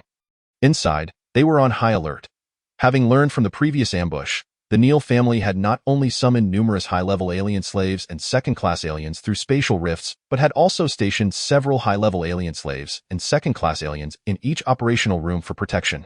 Compared to the Carlos family, which could only muster a single level 49 alien slave, the Neal family's private armed forces were on an entirely different level. The highest combat strength within the entire building was a level 52 Wolf Clan slave.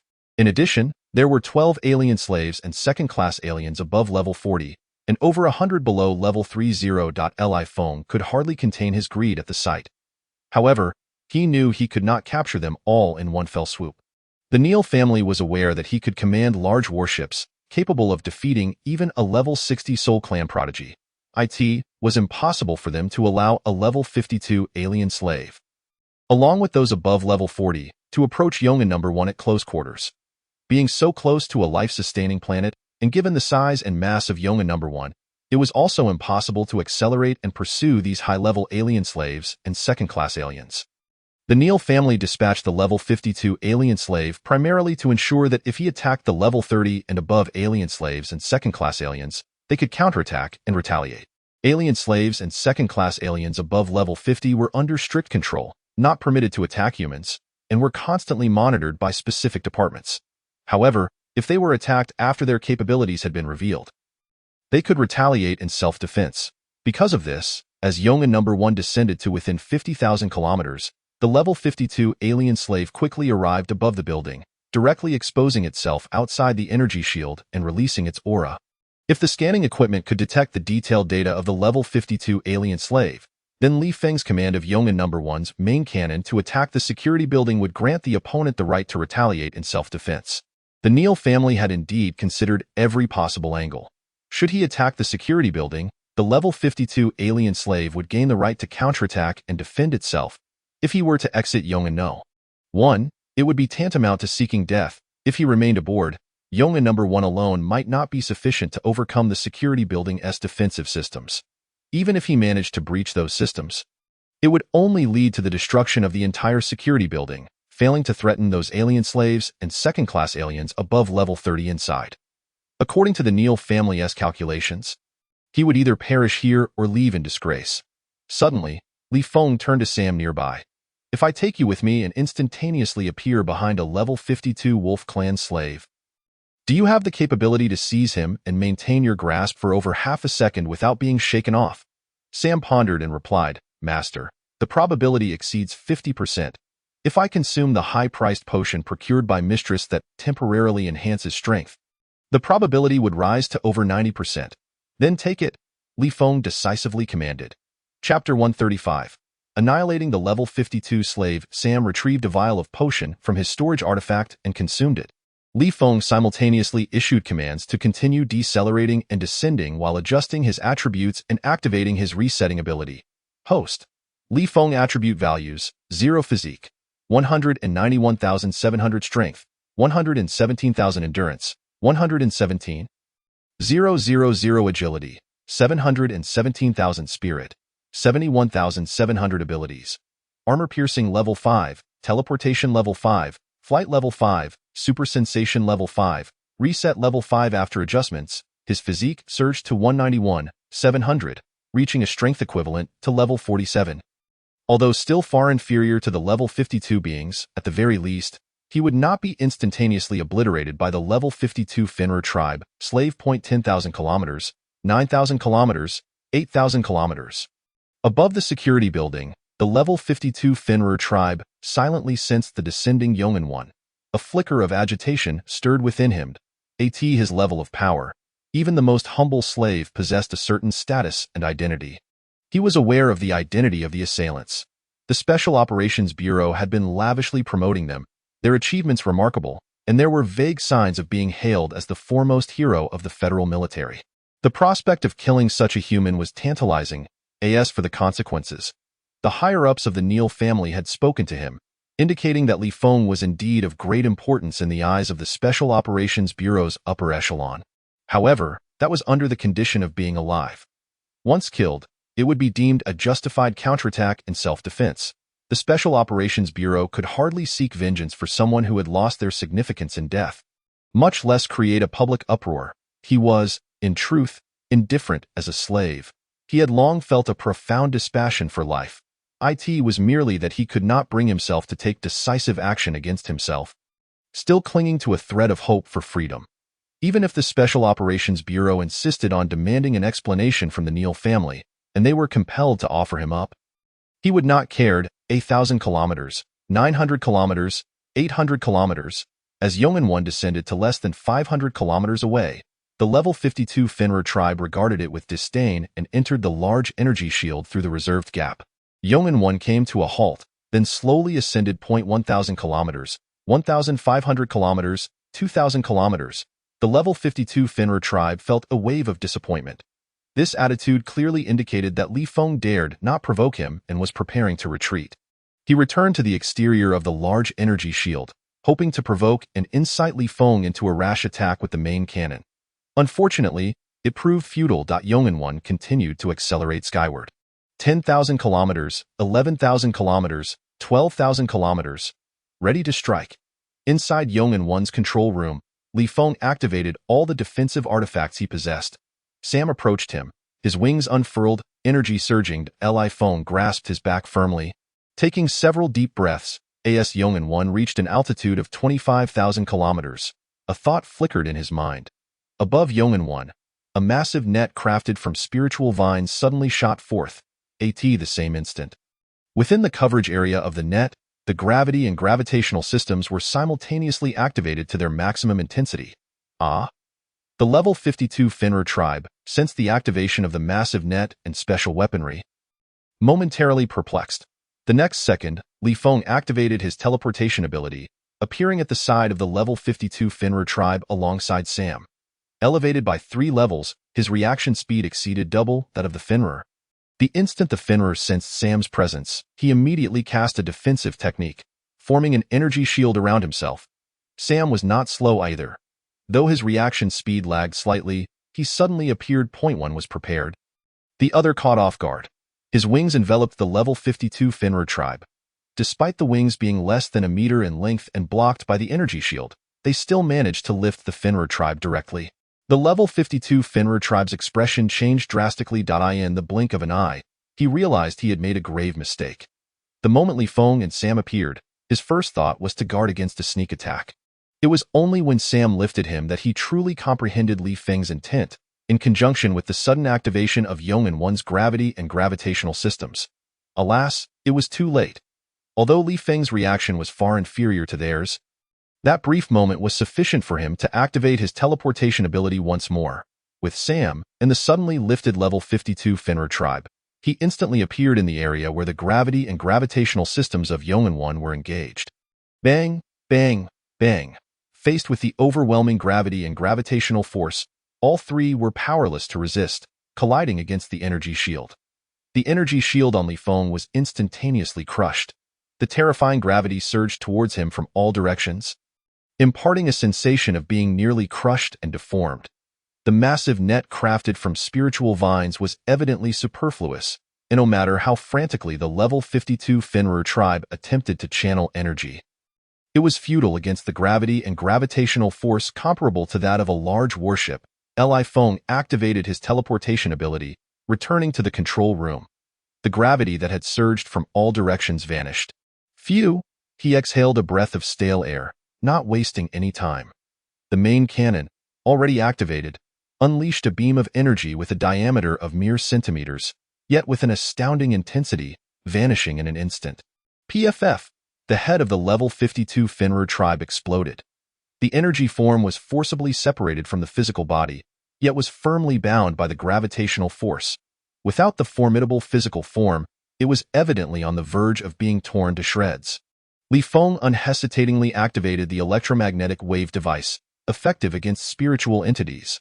The level 52 Fenrir tribe, already on the brink of collapse, was instantly shattered into fragments, transforming into powerful energy. Ding. You have slain an enemy, gaining 71,500 attribute points. The system notification echoed in Feng's mind. He promptly deactivated the gravity and gravitational systems, activating the reset ability to evenly distribute all attribute points across the 5 major attributes. Teleportation activated, he appeared beside Sam, seizing him. At that moment, within the security building, all alien slaves and secondary alien citizens above level 40 sensed the death of the level 52 Fenrir tribe and began to scatter in panic. Severely injured, yet still alive, Feng, accompanied by Sam, activated his teleportation ability once more, appearing behind a level 47 secondary alien citizen within the security building. Just as Sam regained his breath, he reacted swiftly. His right wing swung out with lightning speed. The feather tip pierced into the body of the secondary alien citizen. Energy surged through the feather tip. Though the level 47 secondary alien citizen lunged forward in the first instance, their internal organs were violently shattered. Feng executed a swift turn, thrusting his spiritual sword into the wound of the level 47 secondary alien citizen. PFF. The moment he pierced through the body, he raised his arm, cleaving the heart in two from within. Ding. You have slain an enemy, gaining 19,200 attribute points. The system notification rang out as Feng returned behind Sam, and together they activated their teleportation ability, appearing behind a level 46 alien slave. PFF. This time, it was even simpler. Sam's strike shattered the energy shield of the level 46 alien slave, inflicting heavy damage, while Feng swiftly and decisively severed its head with a single sword stroke. Attribute value 15, 200. Observing the other alien slaves and secondary citizens above level 40, some had already rushed to the locations of the 2 spatial rifts, escaping through them. Others had fled the security building, quickly vanishing from sight. Feng, accompanied by Sam, activated their teleportation ability once more, arriving at the spatial rift on the second underground level. He destroyed the two spatial rifts, while another lay at the end of the passage leading to the Earth's core. Feng refrained from using teleportation to pursue the alien slaves and secondary citizens above level 40. At this level, their speed was too great. At most, he could slay one more. It was more prudent to block the spatial rift and target those slightly slower. Yet still approaching from above level 30, by swiftly destroying the spatial rift, he could also ensure that the Neil family would not send higher-level reinforcements. He moved at full speed, quickly slaying the alien slaves and secondary citizens above level 30 who had reached the second underground level. Attribute value 219, attribute value 586, attribute value 365. Sam, having destroyed the spatial rift on the second underground level, dashed towards the passage leading to the Earth's core, where the spatial rift was located. Chapter 136, Domain Ability PFF. Alien slaves and secondary citizens below level 40 posed no challenge before Feng. Wherever he passed, blood splattered, and screams echoed. The entire second underground level was swiftly cleared. Sam returned from the passage leading to the Earth's core. Both spatial rifts had been successfully destroyed, and all the control room equipment on the second underground level was annihilated. Feng called out, brandishing his sword as he descended to the first underground level. Although all the alien slaves and secondary citizens above level 30 fleeing towards the spatial rift had been slaughtered, those who had escaped the security building were now nowhere to be found. However, within the security building, there remained numerous bewildered low-level alien beings and slaves. They too wished to flee, yet escaping to the second underground level was a dead end. Exiting the security building was equally perilous. This was a planet of vice. Wherever an attack occurred, throngs of spectators gathered. The thoughts of these spectators were remarkably simple: to take advantage of the chaos if possible, or at the very least, to enjoy the spectacle. Those above level 30 still had a chance to break through. Those below level 30, if they dared to venture out, would undoubtedly face ambush and assault, not even knowing how they perished. Feng swiftly made his way from the first underground level to the top. Attribute value 15, attribute value 22, attribute value 35. Utilizing his heightened senses, those alien slaves and beings above level 20 were utterly exposed. No matter where they hid, they could not escape the reach of Feng's sword. As for those below level 20, he paid them no mind. He advanced to the 6th floor, where Sam had already destroyed all the control rooms and caught up with him. Meanwhile above, Yong'an continued to descend slowly as per his command. With the security building's attack and defense systems dismantled and the outer energy shields dissipated, numerous onlookers surged in from all directions. Truly, a good man. Feng ascended to the 8th floor. Accompanied by Sam, they activated their teleportation ability. In the next moment, he found himself back in the control room of Yong'an, situated at an altitude of merely 10,000 kilometers. Without a flicker of hesitation, he activated the main cannon to its utmost capacity. A beam of energy, measuring a diameter of 100 meters, surged forth towards the security tower, which was on the verge of collapse due to the assault system. Boom, boom, boom. Even though it was constructed from the finest materials, it crumbled like parchment before the intensity of the energy beam. Where the beam traversed, the security tower was relentlessly perforated. Attribute value 0.29, attribute value 1.78, attribute value 0.66, the incessant system notifications echoed in succession. Not only did the lower-tier superhumans and the enslaved beings of the Neil family security group meet their demise, but even those low-level onlookers who rushed into the security tower to seize the opportunity amidst the chaos suffered the same fate. Under Feng's command, the colossal energy beam advanced unimpeded, piercing through to the second underground level before beginning to maneuver. Countless low-level enslaved beings, superhumans, and bystanders were instantaneously vaporized. Only those spectators of level 20 and above managed to narrowly escape. In the blink of an eye, the security tower, towering 100 meters high, with 8 floors above and 2 below, occupying an area of over 200,000 square meters, was reduced to ashes. Task accomplished, Feng called up the system and glanced at it, instantly feeling invigorated. Returning home, he found great satisfaction in dealing with the Neil family. Just from the 247 and 46 level enslaved beings of the 52 level Canis Major race, he accrued over 100,000 points in attribute values. Additionally, he had slain over 40 enslaved beings of level 30 and above, and more than 300 of level 20 and above. totaling over 37,000 points in attribute values. Finally, a sweeping energy beam that ravaged the entire security tower also obliterated thousands of superhumans and enslaved beings, yielding over 10,000 points in attribute values. Cumulatively, his attribute values exceeded 150,000 points. Without a moment's hesitation, he decisively allocated all 5 major attributes to reach 100,000 points. Host. Li Feng attribute value. 0.95 million constitution, 1 million strength, 1 million stamina, 1 million agility, 1 million spirit, 1 million abilities, armor break level 5, teleportation level 5, flight level 5, extrasensory perception level 5, reset level 5 ding. Your attribute values have reached 1 million points, granting you a domain ability. Domain. Level 1, capable of forming a spatial barrier within your perception range.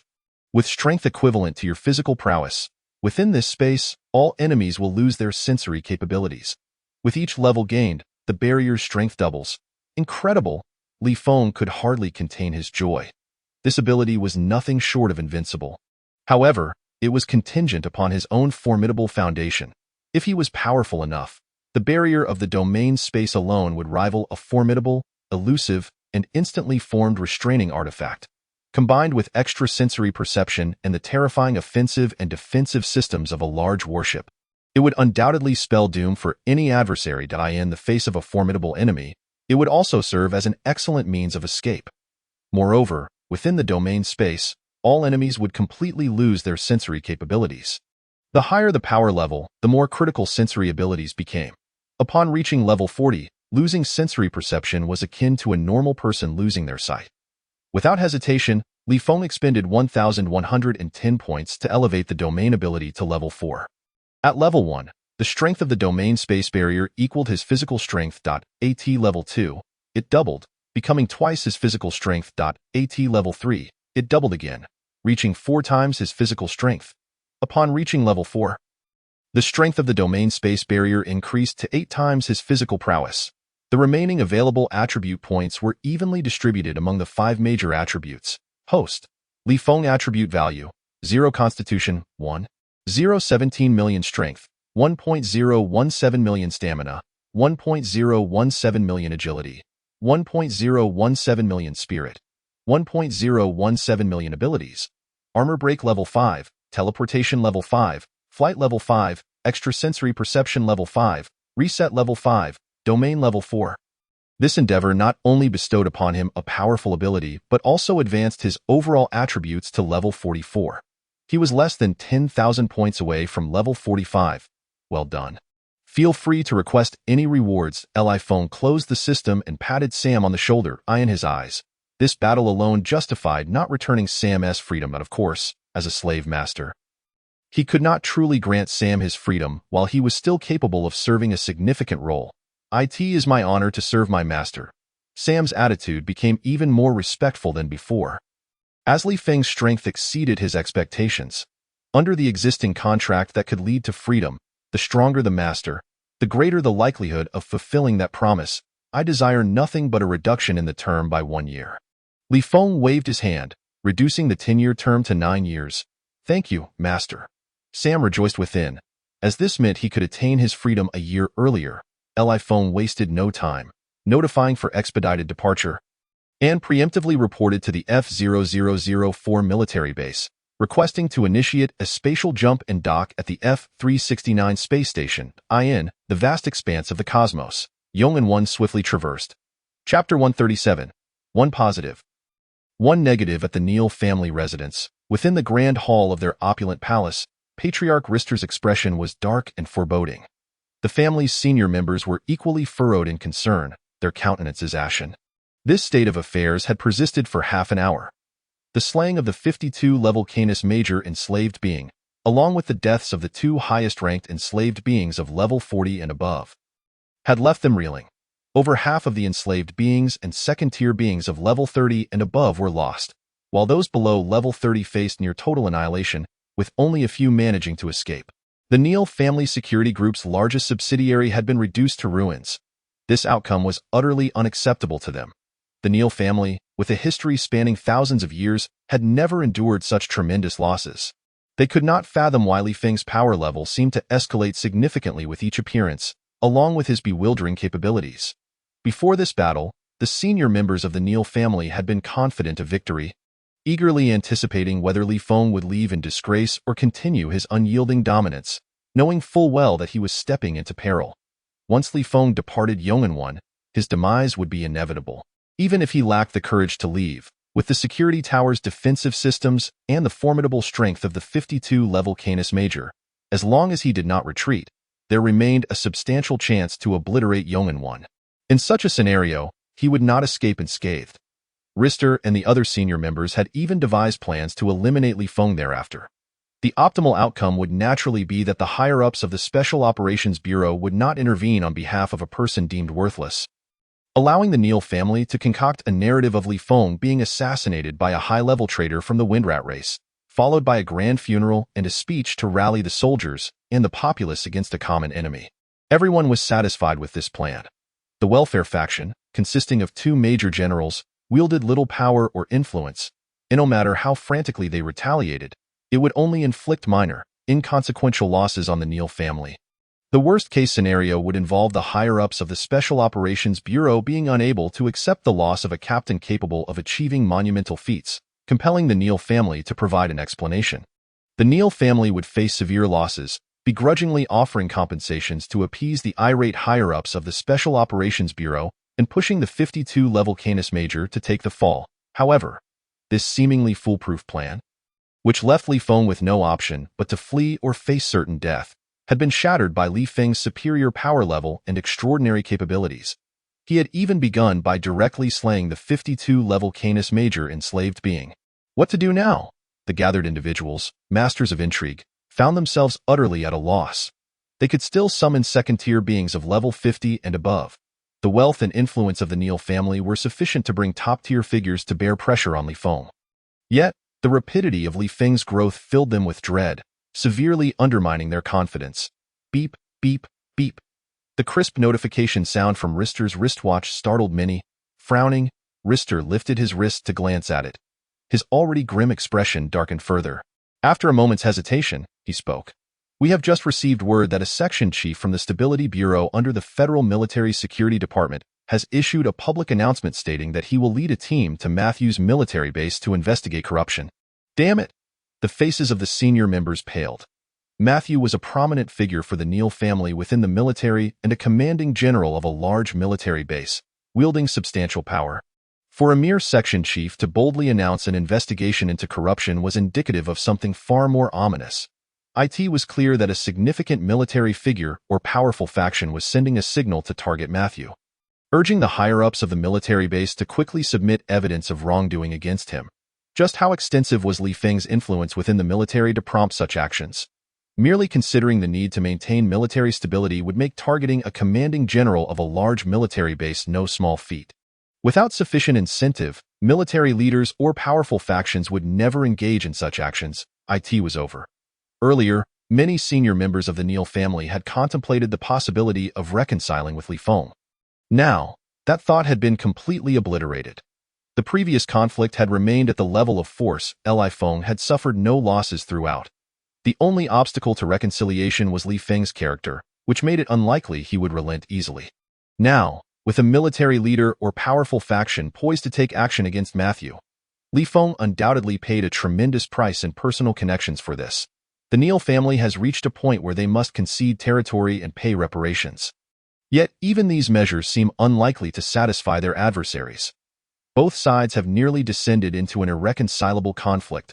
Within the central castle of the Carlos family, in the conference chamber, the head of the family, Albert, convened an urgent high-level meeting.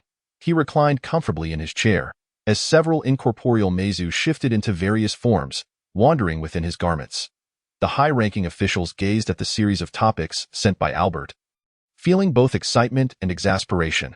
Their excitement stemmed from their constant vigilance over Li Feng and the movements of the Yong'an and Li Feng's terrifying achievements on the battlefield, which hinted at his rising status as the military's foremost hero, had already brought them immense surprise. His overwhelming annihilation of the 52nd level Canis Major race and the complete destruction of the Neil family's strongest security building filled them with relief. Thankfully, They had sensed Li Feng's rapid rise in strength and had made repeated concessions. Even after Li Feng agreed to a reconciliation, they took on significant risks, guaranteeing over 100 transport ships for the Yongin group, even selling their possessions to generously offer numerous high-level alien slaves to him. Not only did this defuse a major crisis for the family, but it also held the potential to cultivate Li Feng's friendship. Just imagining the dire straits of the Neil family now filled them with gratitude. Reflecting on Li Feng's swift ascent within the military and his rapid enhancement in power levels, they considered the assistance he received from the transport ships modified with guarantees and high-level alien slaves provided by the Neil family.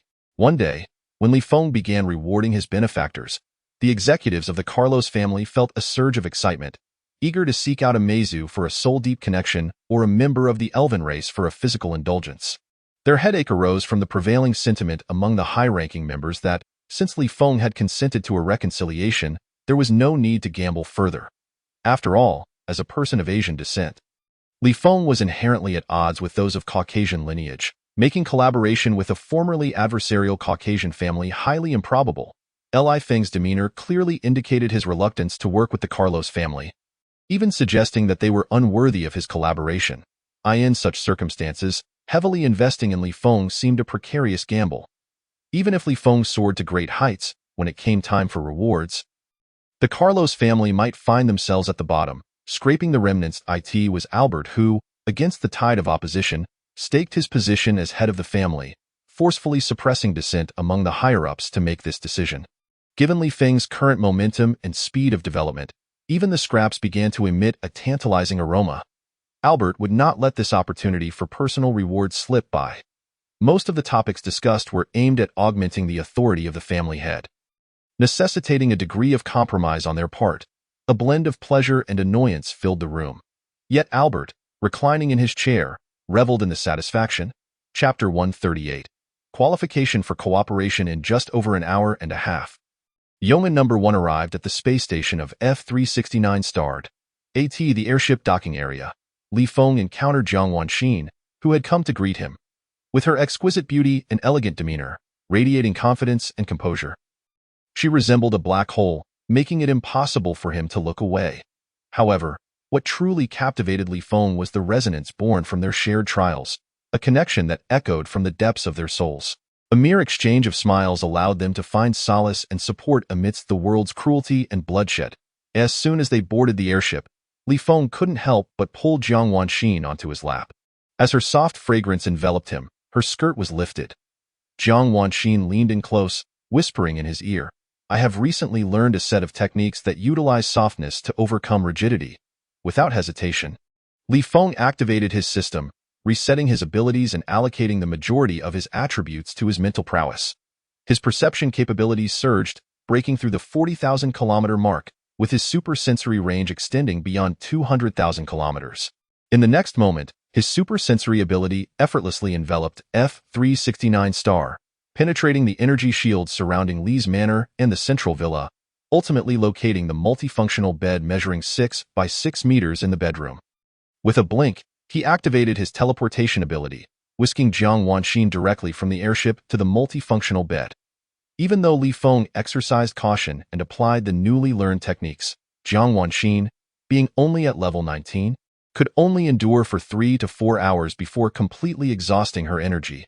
She lay languidly upon him, consuming a potion to regain her depleting spiritual and physical strength, finally seizing the chance to discuss trivial matters. The Carlos family has sent word that their affiliated development company possesses vacant and unused land on numerous life planets. Their construction company has also been lacking in business. Additionally, they have a small-scale security firm, inquiring if we might be interested in acquiring it to establish a large-scale slave training base and security company. The acquisition price would be based on market rates, and Yeoman Group can opt for installment payments. Moreover, several interstellar families have expressed similar cooperative intentions, though none are as generous as the Carlos family. Li Feng quickly offered his opinion. The Carlos family's willingness to provide transport ship modifications and guarantees, along with the 49-level alien slaves, had already garnered his favor. Since the Carlos family felt that their initial investment was insufficient and sought to continue investing, he was more than willing to accommodate them. As for the other interstellar families, he held little interest. While cooperation could indeed yield mutual benefits, significantly propelling both his military and Yeoman Group's development. Most of these interstellar families operated on a no-rabbit, no-hawk basis, hoping to engage in small-scale cooperation first before increasing their investment based on returns and circumstances, in Li Feng's view. Regardless of their size, these interstellar families lack the qualifications for cooperation. Given his level of strength and rate of progress, by the time any small-scale cooperation concluded, there would be no need to collaborate with these families. He was far more eager to attract those families ensnared in dire crises, willing to take substantial risks and bind their entire family to his fortunes. Only such families could provide the vital assistance he needed at this stage. Jiang Wanxin remarked softly, "It feels as though no matter how fast Yeoman Group develops, it struggles to keep pace with your speed of advancement. Not only can it not provide you with assistance, but at this stage, it is solely relying on your influence for growth. I propose to build an interstellar pirate crew composed of various races, using alien slaves as the foundation. This would allow us to recruit and conceal high-level aliens, while also establishing an information network and footholds within the territories of various races. What a brilliant concept, a revolutionary idea!" Li Feng couldn't help but exclaim in admiration. Jiang Wanxin smiled playfully, "Your flattery lacks finesse." With a playful slap, Li Feng playfully struck her ample, rounded dairy, igniting renewed passion between them. They soon transitioned from trivialities back to serious matters. During his time in the F District Border Defense Military achievements were typically reported and announced within an hour. The command center of the Wind Conquest Army likely worried about leaks from traitors, which could expose the coordinates and movements of frontline warships to the enemy, resulting in a prolonged delay in the announcement of military achievements. It was only on the afternoon of the 3rd that he received the military statistics from the ship's intelligence corps regarding the conquest of the Wind Mouse Race's life planet on the 1st. As usual, it started with a familiar string of disciplinary records, allegations of suppressing lower-ranking officers, embezzling spoils of war, and unauthorized absences. To his delight, Li Feng discovered that, thanks to this mission, his accumulated disciplinary records had successfully surpassed 100. Invincible. This honor was exceedingly rare within the military, achievable only by a select few officers who had emerged from the small independent reconnaissance ships in the F District. Ordinary warship personnel faced dismissal or imprisonment for a few disciplinary records. The military law enforcement was reluctant to provoke those on small independent reconnaissance vessels, but the mortality rate for such ships reached a staggering 99, with regular crew members expected to follow orders without question during missions, making it nearly impossible to incur disciplinary records. Only those who ascended to the ranks of squad leaders or captains had the opportunity to accumulate multiple disciplinary records in a single mission. The difficulty was evident. Li Feng's rapid ascent meant that only now had he accumulated a 3-digit count of disciplinary records, fitting for someone with experience as a captain of an independent small reconnaissance vessel. Looking at his military merit points, they were quite impressive, given that it was the first life planet of the Wind Mouse race he had conquered, carrying significant weight, coupled with the fact that he personally dealt with the Wind Mouse race's leader and high-level members. As well as the spatial rifts, he had effectively resolved almost everything on his OWN.AS. The captain, he earned 130,000 military merit points. His total military merit points surged to 6,390,000, enabling him to be promoted to a 6-star major on the evening of the 4th, after conquering the second life planet and retaliating against the 51-level Wind Mouse race-led assault team. The statistics were compiled.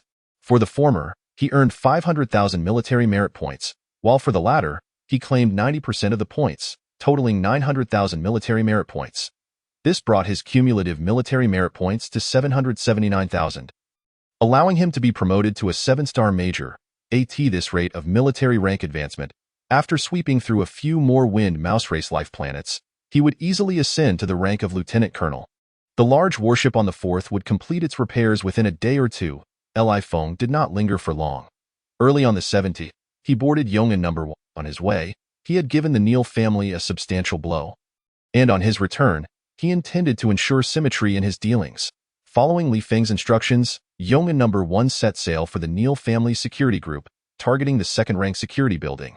Chapter 139. An impressive identity captain. A video communication request has been jointly sent by the second-level secretary of Senator Ronald's office and Voight, recipient of the Human Frontier Medal. In the control room, as they approached the target sinister planet, merely 20 to 30 million kilometers away, The operator suddenly cast a glance at Li Feng. How intriguing, the Neil family certainly dares to go all out, Li Feng remarked, filled with curiosity. Both identities held significant weight. While the former merely served as a secondary secretary, he represented a member of parliament. The federal parliament stands as the supreme center of power, surpassing both the federal government and the federal military. Its structure is intricate. According to federal law, the number of parliament members is not fixed, but rather determined by the number of habitable planets under their control. For every 1,000 habitable planets, a representative is elected through a popular vote.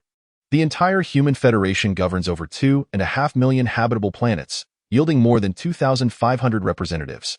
Additionally, both the federal government and the federal military can internally elect an extra fifth of representatives, resulting in approximately 750 members each, totaling around 1,500. Theoretically, the total number of representatives should be around 4,000. However, in reality, the number falls short of 3,000 due to the federal government and military not meeting the criteria to increase their numbers. Above the representatives sits the speaker, whose situation is quite similar. Each major district can elect one speaker, with districts A through F totaling 6 speakers. The federal government and military can also internally elect an additional speaker each. Out of pity for these two departments, the federal parliament modified the law to allow both to meet the criteria, each acquiring one speaker position. Above the speaker is the president, and both the federal government and military can internally elect an additional vice president. The president possesses veto power over any decision, while the two vice presidents hold veto power over civilian affairs and military matters, respectively. Yet, currently, there is only one president, with no vice presidents, as neither the federal government nor the military has met the standards for such an addition. Ultimately, this is a result of the federal parliament suppressing them through legal amendments. For the federal government and military to create vice president positions, one must become the federal chancellor, and the other must achieve the rank of marshal. Since the establishment of the Human Federation over 20,000 years ago, neither the federal government nor the military has produced a chancellor or a marshal, as the federal parliament does not permit the existence of vice presidents. A simple example is the current expansion initiative. Despite the military having several 9-star generals and over 10 8-star generals, the commander elected by the federal parliament is a mere 7-star general, Chu Weisheng. Even with the ability to swiftly annihilate the entire Fengshu tribe, Chu Weisheng can only aspire to be promoted to a 9-star general, unable to ascend further to become a federal marshal. Conversely, once Chu Weisheng is promoted to 9-star general, he may retire comfortably.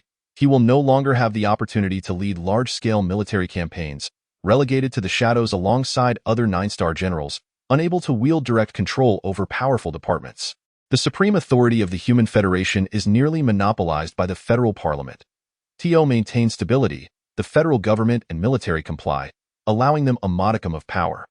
Across the Human Federation, with over 2.5 million habitable planets and hundreds of millions of beings, there are barely 3,000 representatives, highlighting the immense power and status they hold. The other individual also possesses an extraordinary identity. The Human Pioneer Medal, established a millennium ago after humanity's catastrophic defeat, was introduced to promote and publicize high-level beings, stimulating universal cultivation. Initially, one could attain this medal at level 30. Now, it requires level 40. With many extraordinary beings achieving level 50, the requirements continue to escalate. To receive this medal signifies a position atop the human strength hierarchy. Supported by the federal parliament, these individuals are regarded as influential figures, enjoying exceptional status and privileges within the Human Federation. The Neil family's ability to present a representative and a recipient of the Human Pioneer Medal to suppress Li Feng reflects the extraordinary costs and resources expended. For Li Feng is not to be trifled with. He boasts a stellar combat record, serving as the face of the Special Operations Bureau and a candidate for military heroism. His own strength exceeds level 40, qualifying him for the Human Pioneer Medal. Moreover, he possesses a rebellious spirit. Those who provoke him shall face dire consequences. Even representatives perched at the pinnacle of the power hierarchy would tread carefully around him. It is not that they cannot suppress him, but rather that they prefer to avoid antagonizing such a volatile figure unless core interests are at stake. Let them in. After a moment's hesitation, Li Feng gave the order. He is one who retaliates against provocation. But he does not seek conflict with everyone. As long as representatives do not provoke him, he strives to avoid offending them. Each representative is backed by at least one ancient interstellar family and numerous smaller families. deeply entwined in collaboration. They themselves possess vast influence and masterful political maneuvering. Given his current stature and influence, unless Liang Qiqing provides unwavering support, it would be arduous to withstand a knife thrust from behind by a representative. Yet, this is merely a reflection of his current circumstances. In a year or two, or 3 to 5, the narrative may shift dramatically. Soon, 2 virtual holographic images materialized before Li Feng. Major Li, greetings. I am Jenny. Jenny, with her golden hair and azure eyes, exuded a captivating allure, possessing a stunning beauty that aligns with the aesthetic preferences of the yellow race. She slightly bowed to Li Feng, her ample curves accentuated, presenting a figure so exquisite it could provoke overwhelming desire in countless men. Beside her, Voight, appearing to be in his 40s, emanated an imposing presence, his brow furrowed in disapproval of Li Feng's relaxed posture in his chair. Speak. Li Feng, equally dissatisfied with Voight's demeanor, directed his gaze at Jenny, unabashedly admiring her. The Major's extraordinary military achievements inspired admiration in Jenny's heart. Upon learning that he was en route to star F-8902, she had made a special effort to arrive. Might I have the honor of treating you to dinner and showing you around? Jenny's eyes sparkled with admiration, her tone perfectly modulated to avoid irritating the Major. To ensure your comfort, I have even invited a celebrity and 2 friends from the Meizu and Elven races to join us. Not interested. Li Feng's response was succinct and decisive. While he did not mind appreciating Jenny's form, he refused to reciprocate her advances or entertain the idea of intimacy. Celebrities, Meizu, Elven kin, none were worthy of his attention. Major, Jenny's face fell, her expression one of disappointment, almost pitiful. Please extend my regards to Senator Ronald. And perhaps we can share a meal together sometime. This senator, sending both a secretary and a celebrity, along with representatives from the Meizu and Elven races, certainly showed ample sincerity. Li Feng, too, extended the courtesy, hardly able to resist acknowledging her pleasantries. Very well. Jenny bowed and retreated without further insistence. Attaining the position of a secondary secretary in a senator's office demands not only stunning beauty and charisma but also exceptional intelligence and insight. She swiftly gauged Li Feng's attitude through his gestures, gaze, and tone, discerning the extent of his disposition. Chapter 140. Not the least bit flustered, I stood on the rooftop of the security building at star F-8902 alongside Jenny. Voight, lacking Jenny's keen perception, coldly issued a threat. Li Feng, still fixated on Jenny's figure, waved his hand. The rooftop is windy. You should head back. Jenny slightly bowed again, showcasing her alluring figure for Li Feng's gaze. Clearly, she had received authorization from Senator Ronald, her voice soft as she replied, "Thank you for your concern. I shall return at once. I will send some small gifts your way."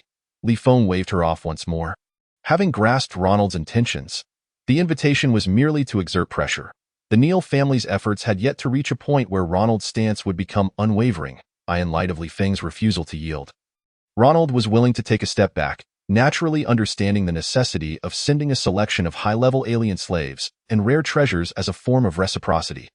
"Thank you, Major." Jenny expressed her gratitude.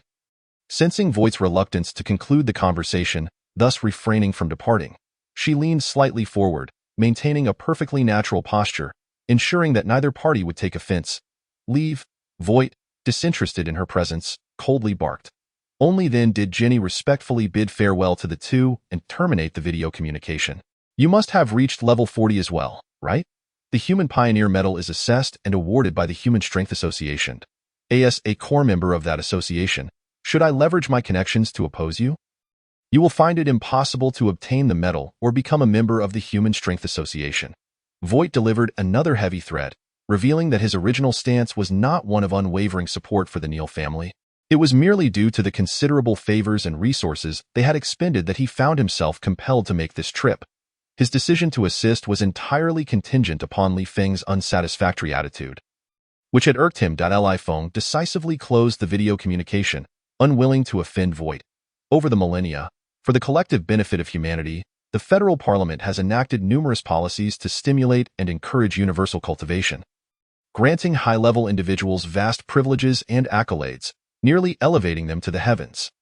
The recipients of the venerable Human Frontier Pioneering Medals, even if they do not engage in politics or the military and wield no tangible power, possess connections that reach the highest echelons of society, exuding immense influence among the upper class.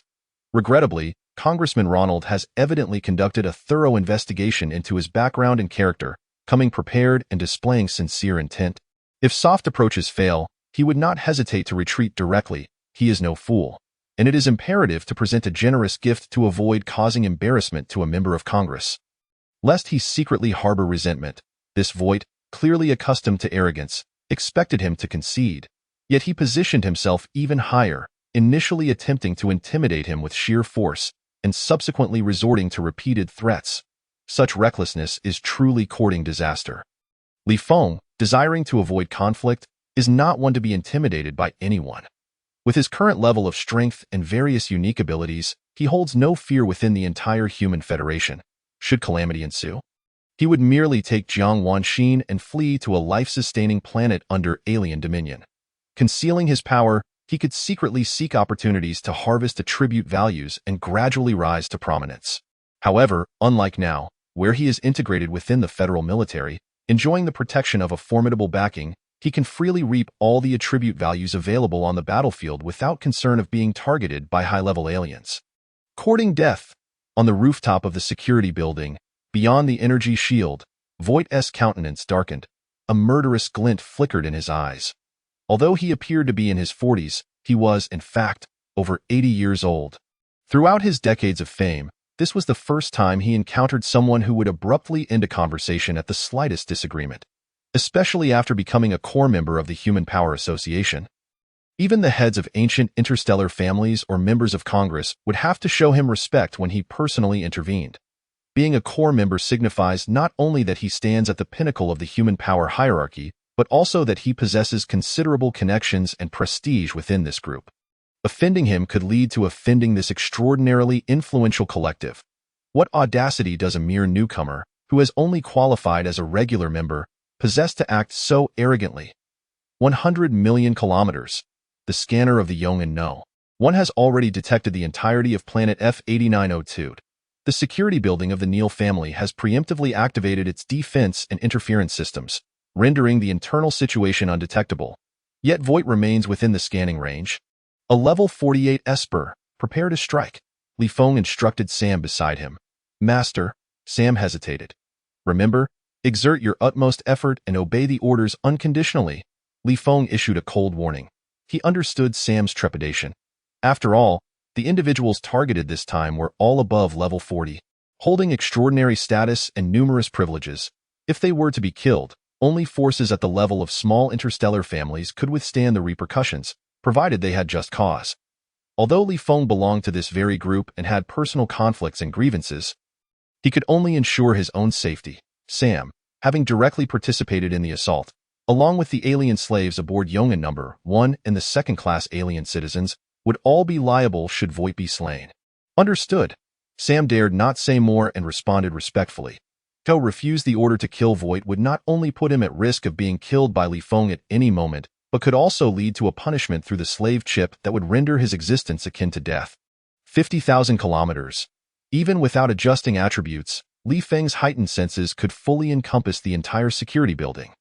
The results were promising. To convey sincerity and respect, the personnel within the security building had not evacuated.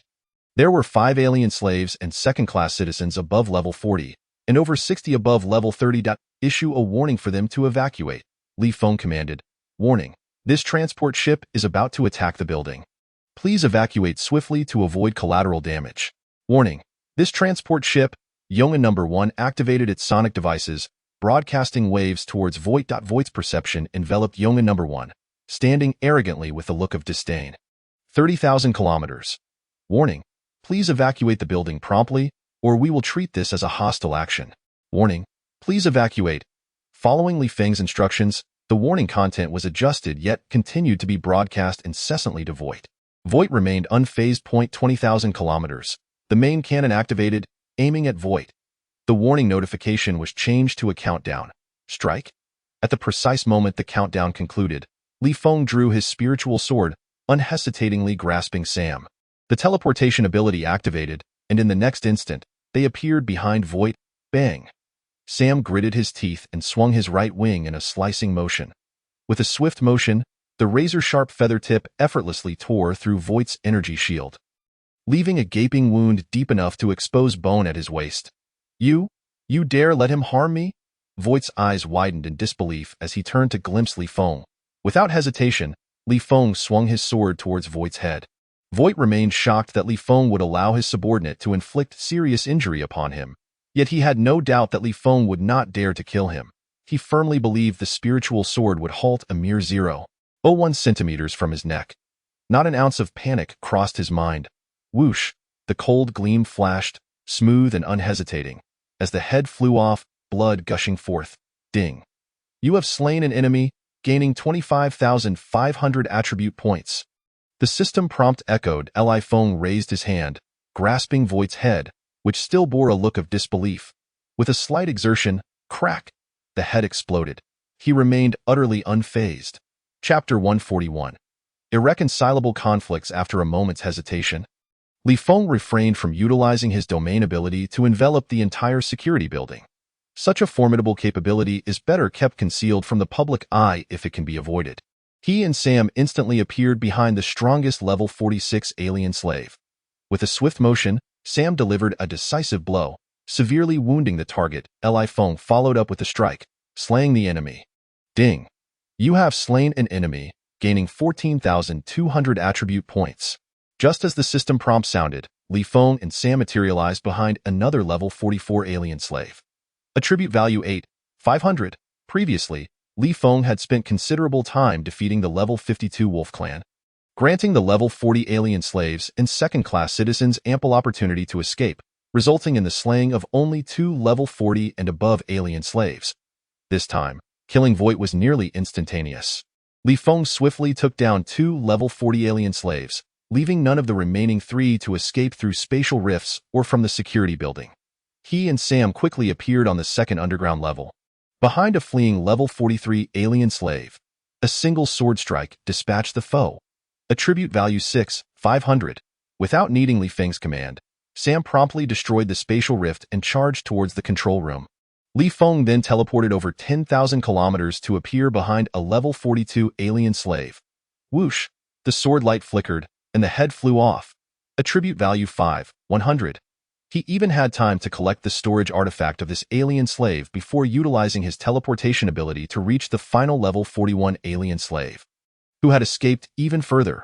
Attribute value 3,700. Successfully slaying 5 level 40 and above alien slaves, Li Feng used his teleportation ability to appear behind a level 39 alien slave.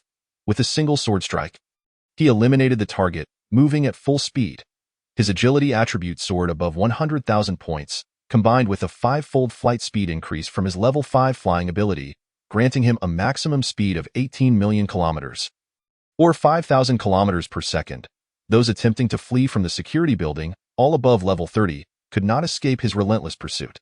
Attribute value 257, attribute value 329, attribute value 516.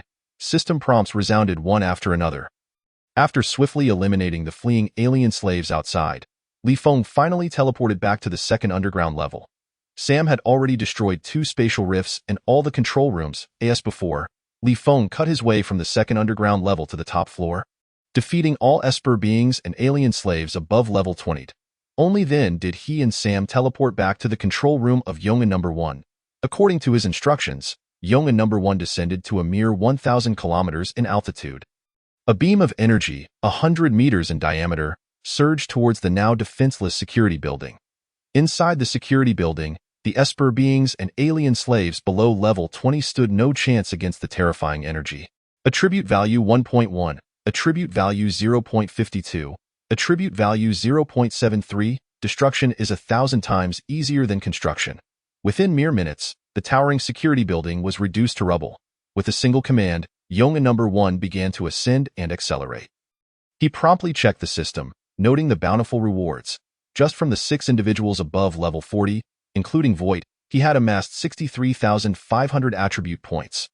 Nearly 50 alien slaves above level 30 had also been slain, yielding 26,000 attribute points. As for those Esper beings and alien slaves below level 30, they contributed an additional 15,000 attribute points. This assault had netted him a total of 104,500 attribute points. He decisively spent 10,000 attribute points to elevate his domain ability to level 5. The strength of the domain barrier increased from 8 times his physical prowess to 16 times. The remaining attribute points were evenly distributed across his 5 primary attributes. Host. Li Feng attribute values: 0 physique, 120,600 strength, 120,600 stamina, 120,600 agility, 120,600 spirit, 120,600 abilities.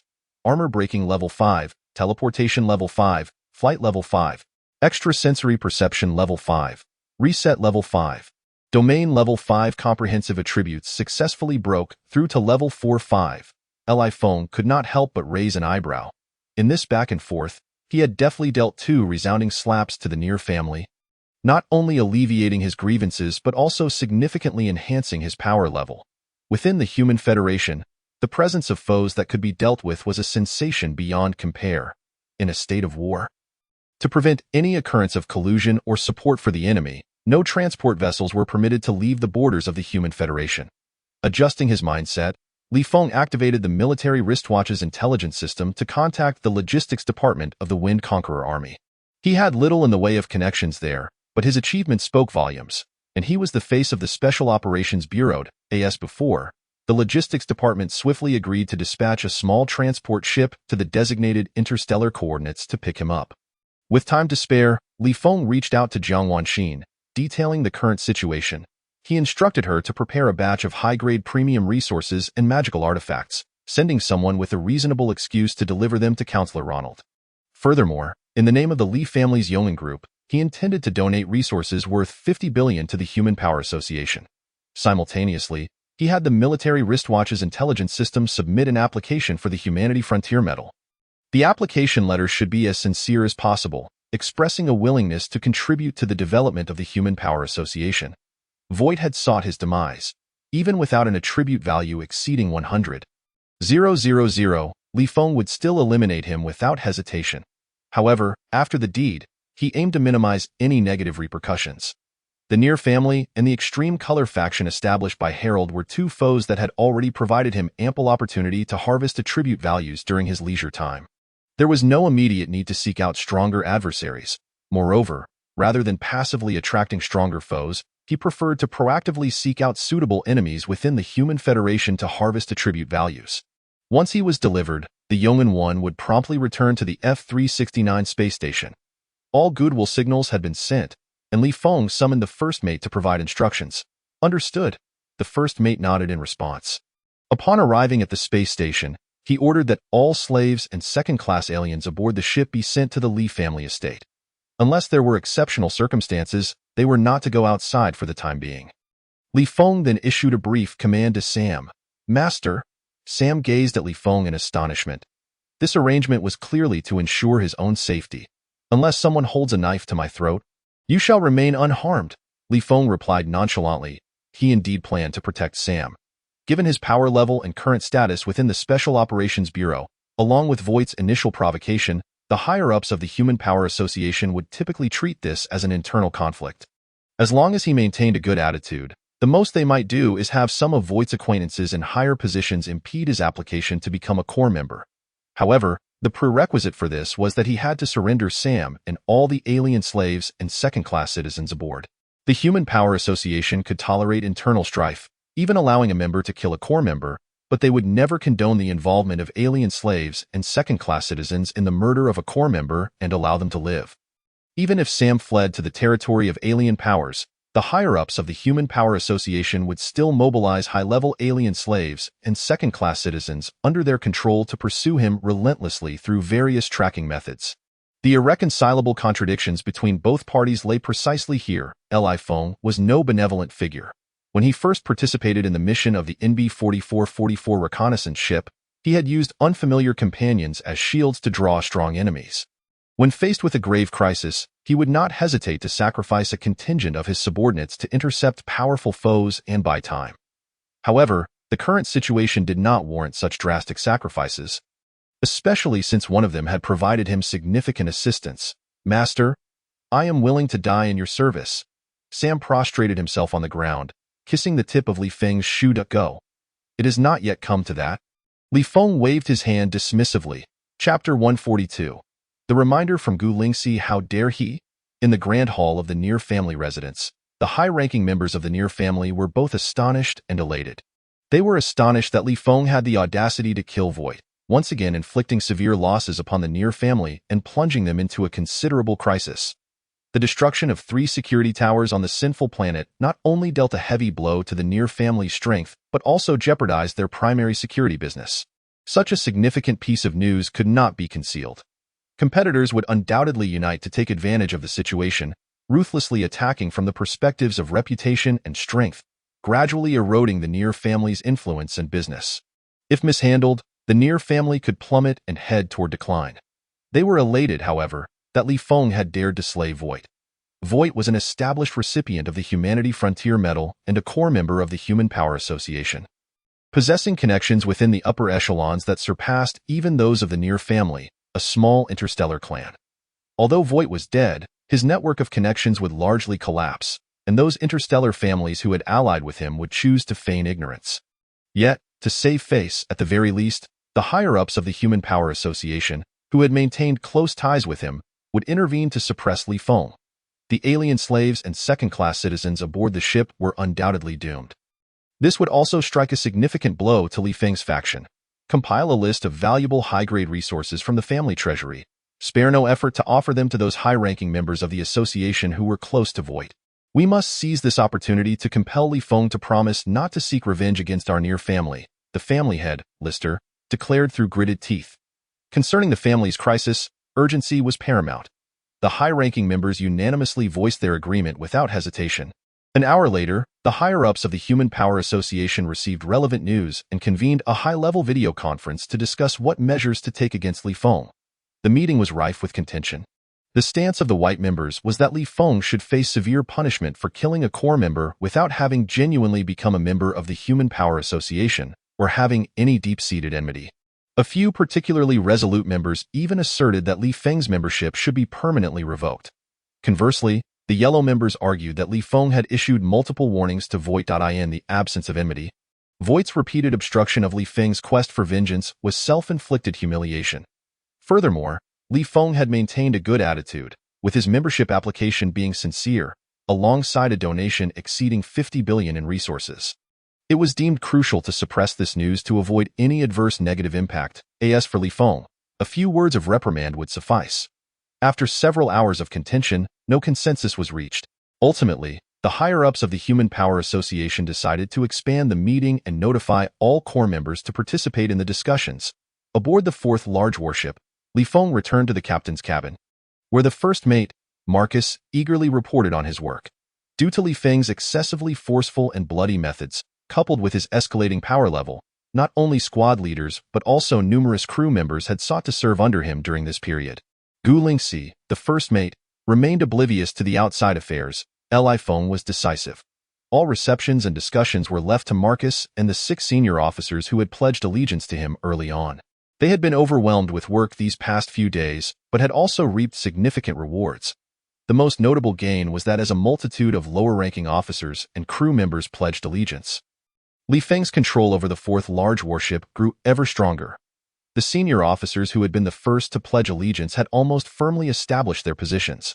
Additionally, the lower-ranking officers and crew members possessed exceptional potential and talent. They had received such abundant gifts that their hands were sore, not to mention that they had also built solid interpersonal connections with numerous unparalleled prodigies and top talents. These would all become immense resources for networks in the future. According to the statistics compiled by Marcus and his team of 7, the number of top talents and unparalleled prodigies willing to pledge allegiance to Li Feng had already exceeded 10,000. The vast majority being yellow-skinned individuals, with a small portion of white individuals succumbing to pressure. Li Feng instructed the military wristwatch's intelligence system to categorize and archive all pledges according to the method proposed by Gu Lingxi. In future missions or promotion opportunities, he would naturally prioritize these sworn subordinates. Currently, he merely categorized these loyal subordinates based on their backgrounds, potential talents, and personalities. In the future, he would further refine this classification based on loyalty to cultivate core members and trusted confidants. Furthermore, There should be a contingent of second-class aliens boarding the warship. However, the specifics were to be handled by the deputy captain, and the captain needed to wait for the deputy captain to report on relevant tasks. Marcus subtly gave Gu Lingxi a hint. However, he was well aware that Gu Lingxi was Li Feng's true loyal confidant and dared not be too overt. Go. You've done well. Contact the captains of the affiliated warships and inquire about their situations and intentions. Li Feng waved his hand. He discerned the underlying message in Marcus's words and promptly rewarded him with a bone. Understood. I will handle it right away. Marcus secretly rejoiced and hurriedly took his leave. In the past, when contacting the captains of the affiliated warships, Li Feng had always relied on the intelligence system of the fourth warship, AT present. Entrusting this matter to him undoubtedly signifies a delegation of power, allowing him to enhance his personal prestige. When Marcus departed, Li Feng did not wait for Gu Lingxi to report back but proactively activated his military wristwatch to send her a communication request. Upon her appearance, Gu Lingxi's virtual three-dimensional image manifested, her exquisite visage marred by an evident impatience. Li Feng could not fathom what mood she was exhibiting this time, yet he remained unconcerned. The exceptional second-in-command was afforded the privileges that came with such a title. Moreover, Gu Lingxi had been his remarkable second-in-command since their perilous escapades aboard the reconnaissance vessel NB-4444. He inquired, "What is the status of the alien team? Has the command sent them over?" Counterterrorism Bureau. Gu Lingxi replied with irritation. "To prevent information leaks. The battleship's AI has no access to that data. I also lack the clearance, but since you are unavailable, the Counterterrorism Bureau has instructed me to step in on your behalf. For specifics regarding this small team, you will need to log into the Counterterrorism Bureau's classified website and verify your identity." Li Feng's eyes brightened. The level of secrecy surrounding this matter suggested that this alien team was anything but ordinary. He felt a stirring anticipation as he awaited Gu Lingxi to terminate the communication. 1 second, 2 seconds, 3 seconds, yet she did not hang up. What was going on? A look of suspicion crossed Li Feng's face. Gu Lingxi spoke. "The Shidi family possesses a rare insight stone. I have arranged for a scheme to create discord and find an opportunity and pretext for us. When the time is right, accompany me to borrow this insight stone from the Shidi family for a decade or so." "All right." Li Feng suddenly realized, understanding Gu Lingxi's lingering displeasure. It was clear that her exclusion from the recent assault on the Near family had exacerbated her feelings of inadequacy, reaching a point where her pride and confidence could no longer bear it. Go hasten her ascent in power. She needed to set aside her pride and seek his assistance. Furthermore, Gu Lingxi continued, "Your current pace of advancement and development has reached a level that qualifies you for recruitment by ancient interstellar families. Just 2 days ago, a high-ranking member of the Gu family contacted me, inquiring if it would be possible to arrange a few chance encounters between you and the legitimate daughter of the Gu family, in an attempt to persuade you to forsake Jiang Wanxin and join the Gu family. Has your Gu family not investigated my relationship with Wanxin?" Li Feng's brows knitted tightly. He understood the implications of her words all too well. Not only would they arrange encounters with the Gu family's legitimate daughter, but they would also orchestrate events to undermine Jiang Wanxin's standing in his eyes, potentially sowing seeds of doubt and discord between them. Gu Lingxi replied nonchalantly, "Knowing doesn't change a thing in the eyes of the high-ranking members of ancient interstellar families. As long as one is willing to invest significantly, there is no heart that cannot be breached, no human flaw that cannot be exploited. The so-called shared hardships and bonds stronger than gold merely require more effort to strategize and greater costs to execute.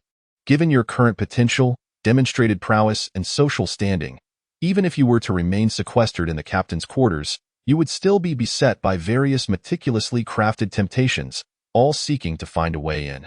Understood. Li Feng recognized that Gu Lingxi was issuing a warning. As the heir to the Gu family, without the suffix one of, she had only a few competitors secretly seeking opportunities. With immense influence within her family, she could naturally prevent such tactics from being employed against him. However, he had to remain vigilant against other families and factions. Upon concluding his communication with Gu Lingxi, Li Feng reached out to Jiang Wanxin, apprising her of the situation. He urged her to conduct another discreet investigation and vetting of personnel associated with Li's manor and the Yeoman group. The lack of foundational strength and the rapid development phase of their faction, coupled with a surge of new recruits, represented their most significant vulnerability. Any infiltration or schemes would invariably target this weakness, a casual, veiled warning from someone close, or a deliberately orchestrated misunderstanding could wield far greater influence than external rumors. Security was of utmost importance. A location impervious to an entire fleet could very well be compromised by a single assistant discovering an opportunity. Such matters were not about confidence. It was far better to preemptively eliminate and guard against potential threats. Once this task was resolved, Feng finally found the time to access the Counterterrorism Bureau's secret website. The identity verification process was exceedingly cumbersome, involving even personal video consultations. After over half an hour of effort, Feng finally received authorization to delve into the details of the alien team dispatched by the Bureau. The results were exceedingly gratifying. The high-ranking officials at the Counterterrorism Bureau evidently adhered to the philosophy of empowering the strong. Fully committed to aiding his ascent, the entire team comprised merely 6 members. Among them, one was at level 62 and another at level 61, one excelling in offense and the other in defense. The remaining 4 were all second-class aliens who had achieved their second life evolution, each surpassing level 50 and each possessing unique capabilities. One was adept at mental control, another specialized in tracking. A third excelled in restraints, and the fourth was skilled in illusions. Moreover, each carried an abundance of high-grade, exceptional treasures. The Bureau's sole stipulation was that, unless absolutely necessary, he should refrain from utilizing or revealing the strength of these second-class aliens, both to avoid criticism regarding the legitimacy of his achievements and to prevent the information from reaching the aliens. Should the aliens learn of these individuals' existence, they would undoubtedly escalate their efforts to eliminate Feng. The simplest scenario was that, even if the aliens decided to act against Feng, given the level of power he had displayed, they might only dispatch assassins of around level 50 at that point. 2 second-class aliens at level 60 would be more than capable of effortlessly dealing with such threats. However, if the aliens became aware of the existence of these second-class aliens, they would undoubtedly recalibrate their assassin strength and increase the difficulty of the assassination attempts, potentially employing alternative strategies. What a delight! Feng's smile radiated brightly. Being the trailblazer had its drawbacks. Standing out not only attracted immense external pressure, but also made one susceptible to internal betrayals. He now had to draw attention away from the counterterrorism fleet, bearing the brunt of animosity while remaining vigilant against potential backstabbing. A single misstep could lead him into an abyss from which there would be no return. Yet, the advantages were equally apparent, and no matter how the high-ranking officials at the Counterterrorism Bureau might compete or harbor grievances against him, as long as the Bureau was in an upward trajectory, and his achievements contributed to their rapid ascent, they would be inclined to funnel resources towards him with fervor. Feng promptly instructed the AI of the 4th battleship to retrieve the footage of the boarding by these second-class aliens, as well as the locations of the crew members at that time. Not bad. Although Lingxi occasionally displayed her little moods, she never once let him down in critical moments, living up to his expectations of this exceptional second-in-command. Throughout the entire process, the AI of the 4th battleship found no videos related to these second-class aliens. IT could only confirm that a group of aliens had been authorized to board. Undoubtedly, Lingxi had utilized a flying artifact or had these second-class aliens activate a cloaking device before bringing them aboard, maintaining that state throughout. This meant that the only individuals privy to the existence of these second-class aliens, aside from Lingxi, were the Vice Captain Marcus. Feng immediately contacted Marcus, instructing him to maintain strict confidentiality regarding this matter. Subsequently, he extended his heightened senses, quickly locating the 6 second-class aliens who had been directly settled within Lingxi's flying artifact. Remaining in her dormitory all along with a mere thought, he materialized within Lingxi's quarters. Engaged in a spiritual array, Lingxi sensed his arrival, abruptly interrupting her meditation and snapping her eyes open. Upon realizing it was Feng, she couldn't help but roll her eyes, displeased by his disregard for her privacy, peering in with his perceptive abilities and even appearing directly in her dormitory. Impressive, only at level 28. Yet you are indeed a paragon among paragons. Feng gave a thumbs up to Lingxi. Her irritation dissipated instantly. She surmised Feng's intentions and waved her hand.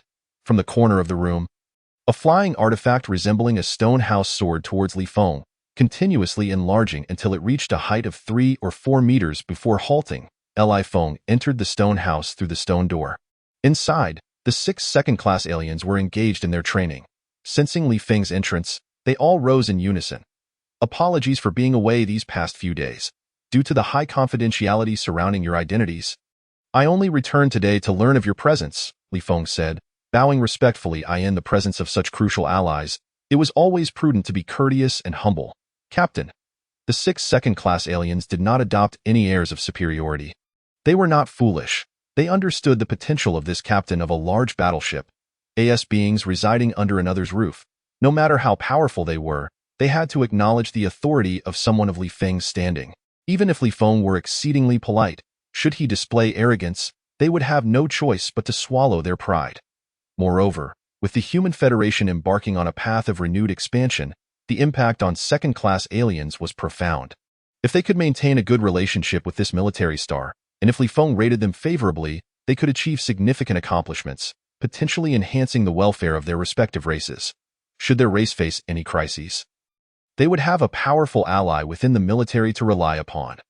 The 6 formidable second-class aliens not only exhibited respectful demeanor, but also set aside their dignity as high-level beings, striving to flatter and ingratiate themselves with Li Feng.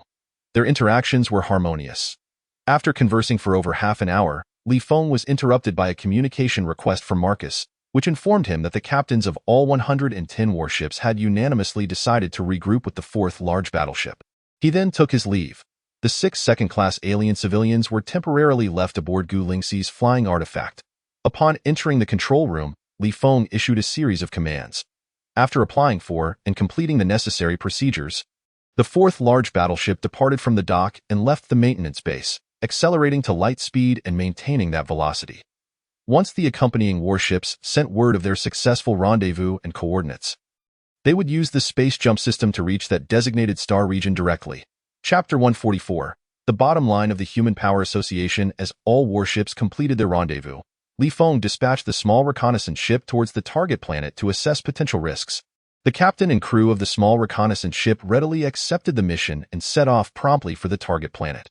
The remaining medium and small warships followed the 4th large battleship, maintaining light speed as they awaited the reconnaissance ship's risk assessment. The execution speed and efficiency had markedly improved compared to the previous occasion. The reason for this was simple. After spending a few days aboard the mothership, the captains and crew of these medium and small warships suddenly grasped a crucial truth. Li Feng was indeed formidable. The reputation of the Special Operations Bureau, bolstered by tangible accomplishments, was not mere boasting. It was backed by real strength. Despite commanding a fleet consisting of a mothership, a large escort ship, and over 200 medium and small warships, Fleet Commander Mark still dared only to employ conventional combat strategies. By leveraging ultra-long-range mobility, he continuously harassed the target life planet with remote attacks. After breaching the large prohibitions on that life planet, he secretly dispatched personnel to infiltrate and probe for the locations of spatial rifts. Li Feng had consecutively conquered 2 life planets, numbered 1 and 2, and eliminated a high-level team of the Windrat clan led by a level 52 Windrat. They arrived at the star region overseen by the mothership and joined the fray. By then, the large prohibitions on that life planet had already been dismantled. Yet, as of today, the 8th day, the teams dispatched had captured numerous prisoners but had still failed to ascertain the precise locations of the spatial rifts. Furthermore, the fleet had to navigate evasively to avoid attacks from the level 42 Wind Rat clan leader on that planet. In the eyes of the captains and crew of the mothership, large escort ship, and various medium and small warships, this was a normal situation. After all, the level 42 Wind Rat leader possessed a high-grade supreme artifact capable of cloaking scanning devices. Should the enemy discover the fleet's movements while all warships were in low-speed transit, the level 42 Wind Rat leader would be unable to harm the energy shields of the larger warships but could pose a threat to the smaller vessels. More dangerously, the enemy might seek reinforcements, calling upon more high-level Wind Rats to launch an attack. The fleet could only maintain high-speed travel, moving erratically to ensure they would not be ambushed. This reasoning was sound and well-founded. Even though the 4th Special Operations Fleet had yet to suffer any warship losses, many medium and small warships from the Vanguard had already been attacked and destroyed over the past few days. Nevertheless, the captains and crew of the 110 warships, following closely behind Li Feng and the 4th large battleship, had consumed 3 bowls of steaming meat soup in the past 2 days. They could hardly endure such delays. Fortunately, Li Feng had finally returned. When asked about their intentions, they unanimously chose to return under the command of the fourth large battleship. United in purpose, they were eager to follow Li Feng and share in the spoils, thereby alleviating many internal conflicts and enhancing their execution and camaraderie. In the control room, Li Feng was focused on scanning data and three-dimensional imagery. His heightened senses enveloping the entire fleet.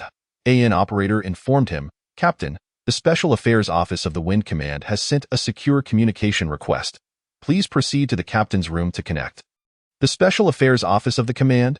This was the first time Li Feng learned of such a department within the command. He did not elaborate but divided some of his attention to maintain the expansion of his heightened senses as he made his way back to the captain's room. Seated in the chair, he instructed the operator to connect the communication request. Before him appeared a young lady clad in a flowing white gown, her beauty ethereal and transcendent, exuding an aura that seemed untouched by the mundane world. "Mr. Dotley, greetings. I am Liu Yusin, Assistant to Vice President Liu of the Human Power Association. I apologize for the intrusion, but I come on behalf of the association to discuss the handling of Mr. Wag's murder. May I inquire if you have a moment?" "Indeed." Li Feng gestured for her to continue. Liu Yusin smiled gently, possessing an enchanting charm. She explained at a measured pace, "The upper echelons of the Human Power Association have varied opinions regarding the handling of this matter. After 2 meetings, which included core members, a consensus has proven elusive. It was only due to Vice President Liu's resolute stance and willingness to offer some form of compensation that an agreement was finally reached.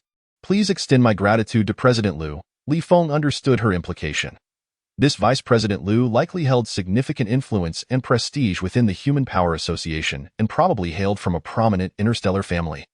Her proactive efforts to alleviate the pressure on the association indicated a desire to foster a good relationship, perhaps even to draw him into their fold. Liu Yusin's tone softened. "The Human Power Association has ultimately decided to revoke your qualification to be considered for core membership for the next 2 years. May I ask if you find this acceptable?" "Certainly," Li Feng nodded.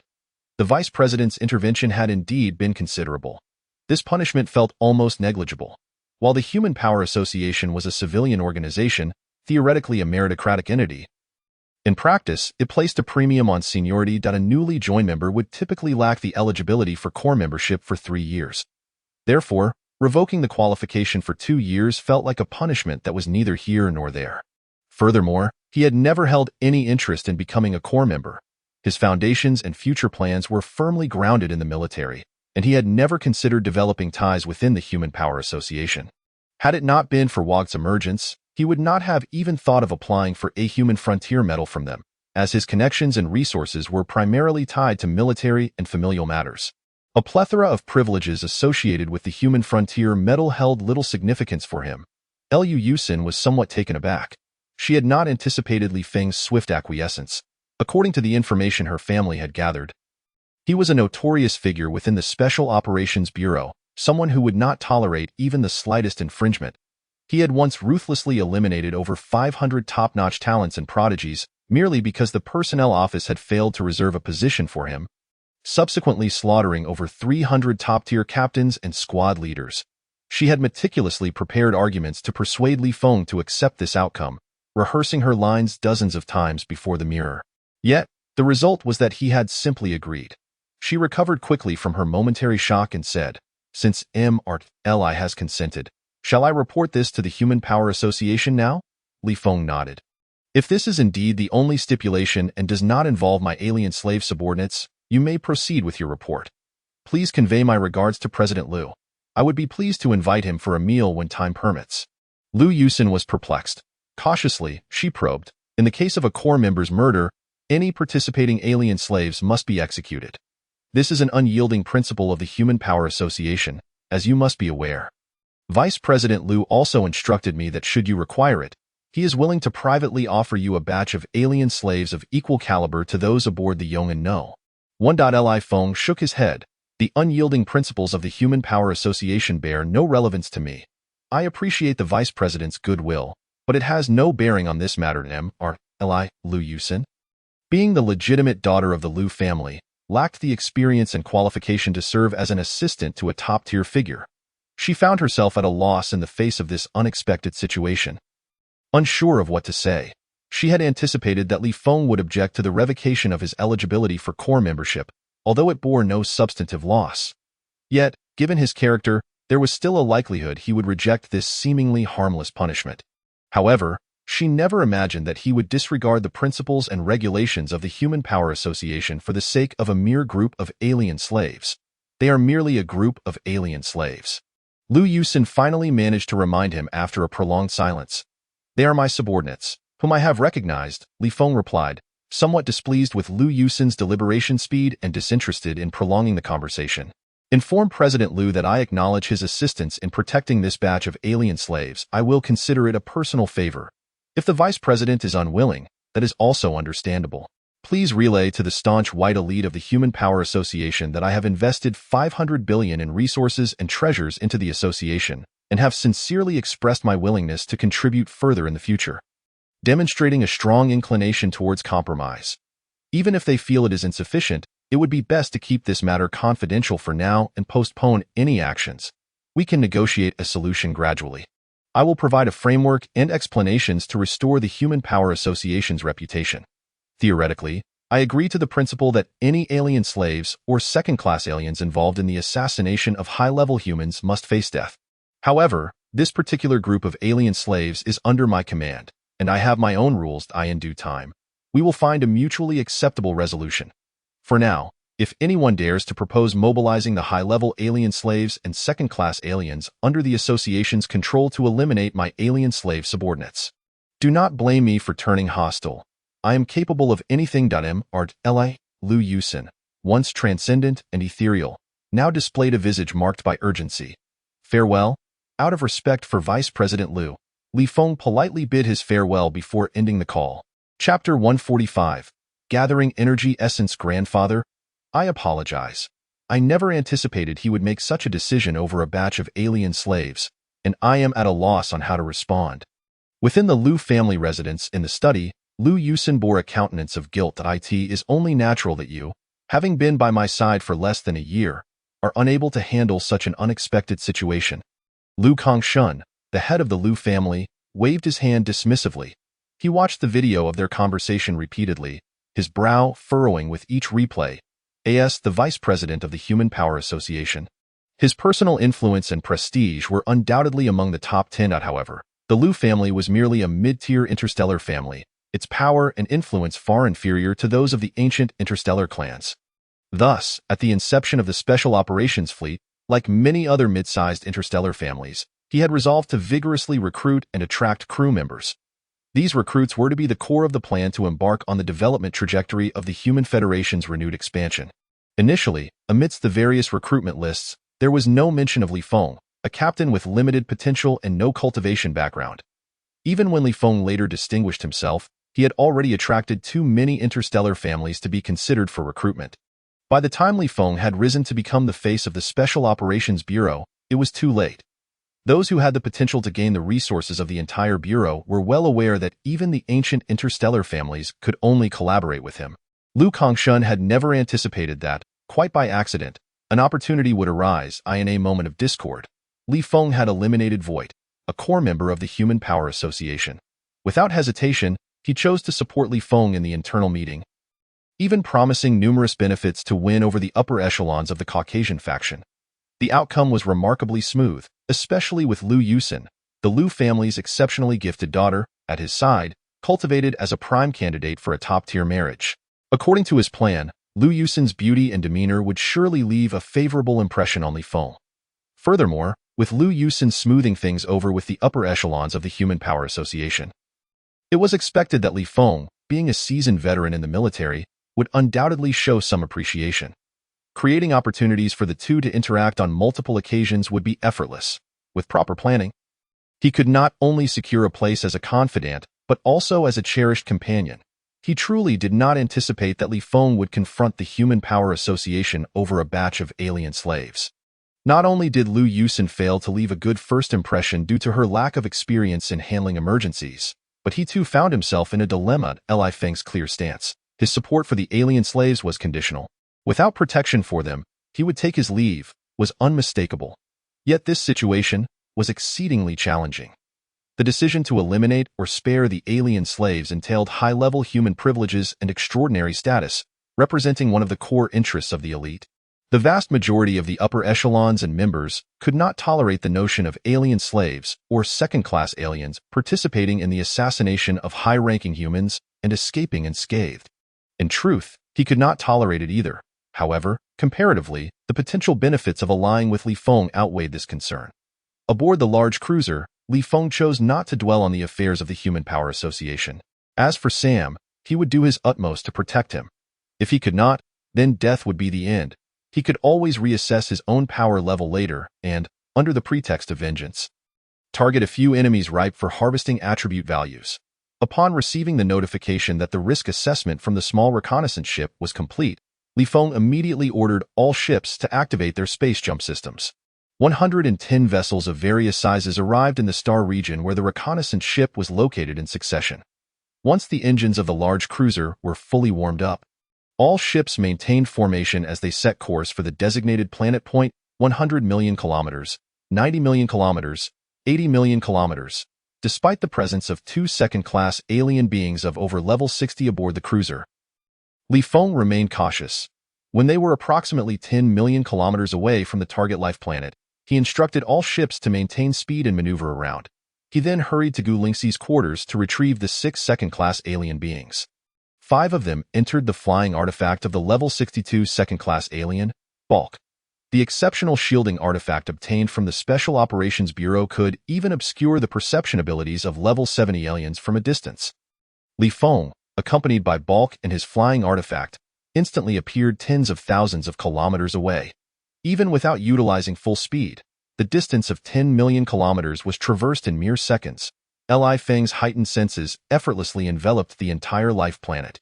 As anticipated, this star region had seen 2 life planets conquered in quick succession, with not a single leader or high-ranking member of the Wind Rat clan managing to escape. The ruling power had made the necessary adjustments, evacuating all leaders and high-ranking members of the Wind Rat clan. Within the fortress, there remained only a level 31 Wind Rat and a few others above level 20. While the lower chamber beneath the inner fortress still contained spatial rifts. Tony, after several days, can you gather the residual energy or essence of the Wind Rat clan leaders? Li Feng inquired of the level 56 second-class alien, Tony. Without hesitation, Tony replied, if it's a place of long-term cultivation. It's certainly possible. Excellent. Activate the artifact that shields perception, and let us make a trip. The gathered residual energy and essence must be stored in multiple portions using related low-level treasures. Li Feng was overjoyed. The difficulty of this large-scale invasion war had escalated exponentially, bolstered by targeted covert support and reinforcement from 3 major hegemonic races due to the Wind Rat clan alliance.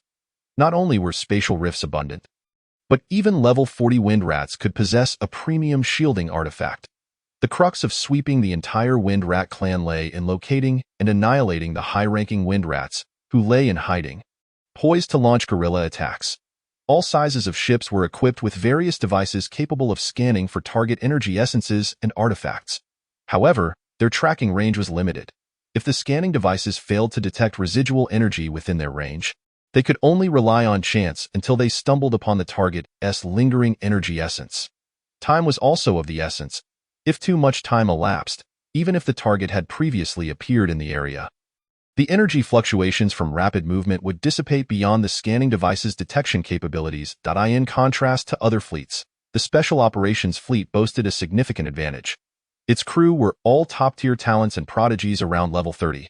Among them were many adept at tracking abilities or techniques. Although their tracking efficacy might not match that of larger vessels, their range was far greater. The synergy of both approaches yielded superior results. Li Feng was even more formidable.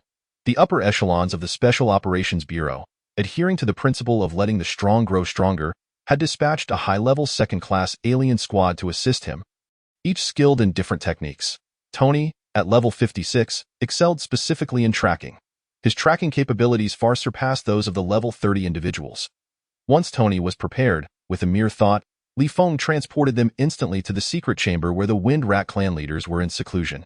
Tony promptly retrieved the appropriate artifact to collect the energy essence left behind in the chamber. Once completed, Li Feng stealthily returned to Bulk's side.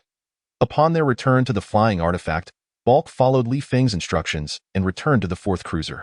The alien team led by Balk was immediately settled in the captain's quarters. Li Feng ordered a swift departure, notifying the small reconnaissance ship to proceed to the next target planet for risk assessment. Such directives, issued without explanation, best reflected the hierarchy of authority. Not only did the fourth cruiser execute the commands quietly, but the captains and crew of the other warships also raised no objections. There was no alternative.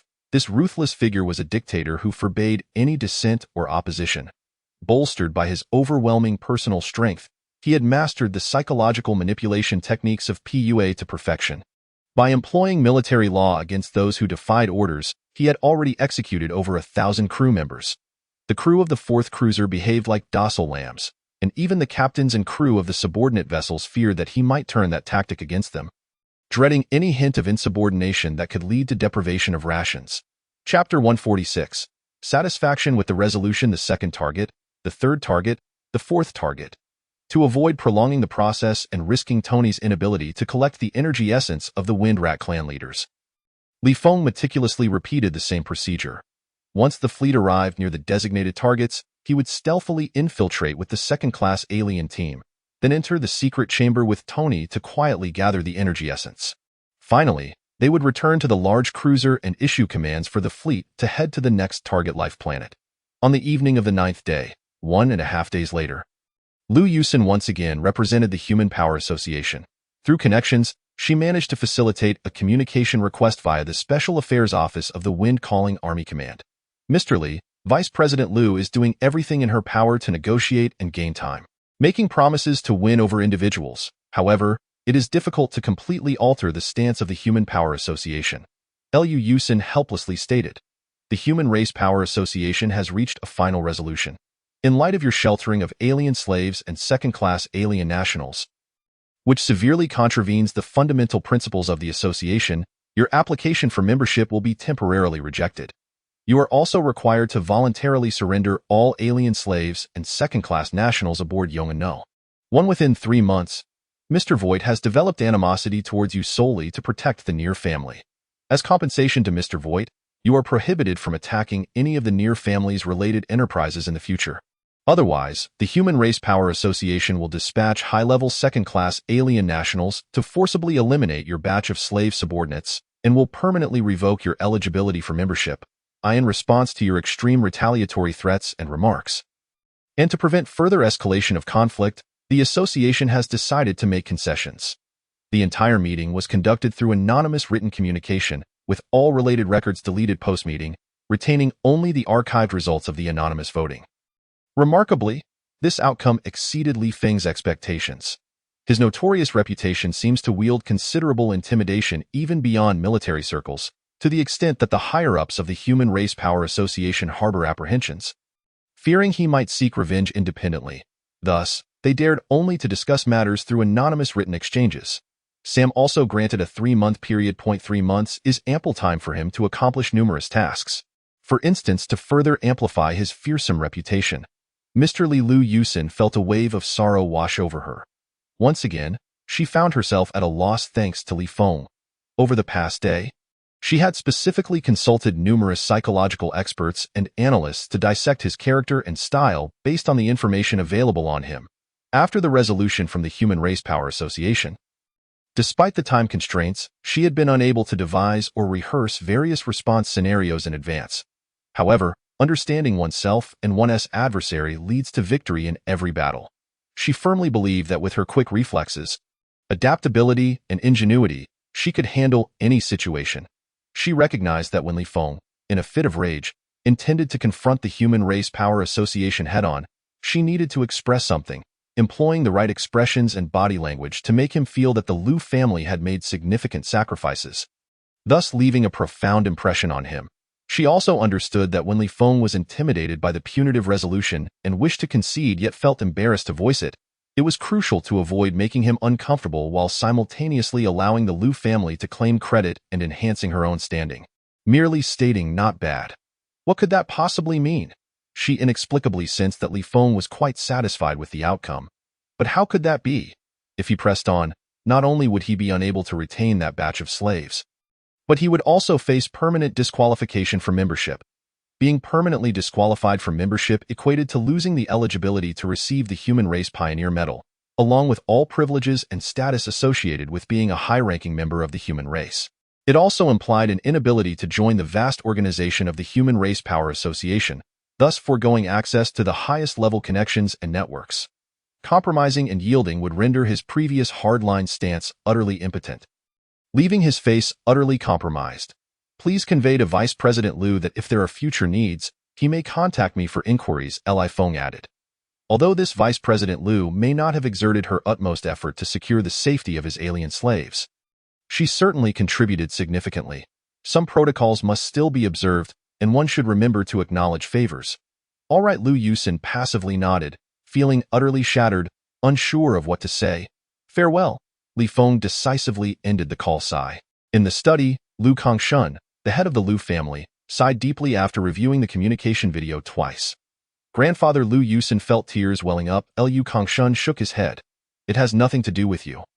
I merely lament that I misjudged the situation, opting for a compromise and failing to seize this opportunity. Liu Yusin was left in a state of confusion. Go on. Liu Kangshun did not elaborate. In a family like the Liu family, which is a mid-tier interstellar clan, the cultivation of direct descendants is tailored to their individual talents. Each has their designated role, maximizing everyone's potential. Even a seemingly useless, dim-witted individual can be utilized to win over those ambitious talents seeking a stepping stone. Liu Yusin's qualifications and character are more suited to being cultivated into a top-tier marital resource for interstellar large and medium-sized families or high-potential individuals like Li Feng. Learn what should be learned and avoid learning what should not. Acquiring too much knowledge about human nature may not necessarily benefit the Liu family and could raise concerns among potential marriage partners. Once Liu Yusin departed, Liu Kangshun fell into deep contemplation. The title of vice president merely implied a promise to reach out if there were any needs, indicating that Li Feng suspected she had not exerted her full effort but still made considerable sacrifices. He had initially anticipated this outcome. Yet, he never expected that Li Feng would be so satisfied with the decision of the Human Race Power Association. Coupled with various information about Li Feng, this was truly a significant deviation from the norm. This indicated that Li Feng had never truly cared about the top-tier connections and networks that came with membership in the Human Race Power Association. Nor did he hold the Human Race Pioneer Medal privileges in high regard. Moreover, he seemed confident that within 3 months, he could compel the Human Race Power Association to abandon their decision to forcibly eliminate his batch of alien slaves. This left him with a profound sense that he might have missed something on the afternoon of the 11th. After spending 3 days, Li Feng finally gathered with Tony to collect the energy signatures from the leaders of the Wind Mouse clan across 17 life planets. As per Li Feng's instructions, Tony allocated portions of all energy signatures, storing them within relevant low-tier treasures. Upon returning to the captain's quarters with 6 second-class alien nationals, Li Feng summoned Vice Captain Marcus to his presence. From the storage ring, he tossed a series of crystal spheres labeled with planet numbers to Marcus. Inside are the energy signatures of the Wind Mouse clan leaders from various life planets. Please ensure the operators store them in the tracking devices and send them to the major auxiliary warships. Gather and arrange the crew skilled in tracking methods. All major auxiliary warships will make their own arrangements. Understood, Marcus exclaimed with delight. He was unaware of how Li Feng had collected these energy signatures from the Wind Mouse clan leaders, but he understood that some things were better left unasked. He only knew that having these energy signatures would provide the opportunity to track their hiding places and annihilate them in one fell swoop. After Marcus departed, Li Feng immediately entered the adjacent recreation room, instructing Tony to begin tracking the movements of the nearest Wind Mouse clan leader. Portions of the energy signatures were injected into the tracking devices of the major warships, and all crew members skilled in tracking methods were summoned, purely to maintain an air of secrecy. Chapter 147.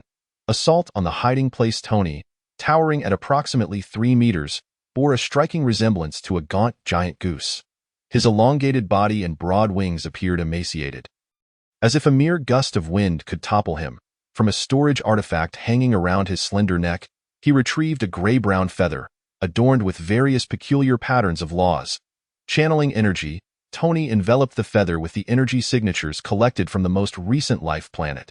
Subsequently, immense law power and energy surged forth, continuously pouring into the gray-brown feather. The feather began to hover before Tony, spinning rapidly. Under the impetus of the law, power, and energy, its speed increased exponentially. After half a minute, Tony ceased the infusion of law, power, and energy, and the rotational speed gradually diminished until it came to a halt, save for the tip of the feather, which trembled slightly in a downward direction. Master, the direction indicated by the feather's tip is between 72,500,000,000 and 72,600,000,000 kilometers away, Tony respectfully reported to Li Feng. Over the past 2 days, as he increasingly grasped Li Feng's formidable power and terrifying potential, the 6 high-level second-class alien nationals exhibited heightened respect, even changing their address for him from captain to master. Impressive, Li Feng couldn't help but exclaim. The tremors at the feather's tip were minimal, with only a 1 billion kilometer margin of error, narrowing the search range to a space with a diameter of merely several tens of millions of kilometers. This minuscule area was hardly significant. There was no need for Tony to expend energy. Upon nearing the vicinity, they could carry out a more precise tracking route. He opened the interstellar coordinate map and swiftly delineated the range. Once Tony returned to the flying artifact of Balky to recover his energy, he too returned to the office. He instructed the intelligence core of the 4th warship to pull up the progress for review. Due to the pressure he faced initially, Vice Captain Marcus was not included in Li Feng's inner circle of trusted confidants. Nonetheless, he was still among the elite, having been selected from a million candidates. His exceptional capabilities and efficiency in task execution were commendable.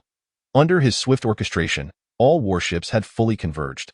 Following Marcus's plan, they were advancing in 2 separate directions. One by one, airships transported the segregated energy signatures to the major warships.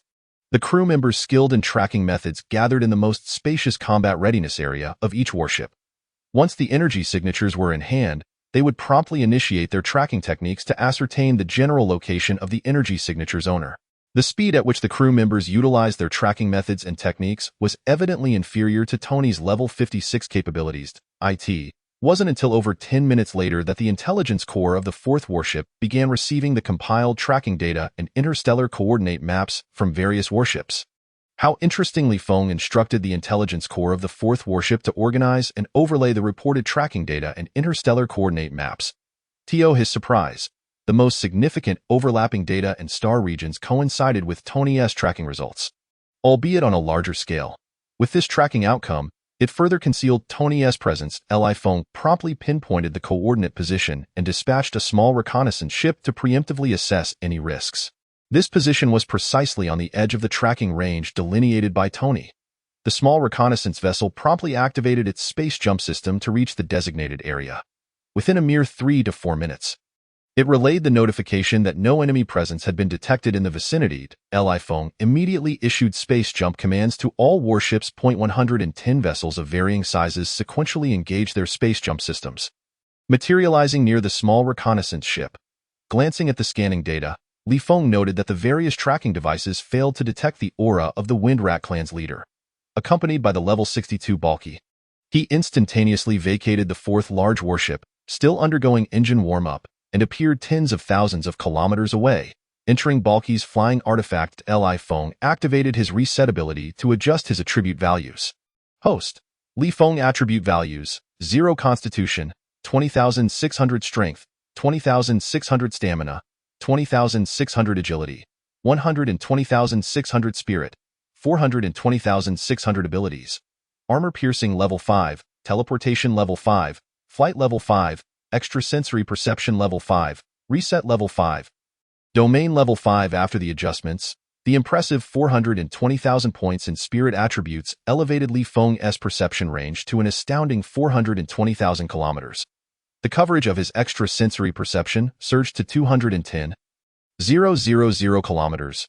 Balky maneuvered the flying artifact, adhering to the route Li Feng had devised, and began to speed through the area delineated by Tony's tracking circle. His flight speed already reached over 100,000 kilometers per second. Utilizing flight techniques, he could attain speeds exceeding 300,000 kilometers per second, rivaling the speed of light. The flying artifact's velocity surpassed even that, breaking the 1,000,000 kilometers per second mark. Distances of tens of millions of kilometers could be traversed in approximately a minute. Balky's perception abilities were equally formidable, with a coverage range reaching millions of kilometers. With his speed and perception range, He could sweep through a spatial diameter of tens of millions of kilometers in just over 10 minutes. Master, a suppression has been detected. At level 62, Balky's perception range was not only remarkable but also possessed incredible strength. Although the suppression in the Wind Rat clan leader's hiding place effectively masked perception and scanning, it could evade the large warship scanners from a distance but not Balky's keen awareness. In merely 3 to 4 minutes, Balky located the target. Truly effortless, Feng exclaimed. While his extrasensory perception could disregard any matter or energy, even with the majority of his attributes focused on spirit, the coverage was limited to 210,000 kilometers. Searching with extrasensory perception, even with bulky speed, would require at least several hours. Following Feng's instructions, Balky maneuvered the flying artifact to swiftly close the distance to within 200,000 kilometers of the suppression. With Feng's extrasensory perception, he could see everything. The Wind Rat clan leader was concealed within a meteorite over 20 kilometers in diameter. The interior of the meteorite had been hollowed out, creating a space approximately 1 kilometer in diameter. The perimeter was surrounded by a large suppression, and at its center lay a spatial rift.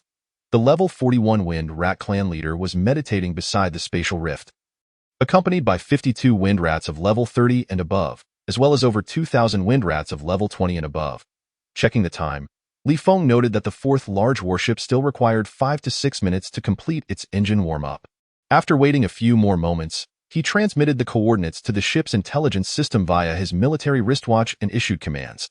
All warships began to gradually activate their systems, following the fourth large warship as they accelerated towards the area. "Avoid the warships and await my return," Feng declared, drawing his spirit sword. After exchanging a brief word with Balky, he activated his reset ability, evenly distributing all attribute values across the 5 major categories. With his teleportation ability activated, he instantly appeared behind the level 41 Wind Rat clan leader. With a flash of cold light, a rat's head soared into the air, accompanied by a spray of blood. Ding! You have slain an enemy, gaining 4,125 attribute points. The system notification resonated in Feng's mind. The level 41 Wind Rat clan leader was rendered unconscious before he even comprehended what had transpired. Without pausing, Feng swung his sword at the nearby spatial rift, executing a series of strikes. The immense power of the laws surged into the sword, and in just a few slashes, the balance of the spatial rift collapsed entirely.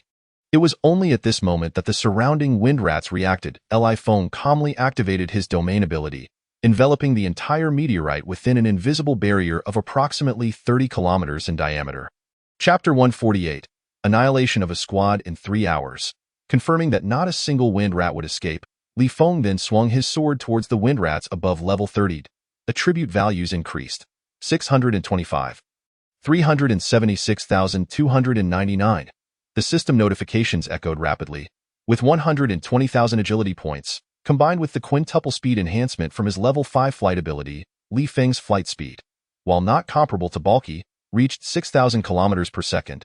Coupled with the explosive force from his high constitution and the rapid response from his superior agility, within the confined space of merely 1 kilometer in diameter, his figure moved almost as if teleporting. In the blink of an eye, he appeared behind a Wind Rat of level 30 and dispatched it with a single strike. In another blink, he reappeared behind another Wind Rat of level 30. The Wind Rats below level 35 were entirely unaware of his presence, only sensing their companions suddenly being cleaved in two, unable to emit a single cry of despair. The horrifying scene, compounded by the slaying of their leader, caused all Wind Rats to instantly lose their will to resist, frantically fleeing towards the periphery, only to be thwarted by the barrier of the domain, at level 5. The barrier's strength was comparable to 16 times Feng's own physical strength. Even a level 45 alien of the same tier would struggle to deplete the barrier's energy in a short time, let alone a group of Wind Rats at levels 20 to 30. Regardless of how those attempting to escape attacked the barrier, it remained utterly unyielding. Feng moved with incredible speed, primarily targeting the Wind Rats of level 30 and above. However, whenever a Wind Rat of level 20 or above attempted to summon help with communication artifacts, he swiftly dealt with them, eliminating them before they could alert others. In just 3 to 4 minutes, by the time the fleet arrived, all Wind Rats of level 30 and above had become mere souls beneath Feng's blade. Following his commands and receiving confirmation, a medium-sized warship unleashed a 10-meter-wide energy beam towards the predetermined location. The energy beam passed unobstructed through the domain's barrier, illustrating one of the domain's strengths, its ability to distinguish friend from foe based on Feng's will. Boom! The large suppression could only withstand for 3 to 4 seconds before it abruptly collapsed.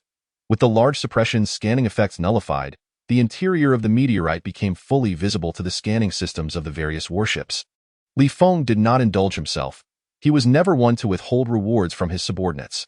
Activating his teleportation ability, he appeared beside Balky and, together, they instantly returned to the captain's quarters of the 4th warship. All combat personnel, free to engage, as per usual, Feng commanded. The doors to the combat readiness area swung open, and 40,000 combat personnel surged forth. With many wolves and little meat, everyone moved at full speed. The 110 medium and small-sized warships did not participate in the assault. The various captains and crew members had no objections. Feng, as the commander, had never been one for equitable distribution. He feasted on the meat while his loyal crew savored the scraps, and the subordinate warships were left with only the broth. However, the broth Feng provided was exceptionally fragrant, per Feng's strategic directives. After locating the Wind Rat clan leader's hiding spot, all assault operations would be executed by the combat personnel of the 4th large warship, while the other medium and small warships would remain on guard. However, after attacking the hiding spots of 17 Wind Rat clan leaders, they would launch a thorough sweep of 17 life planets, completing the final step in conquering these celestial bodies. At that time, all castles and conquest operations, including the main fortress, would be entrusted to the 110 medium and small warships, while the 4th large warship would solely focus on dismantling the main fortress's large suppression and energy shield. This broth would suffice to satiate the 110 medium and small warships. The 2,000-plus Wind Rats of level 20 and above faced over 40,000 personnel, averaging level 29, who were eager to claim military merit, all while being confined by the domain barrier. The outcome was predictable. In less than 5 minutes, the 2,000-plus Wind Rats of level 20 and above were entirely annihilated, with not a single survivor remaining. Anything of value was promptly collected as spoils of war by the crew. Anyone who surrenders and lays down their arms, do not pretend you didn't see it next time. Feng couldn't help but shout over the public channel, "Captain, prisoners are difficult to manage. It wastes too much time and poses a risk of ambush during surrender. This surprise attack, without deploying combat robots, is not akin to a landing operation. To guard against feigned surrenders, it's best to ignore them. Killing them shouldn't violate military regulations, right?" A crew member who had already pledged allegiance to Feng mustered the courage to explain, "I have over 100 demerits. Do you think I would discuss military regulations with you?" Feng replied tersely, "My family is currently establishing a large-scale slave training base and security company. You understand?" The crew members understood at once, their expressions reflecting the realization of the situation. Feng issued commands one after another. The small independent reconnaissance vessel set off first towards the vicinity of the next life planet, while the remaining warships accelerated onward after regrouping. Seizing a moment, Feng accessed the system, noting that his available attribute points had increased by 31,500. Not too shabby. He immediately distributed these attribute points evenly across the 5 major attributes. Host: Feng attribute value, 0 physique, 126,900 strength, 126,900 stamina, 126,900 agility, 126,900 spirit, 126,900 abilities. Armor piercing level 5, teleportation level 5, flight level 5, extrasensory perception level 5, reset level 5, domain level 5. An hour later, the small reconnaissance ship transmitted a notification indicating the completion of risk assessment. All warships subsequently activated their space jump systems, hastening towards the star domain of the small reconnaissance vessel. The closer they approached, the more effective their tracking methods became. Feng, as before, instructed Tony to employ tracking techniques to investigate the whereabouts of the Wind Rat clan's leader on the life planet. The crew members adept in tracking techniques showcased their unique skills. Once the tracking data and star domain maps were compiled, Feng designated the edge of Tony's tracking range as the target destination and issued orders for the small reconnaissance ship to conduct a risk assessment. Just over an hour later, all warships arrived in the star domain in close succession. Feng, accompanied by Balky, proceeded to scout and confirm the hiding place of the Wind Rat clan's leader before issuing the command for the fleet to embark. Utilizing his teleportation ability, he swiftly eliminated the Wind Rat clan leader, who was merely level 42. After obliterating the spatial rift, he activated his domain, sealing the entire area and launching a full-scale assault on the Wind Rat clan members above level 30. In roughly 3 hours, yet another life planet's Wind Rat clan leader and high-ranking members fell to annihilation. Feng effortlessly accrued an additional 34,900 attribute points. Host. Li Feng attribute value, 0 physique, 133. 900 strength, 133,900 stamina, 133,900 agility, 133,900 spirit, 133,900 abilities. Armor piercing level 5, teleportation level 5, flight level 5, extrasensory perception level 5, reset level 5, domain level 5. The cumulative attribute value barely surpassed level 46. And the fleet set forth towards the next target. Chapter 149. Delaying tactics. The third target, the fourth target, the fifth target. Li Feng led the fleet, capable of eliminating a Wind Rat clan leader's hideout in approximately 3 hours. What? Lost contact? On the main planet, within a secret chamber, the ruler of 182 Wind Rat clan life planets, Pickle, furrowed his brow. His subordinates had just reported that a Wind Rat clan leader had evacuated the life planet and failed to make timely contact. Upon reaching out to other Wind Rat clan leaders, 7, including the one in question, had gone silent. Checking the spatial rifts revealed that the passages were blocked, indicating that the rift leading to the other side had likely been destroyed. Undoubtedly, these 7 Wind Rat clan leaders and their high-ranking subordinates had been located and annihilated. Once again, it was this star domain, and once again, it was this fleet. Pickle's head throbbed on the day the Wind-gathering army officially declared war. A life planet had been shattered. Not a single Wind Rat clan leader or high-ranking member managed to escape through the spatial rift. He immediately dispatched all high-ranking Wind Rat clan members to form strike teams and lie in ambush near various life planets in the area. However, yet another life planet fell, and not a single Wind Rat clan leader or high-ranking member escaped through the spatial rift. Even the ambush team led by a level 52 Wind Rat clan high-ranking member was entirely wiped out. In utter despair, he had no choice but to instruct the Wind Rat clan leaders in that star domain to preemptively enter guerrilla mode, evacuating their life planets. After more than 10 days, they finally returned to a semblance of normalcy. The fleet in that star domain had gone silent. Despite the other 9 fleets tightening their grip within his dominion, their progress remained within his expectations. Little did he anticipate that just a few days of tranquility would be followed by a sudden resurgence from that star domain's fleet, more ruthless than before in the blink of an eye. 7 life planet Wind Rat clan leaders were obliterated. What to do? Pickle felt conflicted. The emergence of such a result indicated, without a doubt, that this fleet had successfully gathered the energy signatures of all Wind Rat clan leaders within the star domain. Furthermore, it was clear that there were crew members aboard the fleet with exceptional tracking abilities capable of pinpointing the hiding places of these leaders. Otherwise, it would have been impossible to dismantle 7 hideouts so swiftly. The best course of action was undoubtedly to instruct the remaining 10 Wind Rat clan leaders to escape beyond their sphere of influence via the spatial rift. This fleet surely lacked the audacity to pursue them. Conversely, while this fleet might not continue their chase, they could easily shift their focus to assaulting life planets and other star domains. The end result would force him to issue orders for all Wind Rat clan leaders on the life planets to transition entirely into stealth mode and prepare for guerrilla tactics.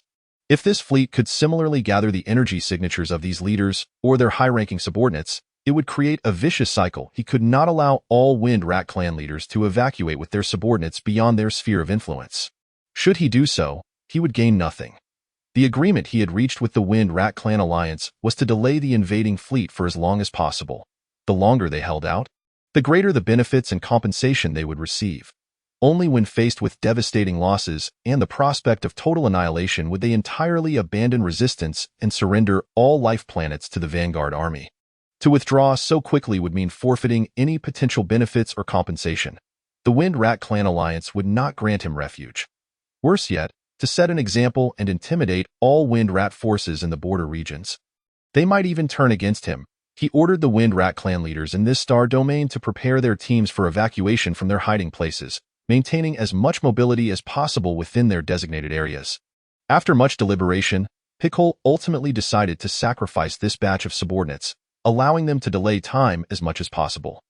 Once the messenger departed, he retrieved a communication artifact to contact the liaison of the Wind Rat Clan Alliance. Once again, he reported the threat posed by this fleet, requesting that high-ranking Wind Rat members be dispatched to deal with the situation. Unfortunately, the response was the same as before. The Wind Rat Clan Alliance rejected the request, merely sending a batch of resources and artifacts through the spatial rift as compensation. To the higher-ups of the Wind Rat Clan Alliance, a large warship was not significant enough to warrant an immediate strategic adjustment or the swift deployment of high-ranking Wind Rat members to the battlefield. Finally, an adjustment had been made. Near a small asteroid, Li Feng's extrasensory perception rapidly expanded, revealing that the large restrictions on the planet were desolate, save for a single spatial rift, which did not come as a surprise. After consecutively obliterating 7 hideouts of Wind Rat Clan leaders, the rulers of that faction had finally realized the need for adjustments, indicating a lax management approach. The targets had evacuated their hiding places, a development Li Feng had anticipated. He promptly notified Balky to return to the 4th warship and instructed Tony to utilize the energy signature of the Wind Rat Clan leader anew to track his coordinates. The feather-like tip soon stabilized, indicating a specific direction, quivering slightly. The distance was approximately 35.5 to 36 billion kilometers, and the target appeared to be in motion. Tony quickly provided the tracking results. It seemed they did not intend to withdraw the Wind Rat Clan leaders whose energy signatures had already been collected. Li Feng wore a thoughtful expression. Picole's assessment was correct. The remaining Wind Rat Clan leaders likely planned to sweep through all life planets after their evacuation and then launch an assault on life planets under the responsibility of other large warships. Initially, at his request, Captain Mark had issued orders for the fleet to support other large warships upon completing their operational tasks. Remaining in this star domain posed some complications, as it signified he had not fulfilled his operational task and could not openly assist other large warships.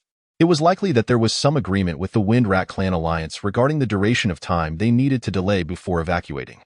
The rulers of this faction preferred to sacrifice this batch of high-ranking Wind Rat members to buy time, rather than allow other war zones to transition into guerrilla harassment prematurely. Li Feng soon comprehended Picole's intentions, allowing him to relax. With Tony, who excelled in precise tracking methods, the remaining 10 Wind Rat Clan leaders could merely evade tracking through constant movement, meaning he would only need to invest more time in the pursuit without fearing a perpetual inability to catch up. Spending additional time to eliminate the remaining 10 squads would be far more advantageous than allowing these squads to retreat to the rear star domains, as each squad could yield him between 30,000 to 35,000 attribute points.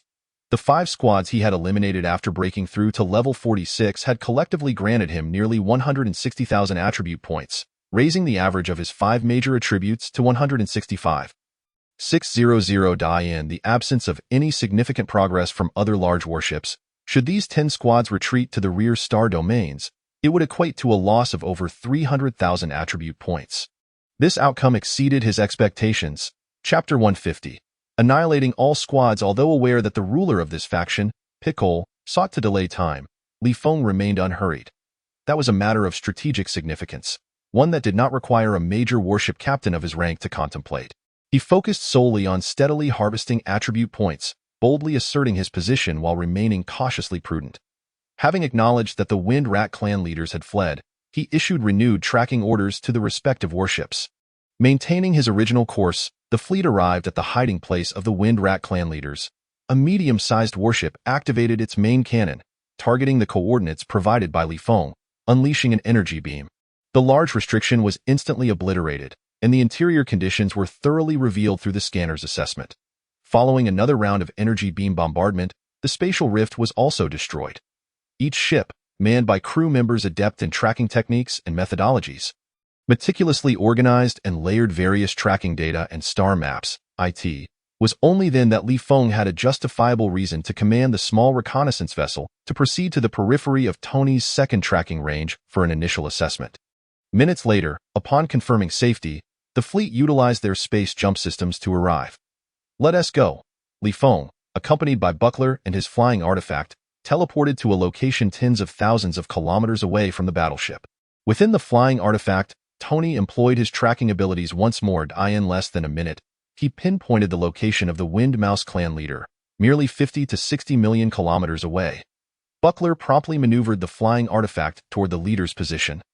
Accelerating steadily. Feng quickly accessed the system to adjust his attributes. Host. Feng attribute value, 0 physique, 25,600 strength, 25,600 stamina, 25,600 agility, 165,600 mentality, 585,600 abilities. Armor piercing level 5. Teleportation level 5, flight level 5, supersense level 5, reset level 5, domain level 5. After the adjustments, his mental attributes surged to 580,000, enhancing his perception range to 580,000 kilometers and his supersense coverage to 290,000 kilometers. In a mere half-minute, Buckler's flying artifact reached its maximum speed, achieving over 1,000,000 kilometers per second. Suddenly, after another half-minute, Feng sensed a fleeting presence within the range of his supersense. Buckler swiftly moderated the speed of the flying artifact and turned around as per Feng's instructions. A castle-shaped flying artifact, traveling at just over 1,000 kilometers per second, entered Feng's supersense coverage. Feng's supersense delved into the interior of the castle, quickly confirming the presence of only one level 42 Wind Mouse clan leader and numerous elites above level 20, with no higher-level Wind Mice hiding within. Feng instructed Buckler to reduce speed and follow closely, refraining from immediate action due to the excessive pace. The ruler of this faction, Piccolo, likely intended to sacrifice this group of Wind Mouse leaders to buy time, preventing them from wreaking havoc in other star domains and forcing adjustments to his well-laid strategic plans. As a result, leveraging Tony's tracking methods, Buckler's speed, and his own supersense, they quickly located the roaming Wind Mouse leaders. An immediate resolution would contradict Piccolo's strategy of delaying time. If the delay were too brief, Piccolo would naturally be reluctant to lose this batch of leaders and would surely order the remaining leaders to retreat. Ultimately, this would mean Feng would collect only 200,000 to 300,000 attribute points, disrupting Piccolo's intended strategic blueprint and necessitating adjustments. Neither party would be pleased. Thus, Feng directed Buckler to navigate the flying artifact leisurely for over 3 hours, allowing the military wristwatch's intelligence system to calculate the fleet's arrival time based on their speed and the distance to the Wind Mouse leader's flying artifact. The calculated coordinates were then relayed to the intelligence system of the 4th battleship. Issuing relevant commands. In this manner, both parties found satisfaction. He lost 2 to 3 days, but could eliminate 10 squads of Wind Mouse leaders, while Piccolo lost 10 high-level squads but gained 2 to 3 days for other combat zones. A win-win situation. After waiting for over 10 minutes and confirming the fleet's imminent arrival, Feng notified Buckler to move aside. He activated his reset ability, evenly distributing his attribute points across the 5 principal attributes. Drawing forth his spirit sword, he activated his teleportation ability. In the next instant, he directly entered the flying artifact of the Wind Mouse leader. With a swift slash, the level 42 Wind Mouse leader had no time to react and was cleaved in two. Ding! You have slain an enemy, gaining 5,215 attribute points. As the system notification echoed, the small castle-shaped flying artifact came to an abrupt halt, having lost its master. The exquisite artifact that cloaked the castle in sensory and scanning obfuscation ceased operation. Tens of millions of kilometers away, the scanning device of the 4th large battleship could now detect the presence of this flying artifact. A commotion erupted among the Wind Mice above level 30. Their expressions shifting dramatically in response to the sudden turn of events. Panic ensued. Feng did not allow them to remain alarmed for long. He surged forward like a bolt of lightning, weaving through the crowd. The Wind Mice above level 30 barely had time to scream before their heads were severed, their terror extinguished. Attribute points 521,326,279. The system notifications rang out in succession. Some level 20 Wind Mice finally reacted and attempted to flee the flying artifact. Feng had already dispatched over 40 Wind Mice above level 30. Ignoring the level 20 Wind Mice, he activated his domain ability, enveloping the area within several dozen kilometers. In an instant, he reappeared beside Buckler. Timing it perfectly, the fleet had already arrived within tens of thousands of kilometers. Feng and Buckler returned directly to the captain's quarters, scanning the system. His available attribute points had increased to 33,500. He distributed these points evenly across the 5 attributes. Host. Feng attribute value, 0 physique, 172,300 strength, 172,300 stamina, 172,300 agility, 172,300 mentality, 172,300 abilities. Armor piercing level 5, teleportation level 5, flight level 5, super sense level 5, reset level 5, domain level 5. His comprehensive attribute value had successfully surpassed level 48, with only a 2 or 3 level gap to the human race's strongest. Chapter 151. Further collaboration with Marcus. Having successfully dealt with 17 wind mouse leaders and their high-level subordinates, only the simplest steps remained. The fleet commenced a systematic sweep of each life planet.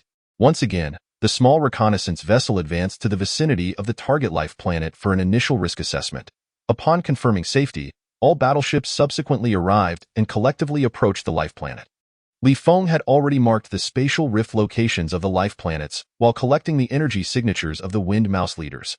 Thus, without pausing, at a distance of several 100,000 kilometers, he utilized his super sense to reconfirm that there were no high-level wind mice lurking within, nor any other spatial rifts. He directly maneuvered the main cannon of the 4th battleship to remotely obliterate the large restrictions and spatial rifts.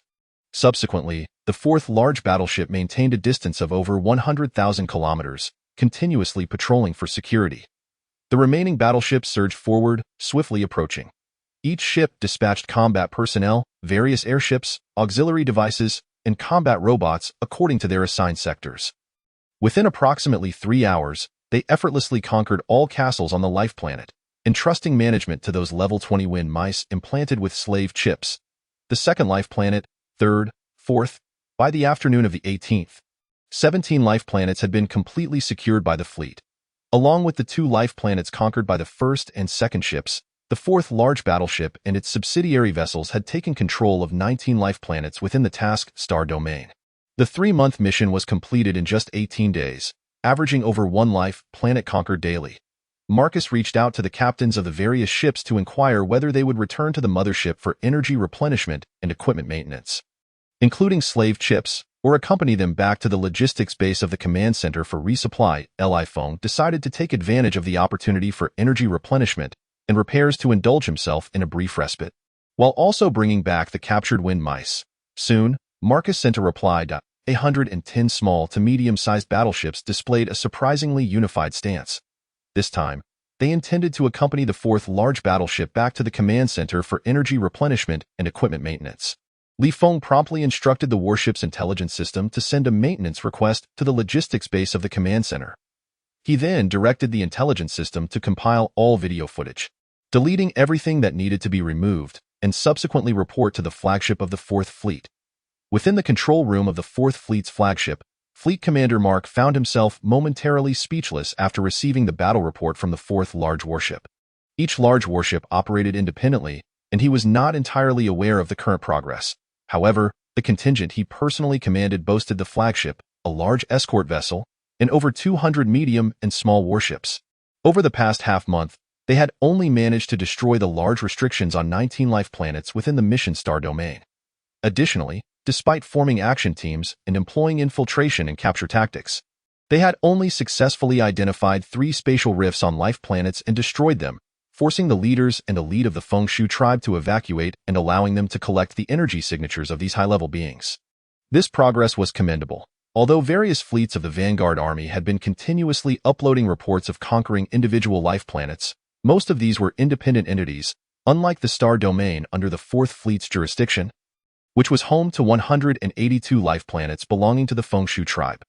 Furthermore, the Feng tribe received full support from the Feng Alliance, with nearly all tribe leaders possessing exceptional artifacts. Tio remained undefeated and ensured that not a single medium or small warship was destroyed while achieving this progress. Mark felt a sense of strength. He believed that as long as this pace was maintained, the upper echelons of the Special Operations Bureau would undoubtedly praise his tactical acumen and outstanding capabilities. Conquering 19 life planets in 18 days while annihilating all Feng leaders rather than merely driving them out of the war zone was, indeed, an extraordinary feat. What to do? Mark instructed the flagship's intelligence system to send the battle report to the Special Operations Bureau in the Wind-Conquering Army Command. After much hesitation, he decided to have the flagship's intelligence system contact Feng to request a video communication. Conquering 19 life planets in a mere 18 days was, after all, a significant achievement. As the fleet commander, Li Feng's contributions were also part of this success. Not to mention, he had supported Li Feng in the past. The more remarkable Li Feng became, the more it validated Mark's discerning judgment. The ability to recognize talent held substantial weight in promotion assessments after ascending to the rank of officer. What is it? Li Feng quickly connected the video call. He reclined comfortably in a multifunctional chair, leisurely observing Mark. Just 5 or 6 minutes prior, the logistics base had approved his request. He had not followed protocol by sending the reconnaissance ship and a fleet of small warships with a jump range of only 100 light-years first. Instead, he had allowed the 4th large warship to jump through the space system to the vicinity of the logistics base, circling in place to ensure that the medium and small warships could swiftly provide support if attacked.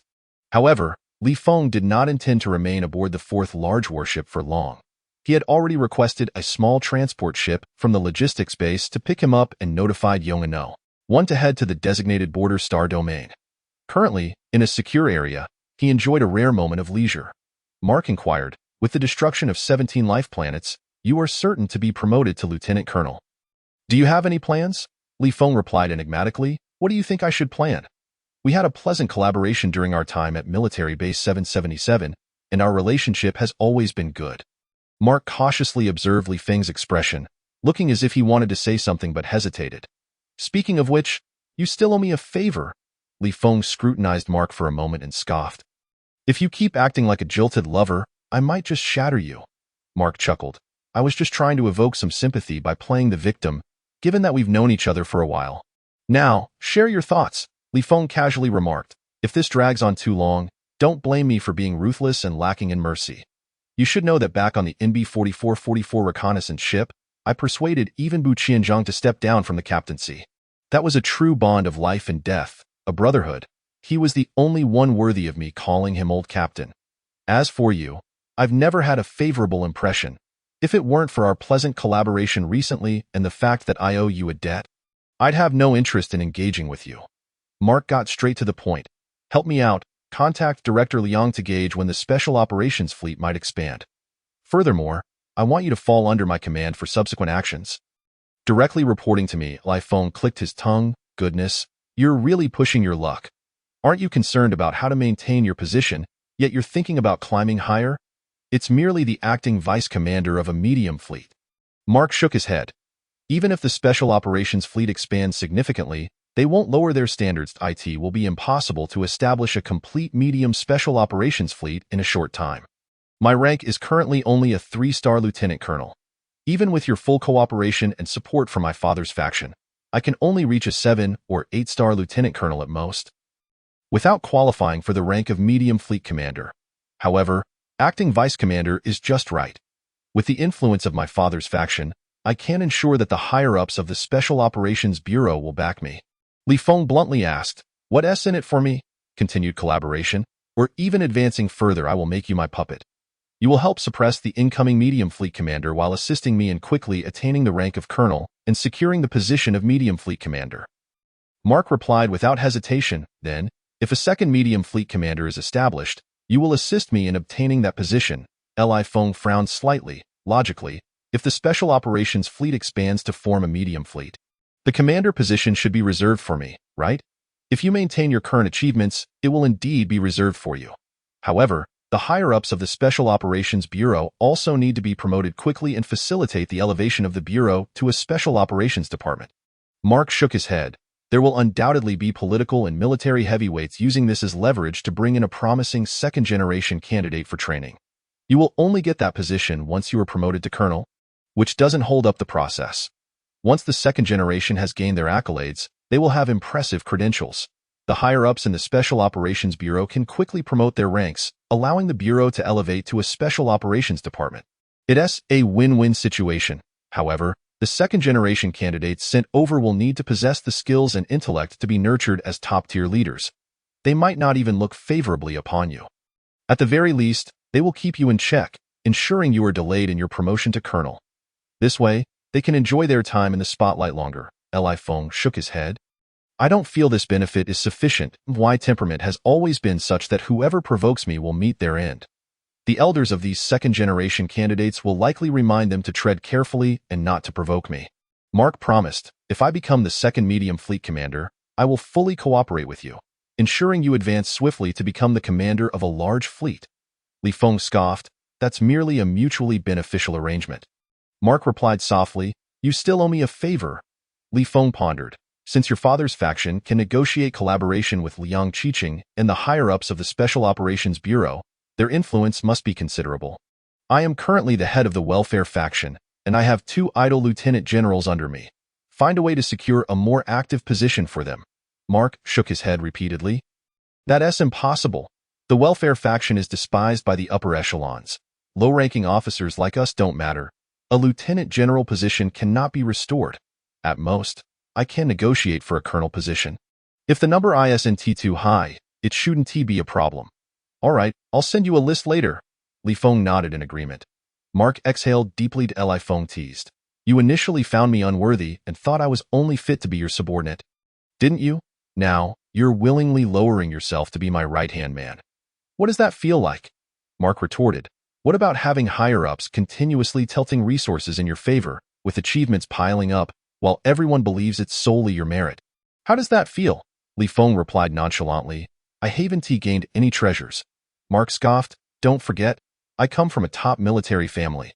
Although there are no traces in the videos you submitted, I am aware of the intricacies within. Before the Special Operations Bureau elevates to a Special Operations Department, unless another captain can stand out, you will be seen as more of a military elite than the second generation. The higher-ups will do everything possible to bolster your achievements. I'm too tired to argue with someone who simpers while feeling resentful and suffers from delusions. Li Feng decisively ended the call. Beep, beep, beep. The military wristwatch buzzed incessantly. He glanced at it. The usually composed Mark was clearly infuriated, sending a flurry of messages. Collaboration is limited to the time in the Special Operations Fleet. Everyone takes what they need. You have been favored by the higher-ups of the Special Operations Bureau, and it would be more suitable to assist you in advancing.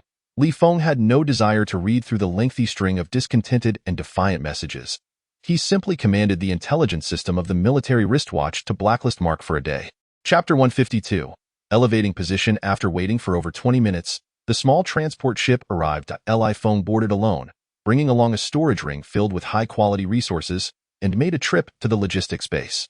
During his previous visit and departure, the senior officials at the transportation department of the logistics base had shown considerable courtesy, violating regulations to dispatch a small transport ship for him. This time was no different. The primary reason, of course, is that his notorious reputation precedes him, and he serves as the face of the Special Operations Bureau. The higher-ups in the transport department, even with 8 times the courage, would not dare to confront him over such trivial matters. However, he could not continue to feign ignorance indefinitely. When the time comes to express himself, he must do so. After all, he still has considerable time to spend within the Wind military. It wouldn't take much time for a visit. Sharing joy is far preferable to one being happy while the other is begrudging. After an hour of bustling about, several directors and deputy directors of the transport department had made brief visits, each leaving behind a storage ring as a token of their meeting. Li Feng boarded the small transport ship once more and discreetly slipped another storage ring to the captain before returning to the vicinity of the large battleship No. 4. Over 2,000 Wind Rat clan slaves of level 10 and above, and more than 200 of level 20 and above, were sent aboard the small transport vessel. Bulk and his flying artifact also blended into the mix. With Li Feng's current notoriety, he had yet to reach the point of instilling fear in the alien races, nor had he been placed on any kill lists. Nevertheless, the risks were beginning to escalate. It was prudent to keep second-class citizens of the alien races above level 60 close at hand. Accompanying him was the eager and ambitious Gu Lingxi, who had set her sights on the Sid family's enlightenment stones. Half an hour later, the small transport ship rendezvoused with the Yonga No. 1 at the border star domain. All the Wind Rat clan slaves were transferred to the Yonga No. 1 after a month's hiatus. The Yonga No. 1 had gained thousands of operational personnel on planet F9155. Li Feng instructed the deputy captain, as was customary, before heading home. He intended to bestow a hefty gift upon the Neil family. The Yonga No. 1 accelerated through the starry void, activating the space jump system to arrive at the star domain of the specified planet. Beeping incessantly, Li Feng, while sipping tea and chatting casually with the attendant Sam, received a communication alert from his military watch. Upon checking, he saw it was a video communication request from the encrypted number designated for the director of the Special Operations Bureau, Liang Qiqing. Rising, he made his way to the captain's cabin to connect the call. The three-dimensional image of Director Liang Qiqing appeared before him. "Director!" Feng crisply saluted. Liang Qiqing nodded slightly, stating, "I have reviewed the battle report from the large battleship No. 4. Your performance was remarkable. It is the result of your leadership and the collective efforts of the entire crew," Feng replied, standing tall with a resonant voice. Liang Qiqing commended, "Thank you for your hard work. As soldiers of the Federation, we must fight for the dignity of humanity and the future of the human Federation. Even in the face of adversity, we shall advance courageously, unafraid, and undaunted." Feng's gaze was resolute, his demeanor solemn. Liang Qiqing encouraged, "Keep up the good work?" "Yes," Feng nodded earnestly. Liang Qiqing saluted, and after Feng returned the gesture, the call ended. "Is he testing my adaptability and fluency in formal speech?" Feng mused in astonishment. Having had prior experience, he was well aware that individuals of Liang Qiqing's stature required all external communications via exclusive devices to be archived for review and future reference in related matters. Liang Qiqing's sudden call, without prior notice from the office director Zhao Yushan, clearly indicated a specific purpose. It was highly likely that they were elevating his public image and intended to personally assess his adaptability and eloquence. Particularly the latter, as one ascends the ranks, an outstanding image and eloquence become increasingly essential. Mere strength and capability are no longer sufficient. Naturally, this was primarily to enhance his public image. Should they choose to elevate him in other aspects, such as grooming him for a high-ranking position within the Special Operations Bureau, the focus of assessment would shift to political acumen, balance, and vision. If they prepared him for the future commander of the Special Operations Fleet, the evaluations would revolve around strategic planning and decision-making. Feng did not dwell on it. He was unconcerned. With his current level of strength and influence, as long as he avoided major taboos, no one would dare to jeopardize his military position. His foundation was as stable as a mountain. With each advancement, he would gain higher authority, enhanced protection, and find it easier to accrue attribute points. Instead of returning to the lounge, he seated himself in a chair, patiently awaiting further developments. True to form, within 5 or 6 minutes, his military watch chimed again. It was a video communication request from Zhao Yushan using a personal device. Upon connecting, Zhao Yushan's holographic image appeared before him. After scanning the surroundings, Zhao Yushan cautioned, "Leaving your post during wartime and departing from the battleship can easily provide others with ammunition for criticism. I have over 100 records of reprimands. I have more than enough ammunition against me already," Feng replied, unfazed by his superior's observation. Regardless of how the higher-ups in the Special Operations Bureau positioned his public image, he was in no position to neglect his duties at home. Having established a deeper connection with Zhao Yushan, there was no need for pleasantries.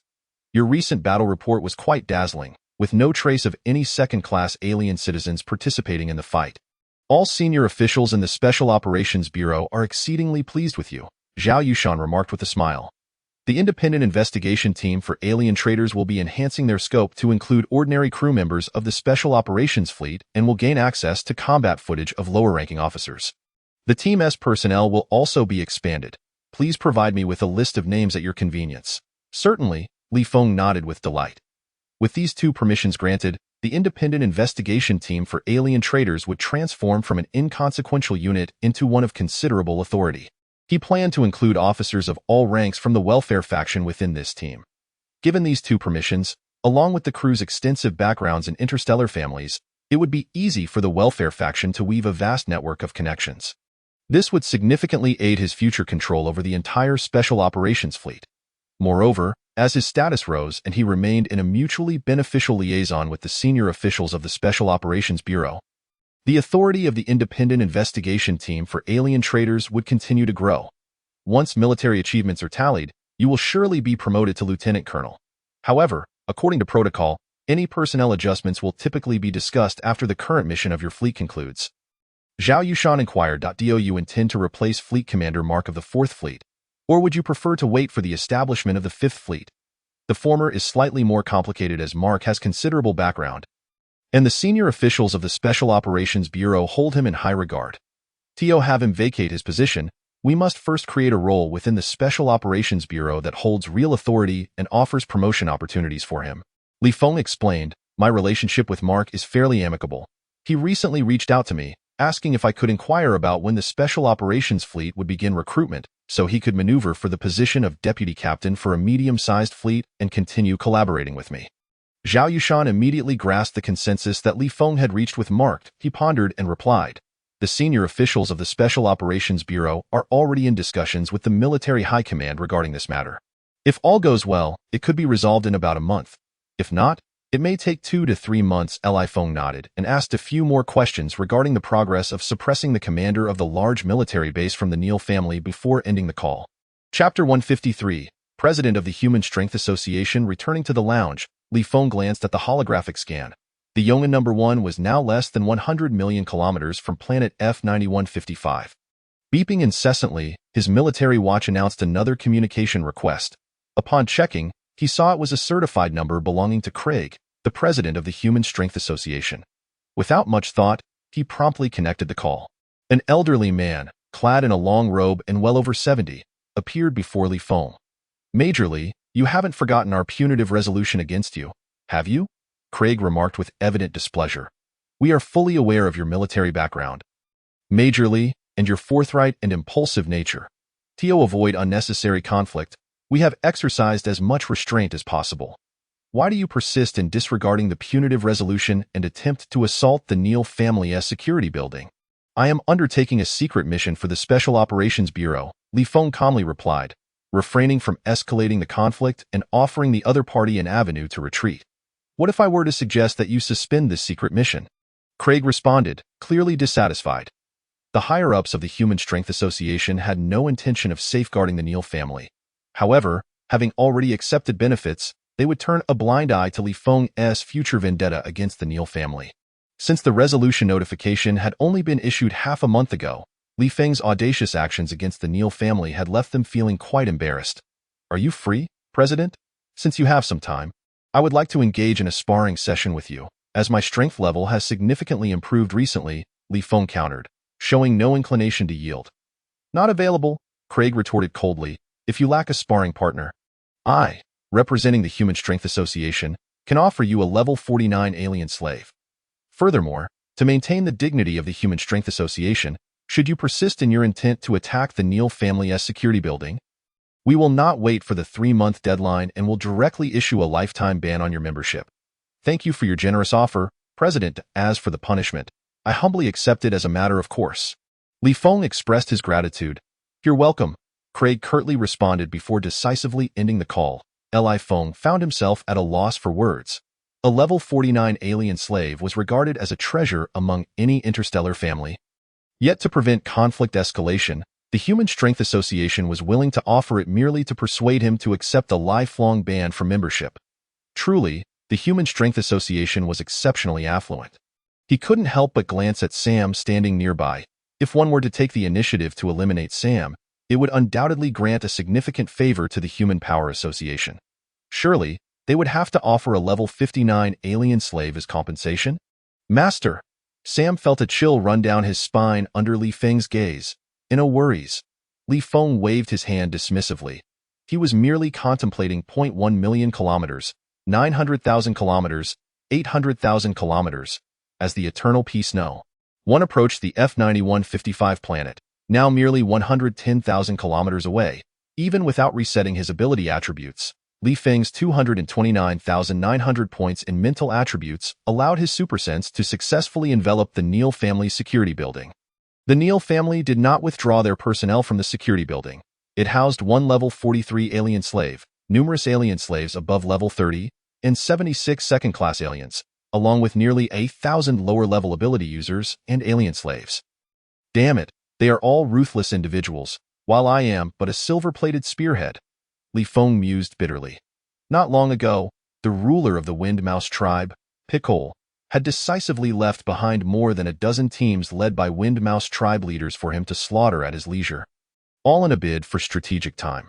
Prior to that, the Carlos family had even concentrated their alien slaves and ability users in the factory to minimize losses and secure video evidence of his slaughter.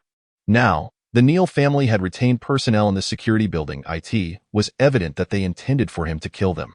Undoubtedly, they aimed to sacrifice this batch of ability users, alien slaves, and second-class aliens to provoke a conflict between him and the Human Power Association.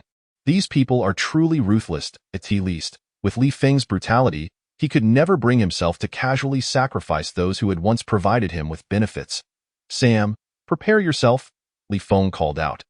Although he was merely a silver-plated spearhead compared to these ruthless individuals, he was still a formidable villain in comparison to ordinary people. If they dared to send them, he had no reason not to kill. Moreover, the upper echelons of the Neal family were clearly offering them up, incapable of provoking a conflict between him and the Human Power Association. The senior members of the Human Power Association were not foolish. No one would incite personal enmity for the sake of the association's face. Even if they deemed a severe punishment necessary for the association's reputation, they had communicated with him in secret to obtain his consent. A permanent deprivation of membership would mean losing privileges and powerful connections for other human powerhouses.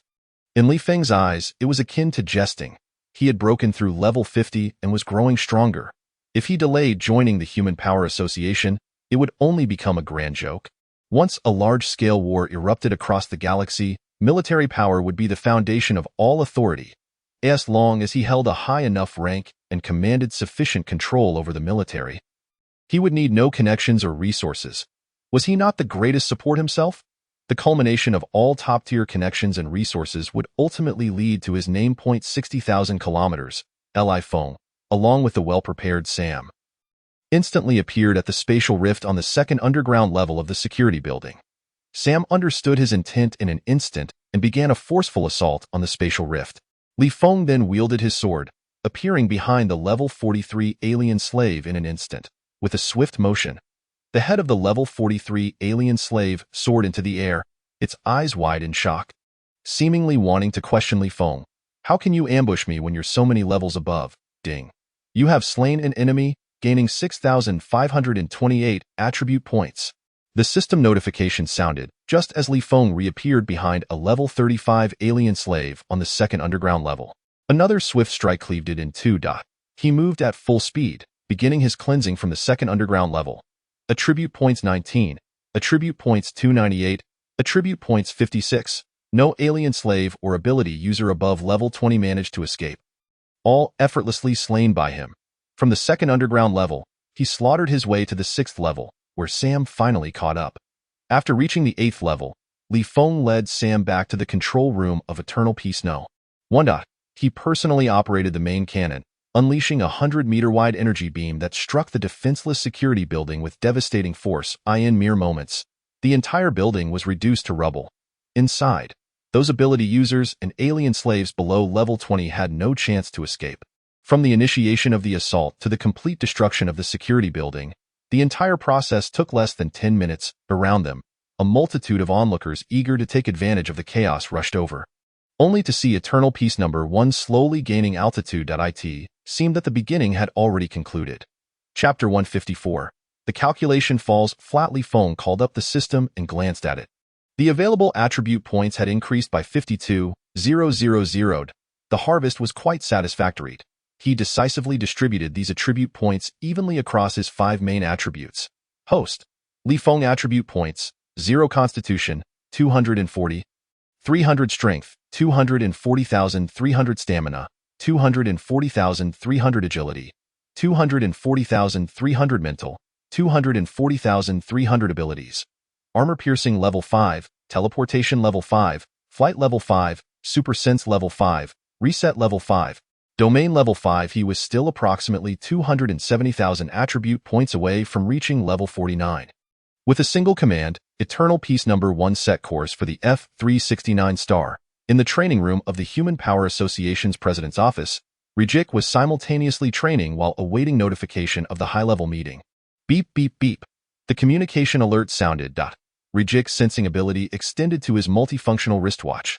It was a communication request from the Neal family patriarch, Rister. After a brief moment of contemplation, Rejik surmised the purpose of the call. A flicker of disdain flashing in his eyes. Nevertheless, he accepted the communication. With his status and influence, not everyone had the privilege to contact him directly. be why accepting the call, regardless of the attitude displayed. The other party would undoubtedly express their respect.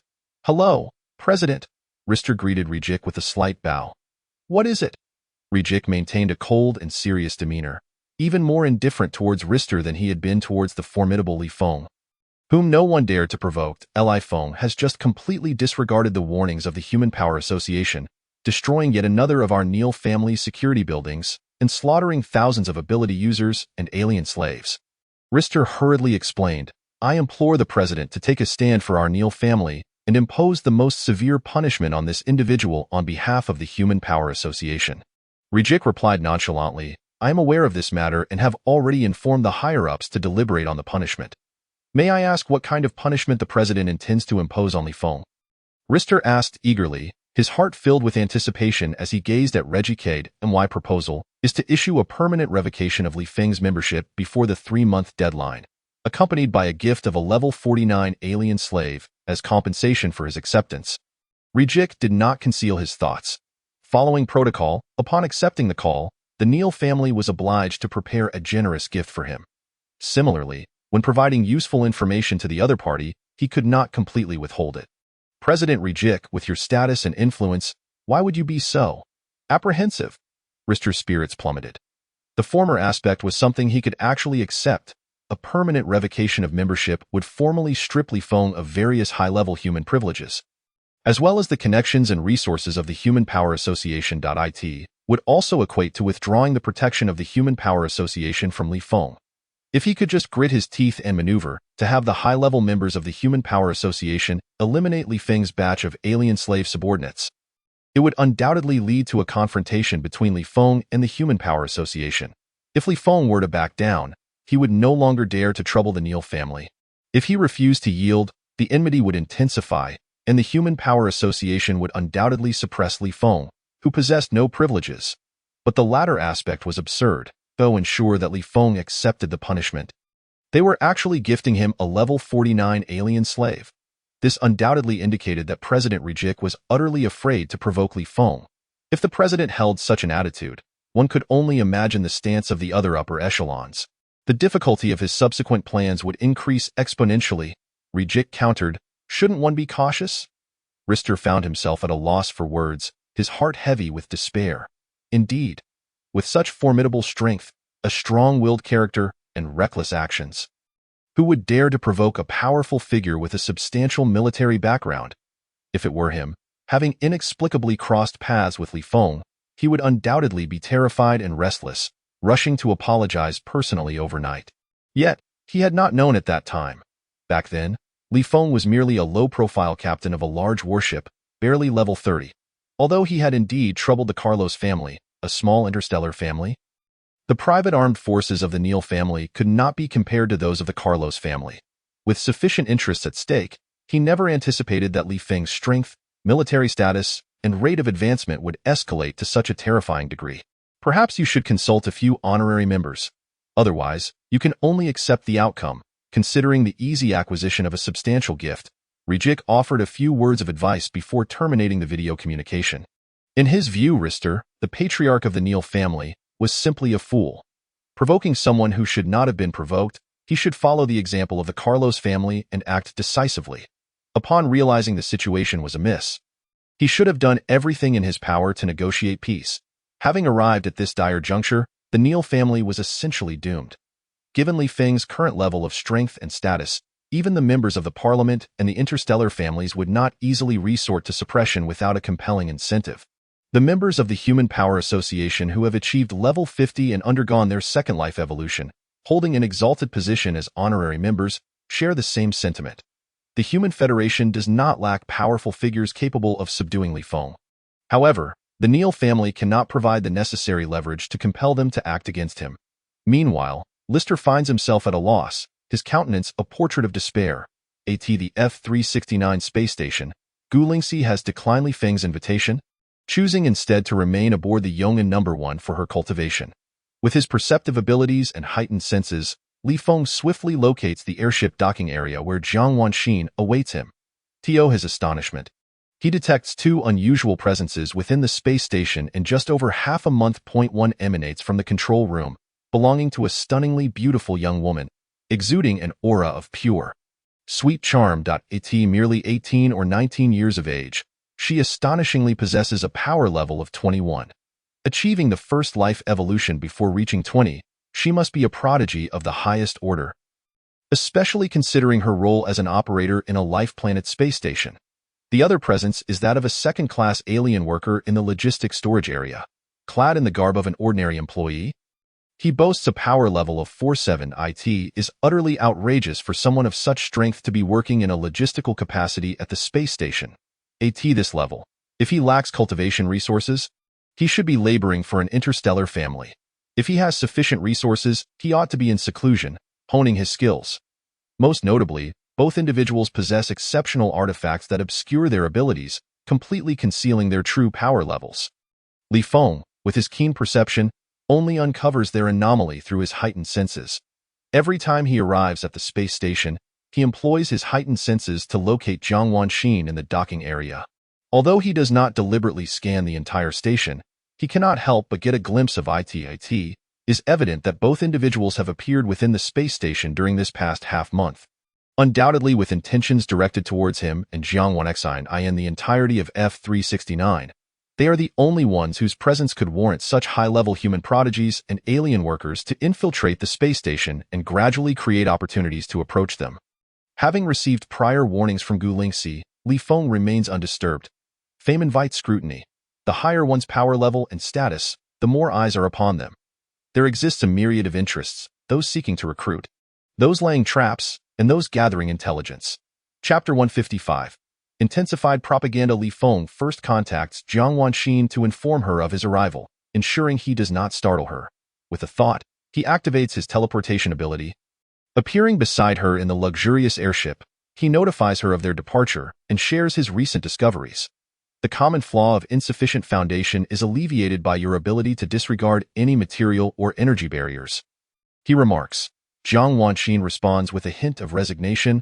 Otherwise, it would be impossible to defend against all potential threats. Even trusted confidants who have risen from the bottom could be pawns of other factions. Feng proposes, how about we issue an announcement under the Yong'an Group's name, subtly warning all factions against attempting infiltration. Subsequently, we can deal with anyone who remains and continues to attempt to embed themselves within F-369 or the Yong'an Group. Jiang Wanxin laughs. Moreover, this matter is reciprocal. The interstellar pirate group I mentioned previously has begun its clandestine formation. Once developed, we can also deploy a group of absolutely trustworthy personnel to infiltrate those interstellar families and major powers. The difference lies in the fact that these interstellar families and major powers possess deep foundations and ample talent deserving of cultivation and trust. Gaining access to their inner circles will be significantly more challenging. However, we too have our advantages. Given your rapid ascent in power and status, your ability to attract various talents far surpasses that of these interstellar families and major powers. Just like the 6 high-ranking alien workers aboard your warship, who possess immense prestige within their respective races. When the time is right, we can collaborate further with them to acquire elites skilled in infiltration and other specialized talents. Feng acknowledges this. Dismissing such trivial matters. Emerging forces have their own advantages. Within the entirely family and Yong'an Group, there are only he and Jiang Wanxin. Unlike those larger families with numerous core members and dispersed authority, where even the patriarch is often restrained, their targets for infiltration are far too many. He briefly reviews the airship's route, discovering they have already traversed halfway, with only 100,000 kilometers remaining to F-369. His perceptive abilities and heightened senses rapidly expand as he locates the villa. With Jiang Wanxin in tow, he activates his teleportation ability once more, appearing on the multifunctional bed in the villa's master bedroom. After attending to several hours of official business, they finally turn their attention to the current developments within the Yong'an Group and the batch of Windrat tribe slaves he has brought along. According to Jiang Wanxin's plan, they will first be sent to the slave training base and subsequently integrated into the security company under their command. With the aid of this batch of Windrat slaves, the 2 major subsidiaries of Yong'an will officially be set on the right track. On the afternoon of the 20th, Feng formally receives the military merit statistics forwarded by the intellect of the 4th large warship. The report begins with penalties for various violations, followed by an impressive record. Having conquered 17 life planets, Li Feng earns a staggering 8.5 million military merit points, bringing his total to 16.29 million, thereby elevating him to the rank of 1-star majored I. In the evening, the Human Power Association delivers a level 49 alien slave as compensation. Upon acceptance, Li Feng receives a formal notification of his permanent expulsion from membership. In the following days, although Li Feng remains engaged in official matters at home, he does not neglect other trivial tasks. He selects a suitable list of officers from the welfare faction for Mark to operate on and identifies a group of junior officers to hand over to Zhao Yushan for replenishing the independent investigation group for alien traitors. Additionally, he keeps a close watch on significant developments within the Parliament and military. As he had suspected, the Special Operations Bureau has noticeably elevated his promotional profile. Various media platforms frequently release articles featuring him, portraying tales of his heroism, how he has repeatedly thwarted plots by aliens and traitors with his extraordinary power and keen insight. They depict him as a leader who treats his subordinates as brothers, going so far as to define military regulations to procure healing potions for severely injured crew members, personally dedicating time to their recovery. Furthermore, they emphasize his integrity and uprightness, despite holding significant influence and fame. He does not exploit his family's resources for profit, but instead frequently donates substantial amounts of Federation currency to various welfare organizations. The narrative surrounding him has expanded beyond mere valor and outstanding achievements. It is now nuanced with credible evidence and a plethora of supporting videos. Furthermore, to preemptively mitigate potential attacks from influential factions that could sway interstellar media, they have begun to take precautions by subtly revealing Li Feng's past transgressions and family background, all while weaving these details into the fabric of positive publicity, gradually inoculating the public against future scrutiny. The propaganda has shifted, painting Li Feng as a charismatic hero of the Special Operations Bureau, one who is both luminous and relatable, possessing a few minor flaws. The upper echelons of the Special Operations Bureau, in an effort to ensure Li Feng's focus on earning military merit and his safety, have even eliminated the need for him to participate in interviews or promotional videos. From start to finish, Li Feng can simply lie back and await the accolades. Naturally, Li Feng welcomes this. The value of fame and prestige escalates with one's power and status. For ordinary individuals, it may only serve as a means to acquire wealth. Yet, with Li Feng's current strength and standing, possessing such a halo ensures that even if he chooses to remain independent within the military, he will find a clear path ahead, avoiding numerous tribulations and fluctuations. At the very least, when the influential figures from the parliament and military seek to recruit him, they will not overbear him excessively. Lin Jingtai once casually mentioned to Li Feng that military figures often employ the tactic of pressuring and assigning idle positions to recruit and cultivate core confidence. This method showcases one's power while tempering the other's disposition. The Federation Parliament tends to favor similar approaches, particularly towards rising military stars, often finding reasons to place them on the sidelines for a few years to dull their edge, only allowing those willing to submit to the parliament or a particular faction to rise again. Most military luminaries have traversed this path. Li Feng, however, is uninterested in playing such games of endurance with powerful military figures or the parliament, especially as one subjected to such trials. His immediate thought is to leverage his strength and control over the military to push through. With the backing of substantial prestige and fame, overcoming this bottleneck will become significantly easier. On the other hand, under the guidance of various interstellar news media, calls for the expansion of the Special Operations Fleet are growing louder. Given Li Feng's current acuity and intuition regarding the situation, he can deduce that, even without the insider information provided by Zhao Yushan, as long as his achievements remain consistent and the average performance of the Special Operations Fleet surpasses that of the Vanguard Army, the Federation military will maintain this promotional momentum, potentially within a month, or at most 2 to 3 months. Certainly, they will adopt an attitude that resonates with the public's calls, formally expanding the Special Operations Fleet while concurrently intensifying efforts to attract top-tier talents and extraordinary individuals into its ranks. For Li Feng, this is undoubtedly a tremendous boon. The sooner the 5th Fleet is established, the sooner he will ascend to the position of Fleet Commander. Moreover, should Gu Lingxi be willing to cooperate, promoting her to the position of 6th Fleet Commander would be a mere formality. This equates to him wielding direct control over 2 small fleets. Additionally, with Mark willing to humble himself, even if he encounters unforeseen challenges in his future quest for the command of a medium-sized fleet, support from below will undoubtedly elevate him. On January 25, Li Feng boarded the Yong'an number 1 once more, yet the destination was not the logistics base of the Conquest Army, but rather the B-33657-1 Life Planet, where he intended to pay a visit to the seedy family. Chapter 156. Ingenious acquisition at the B-33657-1 space station. Li Feng's perceptual abilities and extrasensory perception swiftly traversed the Yong'an No. 1, extending throughout the entire space station. It was astonishing to find the entire space station vacated and under his control. Li Feng could not help but marvel. Each docking platform lay deserted, with only a handful of dedicated transport vessels present. The uniforms worn by the staff clearly indicated their affiliation with various enterprises under the seedy family's banner. The once bustling scene of the space station was now a distant memory, replaced solely by the ubiquitous virtual banners welcoming his arrival. Having long been entrenched within the military, the F-369 system allowed him little intuitive grasp of his deterrent power and influence. Gu Lingxi remained composed. Given the state of war, as a member of the Conquest Army, you are not permitted to leave your post.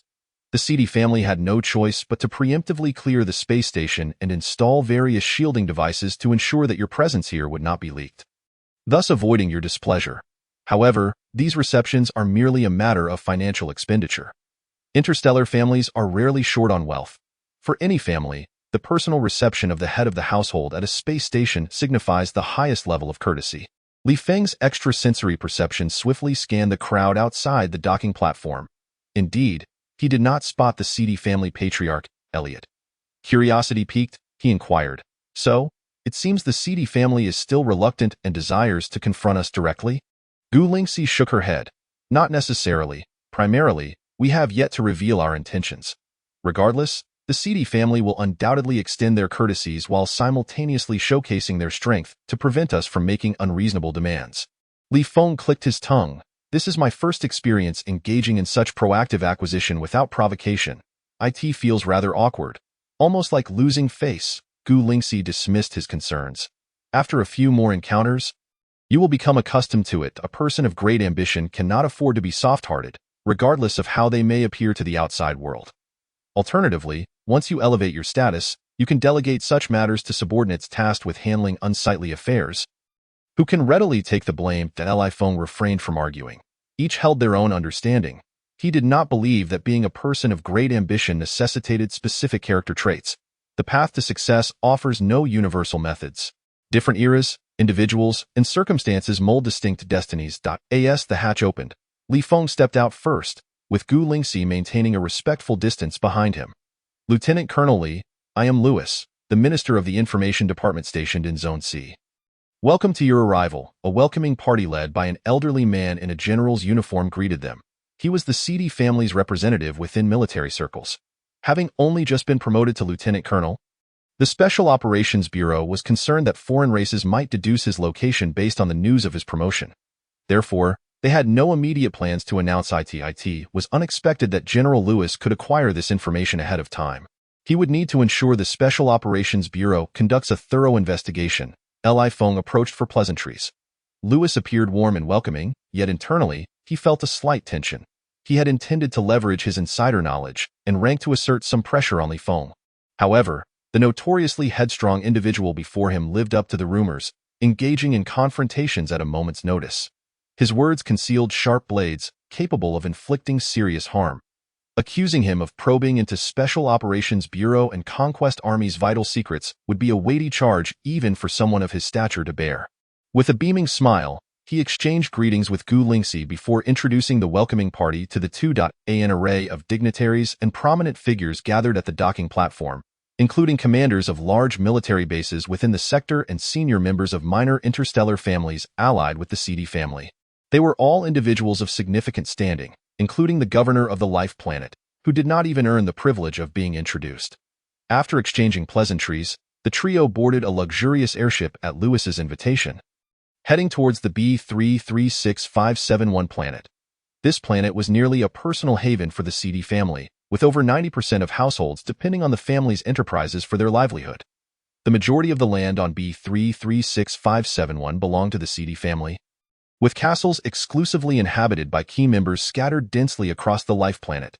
The main castle, the seedy family patriarch, Elliot, awaited their arrival alongside several high-ranking officials. Inside, the seedy family had arranged a grand banquet for Li Feng and Gu Lingxi. Attended by the young talents and influential figures from various families, an array of alien slaves moved among them, some performing various talents while others served drinks and refreshments, showcasing a diverse range of characteristics. This spectacle not only highlighted the seedy family's extensive network and strength, but also afforded Li Feng ample respect and recognition. Had it not been for Gu Lingxi's rare request for assistance and the undeniable strength of the seedy family, Li Feng would have had little interest in wasting time on such superficial displays of rivalry. The seemingly extravagant banquet persisted for 2 to 3 hours before concluding.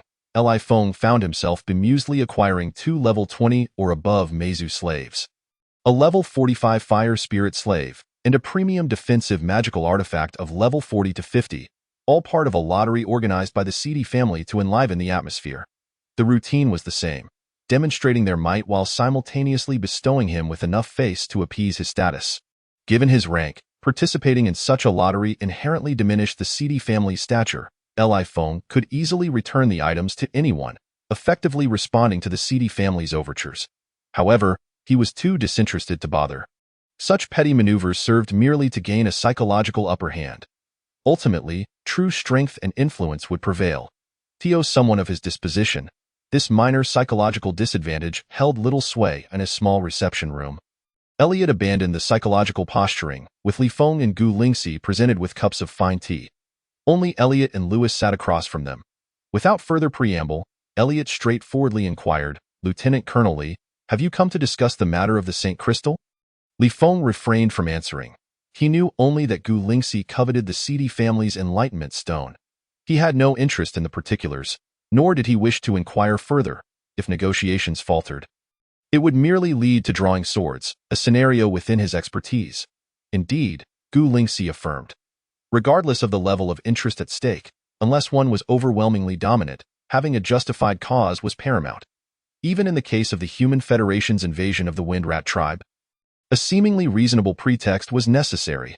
During his last visit home, Li Feng had not brought Gu Lingxi along, which had left her feeling a significant gap in their power levels. Determined to leverage the seedy family for the use of the Enlightenment Stone, she began orchestrating this plan. Time was short, and no intricate designs were employed. It simply targeted the seedy family's core members, using a priceless St. Crystal to entice a desperate member seeking to elevate their strength, thereby ensnaring them in a clever acquisition. Subsequent to this, several attempts were made to demand explanations and lodge complaints, which were firmly suppressed by the seedy family's direct descendants. Some were severely punished, while others faced incarceration. Then came the unexpected twist. The victim of the acquisition turned out to be a verifiable branch member of the ancient interstellar Gu family. Gu family's upper echelons personally intervened, demanding a satisfactory explanation from the seedy family. Shortly thereafter, Li Feng and Gu Lingxi notified the seedy family of their impending visit. Elliot inquired, "What compensation does Major Gu seek?" Gu Lingxi remained silent, retrieving a contract from her storage ring and presenting it to Elliot. The contract was straightforward.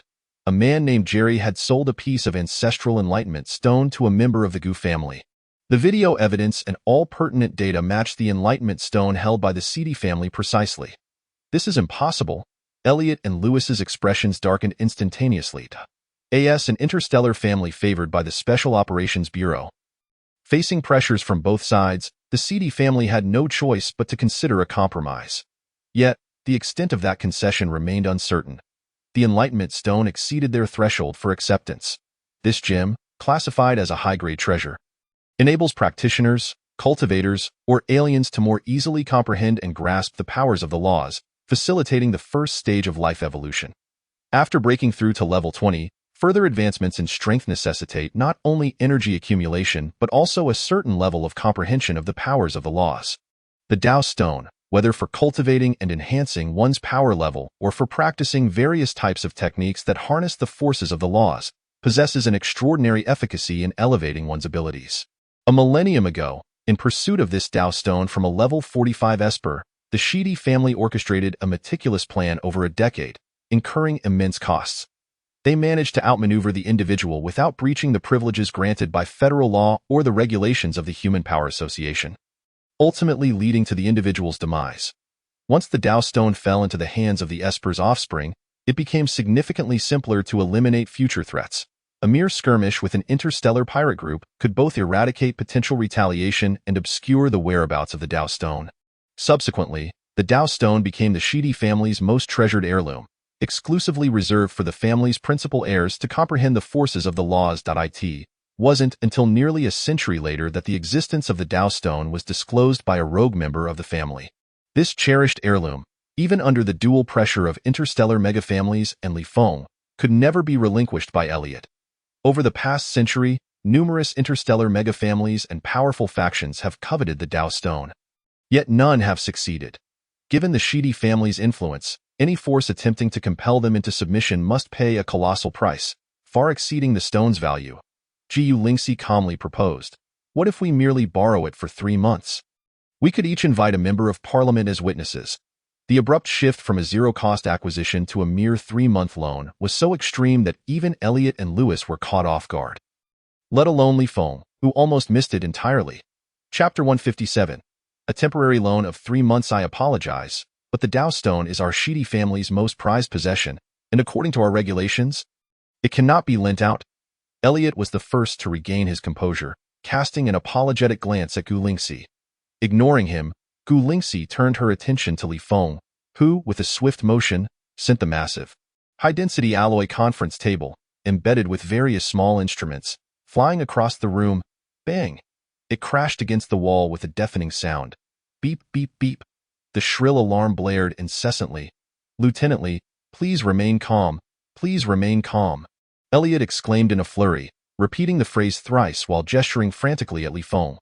Lewis, adept due to his military background, slowly rose, first silencing the alarm with the conference room's AI, then notifying the control room personnel not to act recklessly.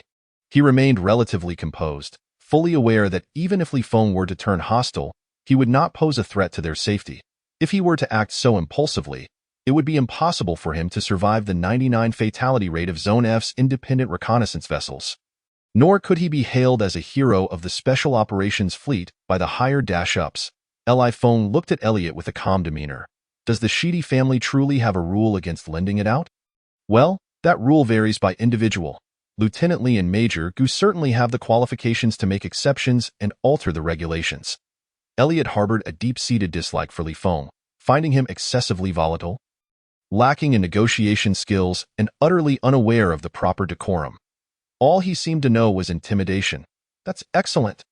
Feng nonchalantly retrieved his spirit sword from his storage ring, leisurely grooming his nails. So, does the head of the Elliot family now wish to lend me the Dao Stone for 3 months? Gu Lingxi continued. If Major Gu is willing to come to our Shidi family residence to borrow it, we would be honored to accommodate. Elliot sighed internally, realizing he could only concede a little lie in truth. He had leaned towards the idea of a 3-month loan the moment Gu Lingxi made her about-face. However, there were concerns about Gu Lingxi possibly having some means to secure the stone without returning it. Additionally, in negotiations, even if Gu Lingxi had drastically reduced her demands, he felt compelled to continue pressing for further concessions, aiming to extract as much benefit as possible until they reached the other party's bottom line. I refuse. Gu Lingxi decisively rejected both propositions. Elliot, unable to find words, glanced at the indifferent Feng, who was still tending to his nails. The matter of collateral, he unintentionally retreated another step. I will notify the Gu family to provide equivalent resources or treasures as collateral. Suddenly, Gu Lingxi took a step back. Very well. Elliot finally made a decision. Realizing that the times had changed, the era of tumultuous upheaval was upon them, destined to see countless prodigies and families riding the waves, while innumerable others would be capsized and sunk to the ocean floor. He did not fear the Gu family, despite its status as an ancient interstellar megafamily and Gu Lingxi's position as its heir. Yet, such families are often rife with complexity and intrigue. They would not expend all resources to suppress a medium-sized interstellar family simply because an heir desired a cherished artifact. It was primarily Feng's overwhelming presence that deterred them. Individuals like him, who repeatedly emerged unscathed from the battlefield, inevitably became figures of immense power and influence in such an era. Any family would prefer to align themselves with such a force. Sailing together through the storms, should they fail to secure that alliance, the wisest course would be to withdraw and bide their time. waiting for the stars to dim or relying on their profound heritage to endure until the next era dawns. Even though he was certain Gu Lingxi must have some means to retain the Dao Stone, he had no choice but to acquiesce. After all, on the surface, it was merely a 3-month loan, backed by a legitimate claim for accountability. Should he refuse, it would only portray the Shidi family as oppressive and bullying towards Li Feng and the Gu family. With an agreement reached, the subsequent steps became much simpler. Both parties would find their respective familiar parliamentarians to participate virtually as witnesses. Any breach of contract by either side would equate to offending both parliamentarians, a consequence even interstellar megafamilies would find daunting. The Dao Stone was soon in hand. It was a slender, black artifact measuring a mere 20 centimeters, constantly emanating potent forces of the laws. "What a remarkable treasure!" Li Feng exclaimed, his heightened senses enveloping the Dao Stone. Overwhelmed by its extraordinary essence, he could perceive the myriad types of law forces contained within, including the forbidden powers of time, space, and fate, all of exceptionally high intensity. With this Dao Stone in his possession, his ability to sense the forces of the laws would far surpass that of any similarly ranked cultivator, esper, or extraterrestrial being prior to the level of 60 or 70. If it weren't such a valuable item, I wouldn't go through such lengths, even resorting to showing weakness to seek your assistance. Gu Lingxi cherished the Dao Stone, placing it into her storage ring, even checking to confirm its presence within. Li Feng offered a cautionary note. "You're becoming increasingly reckless. We should return immediately to avoid any unforeseen complications."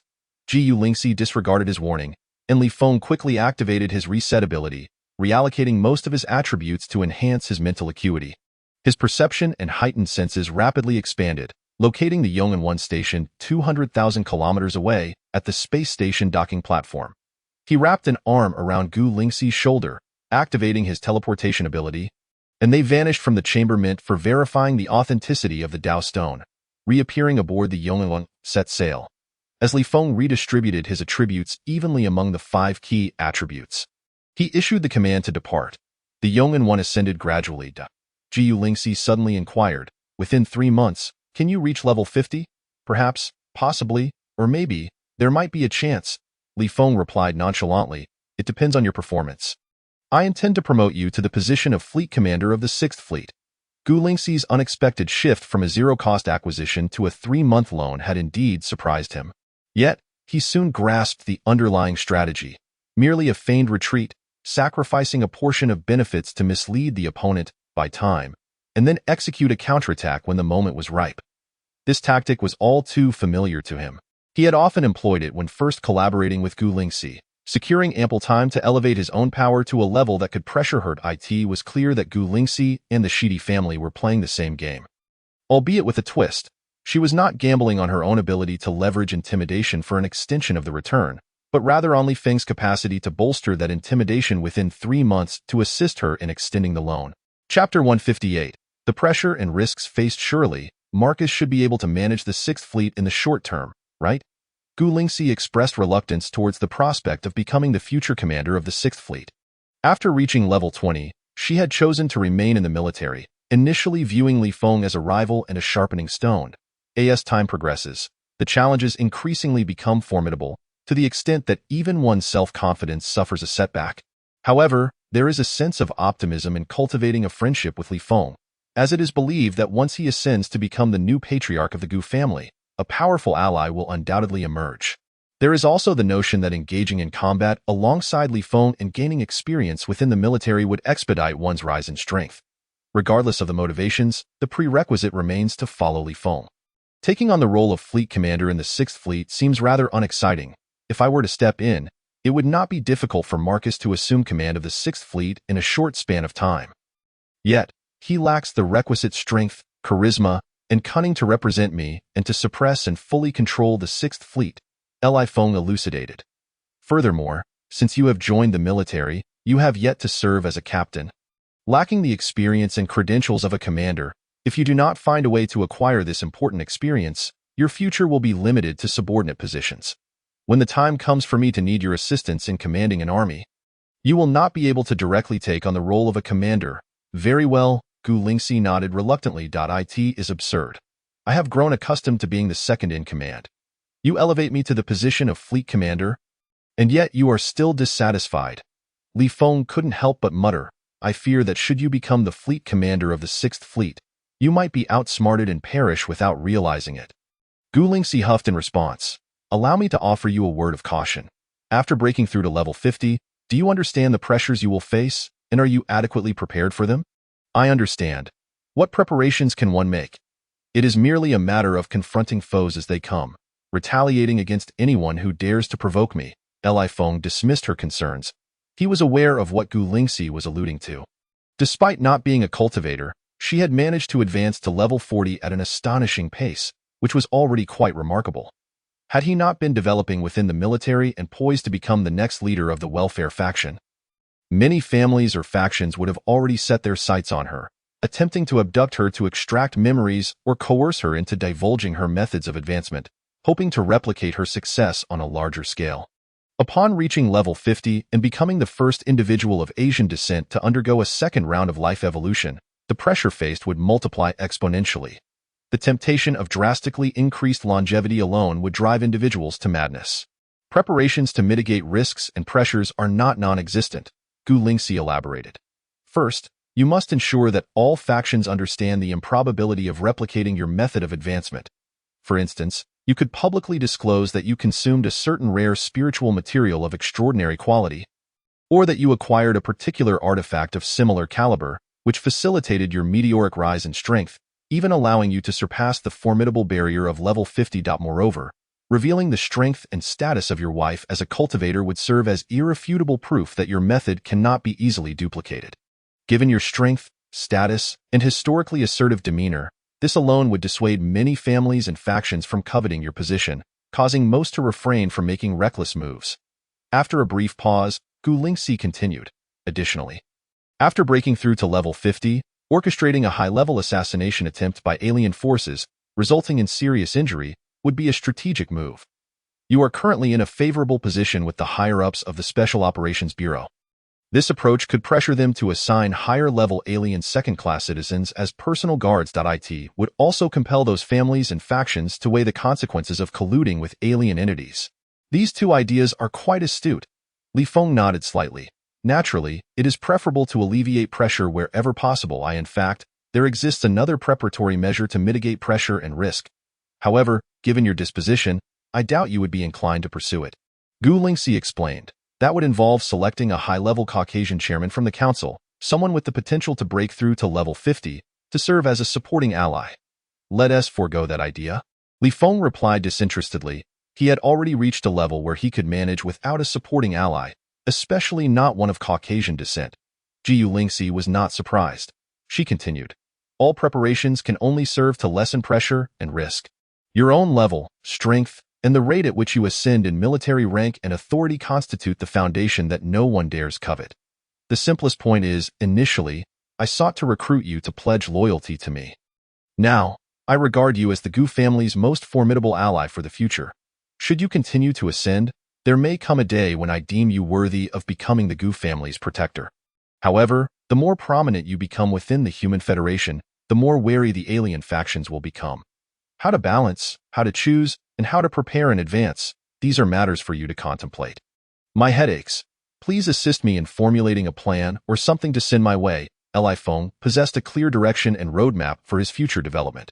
Such intricate details should be the concern of aides and think tanks. With no aides or think tanks at present, the second-in-command naturally had to step by and, you think I revolve around your whims, willing to be your satellite like Jiang Wanxin? Gu Lingxi scoffed. Retrieving her enlightenment stone and turning to enter the resting chamber to cultivate. Despite her confidence being severely shaken, her resolve remained steadfast, still viewing Li Feng as the target to surpass and conquer. This tedious task of laboring behind the scenes to address another's oversights and fill in the details was something she would rather not do, even under duress. Very well, then I shall ponder it myself. When the occasion called for magnanimity, Li Feng had never lacked it. He followed her into the resting chamber and took a seat. He gestured to Sam to bring over the 2 Meizu slaves for observation. It was merely an opportunity to glimpse this rare race, regarded by the upper echelons as exquisite playthings. However, the outcome left Li Feng somewhat disappointed. They were simply 2 formless entities, indistinct to the naked eye. Detectable only through sensory perception or scanning devices. In the Milky Way galaxy, there were numerous races devoid of physical forms. The most renowned among them was the Soul Clan, one of the 4 dominant races. The reason the Mezu were deemed top-tier playthings by the elite stemmed from their racial talent for merging spirit and flesh, akin to that of the Soul Clan. The difference lay in the fact that the Soul Clan could replace or dominate the souls of other races. Perfectly controlling their physical forms, a powerful Soul Clan member could not only enable the controlled body to unleash its original strength and techniques, but could also elevate it further. The Mezu, on the other hand, excelled in seamlessly combining their spirits with the bodies of other races. Originally, this was intended to assist and enhance the strength of their targets. Thousands of years ago, the Mezu belonged to a mid-tier race and were staunch allies of a moderately powerful race, thus securing a place for themselves within the galaxy. However, following the emergence of a powerful ruler from a neighboring major race capable of unifying their kind, the dynamics drastically shifted. The rise of such a ruler often heralded a significant reduction in internal strife, allowing the clan to flourish rapidly. Subsequently, resource distribution became strained, leading to frequent internal conflicts. If this formidable ruler had not survived to the present day, or if their successor lacked sufficient strength, the race would undoubtedly have succumbed to fragmentation once more. Conversely, if this powerful ruler were still alive and retained strong control over their race, launching a large-scale external expansion would be the most effective means of alleviating internal discord. The Mezu and their complementary ally race faced the latter scenario. After their annihilation, they became slaves of the major race. Following thousands of years of evolution, while the Mezu were not completely exterminated, they had gradually been exploited by the upper echelons of various races. Molded into top-tier playthings that provided dual pleasures of body and spirit, Feng waved his hand towards Sam, signaling him to take the 2 Mezu away. "Master, may I have a moment to speak privately?" One of the Mezu suddenly prostrated on the ground. Chapter 159. The bloodline of the Mezu monarch speak privately? Feng furrowed his brow slightly. "If you intend to seduce me, spare yourself the effort." The Mezu remained prostrated, their voice soft and melodious, devoid of any seductive undertones. Quite the contrary, it is precisely because the master possesses unwavering resolve and shows no interest in us that I have taken the risk to approach you. Seeking another identity, Feng's perceptive abilities and heightened awareness scrutinized the Mezu thoroughly. Based on the emanating energy, they appear to be only at level 22. Within their being, there existed merely a slave chip. "With no other possessions or artifacts, I hope you won't waste my time." Feng gestured to Sam and several alien slaves standing in the resting chamber, instructing them to withdraw. He then commanded the intelligence system to deactivate all monitoring devices and auxiliary robots in the room. In the blink of an eye, only Feng, the Mezu, and Gu Lingxi, who continued her cultivation in the distance with the Enlightenment Stone, remained in the resting chamber. "Speak," Feng commanded. The Mezu did not hesitate and respectfully replied, "I have awakened the royal bloodline." "What on earth?" Feng glanced at the still cultivating Gu Lingxi. She remained indifferent, seemingly engrossed in her practice, oblivious to the events unfolding around her. "Stop pretending," Feng scoffed, unconvinced that Gu Lingxi had not eavesdropped. A newly acquired level 22 Mezu suddenly requesting to dismiss others for a private conversation would ignite his curiosity, let alone Gu Lingxi's. Gu Lingxi paused her cultivation and said calmly, "The higher the level of a powerful being, the more challenging it becomes for them to produce offspring. Likewise, once offspring are born, they are likely to inherit the talents or abilities left by their powerful ancestors through their bloodline. Theoretically, the hereditary transmission of bloodlines weakens with each generation. However, it is not uncommon for descendants to experience cross-generational awakenings, possessing bloodline talents far surpassing their ancestors. In fact, awakenings may occur even after several dozen or hundreds of generations. Feng understood. Gu Lingxi gazed curiously at the Mezu. "I recall that your Mezu has always adhered to a system of nobility, comprising only royal families. Where does the concept of an imperial lineage come from?" The Mezu replied respectfully, "According to the awakened memories of our bloodline, our Mezu once birthed a ruler of extraordinary prowess, surpassing level 90, over 1,000,000 years ago. After unifying the Mezu, he dedicated 100,000 years to developing our race into a dominant species ruling over thousands of life planets. Throughout this process, he continually bestowed titles of nobility, eventually designating himself as the Mei Huang. Jiu Lingxi's interest was piqued, and she pressed further. "What is the strength of the imperial bloodline you have awakened?" The Meizu explained. "My innate talent was merely a notch above that of an ordinary genius. It was only upon breaking through to level 20 that my imperial bloodline was suddenly awakened. Post-awakening, my cultivation talent did not see significant improvement.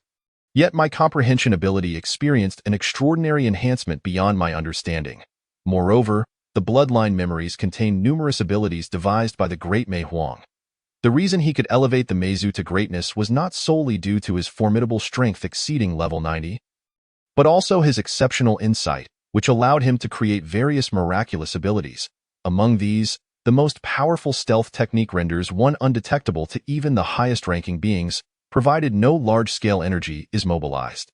I once, at level 21, wrestled with the dilemma of offending my former master and tested my presence using the Residence's scanner. When employing the stealth technique, the scanner failed to detect my existence. Is it truly that formidable? Li Feng and Gu Lingxi exchanged glances. Scanners vary in strength, but the devices used by the Shidi family to monitor and confine alien slaves were certainly of considerable caliber.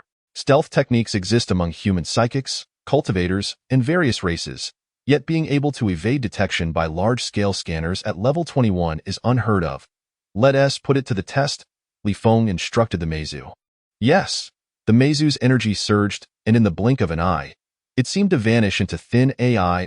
Li Feng and Gu Lingxi extended their perception, yet shockingly, they could not sense the Meizu's presence at such close range. It was only when Li Feng expanded his extrasensory perception that he could effortlessly detect the Meizu's movements.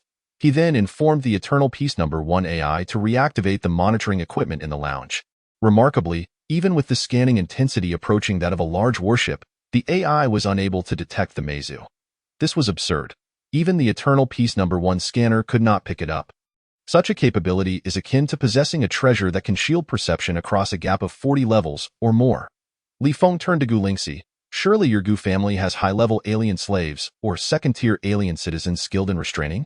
Gu Lingxi looked at him in confusion. Li Feng elaborated. Please have them make a trip to planet F369 and set up a series of high-intensity restrictions in my estate, villa, and underground fortress. Gu Lingxi's expression was peculiar as she remarked. Inexplicably, you receive a treasure-level Meizu slave, yet your first concern is Jiang Wanxin's safety? Is there a problem? Li Feng countered. I will contact the Gu family to arrange it. Gu Lingxi nodded, understanding that this was an opportunity to mend her severely wounded confidence without exceeding Li Feng's tolerance. Reveal yourself. Li Feng refocused on the Meizu, inquiring, is this ability teachable to other Meizu? The Meizu replied, clan members whose innate qualities meet the criteria can also learn it, though the efficacy may not match my strength. Li Feng asked, what do you desire? The Meizu explained, I seek a covenant with my master, wherein my master endeavors to gather Meizu slaves and provides resources suitable for accelerating our cultivation. In return, I pledge to lead the Meizu slaves to execute various tasks such as assassination, intelligence collection, and monitoring targets at any cost. Upon the expiration of my master's lifespan, I ask for the freedom of myself and the Meizu slaves under my command, and to mobilize available resources to aid my return to the ancestral lands of the Meizu, to restore and invigorate our race. Whether I fail or succeed, or even ascend to become the new Mei Huang, I will continue to lead the Meizu in close cooperation with my master's family. Should my master's family face a dire crisis, I vow to provide unwavering support. Li Feng chuckled. You are so certain that my lifespan is shorter than yours. The Meizu hesitated, fearing to offend this new master. In theory, Li Feng's lifespan was indeed vastly inferior. The stronger an individual, the longer their average lifespan. Among all races, humans are the weakest, with a lifespan limit of around 120 years. Lifespan is intertwined with the laws of life, which are taboo among taboos. Even with human technological prowess, breaking the constraints of life laws is unfeasible. Consciousness transplantation can lead to chaos and collapse if 2 or 3 clone bodies are swapped. Cellular regeneration may maintain youthful vigor but weakens the soul. Gene recombination, if too drastic, merely births a new race. Numerous technological means can extend a human's lifespan beyond 120 years. Yet significant flaws remain, making it difficult to truly break through the bottlenecks. Presently, while the strongest among humans have managed to surpass level 50, achieving a second round of life evolution, their lifespan limit only extends to 5 or 6,000 years. These individuals are pioneers, and further advancement requires generations of exceptional human beings to cultivate and refine their abilities. Typically, without a few tens of thousands of years of development, it is challenging for the human race to produce a level 60 individual. Thus, even if Feng were to break through level 50, his lifespan limit would merely be 5 or 6,000 years. In contrast, the Meizu, with her awakened imperial bloodline and extraordinary comprehension, possesses the potential to reach level 90 or beyond. With a lifespan limit of several 100,000 years, the disparity is evident. What if my lifespan exceeds yours? When the Meizu dared not respond, Feng rephrased, a longer lifespan for my master implies a higher strength level and greater status and influence among humans. The Meizu replied respectfully, with the might of the human race, my master could effortlessly assist in restoring and revitalizing the Meizu, which is my utmost desire. I am willing to lead the Meizu in perpetual allegiance to my master. Excellent! Feng nodded at Gu Lingxi, acknowledging, you casually acquire a slave, yet its worth surpasses the Dao stones I possess by millions. Gu Lingxi retrieved a scroll of the heavenly contract from her storage ring. Her eyes filled with envy. If this Meizu were bestowed upon her, with ample high-quality cultivation resources, she was confident she could elevate the Gu family to unprecedented heights. The stealth technique created by that Mei Huang was truly terrifying. Feng nonchalantly remarked, you cannot covet what you cannot attain. Even if given to you, you lack the charisma to command such loyalty.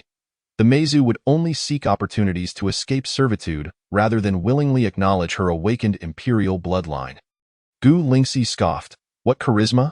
It is merely your strength, potential, background, and the tales of your character, style, and deeds that have reached her ears, aligning with her criteria for a gamble. Feng retorted. Isn't that a comprehensive manifestation of charisma? Gu Lingxi, uninterested in further debate, proceeded to gather spirit stones and materials of various attributes from her storage ring, channeling her spirit power as she meticulously drafted the contract's content. This heavenly contract scroll, crafted by cultivators, could only be activated with the spirit power cultivated by those practitioners. Feng casually inquired, what is your name?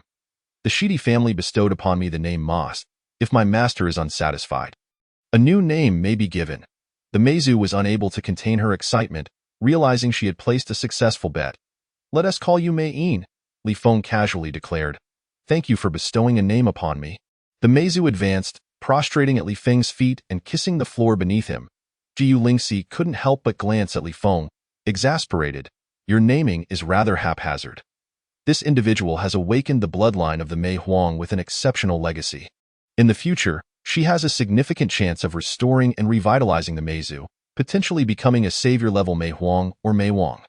The right to name such a paramount entity lies with you, yet you treat it so dismissively? Allow me the privilege of naming her. Very well, then you may choose a beautiful name for her, Feng replied, somewhat amused. And while you're at it, bestow a name upon my spirit sword. Trust me. In several 100,000 years, it will become a treasured relic of immeasurable worth simply for having been wielded by me. Gu Lingxi ignored him, shifting her gaze to the Meizu, asking, what type of name would you prefer? To receive a name bestowed by my master is the greatest honor of my life.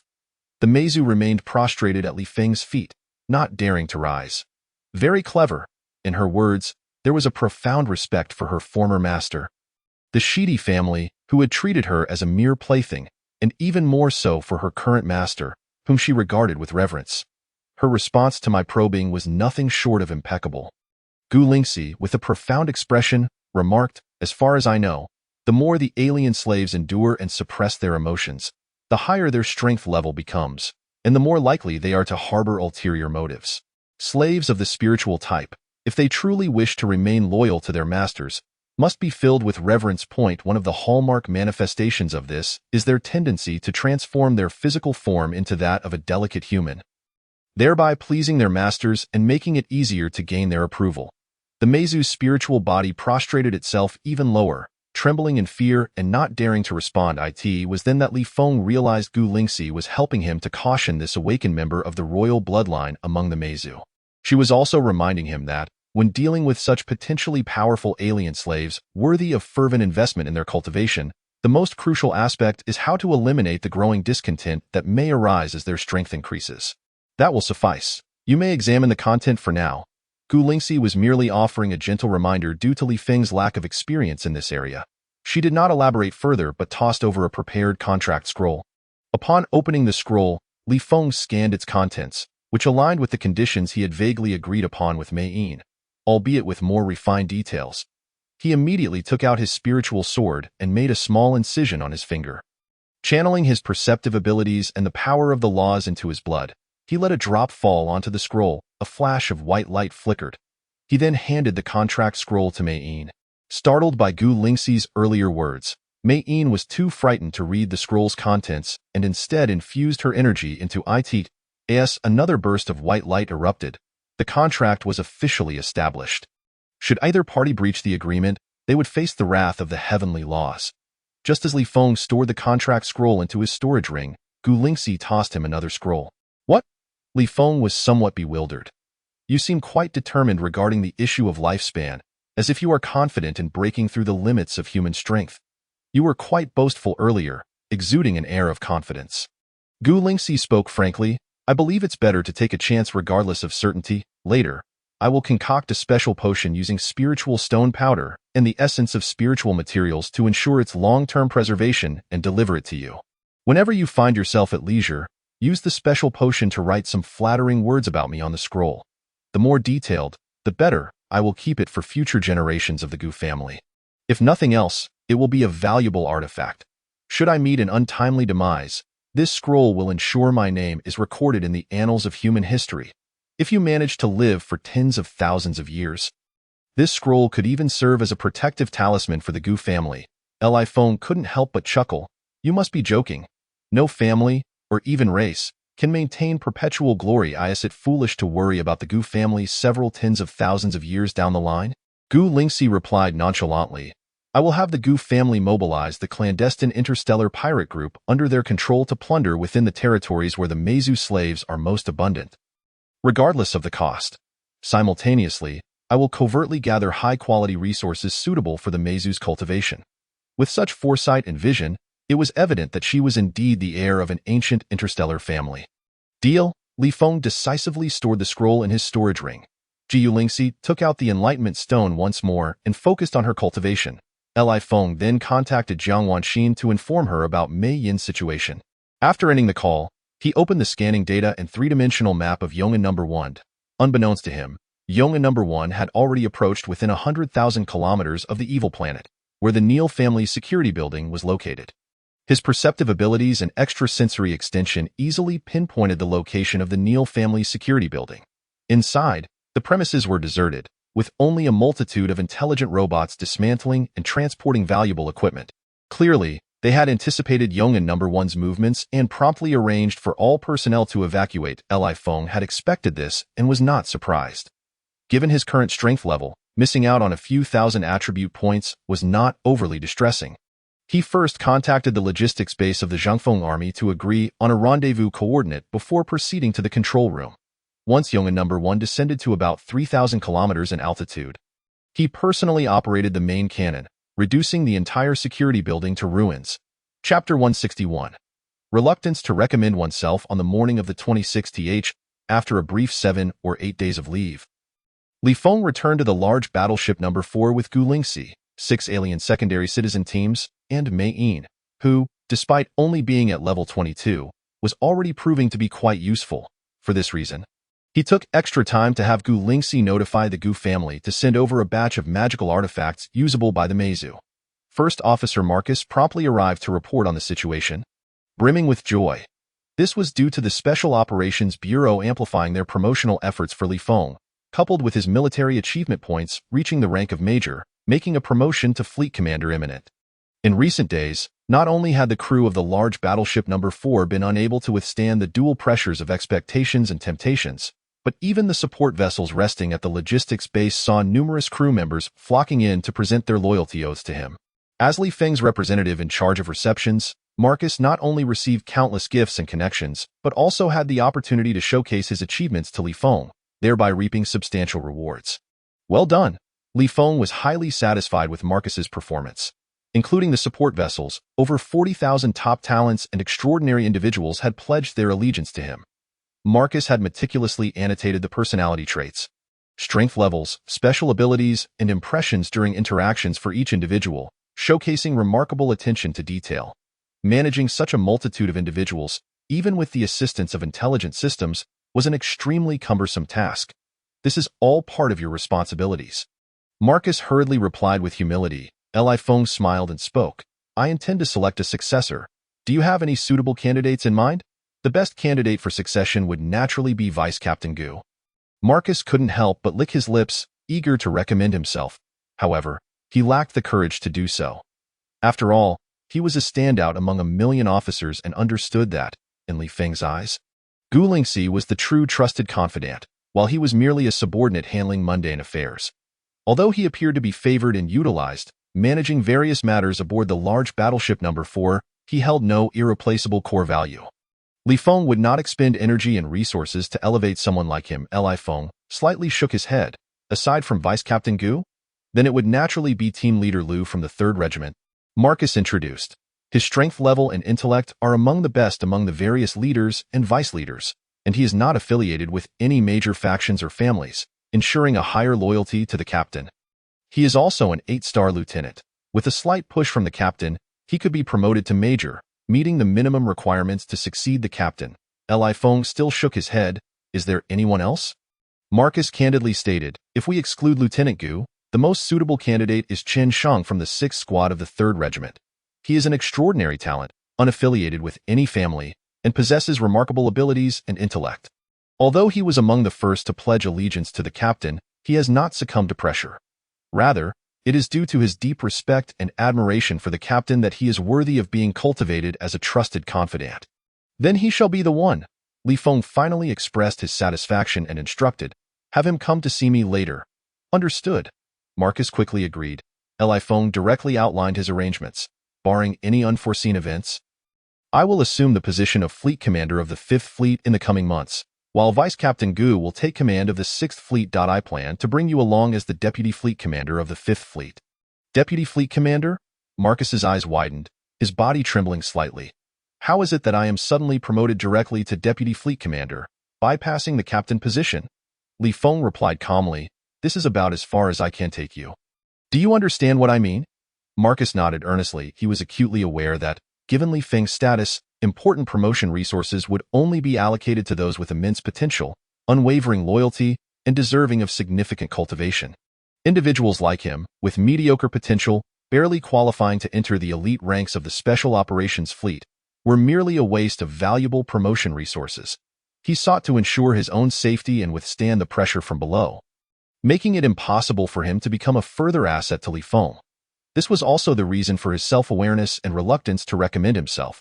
From the very beginning, he had merely aimed to align himself with Captain Li Feng, hoping to remain in the Special Operations Fleet for as long as possible. Once he accumulated enough impressive credentials, he could leave this suffocating environment. His eyes glistened with unshed tears as he opened his mouth, unsure of what to say. You were the first person from the large battleship number 4 to pledge allegiance to me. Your subsequent performance has been quite satisfactory. You have earned this. Li Feng waved his hand. Go ahead, take advantage of the benefits available and build connections, but avoid crossing any lines when it comes to matters you shouldn't engage in. Yes. Marcus respectfully saluted and exited the office. Li Feng instructed the battleship's AI to temporarily disable the surveillance equipment in the captain's quarters before contacting Mark via his military wristwatch to inquire about the situation in the operational zone of the 4th Special Operations Fleet and discuss action plans. Mark needed to elevate his military rank to High Star Major in order to ascend to the position of Deputy Fleet Commander of the medium-sized Special Operations Fleet. He himself needed to accumulate military achievements in advance for the role of Fleet Commander of the medium-sized Special Operations Fleet. One must also prepare a substantial amount of military merit points to distribute among subordinates who require rewards and focused cultivation, ensuring they all stand ready to seize the opportunities presented by the expansion of the Special Operations Fleet.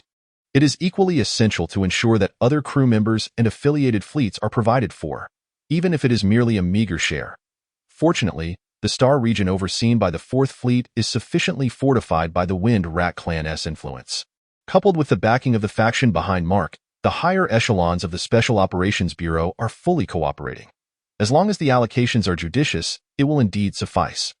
Mark, being a top-tier military scion, is well-versed in both the theory and practice of balancing and distributing interests, a skill in which Li Feng is markedly lacking. Having served as a captain for quite some time, Li Feng often dispenses rewards. Yet due to the absence of direct subordinates or confidants to promote, his approach tends to be rather crude.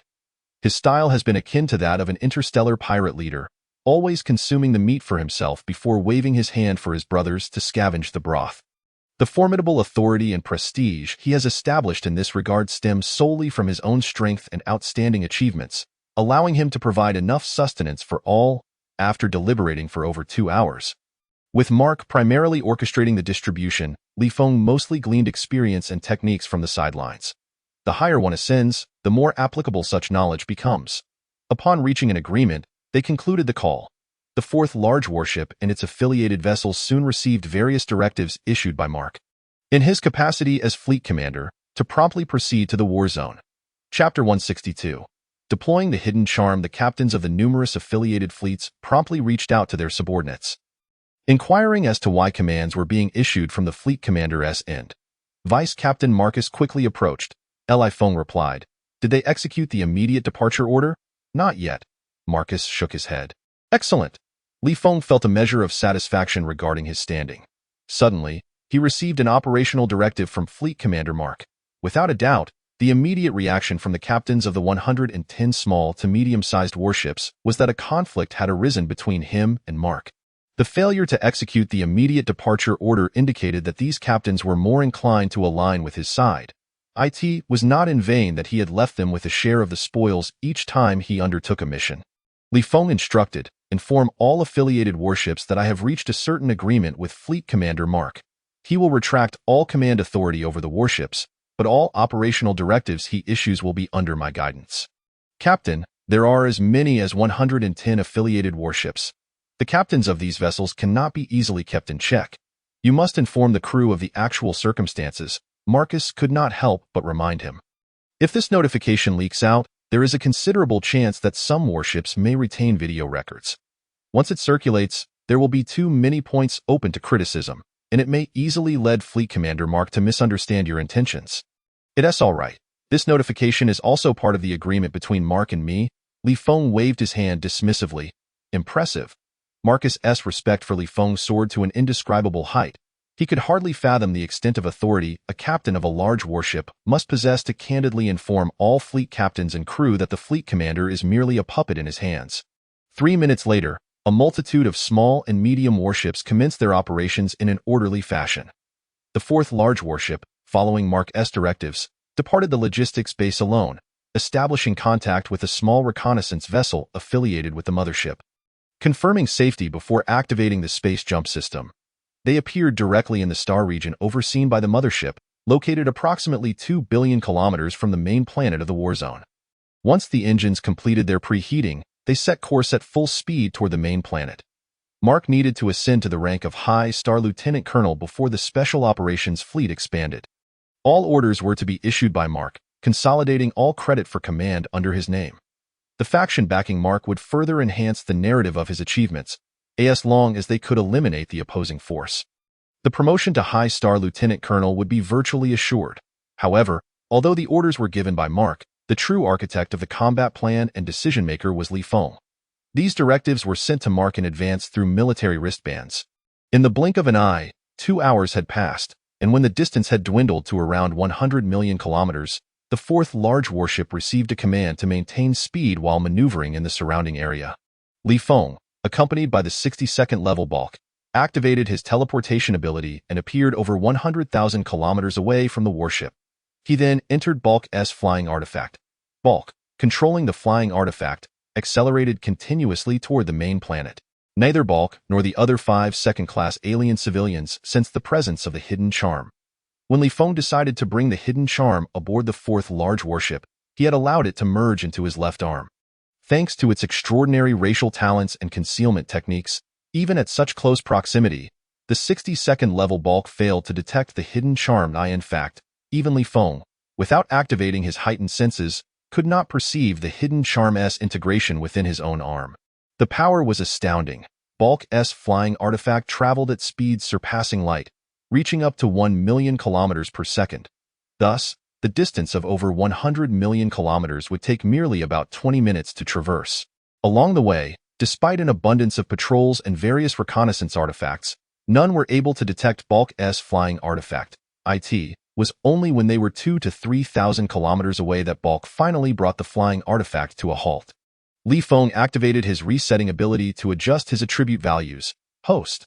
Feng attribute values: 0 physique, 40,300 strength, 40,300 stamina, 40,300 agility, 240,300 spirit, 840,300 abilities.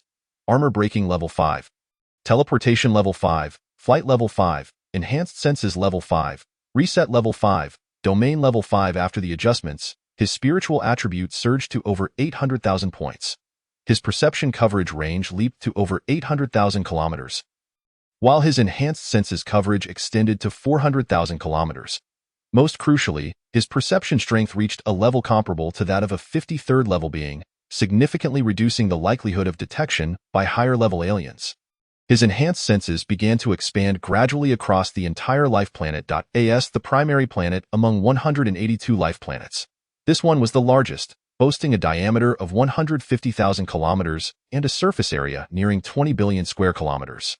The concentration of spiritual energy and the variety of natural treasures it nurtured far exceeded those of ordinary life planets. Feng sought out the main castle, which spanned several 100,000 square kilometers. Akin to a small kingdom, his enhanced senses infiltrated it gradually, breaking through layer after layer. Neither the layered prohibitions nor the walls crafted from various spiritual ores could obstruct the penetration of his enhanced senses. After expending over an hour, he thoroughly examined the entire main castle. The results left him inwardly astonished. Within the main castle alone, he discovered 5 spatial rifts. He successfully located the lair of the ruling entity. The 57th level Piccolo, Feng's enhanced senses retreated from the main castle and began to scour the entirety of the life planet, in a region filled with violent molten magma at the planet's core. Amidst a toxic fog, he found another spatial rift. In total, the life planet harbored 7 spatial rifts. Feng retrieved the 3-dimensional map of the life planet and marked the precise locations of the 7 spatial rifts. He then activated his resetting ability to evenly distribute all attribute values across the 5 primary attributes. Following his instructions, Bulk activated the artifact that shielded them from perception as they stepped outside the flying artifact. Feng then seized Bulk, activating his teleportation ability once more. In the next moment, they appeared in a spacious corridor near Piccolo's lair. The hidden charm silently emerged from Feng's left arm, making its way toward a nearby 35th level Wind Rat Clan guard. Despite utilizing minimal energy to fly, the 62nd level Bulk still failed to sense the hidden charm's presence. This outcome greatly pleased Feng. He activated his teleportation ability again and returned with Bulk to the flying artifact. "Sir, what is your intention?" Bulk inquired, perplexed by Feng's actions. Feng smiled and replied candidly, "Apologies, but this matter is not suitable for disclosure." "No worries, no worries." Bulk waved his hands repeatedly. Feng did not rush to depart, instead allowing his enhanced senses to penetrate the main castle once more, while keeping a constant lock on the hidden charm. Only once he confirmed that the hidden charm had silently infiltrated the body of a 35th level Wind Rat Clan guard, who remained completely oblivious, did he finally feel reassured. The discussions he had with Mark for over 2 hours primarily revolved around the allocation of military merit and did not delve into tactical plans. Everything was dictated by Feng. At present, he lacked any comprehensive plans. His sole objective was clear: to eradicate all high-level Wind Rat Clan members of that faction and harvest their attribute values, which constituted his greatest interest. The only obstacle in annihilating all high-level Wind Rat Clan members was the potential heavy losses across various planets. The ruler Piccolo might lead his subordinates to retreat into the shadows or even flee the war zone entirely, utilizing the spatial rifts to escape to the rear star regions. Conversely, if Feng were to eliminate Piccolo, the other leaders of the Wind Rat Clan across the life planets would likely make a swift exit from the war zone. To maximize the extermination of all high-level Wind Rat Clan members, the optimal strategy would be to closely monitor Piccolo's movements and decisions. Ideally, He would also gather the energy signatures of high-level Wind Rat clan members in advance. By leaving the hidden charm here, he aimed to achieve these goals. Knowing oneself and knowing the enemy ensures victory in every battle. The path to victory is simple. As long as one comprehends their own strength and can fully grasp the enemy's might, movements, and decisions, there is no need for convoluted schemes. Chapter 163. Swiftly resolving the target. Though the hidden charm was merely at level 22, Feng regarded it as a potential right-hand ally and the leader of the Eternal Peace Group's intelligence organization. Despite confirming multiple times that the hidden charm would operate independently on the main planet to gather intelligence, as long as no major blunders were made, it would remain safe. Feng chose to leave the level 60 second-tier alien in the vicinity, allowing him to utilize the exceptional artifact that masked his perception abilities to lurk on this life planet. Should any unforeseen circumstances arise on the side of Mei-In, he would be able to promptly inform the level 60 second-tier alien to spring into action for rescue. Once everything was settled, Feng notified Bulk to return to the 4th battleship. He briefly calculated and sent a message to Mark using his military wristwatch. Soon, the 4th large battleship received new orders to head towards another life planet in a different war zone, establishing contact with the reconnaissance vessel of the subordinate fleet. After a few hours, under Mark's arrangement, the reconnaissance vessel had already arrived in the vicinity of the life planet to assess any risks. The 4th large battleship, utilizing its space jump system, promptly reached this star region and subsequently set course for the life planet. 90 million kilometers, 80 million kilometers, 70 million kilometers. As the distance dwindled to 50 million kilometers, Feng departed from the battleship with Bulk, hastening towards the life planet. Approximately 3,000 kilometers away, Bulk's flying artifact came to a halt. Feng's heightened perception rapidly expanded, enveloping the life planet. The hiding place of the Wind Mouse clan leader, the spatial rift, and the positions of the high-ranking Wind Mice were all laid bare before his enhanced senses. He drew forth his spiritual sword and activated his teleportation ability. In the blink of an eye, he appeared behind the level 43 Wind Mouse leader in the secret chamber. With a swift thrust, he easily cleaved the creature in two. Ding. You have slain an enemy, gaining 6,528 attribute points. At the moment the system notification sounded, Feng had already burst forth from the small confinement, advancing towards the adjacent secret chamber housing the spatial rift. With the power of perception intertwined with the force of law, he obliterated the spatial rift with just a few strikes. He refrained from using his teleportation ability and fought his way out of the secret chamber. His formidable level 48 prowess rendered him nearly invincible in this setting. Those high-ranking Wind Mice, sensing the commotion and being level 30 and above, scrambled from their cultivation retreats, unwittingly facilitating his slaughter. Within mere minutes, over 60 level 30 or higher Wind Mice were dispatched by Feng. Glancing at the position of the 4th large battleship, now less than 10,000 kilometers from the life planet, he gauged the timing to be impeccable. He soared at full speed, transforming into a streak of lightning, traversing through the large confinement and reuniting with Bulk. Accompanied by Bulk and his flying artifact, he returned to the 4th large battleship. The procedure was as before. He maneuvered the battleship's main cannon, shattering the large confinement. And with a single command, all combat personnel surged forth to hunt down the Wind Mice below level 30 within the main fortress, as for the other castles on this life planet and subsequent arrangements. They would be delegated to the subordinate battleships. The only difference this time was that previously, Feng had issued the orders directly. This time, it was Mark, the fleet captain, who would relay the corresponding commands to the various subordinate battleships. Moreover, with Mei-In already transmitting the movements of the faction's ruler, Piccole, Feng harbored no concerns about the 4th large battleship falling into an ambush. Once the crew had captured the entire main fortress and returned to the ship, he instructed Mark to issue the command to set off for the next life planet. There was no arrangement for the reconnaissance vessel to scout for risks ahead of time, nor did they wait for the subordinate battleships to neutralize all the castles. They simply proceeded to the second target. Feng took a moment to open the system and glanced at his available attribute points, which had increased by 36,000. He immediately allocated these points evenly across the 5 primary attributes, raising their average to 247,800. Beep beep beep. The 4th large battleship, through the space jump system, reached the star region of the second target life planet, and while awaiting the completion of the engine warm-up, The ship's AI notified him of a video communication request from the captain of the 6th large battleship. Feng instructed the ship's AI to decline the request outright. The sudden request for video communication from the opposing party was quite straightforward. The life planet he had previously raided was one of those under the jurisdiction of the 6th large battleship. The 6th large battleship had undoubtedly dispatched crew members to infiltrate this life planet to investigate the specific location of the spatial rift. Should another ship arrive and swiftly take control of the life planet, they would naturally be the first to know. The captain of the 6th large battleship, sending a video request, was evidently trying to exert pressure on Mark, having failed to persuade or coerce him into issuing a withdrawal order for the 4th large battleship. Feng found little reason to engage. After all, those who served under him, even temporarily, would at least benefit from his favor, while those outside his command would either seek to claim credit or be left with nothing. As the engine warmed up, the 4th large battleship accelerated towards the target life planet.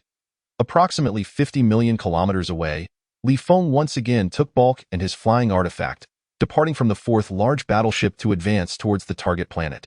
Utilizing his perception abilities to search for the main fortress and the entire life planet, he teleported directly behind the Wind Mouse leader.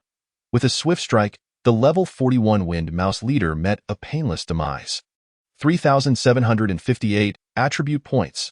Feng moved next door to destroy the spatial rift.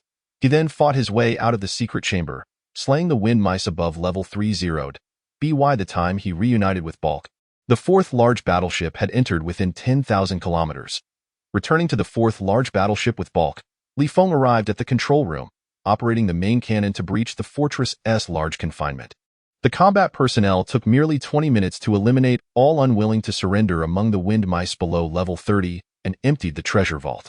With all combat personnel returned to the battleship, the 4th large battleship set off towards the 3rd target. Given that there was no need for the reconnaissance vessel to scout the destination for risks ahead of time, the interval between the two targets was merely a little over 2 hours. Another 32,000 attribute points were acquired, raising Feng's average attribute value to 253,900. The ruler of this faction, Pickle, reacted swiftly. Upon reaching the 3rd target life planet, the main fortress was already deserted. The Wind Mouse leader, along with the high-ranking wind mice, had evacuated through the spatial rift. But that was all there was to it. For Feng, it merely meant spending a few extra hours. He made targeted adjustments and first took Tony, a level 56 Bone Goose adept at tracking, to infiltrate the secret chamber where the Wind Mouse leader had been cultivating. Despite the chamber being severely damaged to eliminate energy traces, Tony's strength and abilities still allowed him to gather the residual energy signatures from the long-secluded place. Subsequently, Feng returned to the 4th large battleship. He infused the energy traces into tracking devices and handed them over to the crew skilled in tracking to locate the coordinates of the Wind Mouse leader. In truth, Feng had already instructed Tony to utilize tracking methods to ascertain the Wind Mouse leader's coordinates beforehand. To conceal Tony's existence, he allowed the crew to gradually trace to the approximate location before using the space jump system to directly arrive in the star region where the Wind Mouse leader resided. Thereafter, leveraging the speed of Bok's flying artifact and his own heightened perception, he effortlessly located the Wind Mouse leader and a host of high-ranking wind mice. After stealthily following them for 2 to 3 hours, he finally launched an attack. 33,000 attribute points.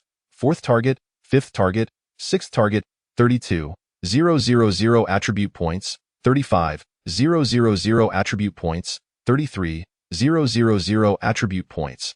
With Bulk at level 62, Tony skilled in tracking, and Feng's own heightened perception and teleportation capabilities. Even if the Wind Mouse leaders in this star region attempted to turn from light to dark with their elite subordinates, they could still be eradicated in merely 5 to 6 hours. This was even under the circumstance where Feng intentionally wasted considerable time to conceal Tony and Bulk's presence. Chapter 164. Just 4 to 5,000 short. This damned large battleship cannot seem to stop. On the main planet, within the secret chamber, Pickle roared in fury. He was utterly loathing Feng. Time and again in other war zones, things unfolded precisely as he anticipated, with battles ebbing and flowing vigorously.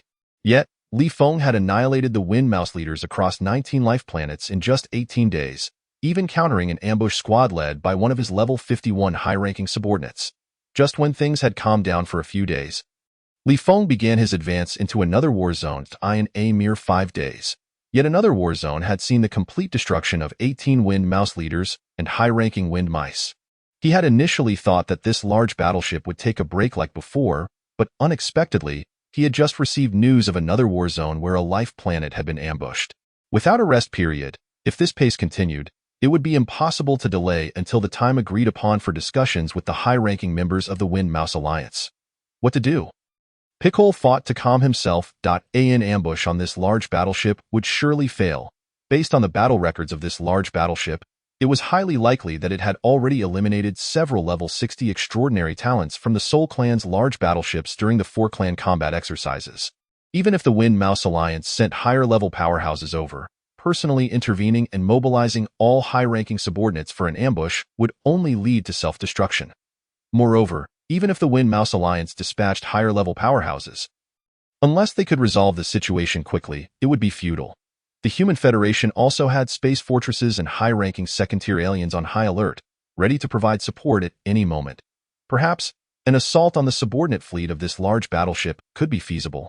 Pickle suddenly had a flash of inspiration, devising a compromise. According to the information, 110 subordinate battleships had been engaged in mopping up operations for this large battleship, tasked with handling the life planets of the high-ranking wind mice that had been annihilated. If a sudden assault were to be launched against these affiliated warships, it could indeed annihilate a number of smaller vessels.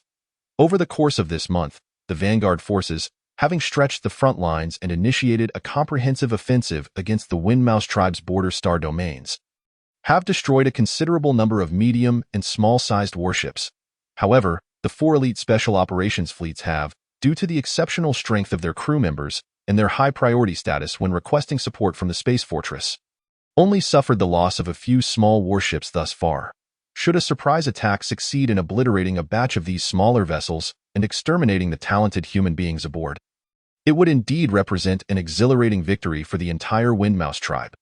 Without a moment's hesitation, he immediately retrieved his communication artifact to contact the high-ranking officials of the Wind Mouse Tribe Alliance responsible for coordinating with him. Submitting his plan and requesting high-level support from the Wind Mouse Tribe, as he anticipated, the high-ranking officials of the Wind Mouse Tribe Alliance once again declined his request for assistance, reiterating their usual rhetoric. At this stage, the Wind Mouse Tribe Alliance is primarily focused on stalling for time and is reluctant to engage high-level forces prematurely. Yet, they expressed strong approval of his assault plan and were willing to send an additional batch of high-quality resources to support him. They also promised that as long as the attack was successful, even if Pickle did not suffer significant losses and did not delay the scheduled time, he would retreat to the rear. In turn, the Wind Mouse Tribe Alliance would fulfill their commitment to provide Pickle with a sufficient number of life planets and rare treasures that would elevate his talent cap to above level 60. Pickle was thoroughly satisfied, for what he truly desired was the latter. Although in his eyes, the combined strength of all his subordinates paled in comparison to the treasures that could enhance his talent cap. The ability to evacuate a greater number of high-level subordinates to the rear would provide him with additional assurance for self-preservation. After all, even with the treasures, his talent cap would only be elevated. Improving his strength level would still require a significant amount of time for cultivation. He first issued orders for all Wind Mouse tribe leaders in the attacked war zone to retreat through the spatial rifts immediately. Then, he summoned 5 high-ranking officials to discuss and refine the plan. The 5 high-ranking Wind Mouse tribe members, all above level 50, arrived in succession. Among them was one who was not truly his subordinate, but rather a 52-level Wind Mouse envoy sent by the Wind Mouse Tribe Alliance to assist him. Skilled in the powers of spatial laws. The spatial rifts in this star domain were all created by this 52-level Wind Mouse using a large number of personnel and spatial materials. After more than 2 hours of discussion, the 5 high-ranking Wind Mouse officials finally departed from the secure chamber. Orders were issued promptly. Unbeknownst to anyone, when the restrictive barriers of Pickle's chamber were lifted to allow the 5 high-ranking Wind Mouse officials entry, the enigmatic Mayne stealthily slipped in alongside them. Once the meeting concluded, she quietly exited, sending a message via her communication artifact in a deserted corridor, in the battle zone overseen by the 9th large warship. Bach's flying artifact was leisurely trailing a castle-shaped flying treasure. It was nearly time.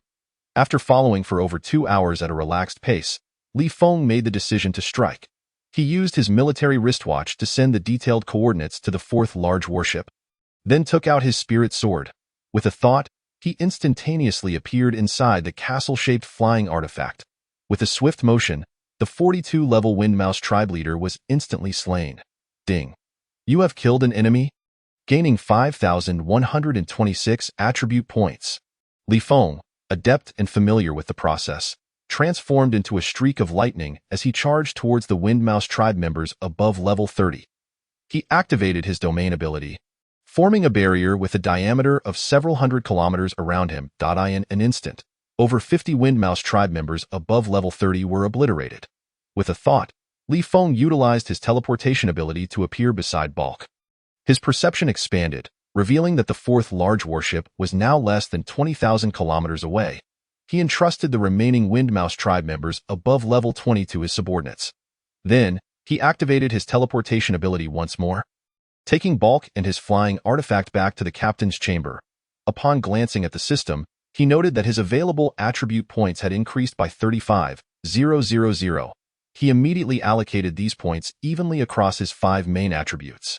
Host, Li Feng attribute points, 0 Constitution, 372,700 Strength, 372,700 Endurance, 372,700 Agility, 372,700 Spirit, 372,700 Abilities.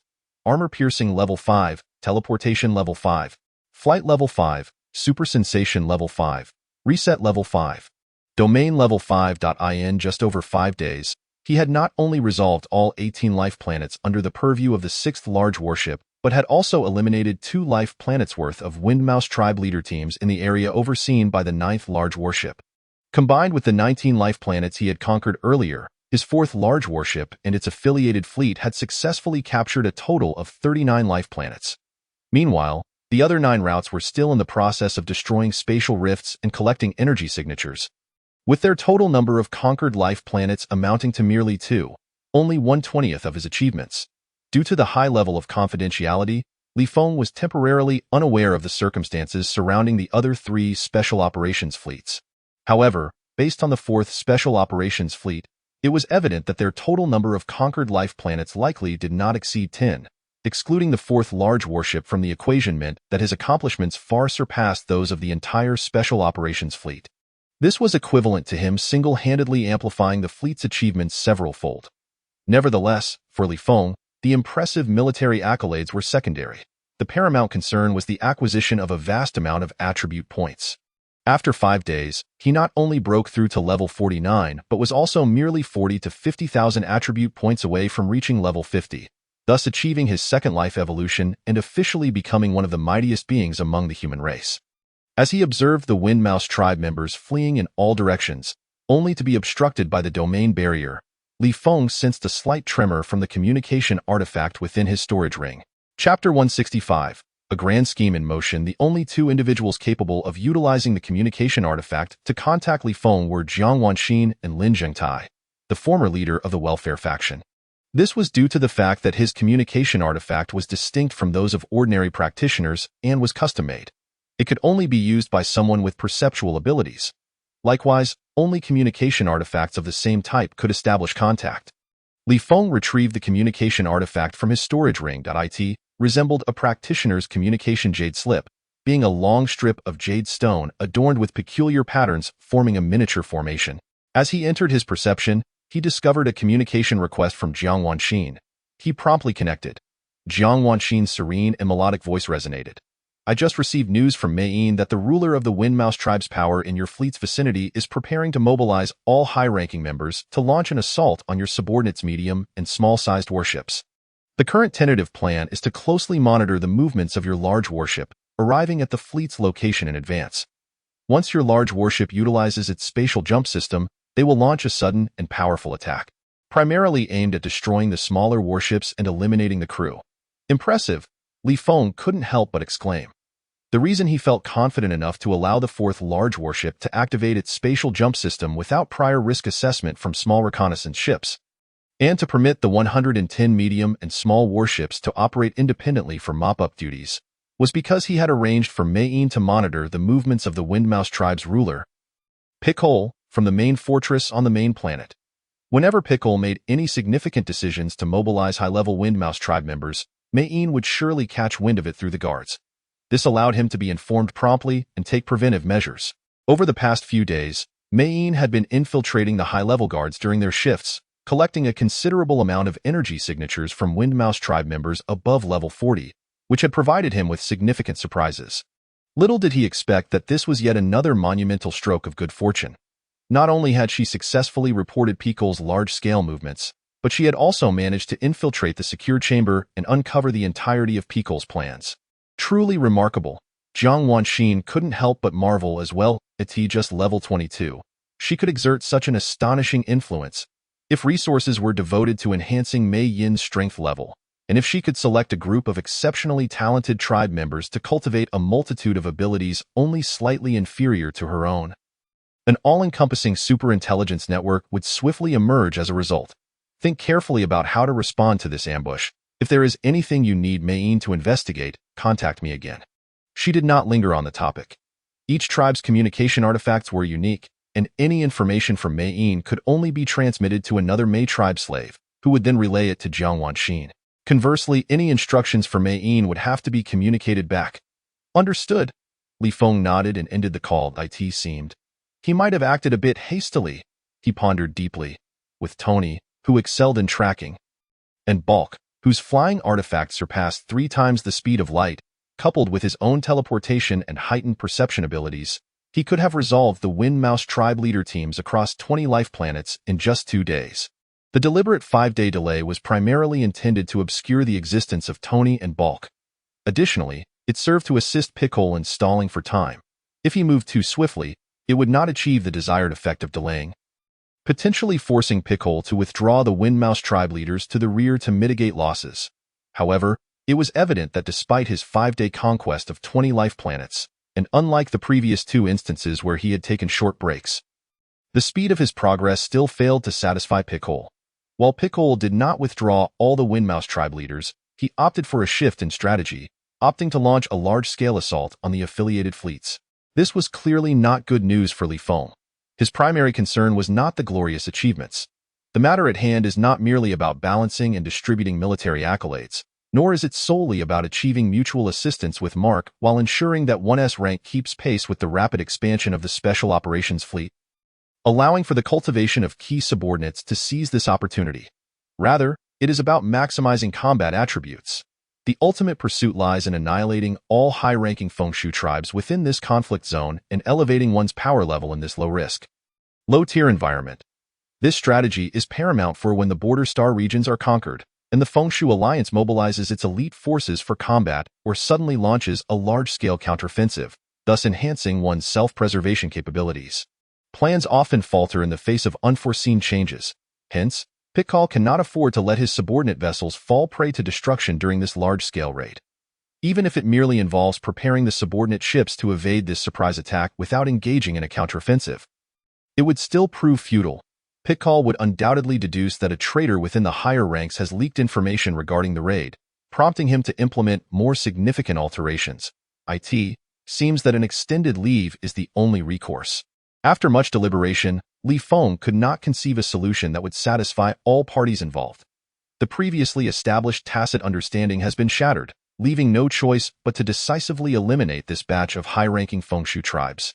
Moving forward, the focus will be solely on whatever can be eradicated among the leader teams of the Fengshu tribes scattered across various planets.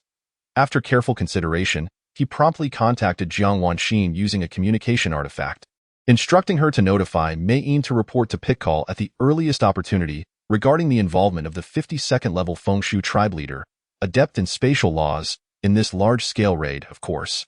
The paramount concern remains ensuring safety. Were it known that Mayeen, at merely 22 levels, possesses such formidable stealth capabilities that she could infiltrate Pickle's chambers and eavesdrop on the meetings of 6 Fengshu tribe members above level 50, Li Feng would never consider deploying her to gather intelligence on the main planet of that faction. The potential of Mayeen is simply too great. Investing resources in her to expedite her ascension in power and stealth is of utmost importance.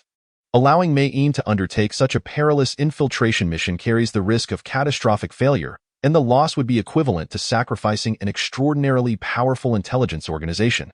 The risk-to-reward ratio is entirely disproportionate. After concluding the call, Feng utilized his military wristwatch to confer with Mark regarding this matter. With the plan altered, the method of gradually eliminating the Feng Shu tribe leaders could no longer be employed. Mark would undoubtedly need to make adjustments and devise a new plan that would embellish military merits to satisfy all parties involved.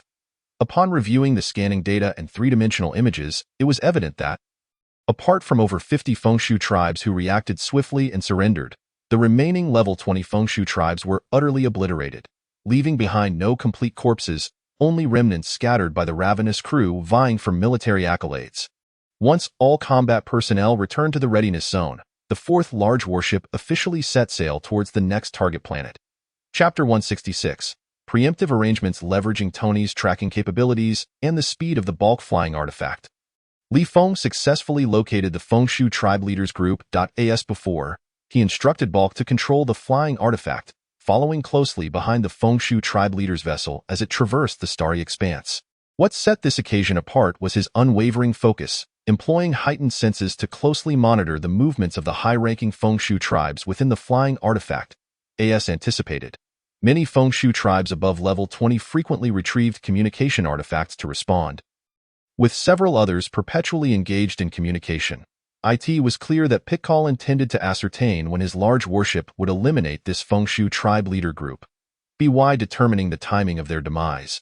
He could surmise when his warship would utilize the spatial jump system to transition to the next target. If he could strike at this precise moment, it would afford at least an hour of attack time against the subordinate fleet.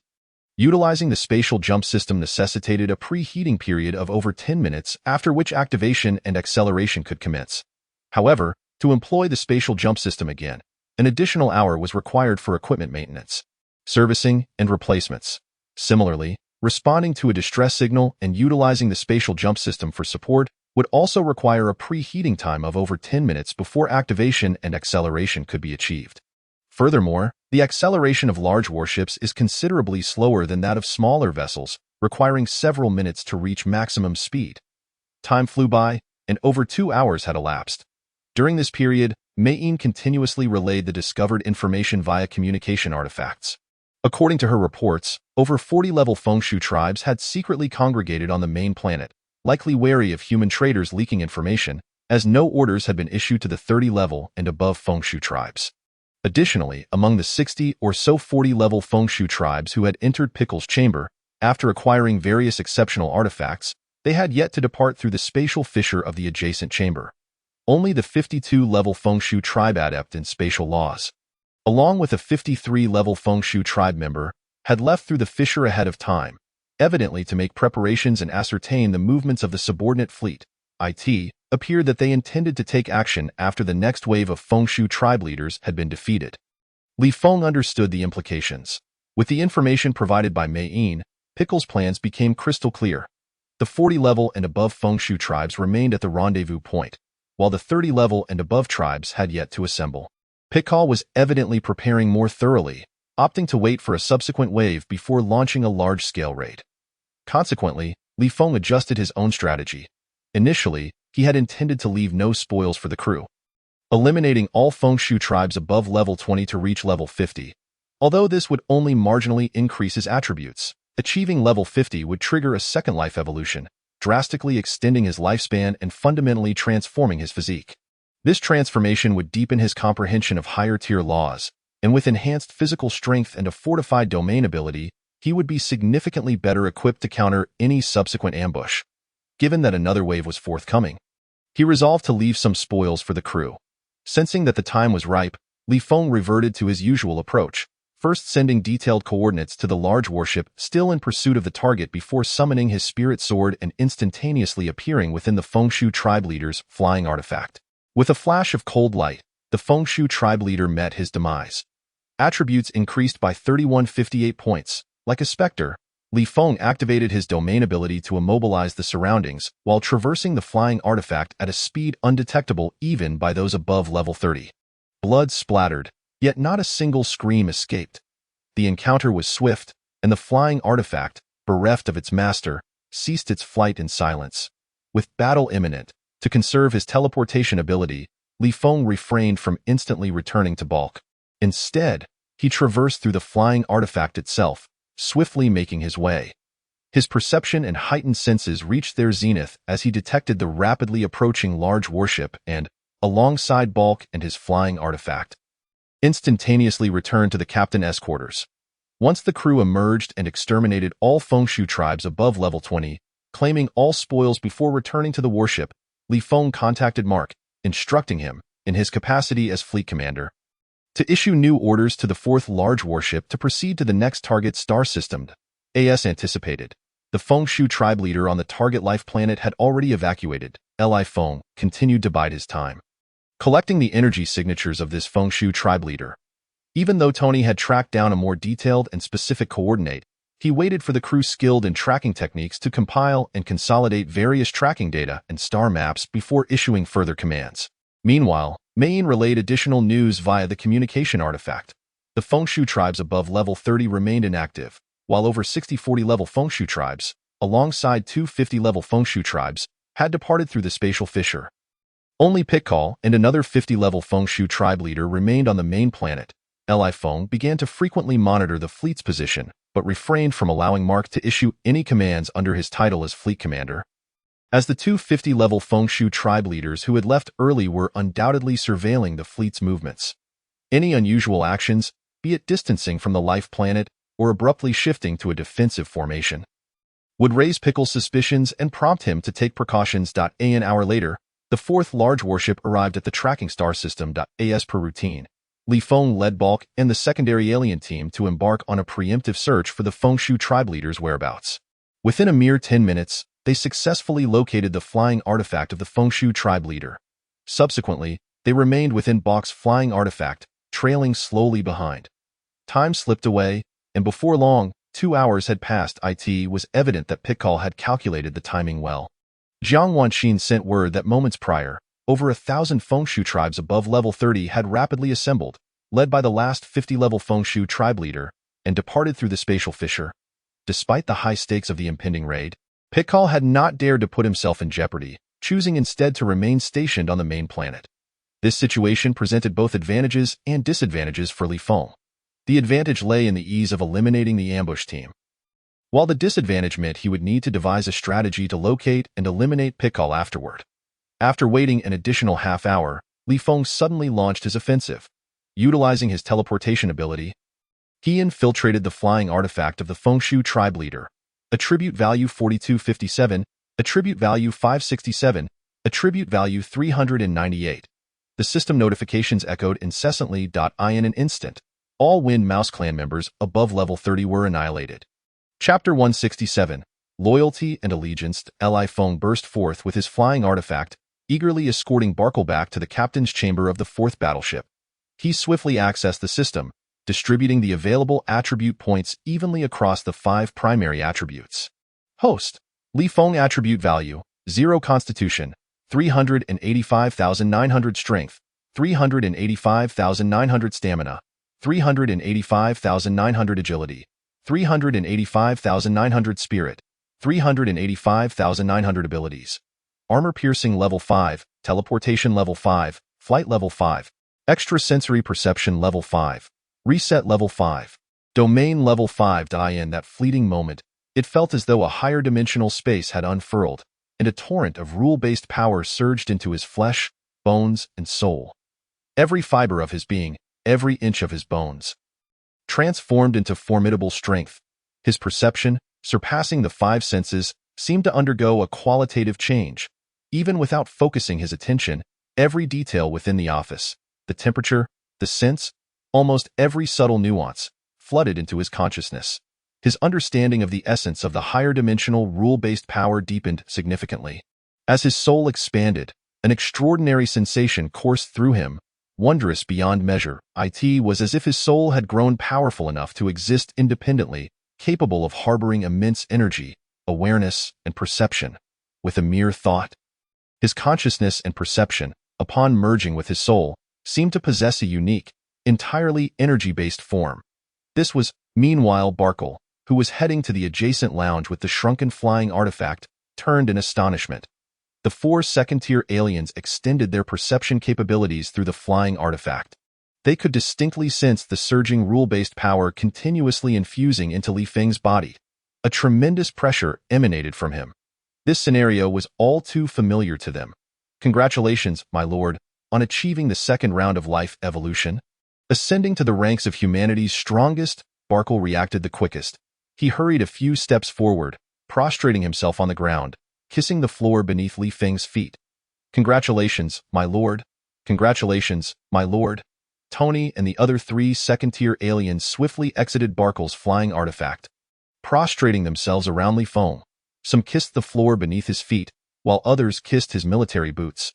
The 5 second-tier aliens were all visibly agitated, appearing even more excited than Li Feng himself. Li Feng's attention shifted from the changes within him to the crowd. He did not hinder the 5 second-tier aliens from their act of homage. From the initial address of captain to the current title of my lord, they now performed their respective races' subservient rituals while still calling him my lord. The intentions of the 5 second-tier aliens were unmistakable. They sought to pledge their loyalty to him. The reason was exceedingly simple. He was extraordinarily impressive. The first yellow-skinned individual to break through level 50, one of humanity's strongest.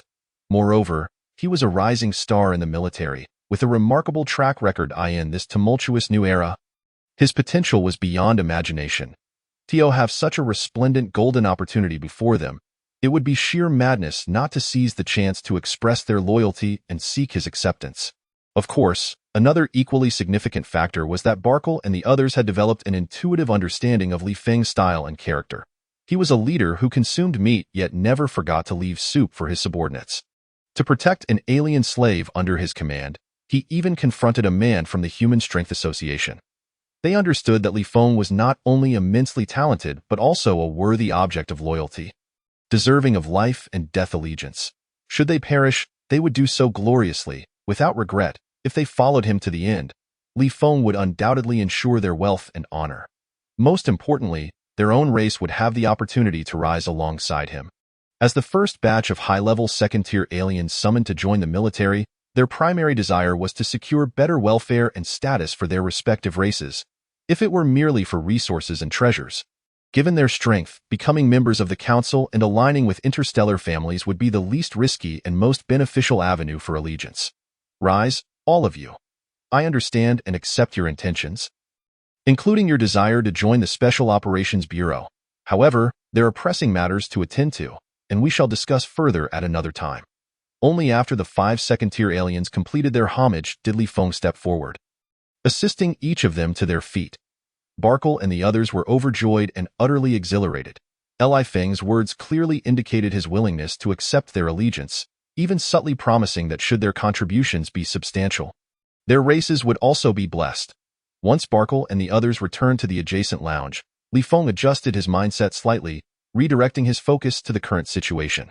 The combat personnel had all been deployed, charging towards the Wind Mouse clan members above level 20.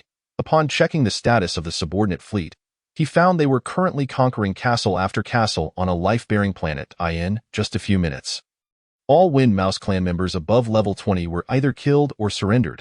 Li Feng's estimation and timing were impeccable. The combat personnel returned to the combat readiness zone with their spoils and captives. The subordinate fleet had swiftly conquered several castles, entrusting the integration of those willing to submit to the higher-level Wind Mouse clan members. All combat personnel were returning to their respective battleships in succession. Li Feng promptly sent a message to Mark via his military wristwatch. Soon, Mark, acting in the capacity of fleet commander, issued a series of commands, both for the 4th large battleship and for the fleet. The 4th large battleship began to accelerate continuously. Within just over 10 seconds, Li Feng received authorization notifications from the captains of the subordinate fleet. As per his request, Mark, in his capacity as fleet commander, instructed the captains of the subordinate fleet to grant all ship master permissions to Li Feng. Such an act, which severely undermined the supreme authority of the captains, was rarely agreed to, even by direct superiors, let alone a temporary commander. However, when Li Feng previously requested primary access to the subordinate battleships to counter the ambush led by the level 52 Wind Mouse, he had returned the permissions promptly afterward. The captains of these subordinate battleships, having experienced this once before, knew that there must be significant circumstances at play and decisively granted authorization to Feng, "My lord, all contact has been lost." Almost simultaneously, approximately 20 million kilometers from planet F10258, within a small asteroid, the leader of this large-scale raid, level 55 Tabota, received the news. The ambushed Wind Mouse clan leaders team, along with the elite Wind Mouse members above level 20, had also lost contact. Undoubtedly, this team had suffered total annihilation. Without unexpected developments, within 10 minutes, that heavily damaged large battleship would employ its spatial jump system to head to the next target life-bearing planet. Regrettably, they had failed to launch an offensive while all combat personnel were deployed. Tabota felt a twinge of regret.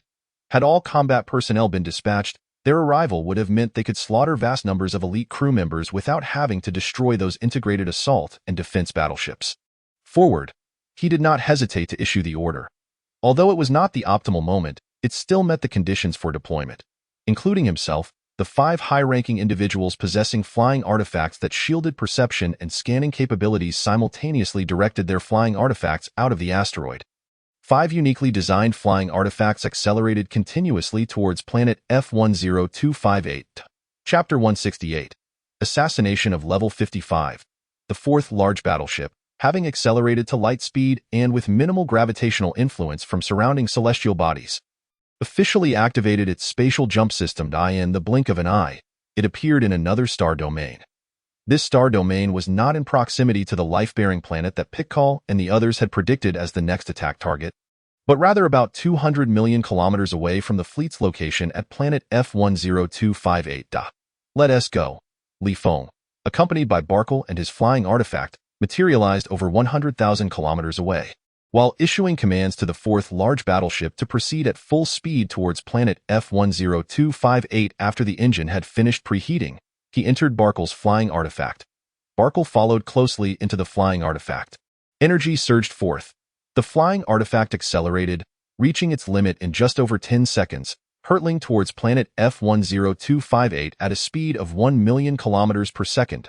Feng's perception and extrasensory abilities expanded to their utmost. Even as they approached to within 10 million kilometers and began to decelerate, it took merely 4 or 5 minutes to arrive at a position less than 200,000 kilometers from planet F10258. 110 subordinate battleships lay within Feng's perception range. The 5 flying artifacts capable of shielding scanning and perception could not evade his extrasensory abilities either. At that moment, the crew members of the fleet were all entering their respective battleships. The 110 subordinate battleships were slowly ascending and converging. The 5 high-ranking individuals led by Tabota parked their flying artifacts at an altitude of about 30,000 kilometers on the fleet's ascent trajectory. They, along with over 60 Wind Mouse clan members above level 40, approached and gradually followed the slowly ascending battleships. Though these Wind Mouse clan members above level 40 possess strength levels comparable to the leaders of various life-bearing planets, they did not possess the exceptional artifacts that could shield perception and scanning, which were commonly held by the clan leaders, approximately 1 such artifact for every 3 individuals. Thus, it required 3 individuals to gather together within the coverage of an exceptional artifact to evade the scans of the battleships. As for those Wind Rat tribe members above level 30, they remained concealed within the flying artifacts of the 5 high-ranking individuals, apprehensive of detection by the battleship scanners. This large-scale ambush was evidently meticulously planned, with every detail accounted for. Among the 5 flying artifacts, over 1,000 Wind Rat members of level 30 and above stood at the ready, poised to strike at the battleship, which was continuously ascending and drawing ever closer.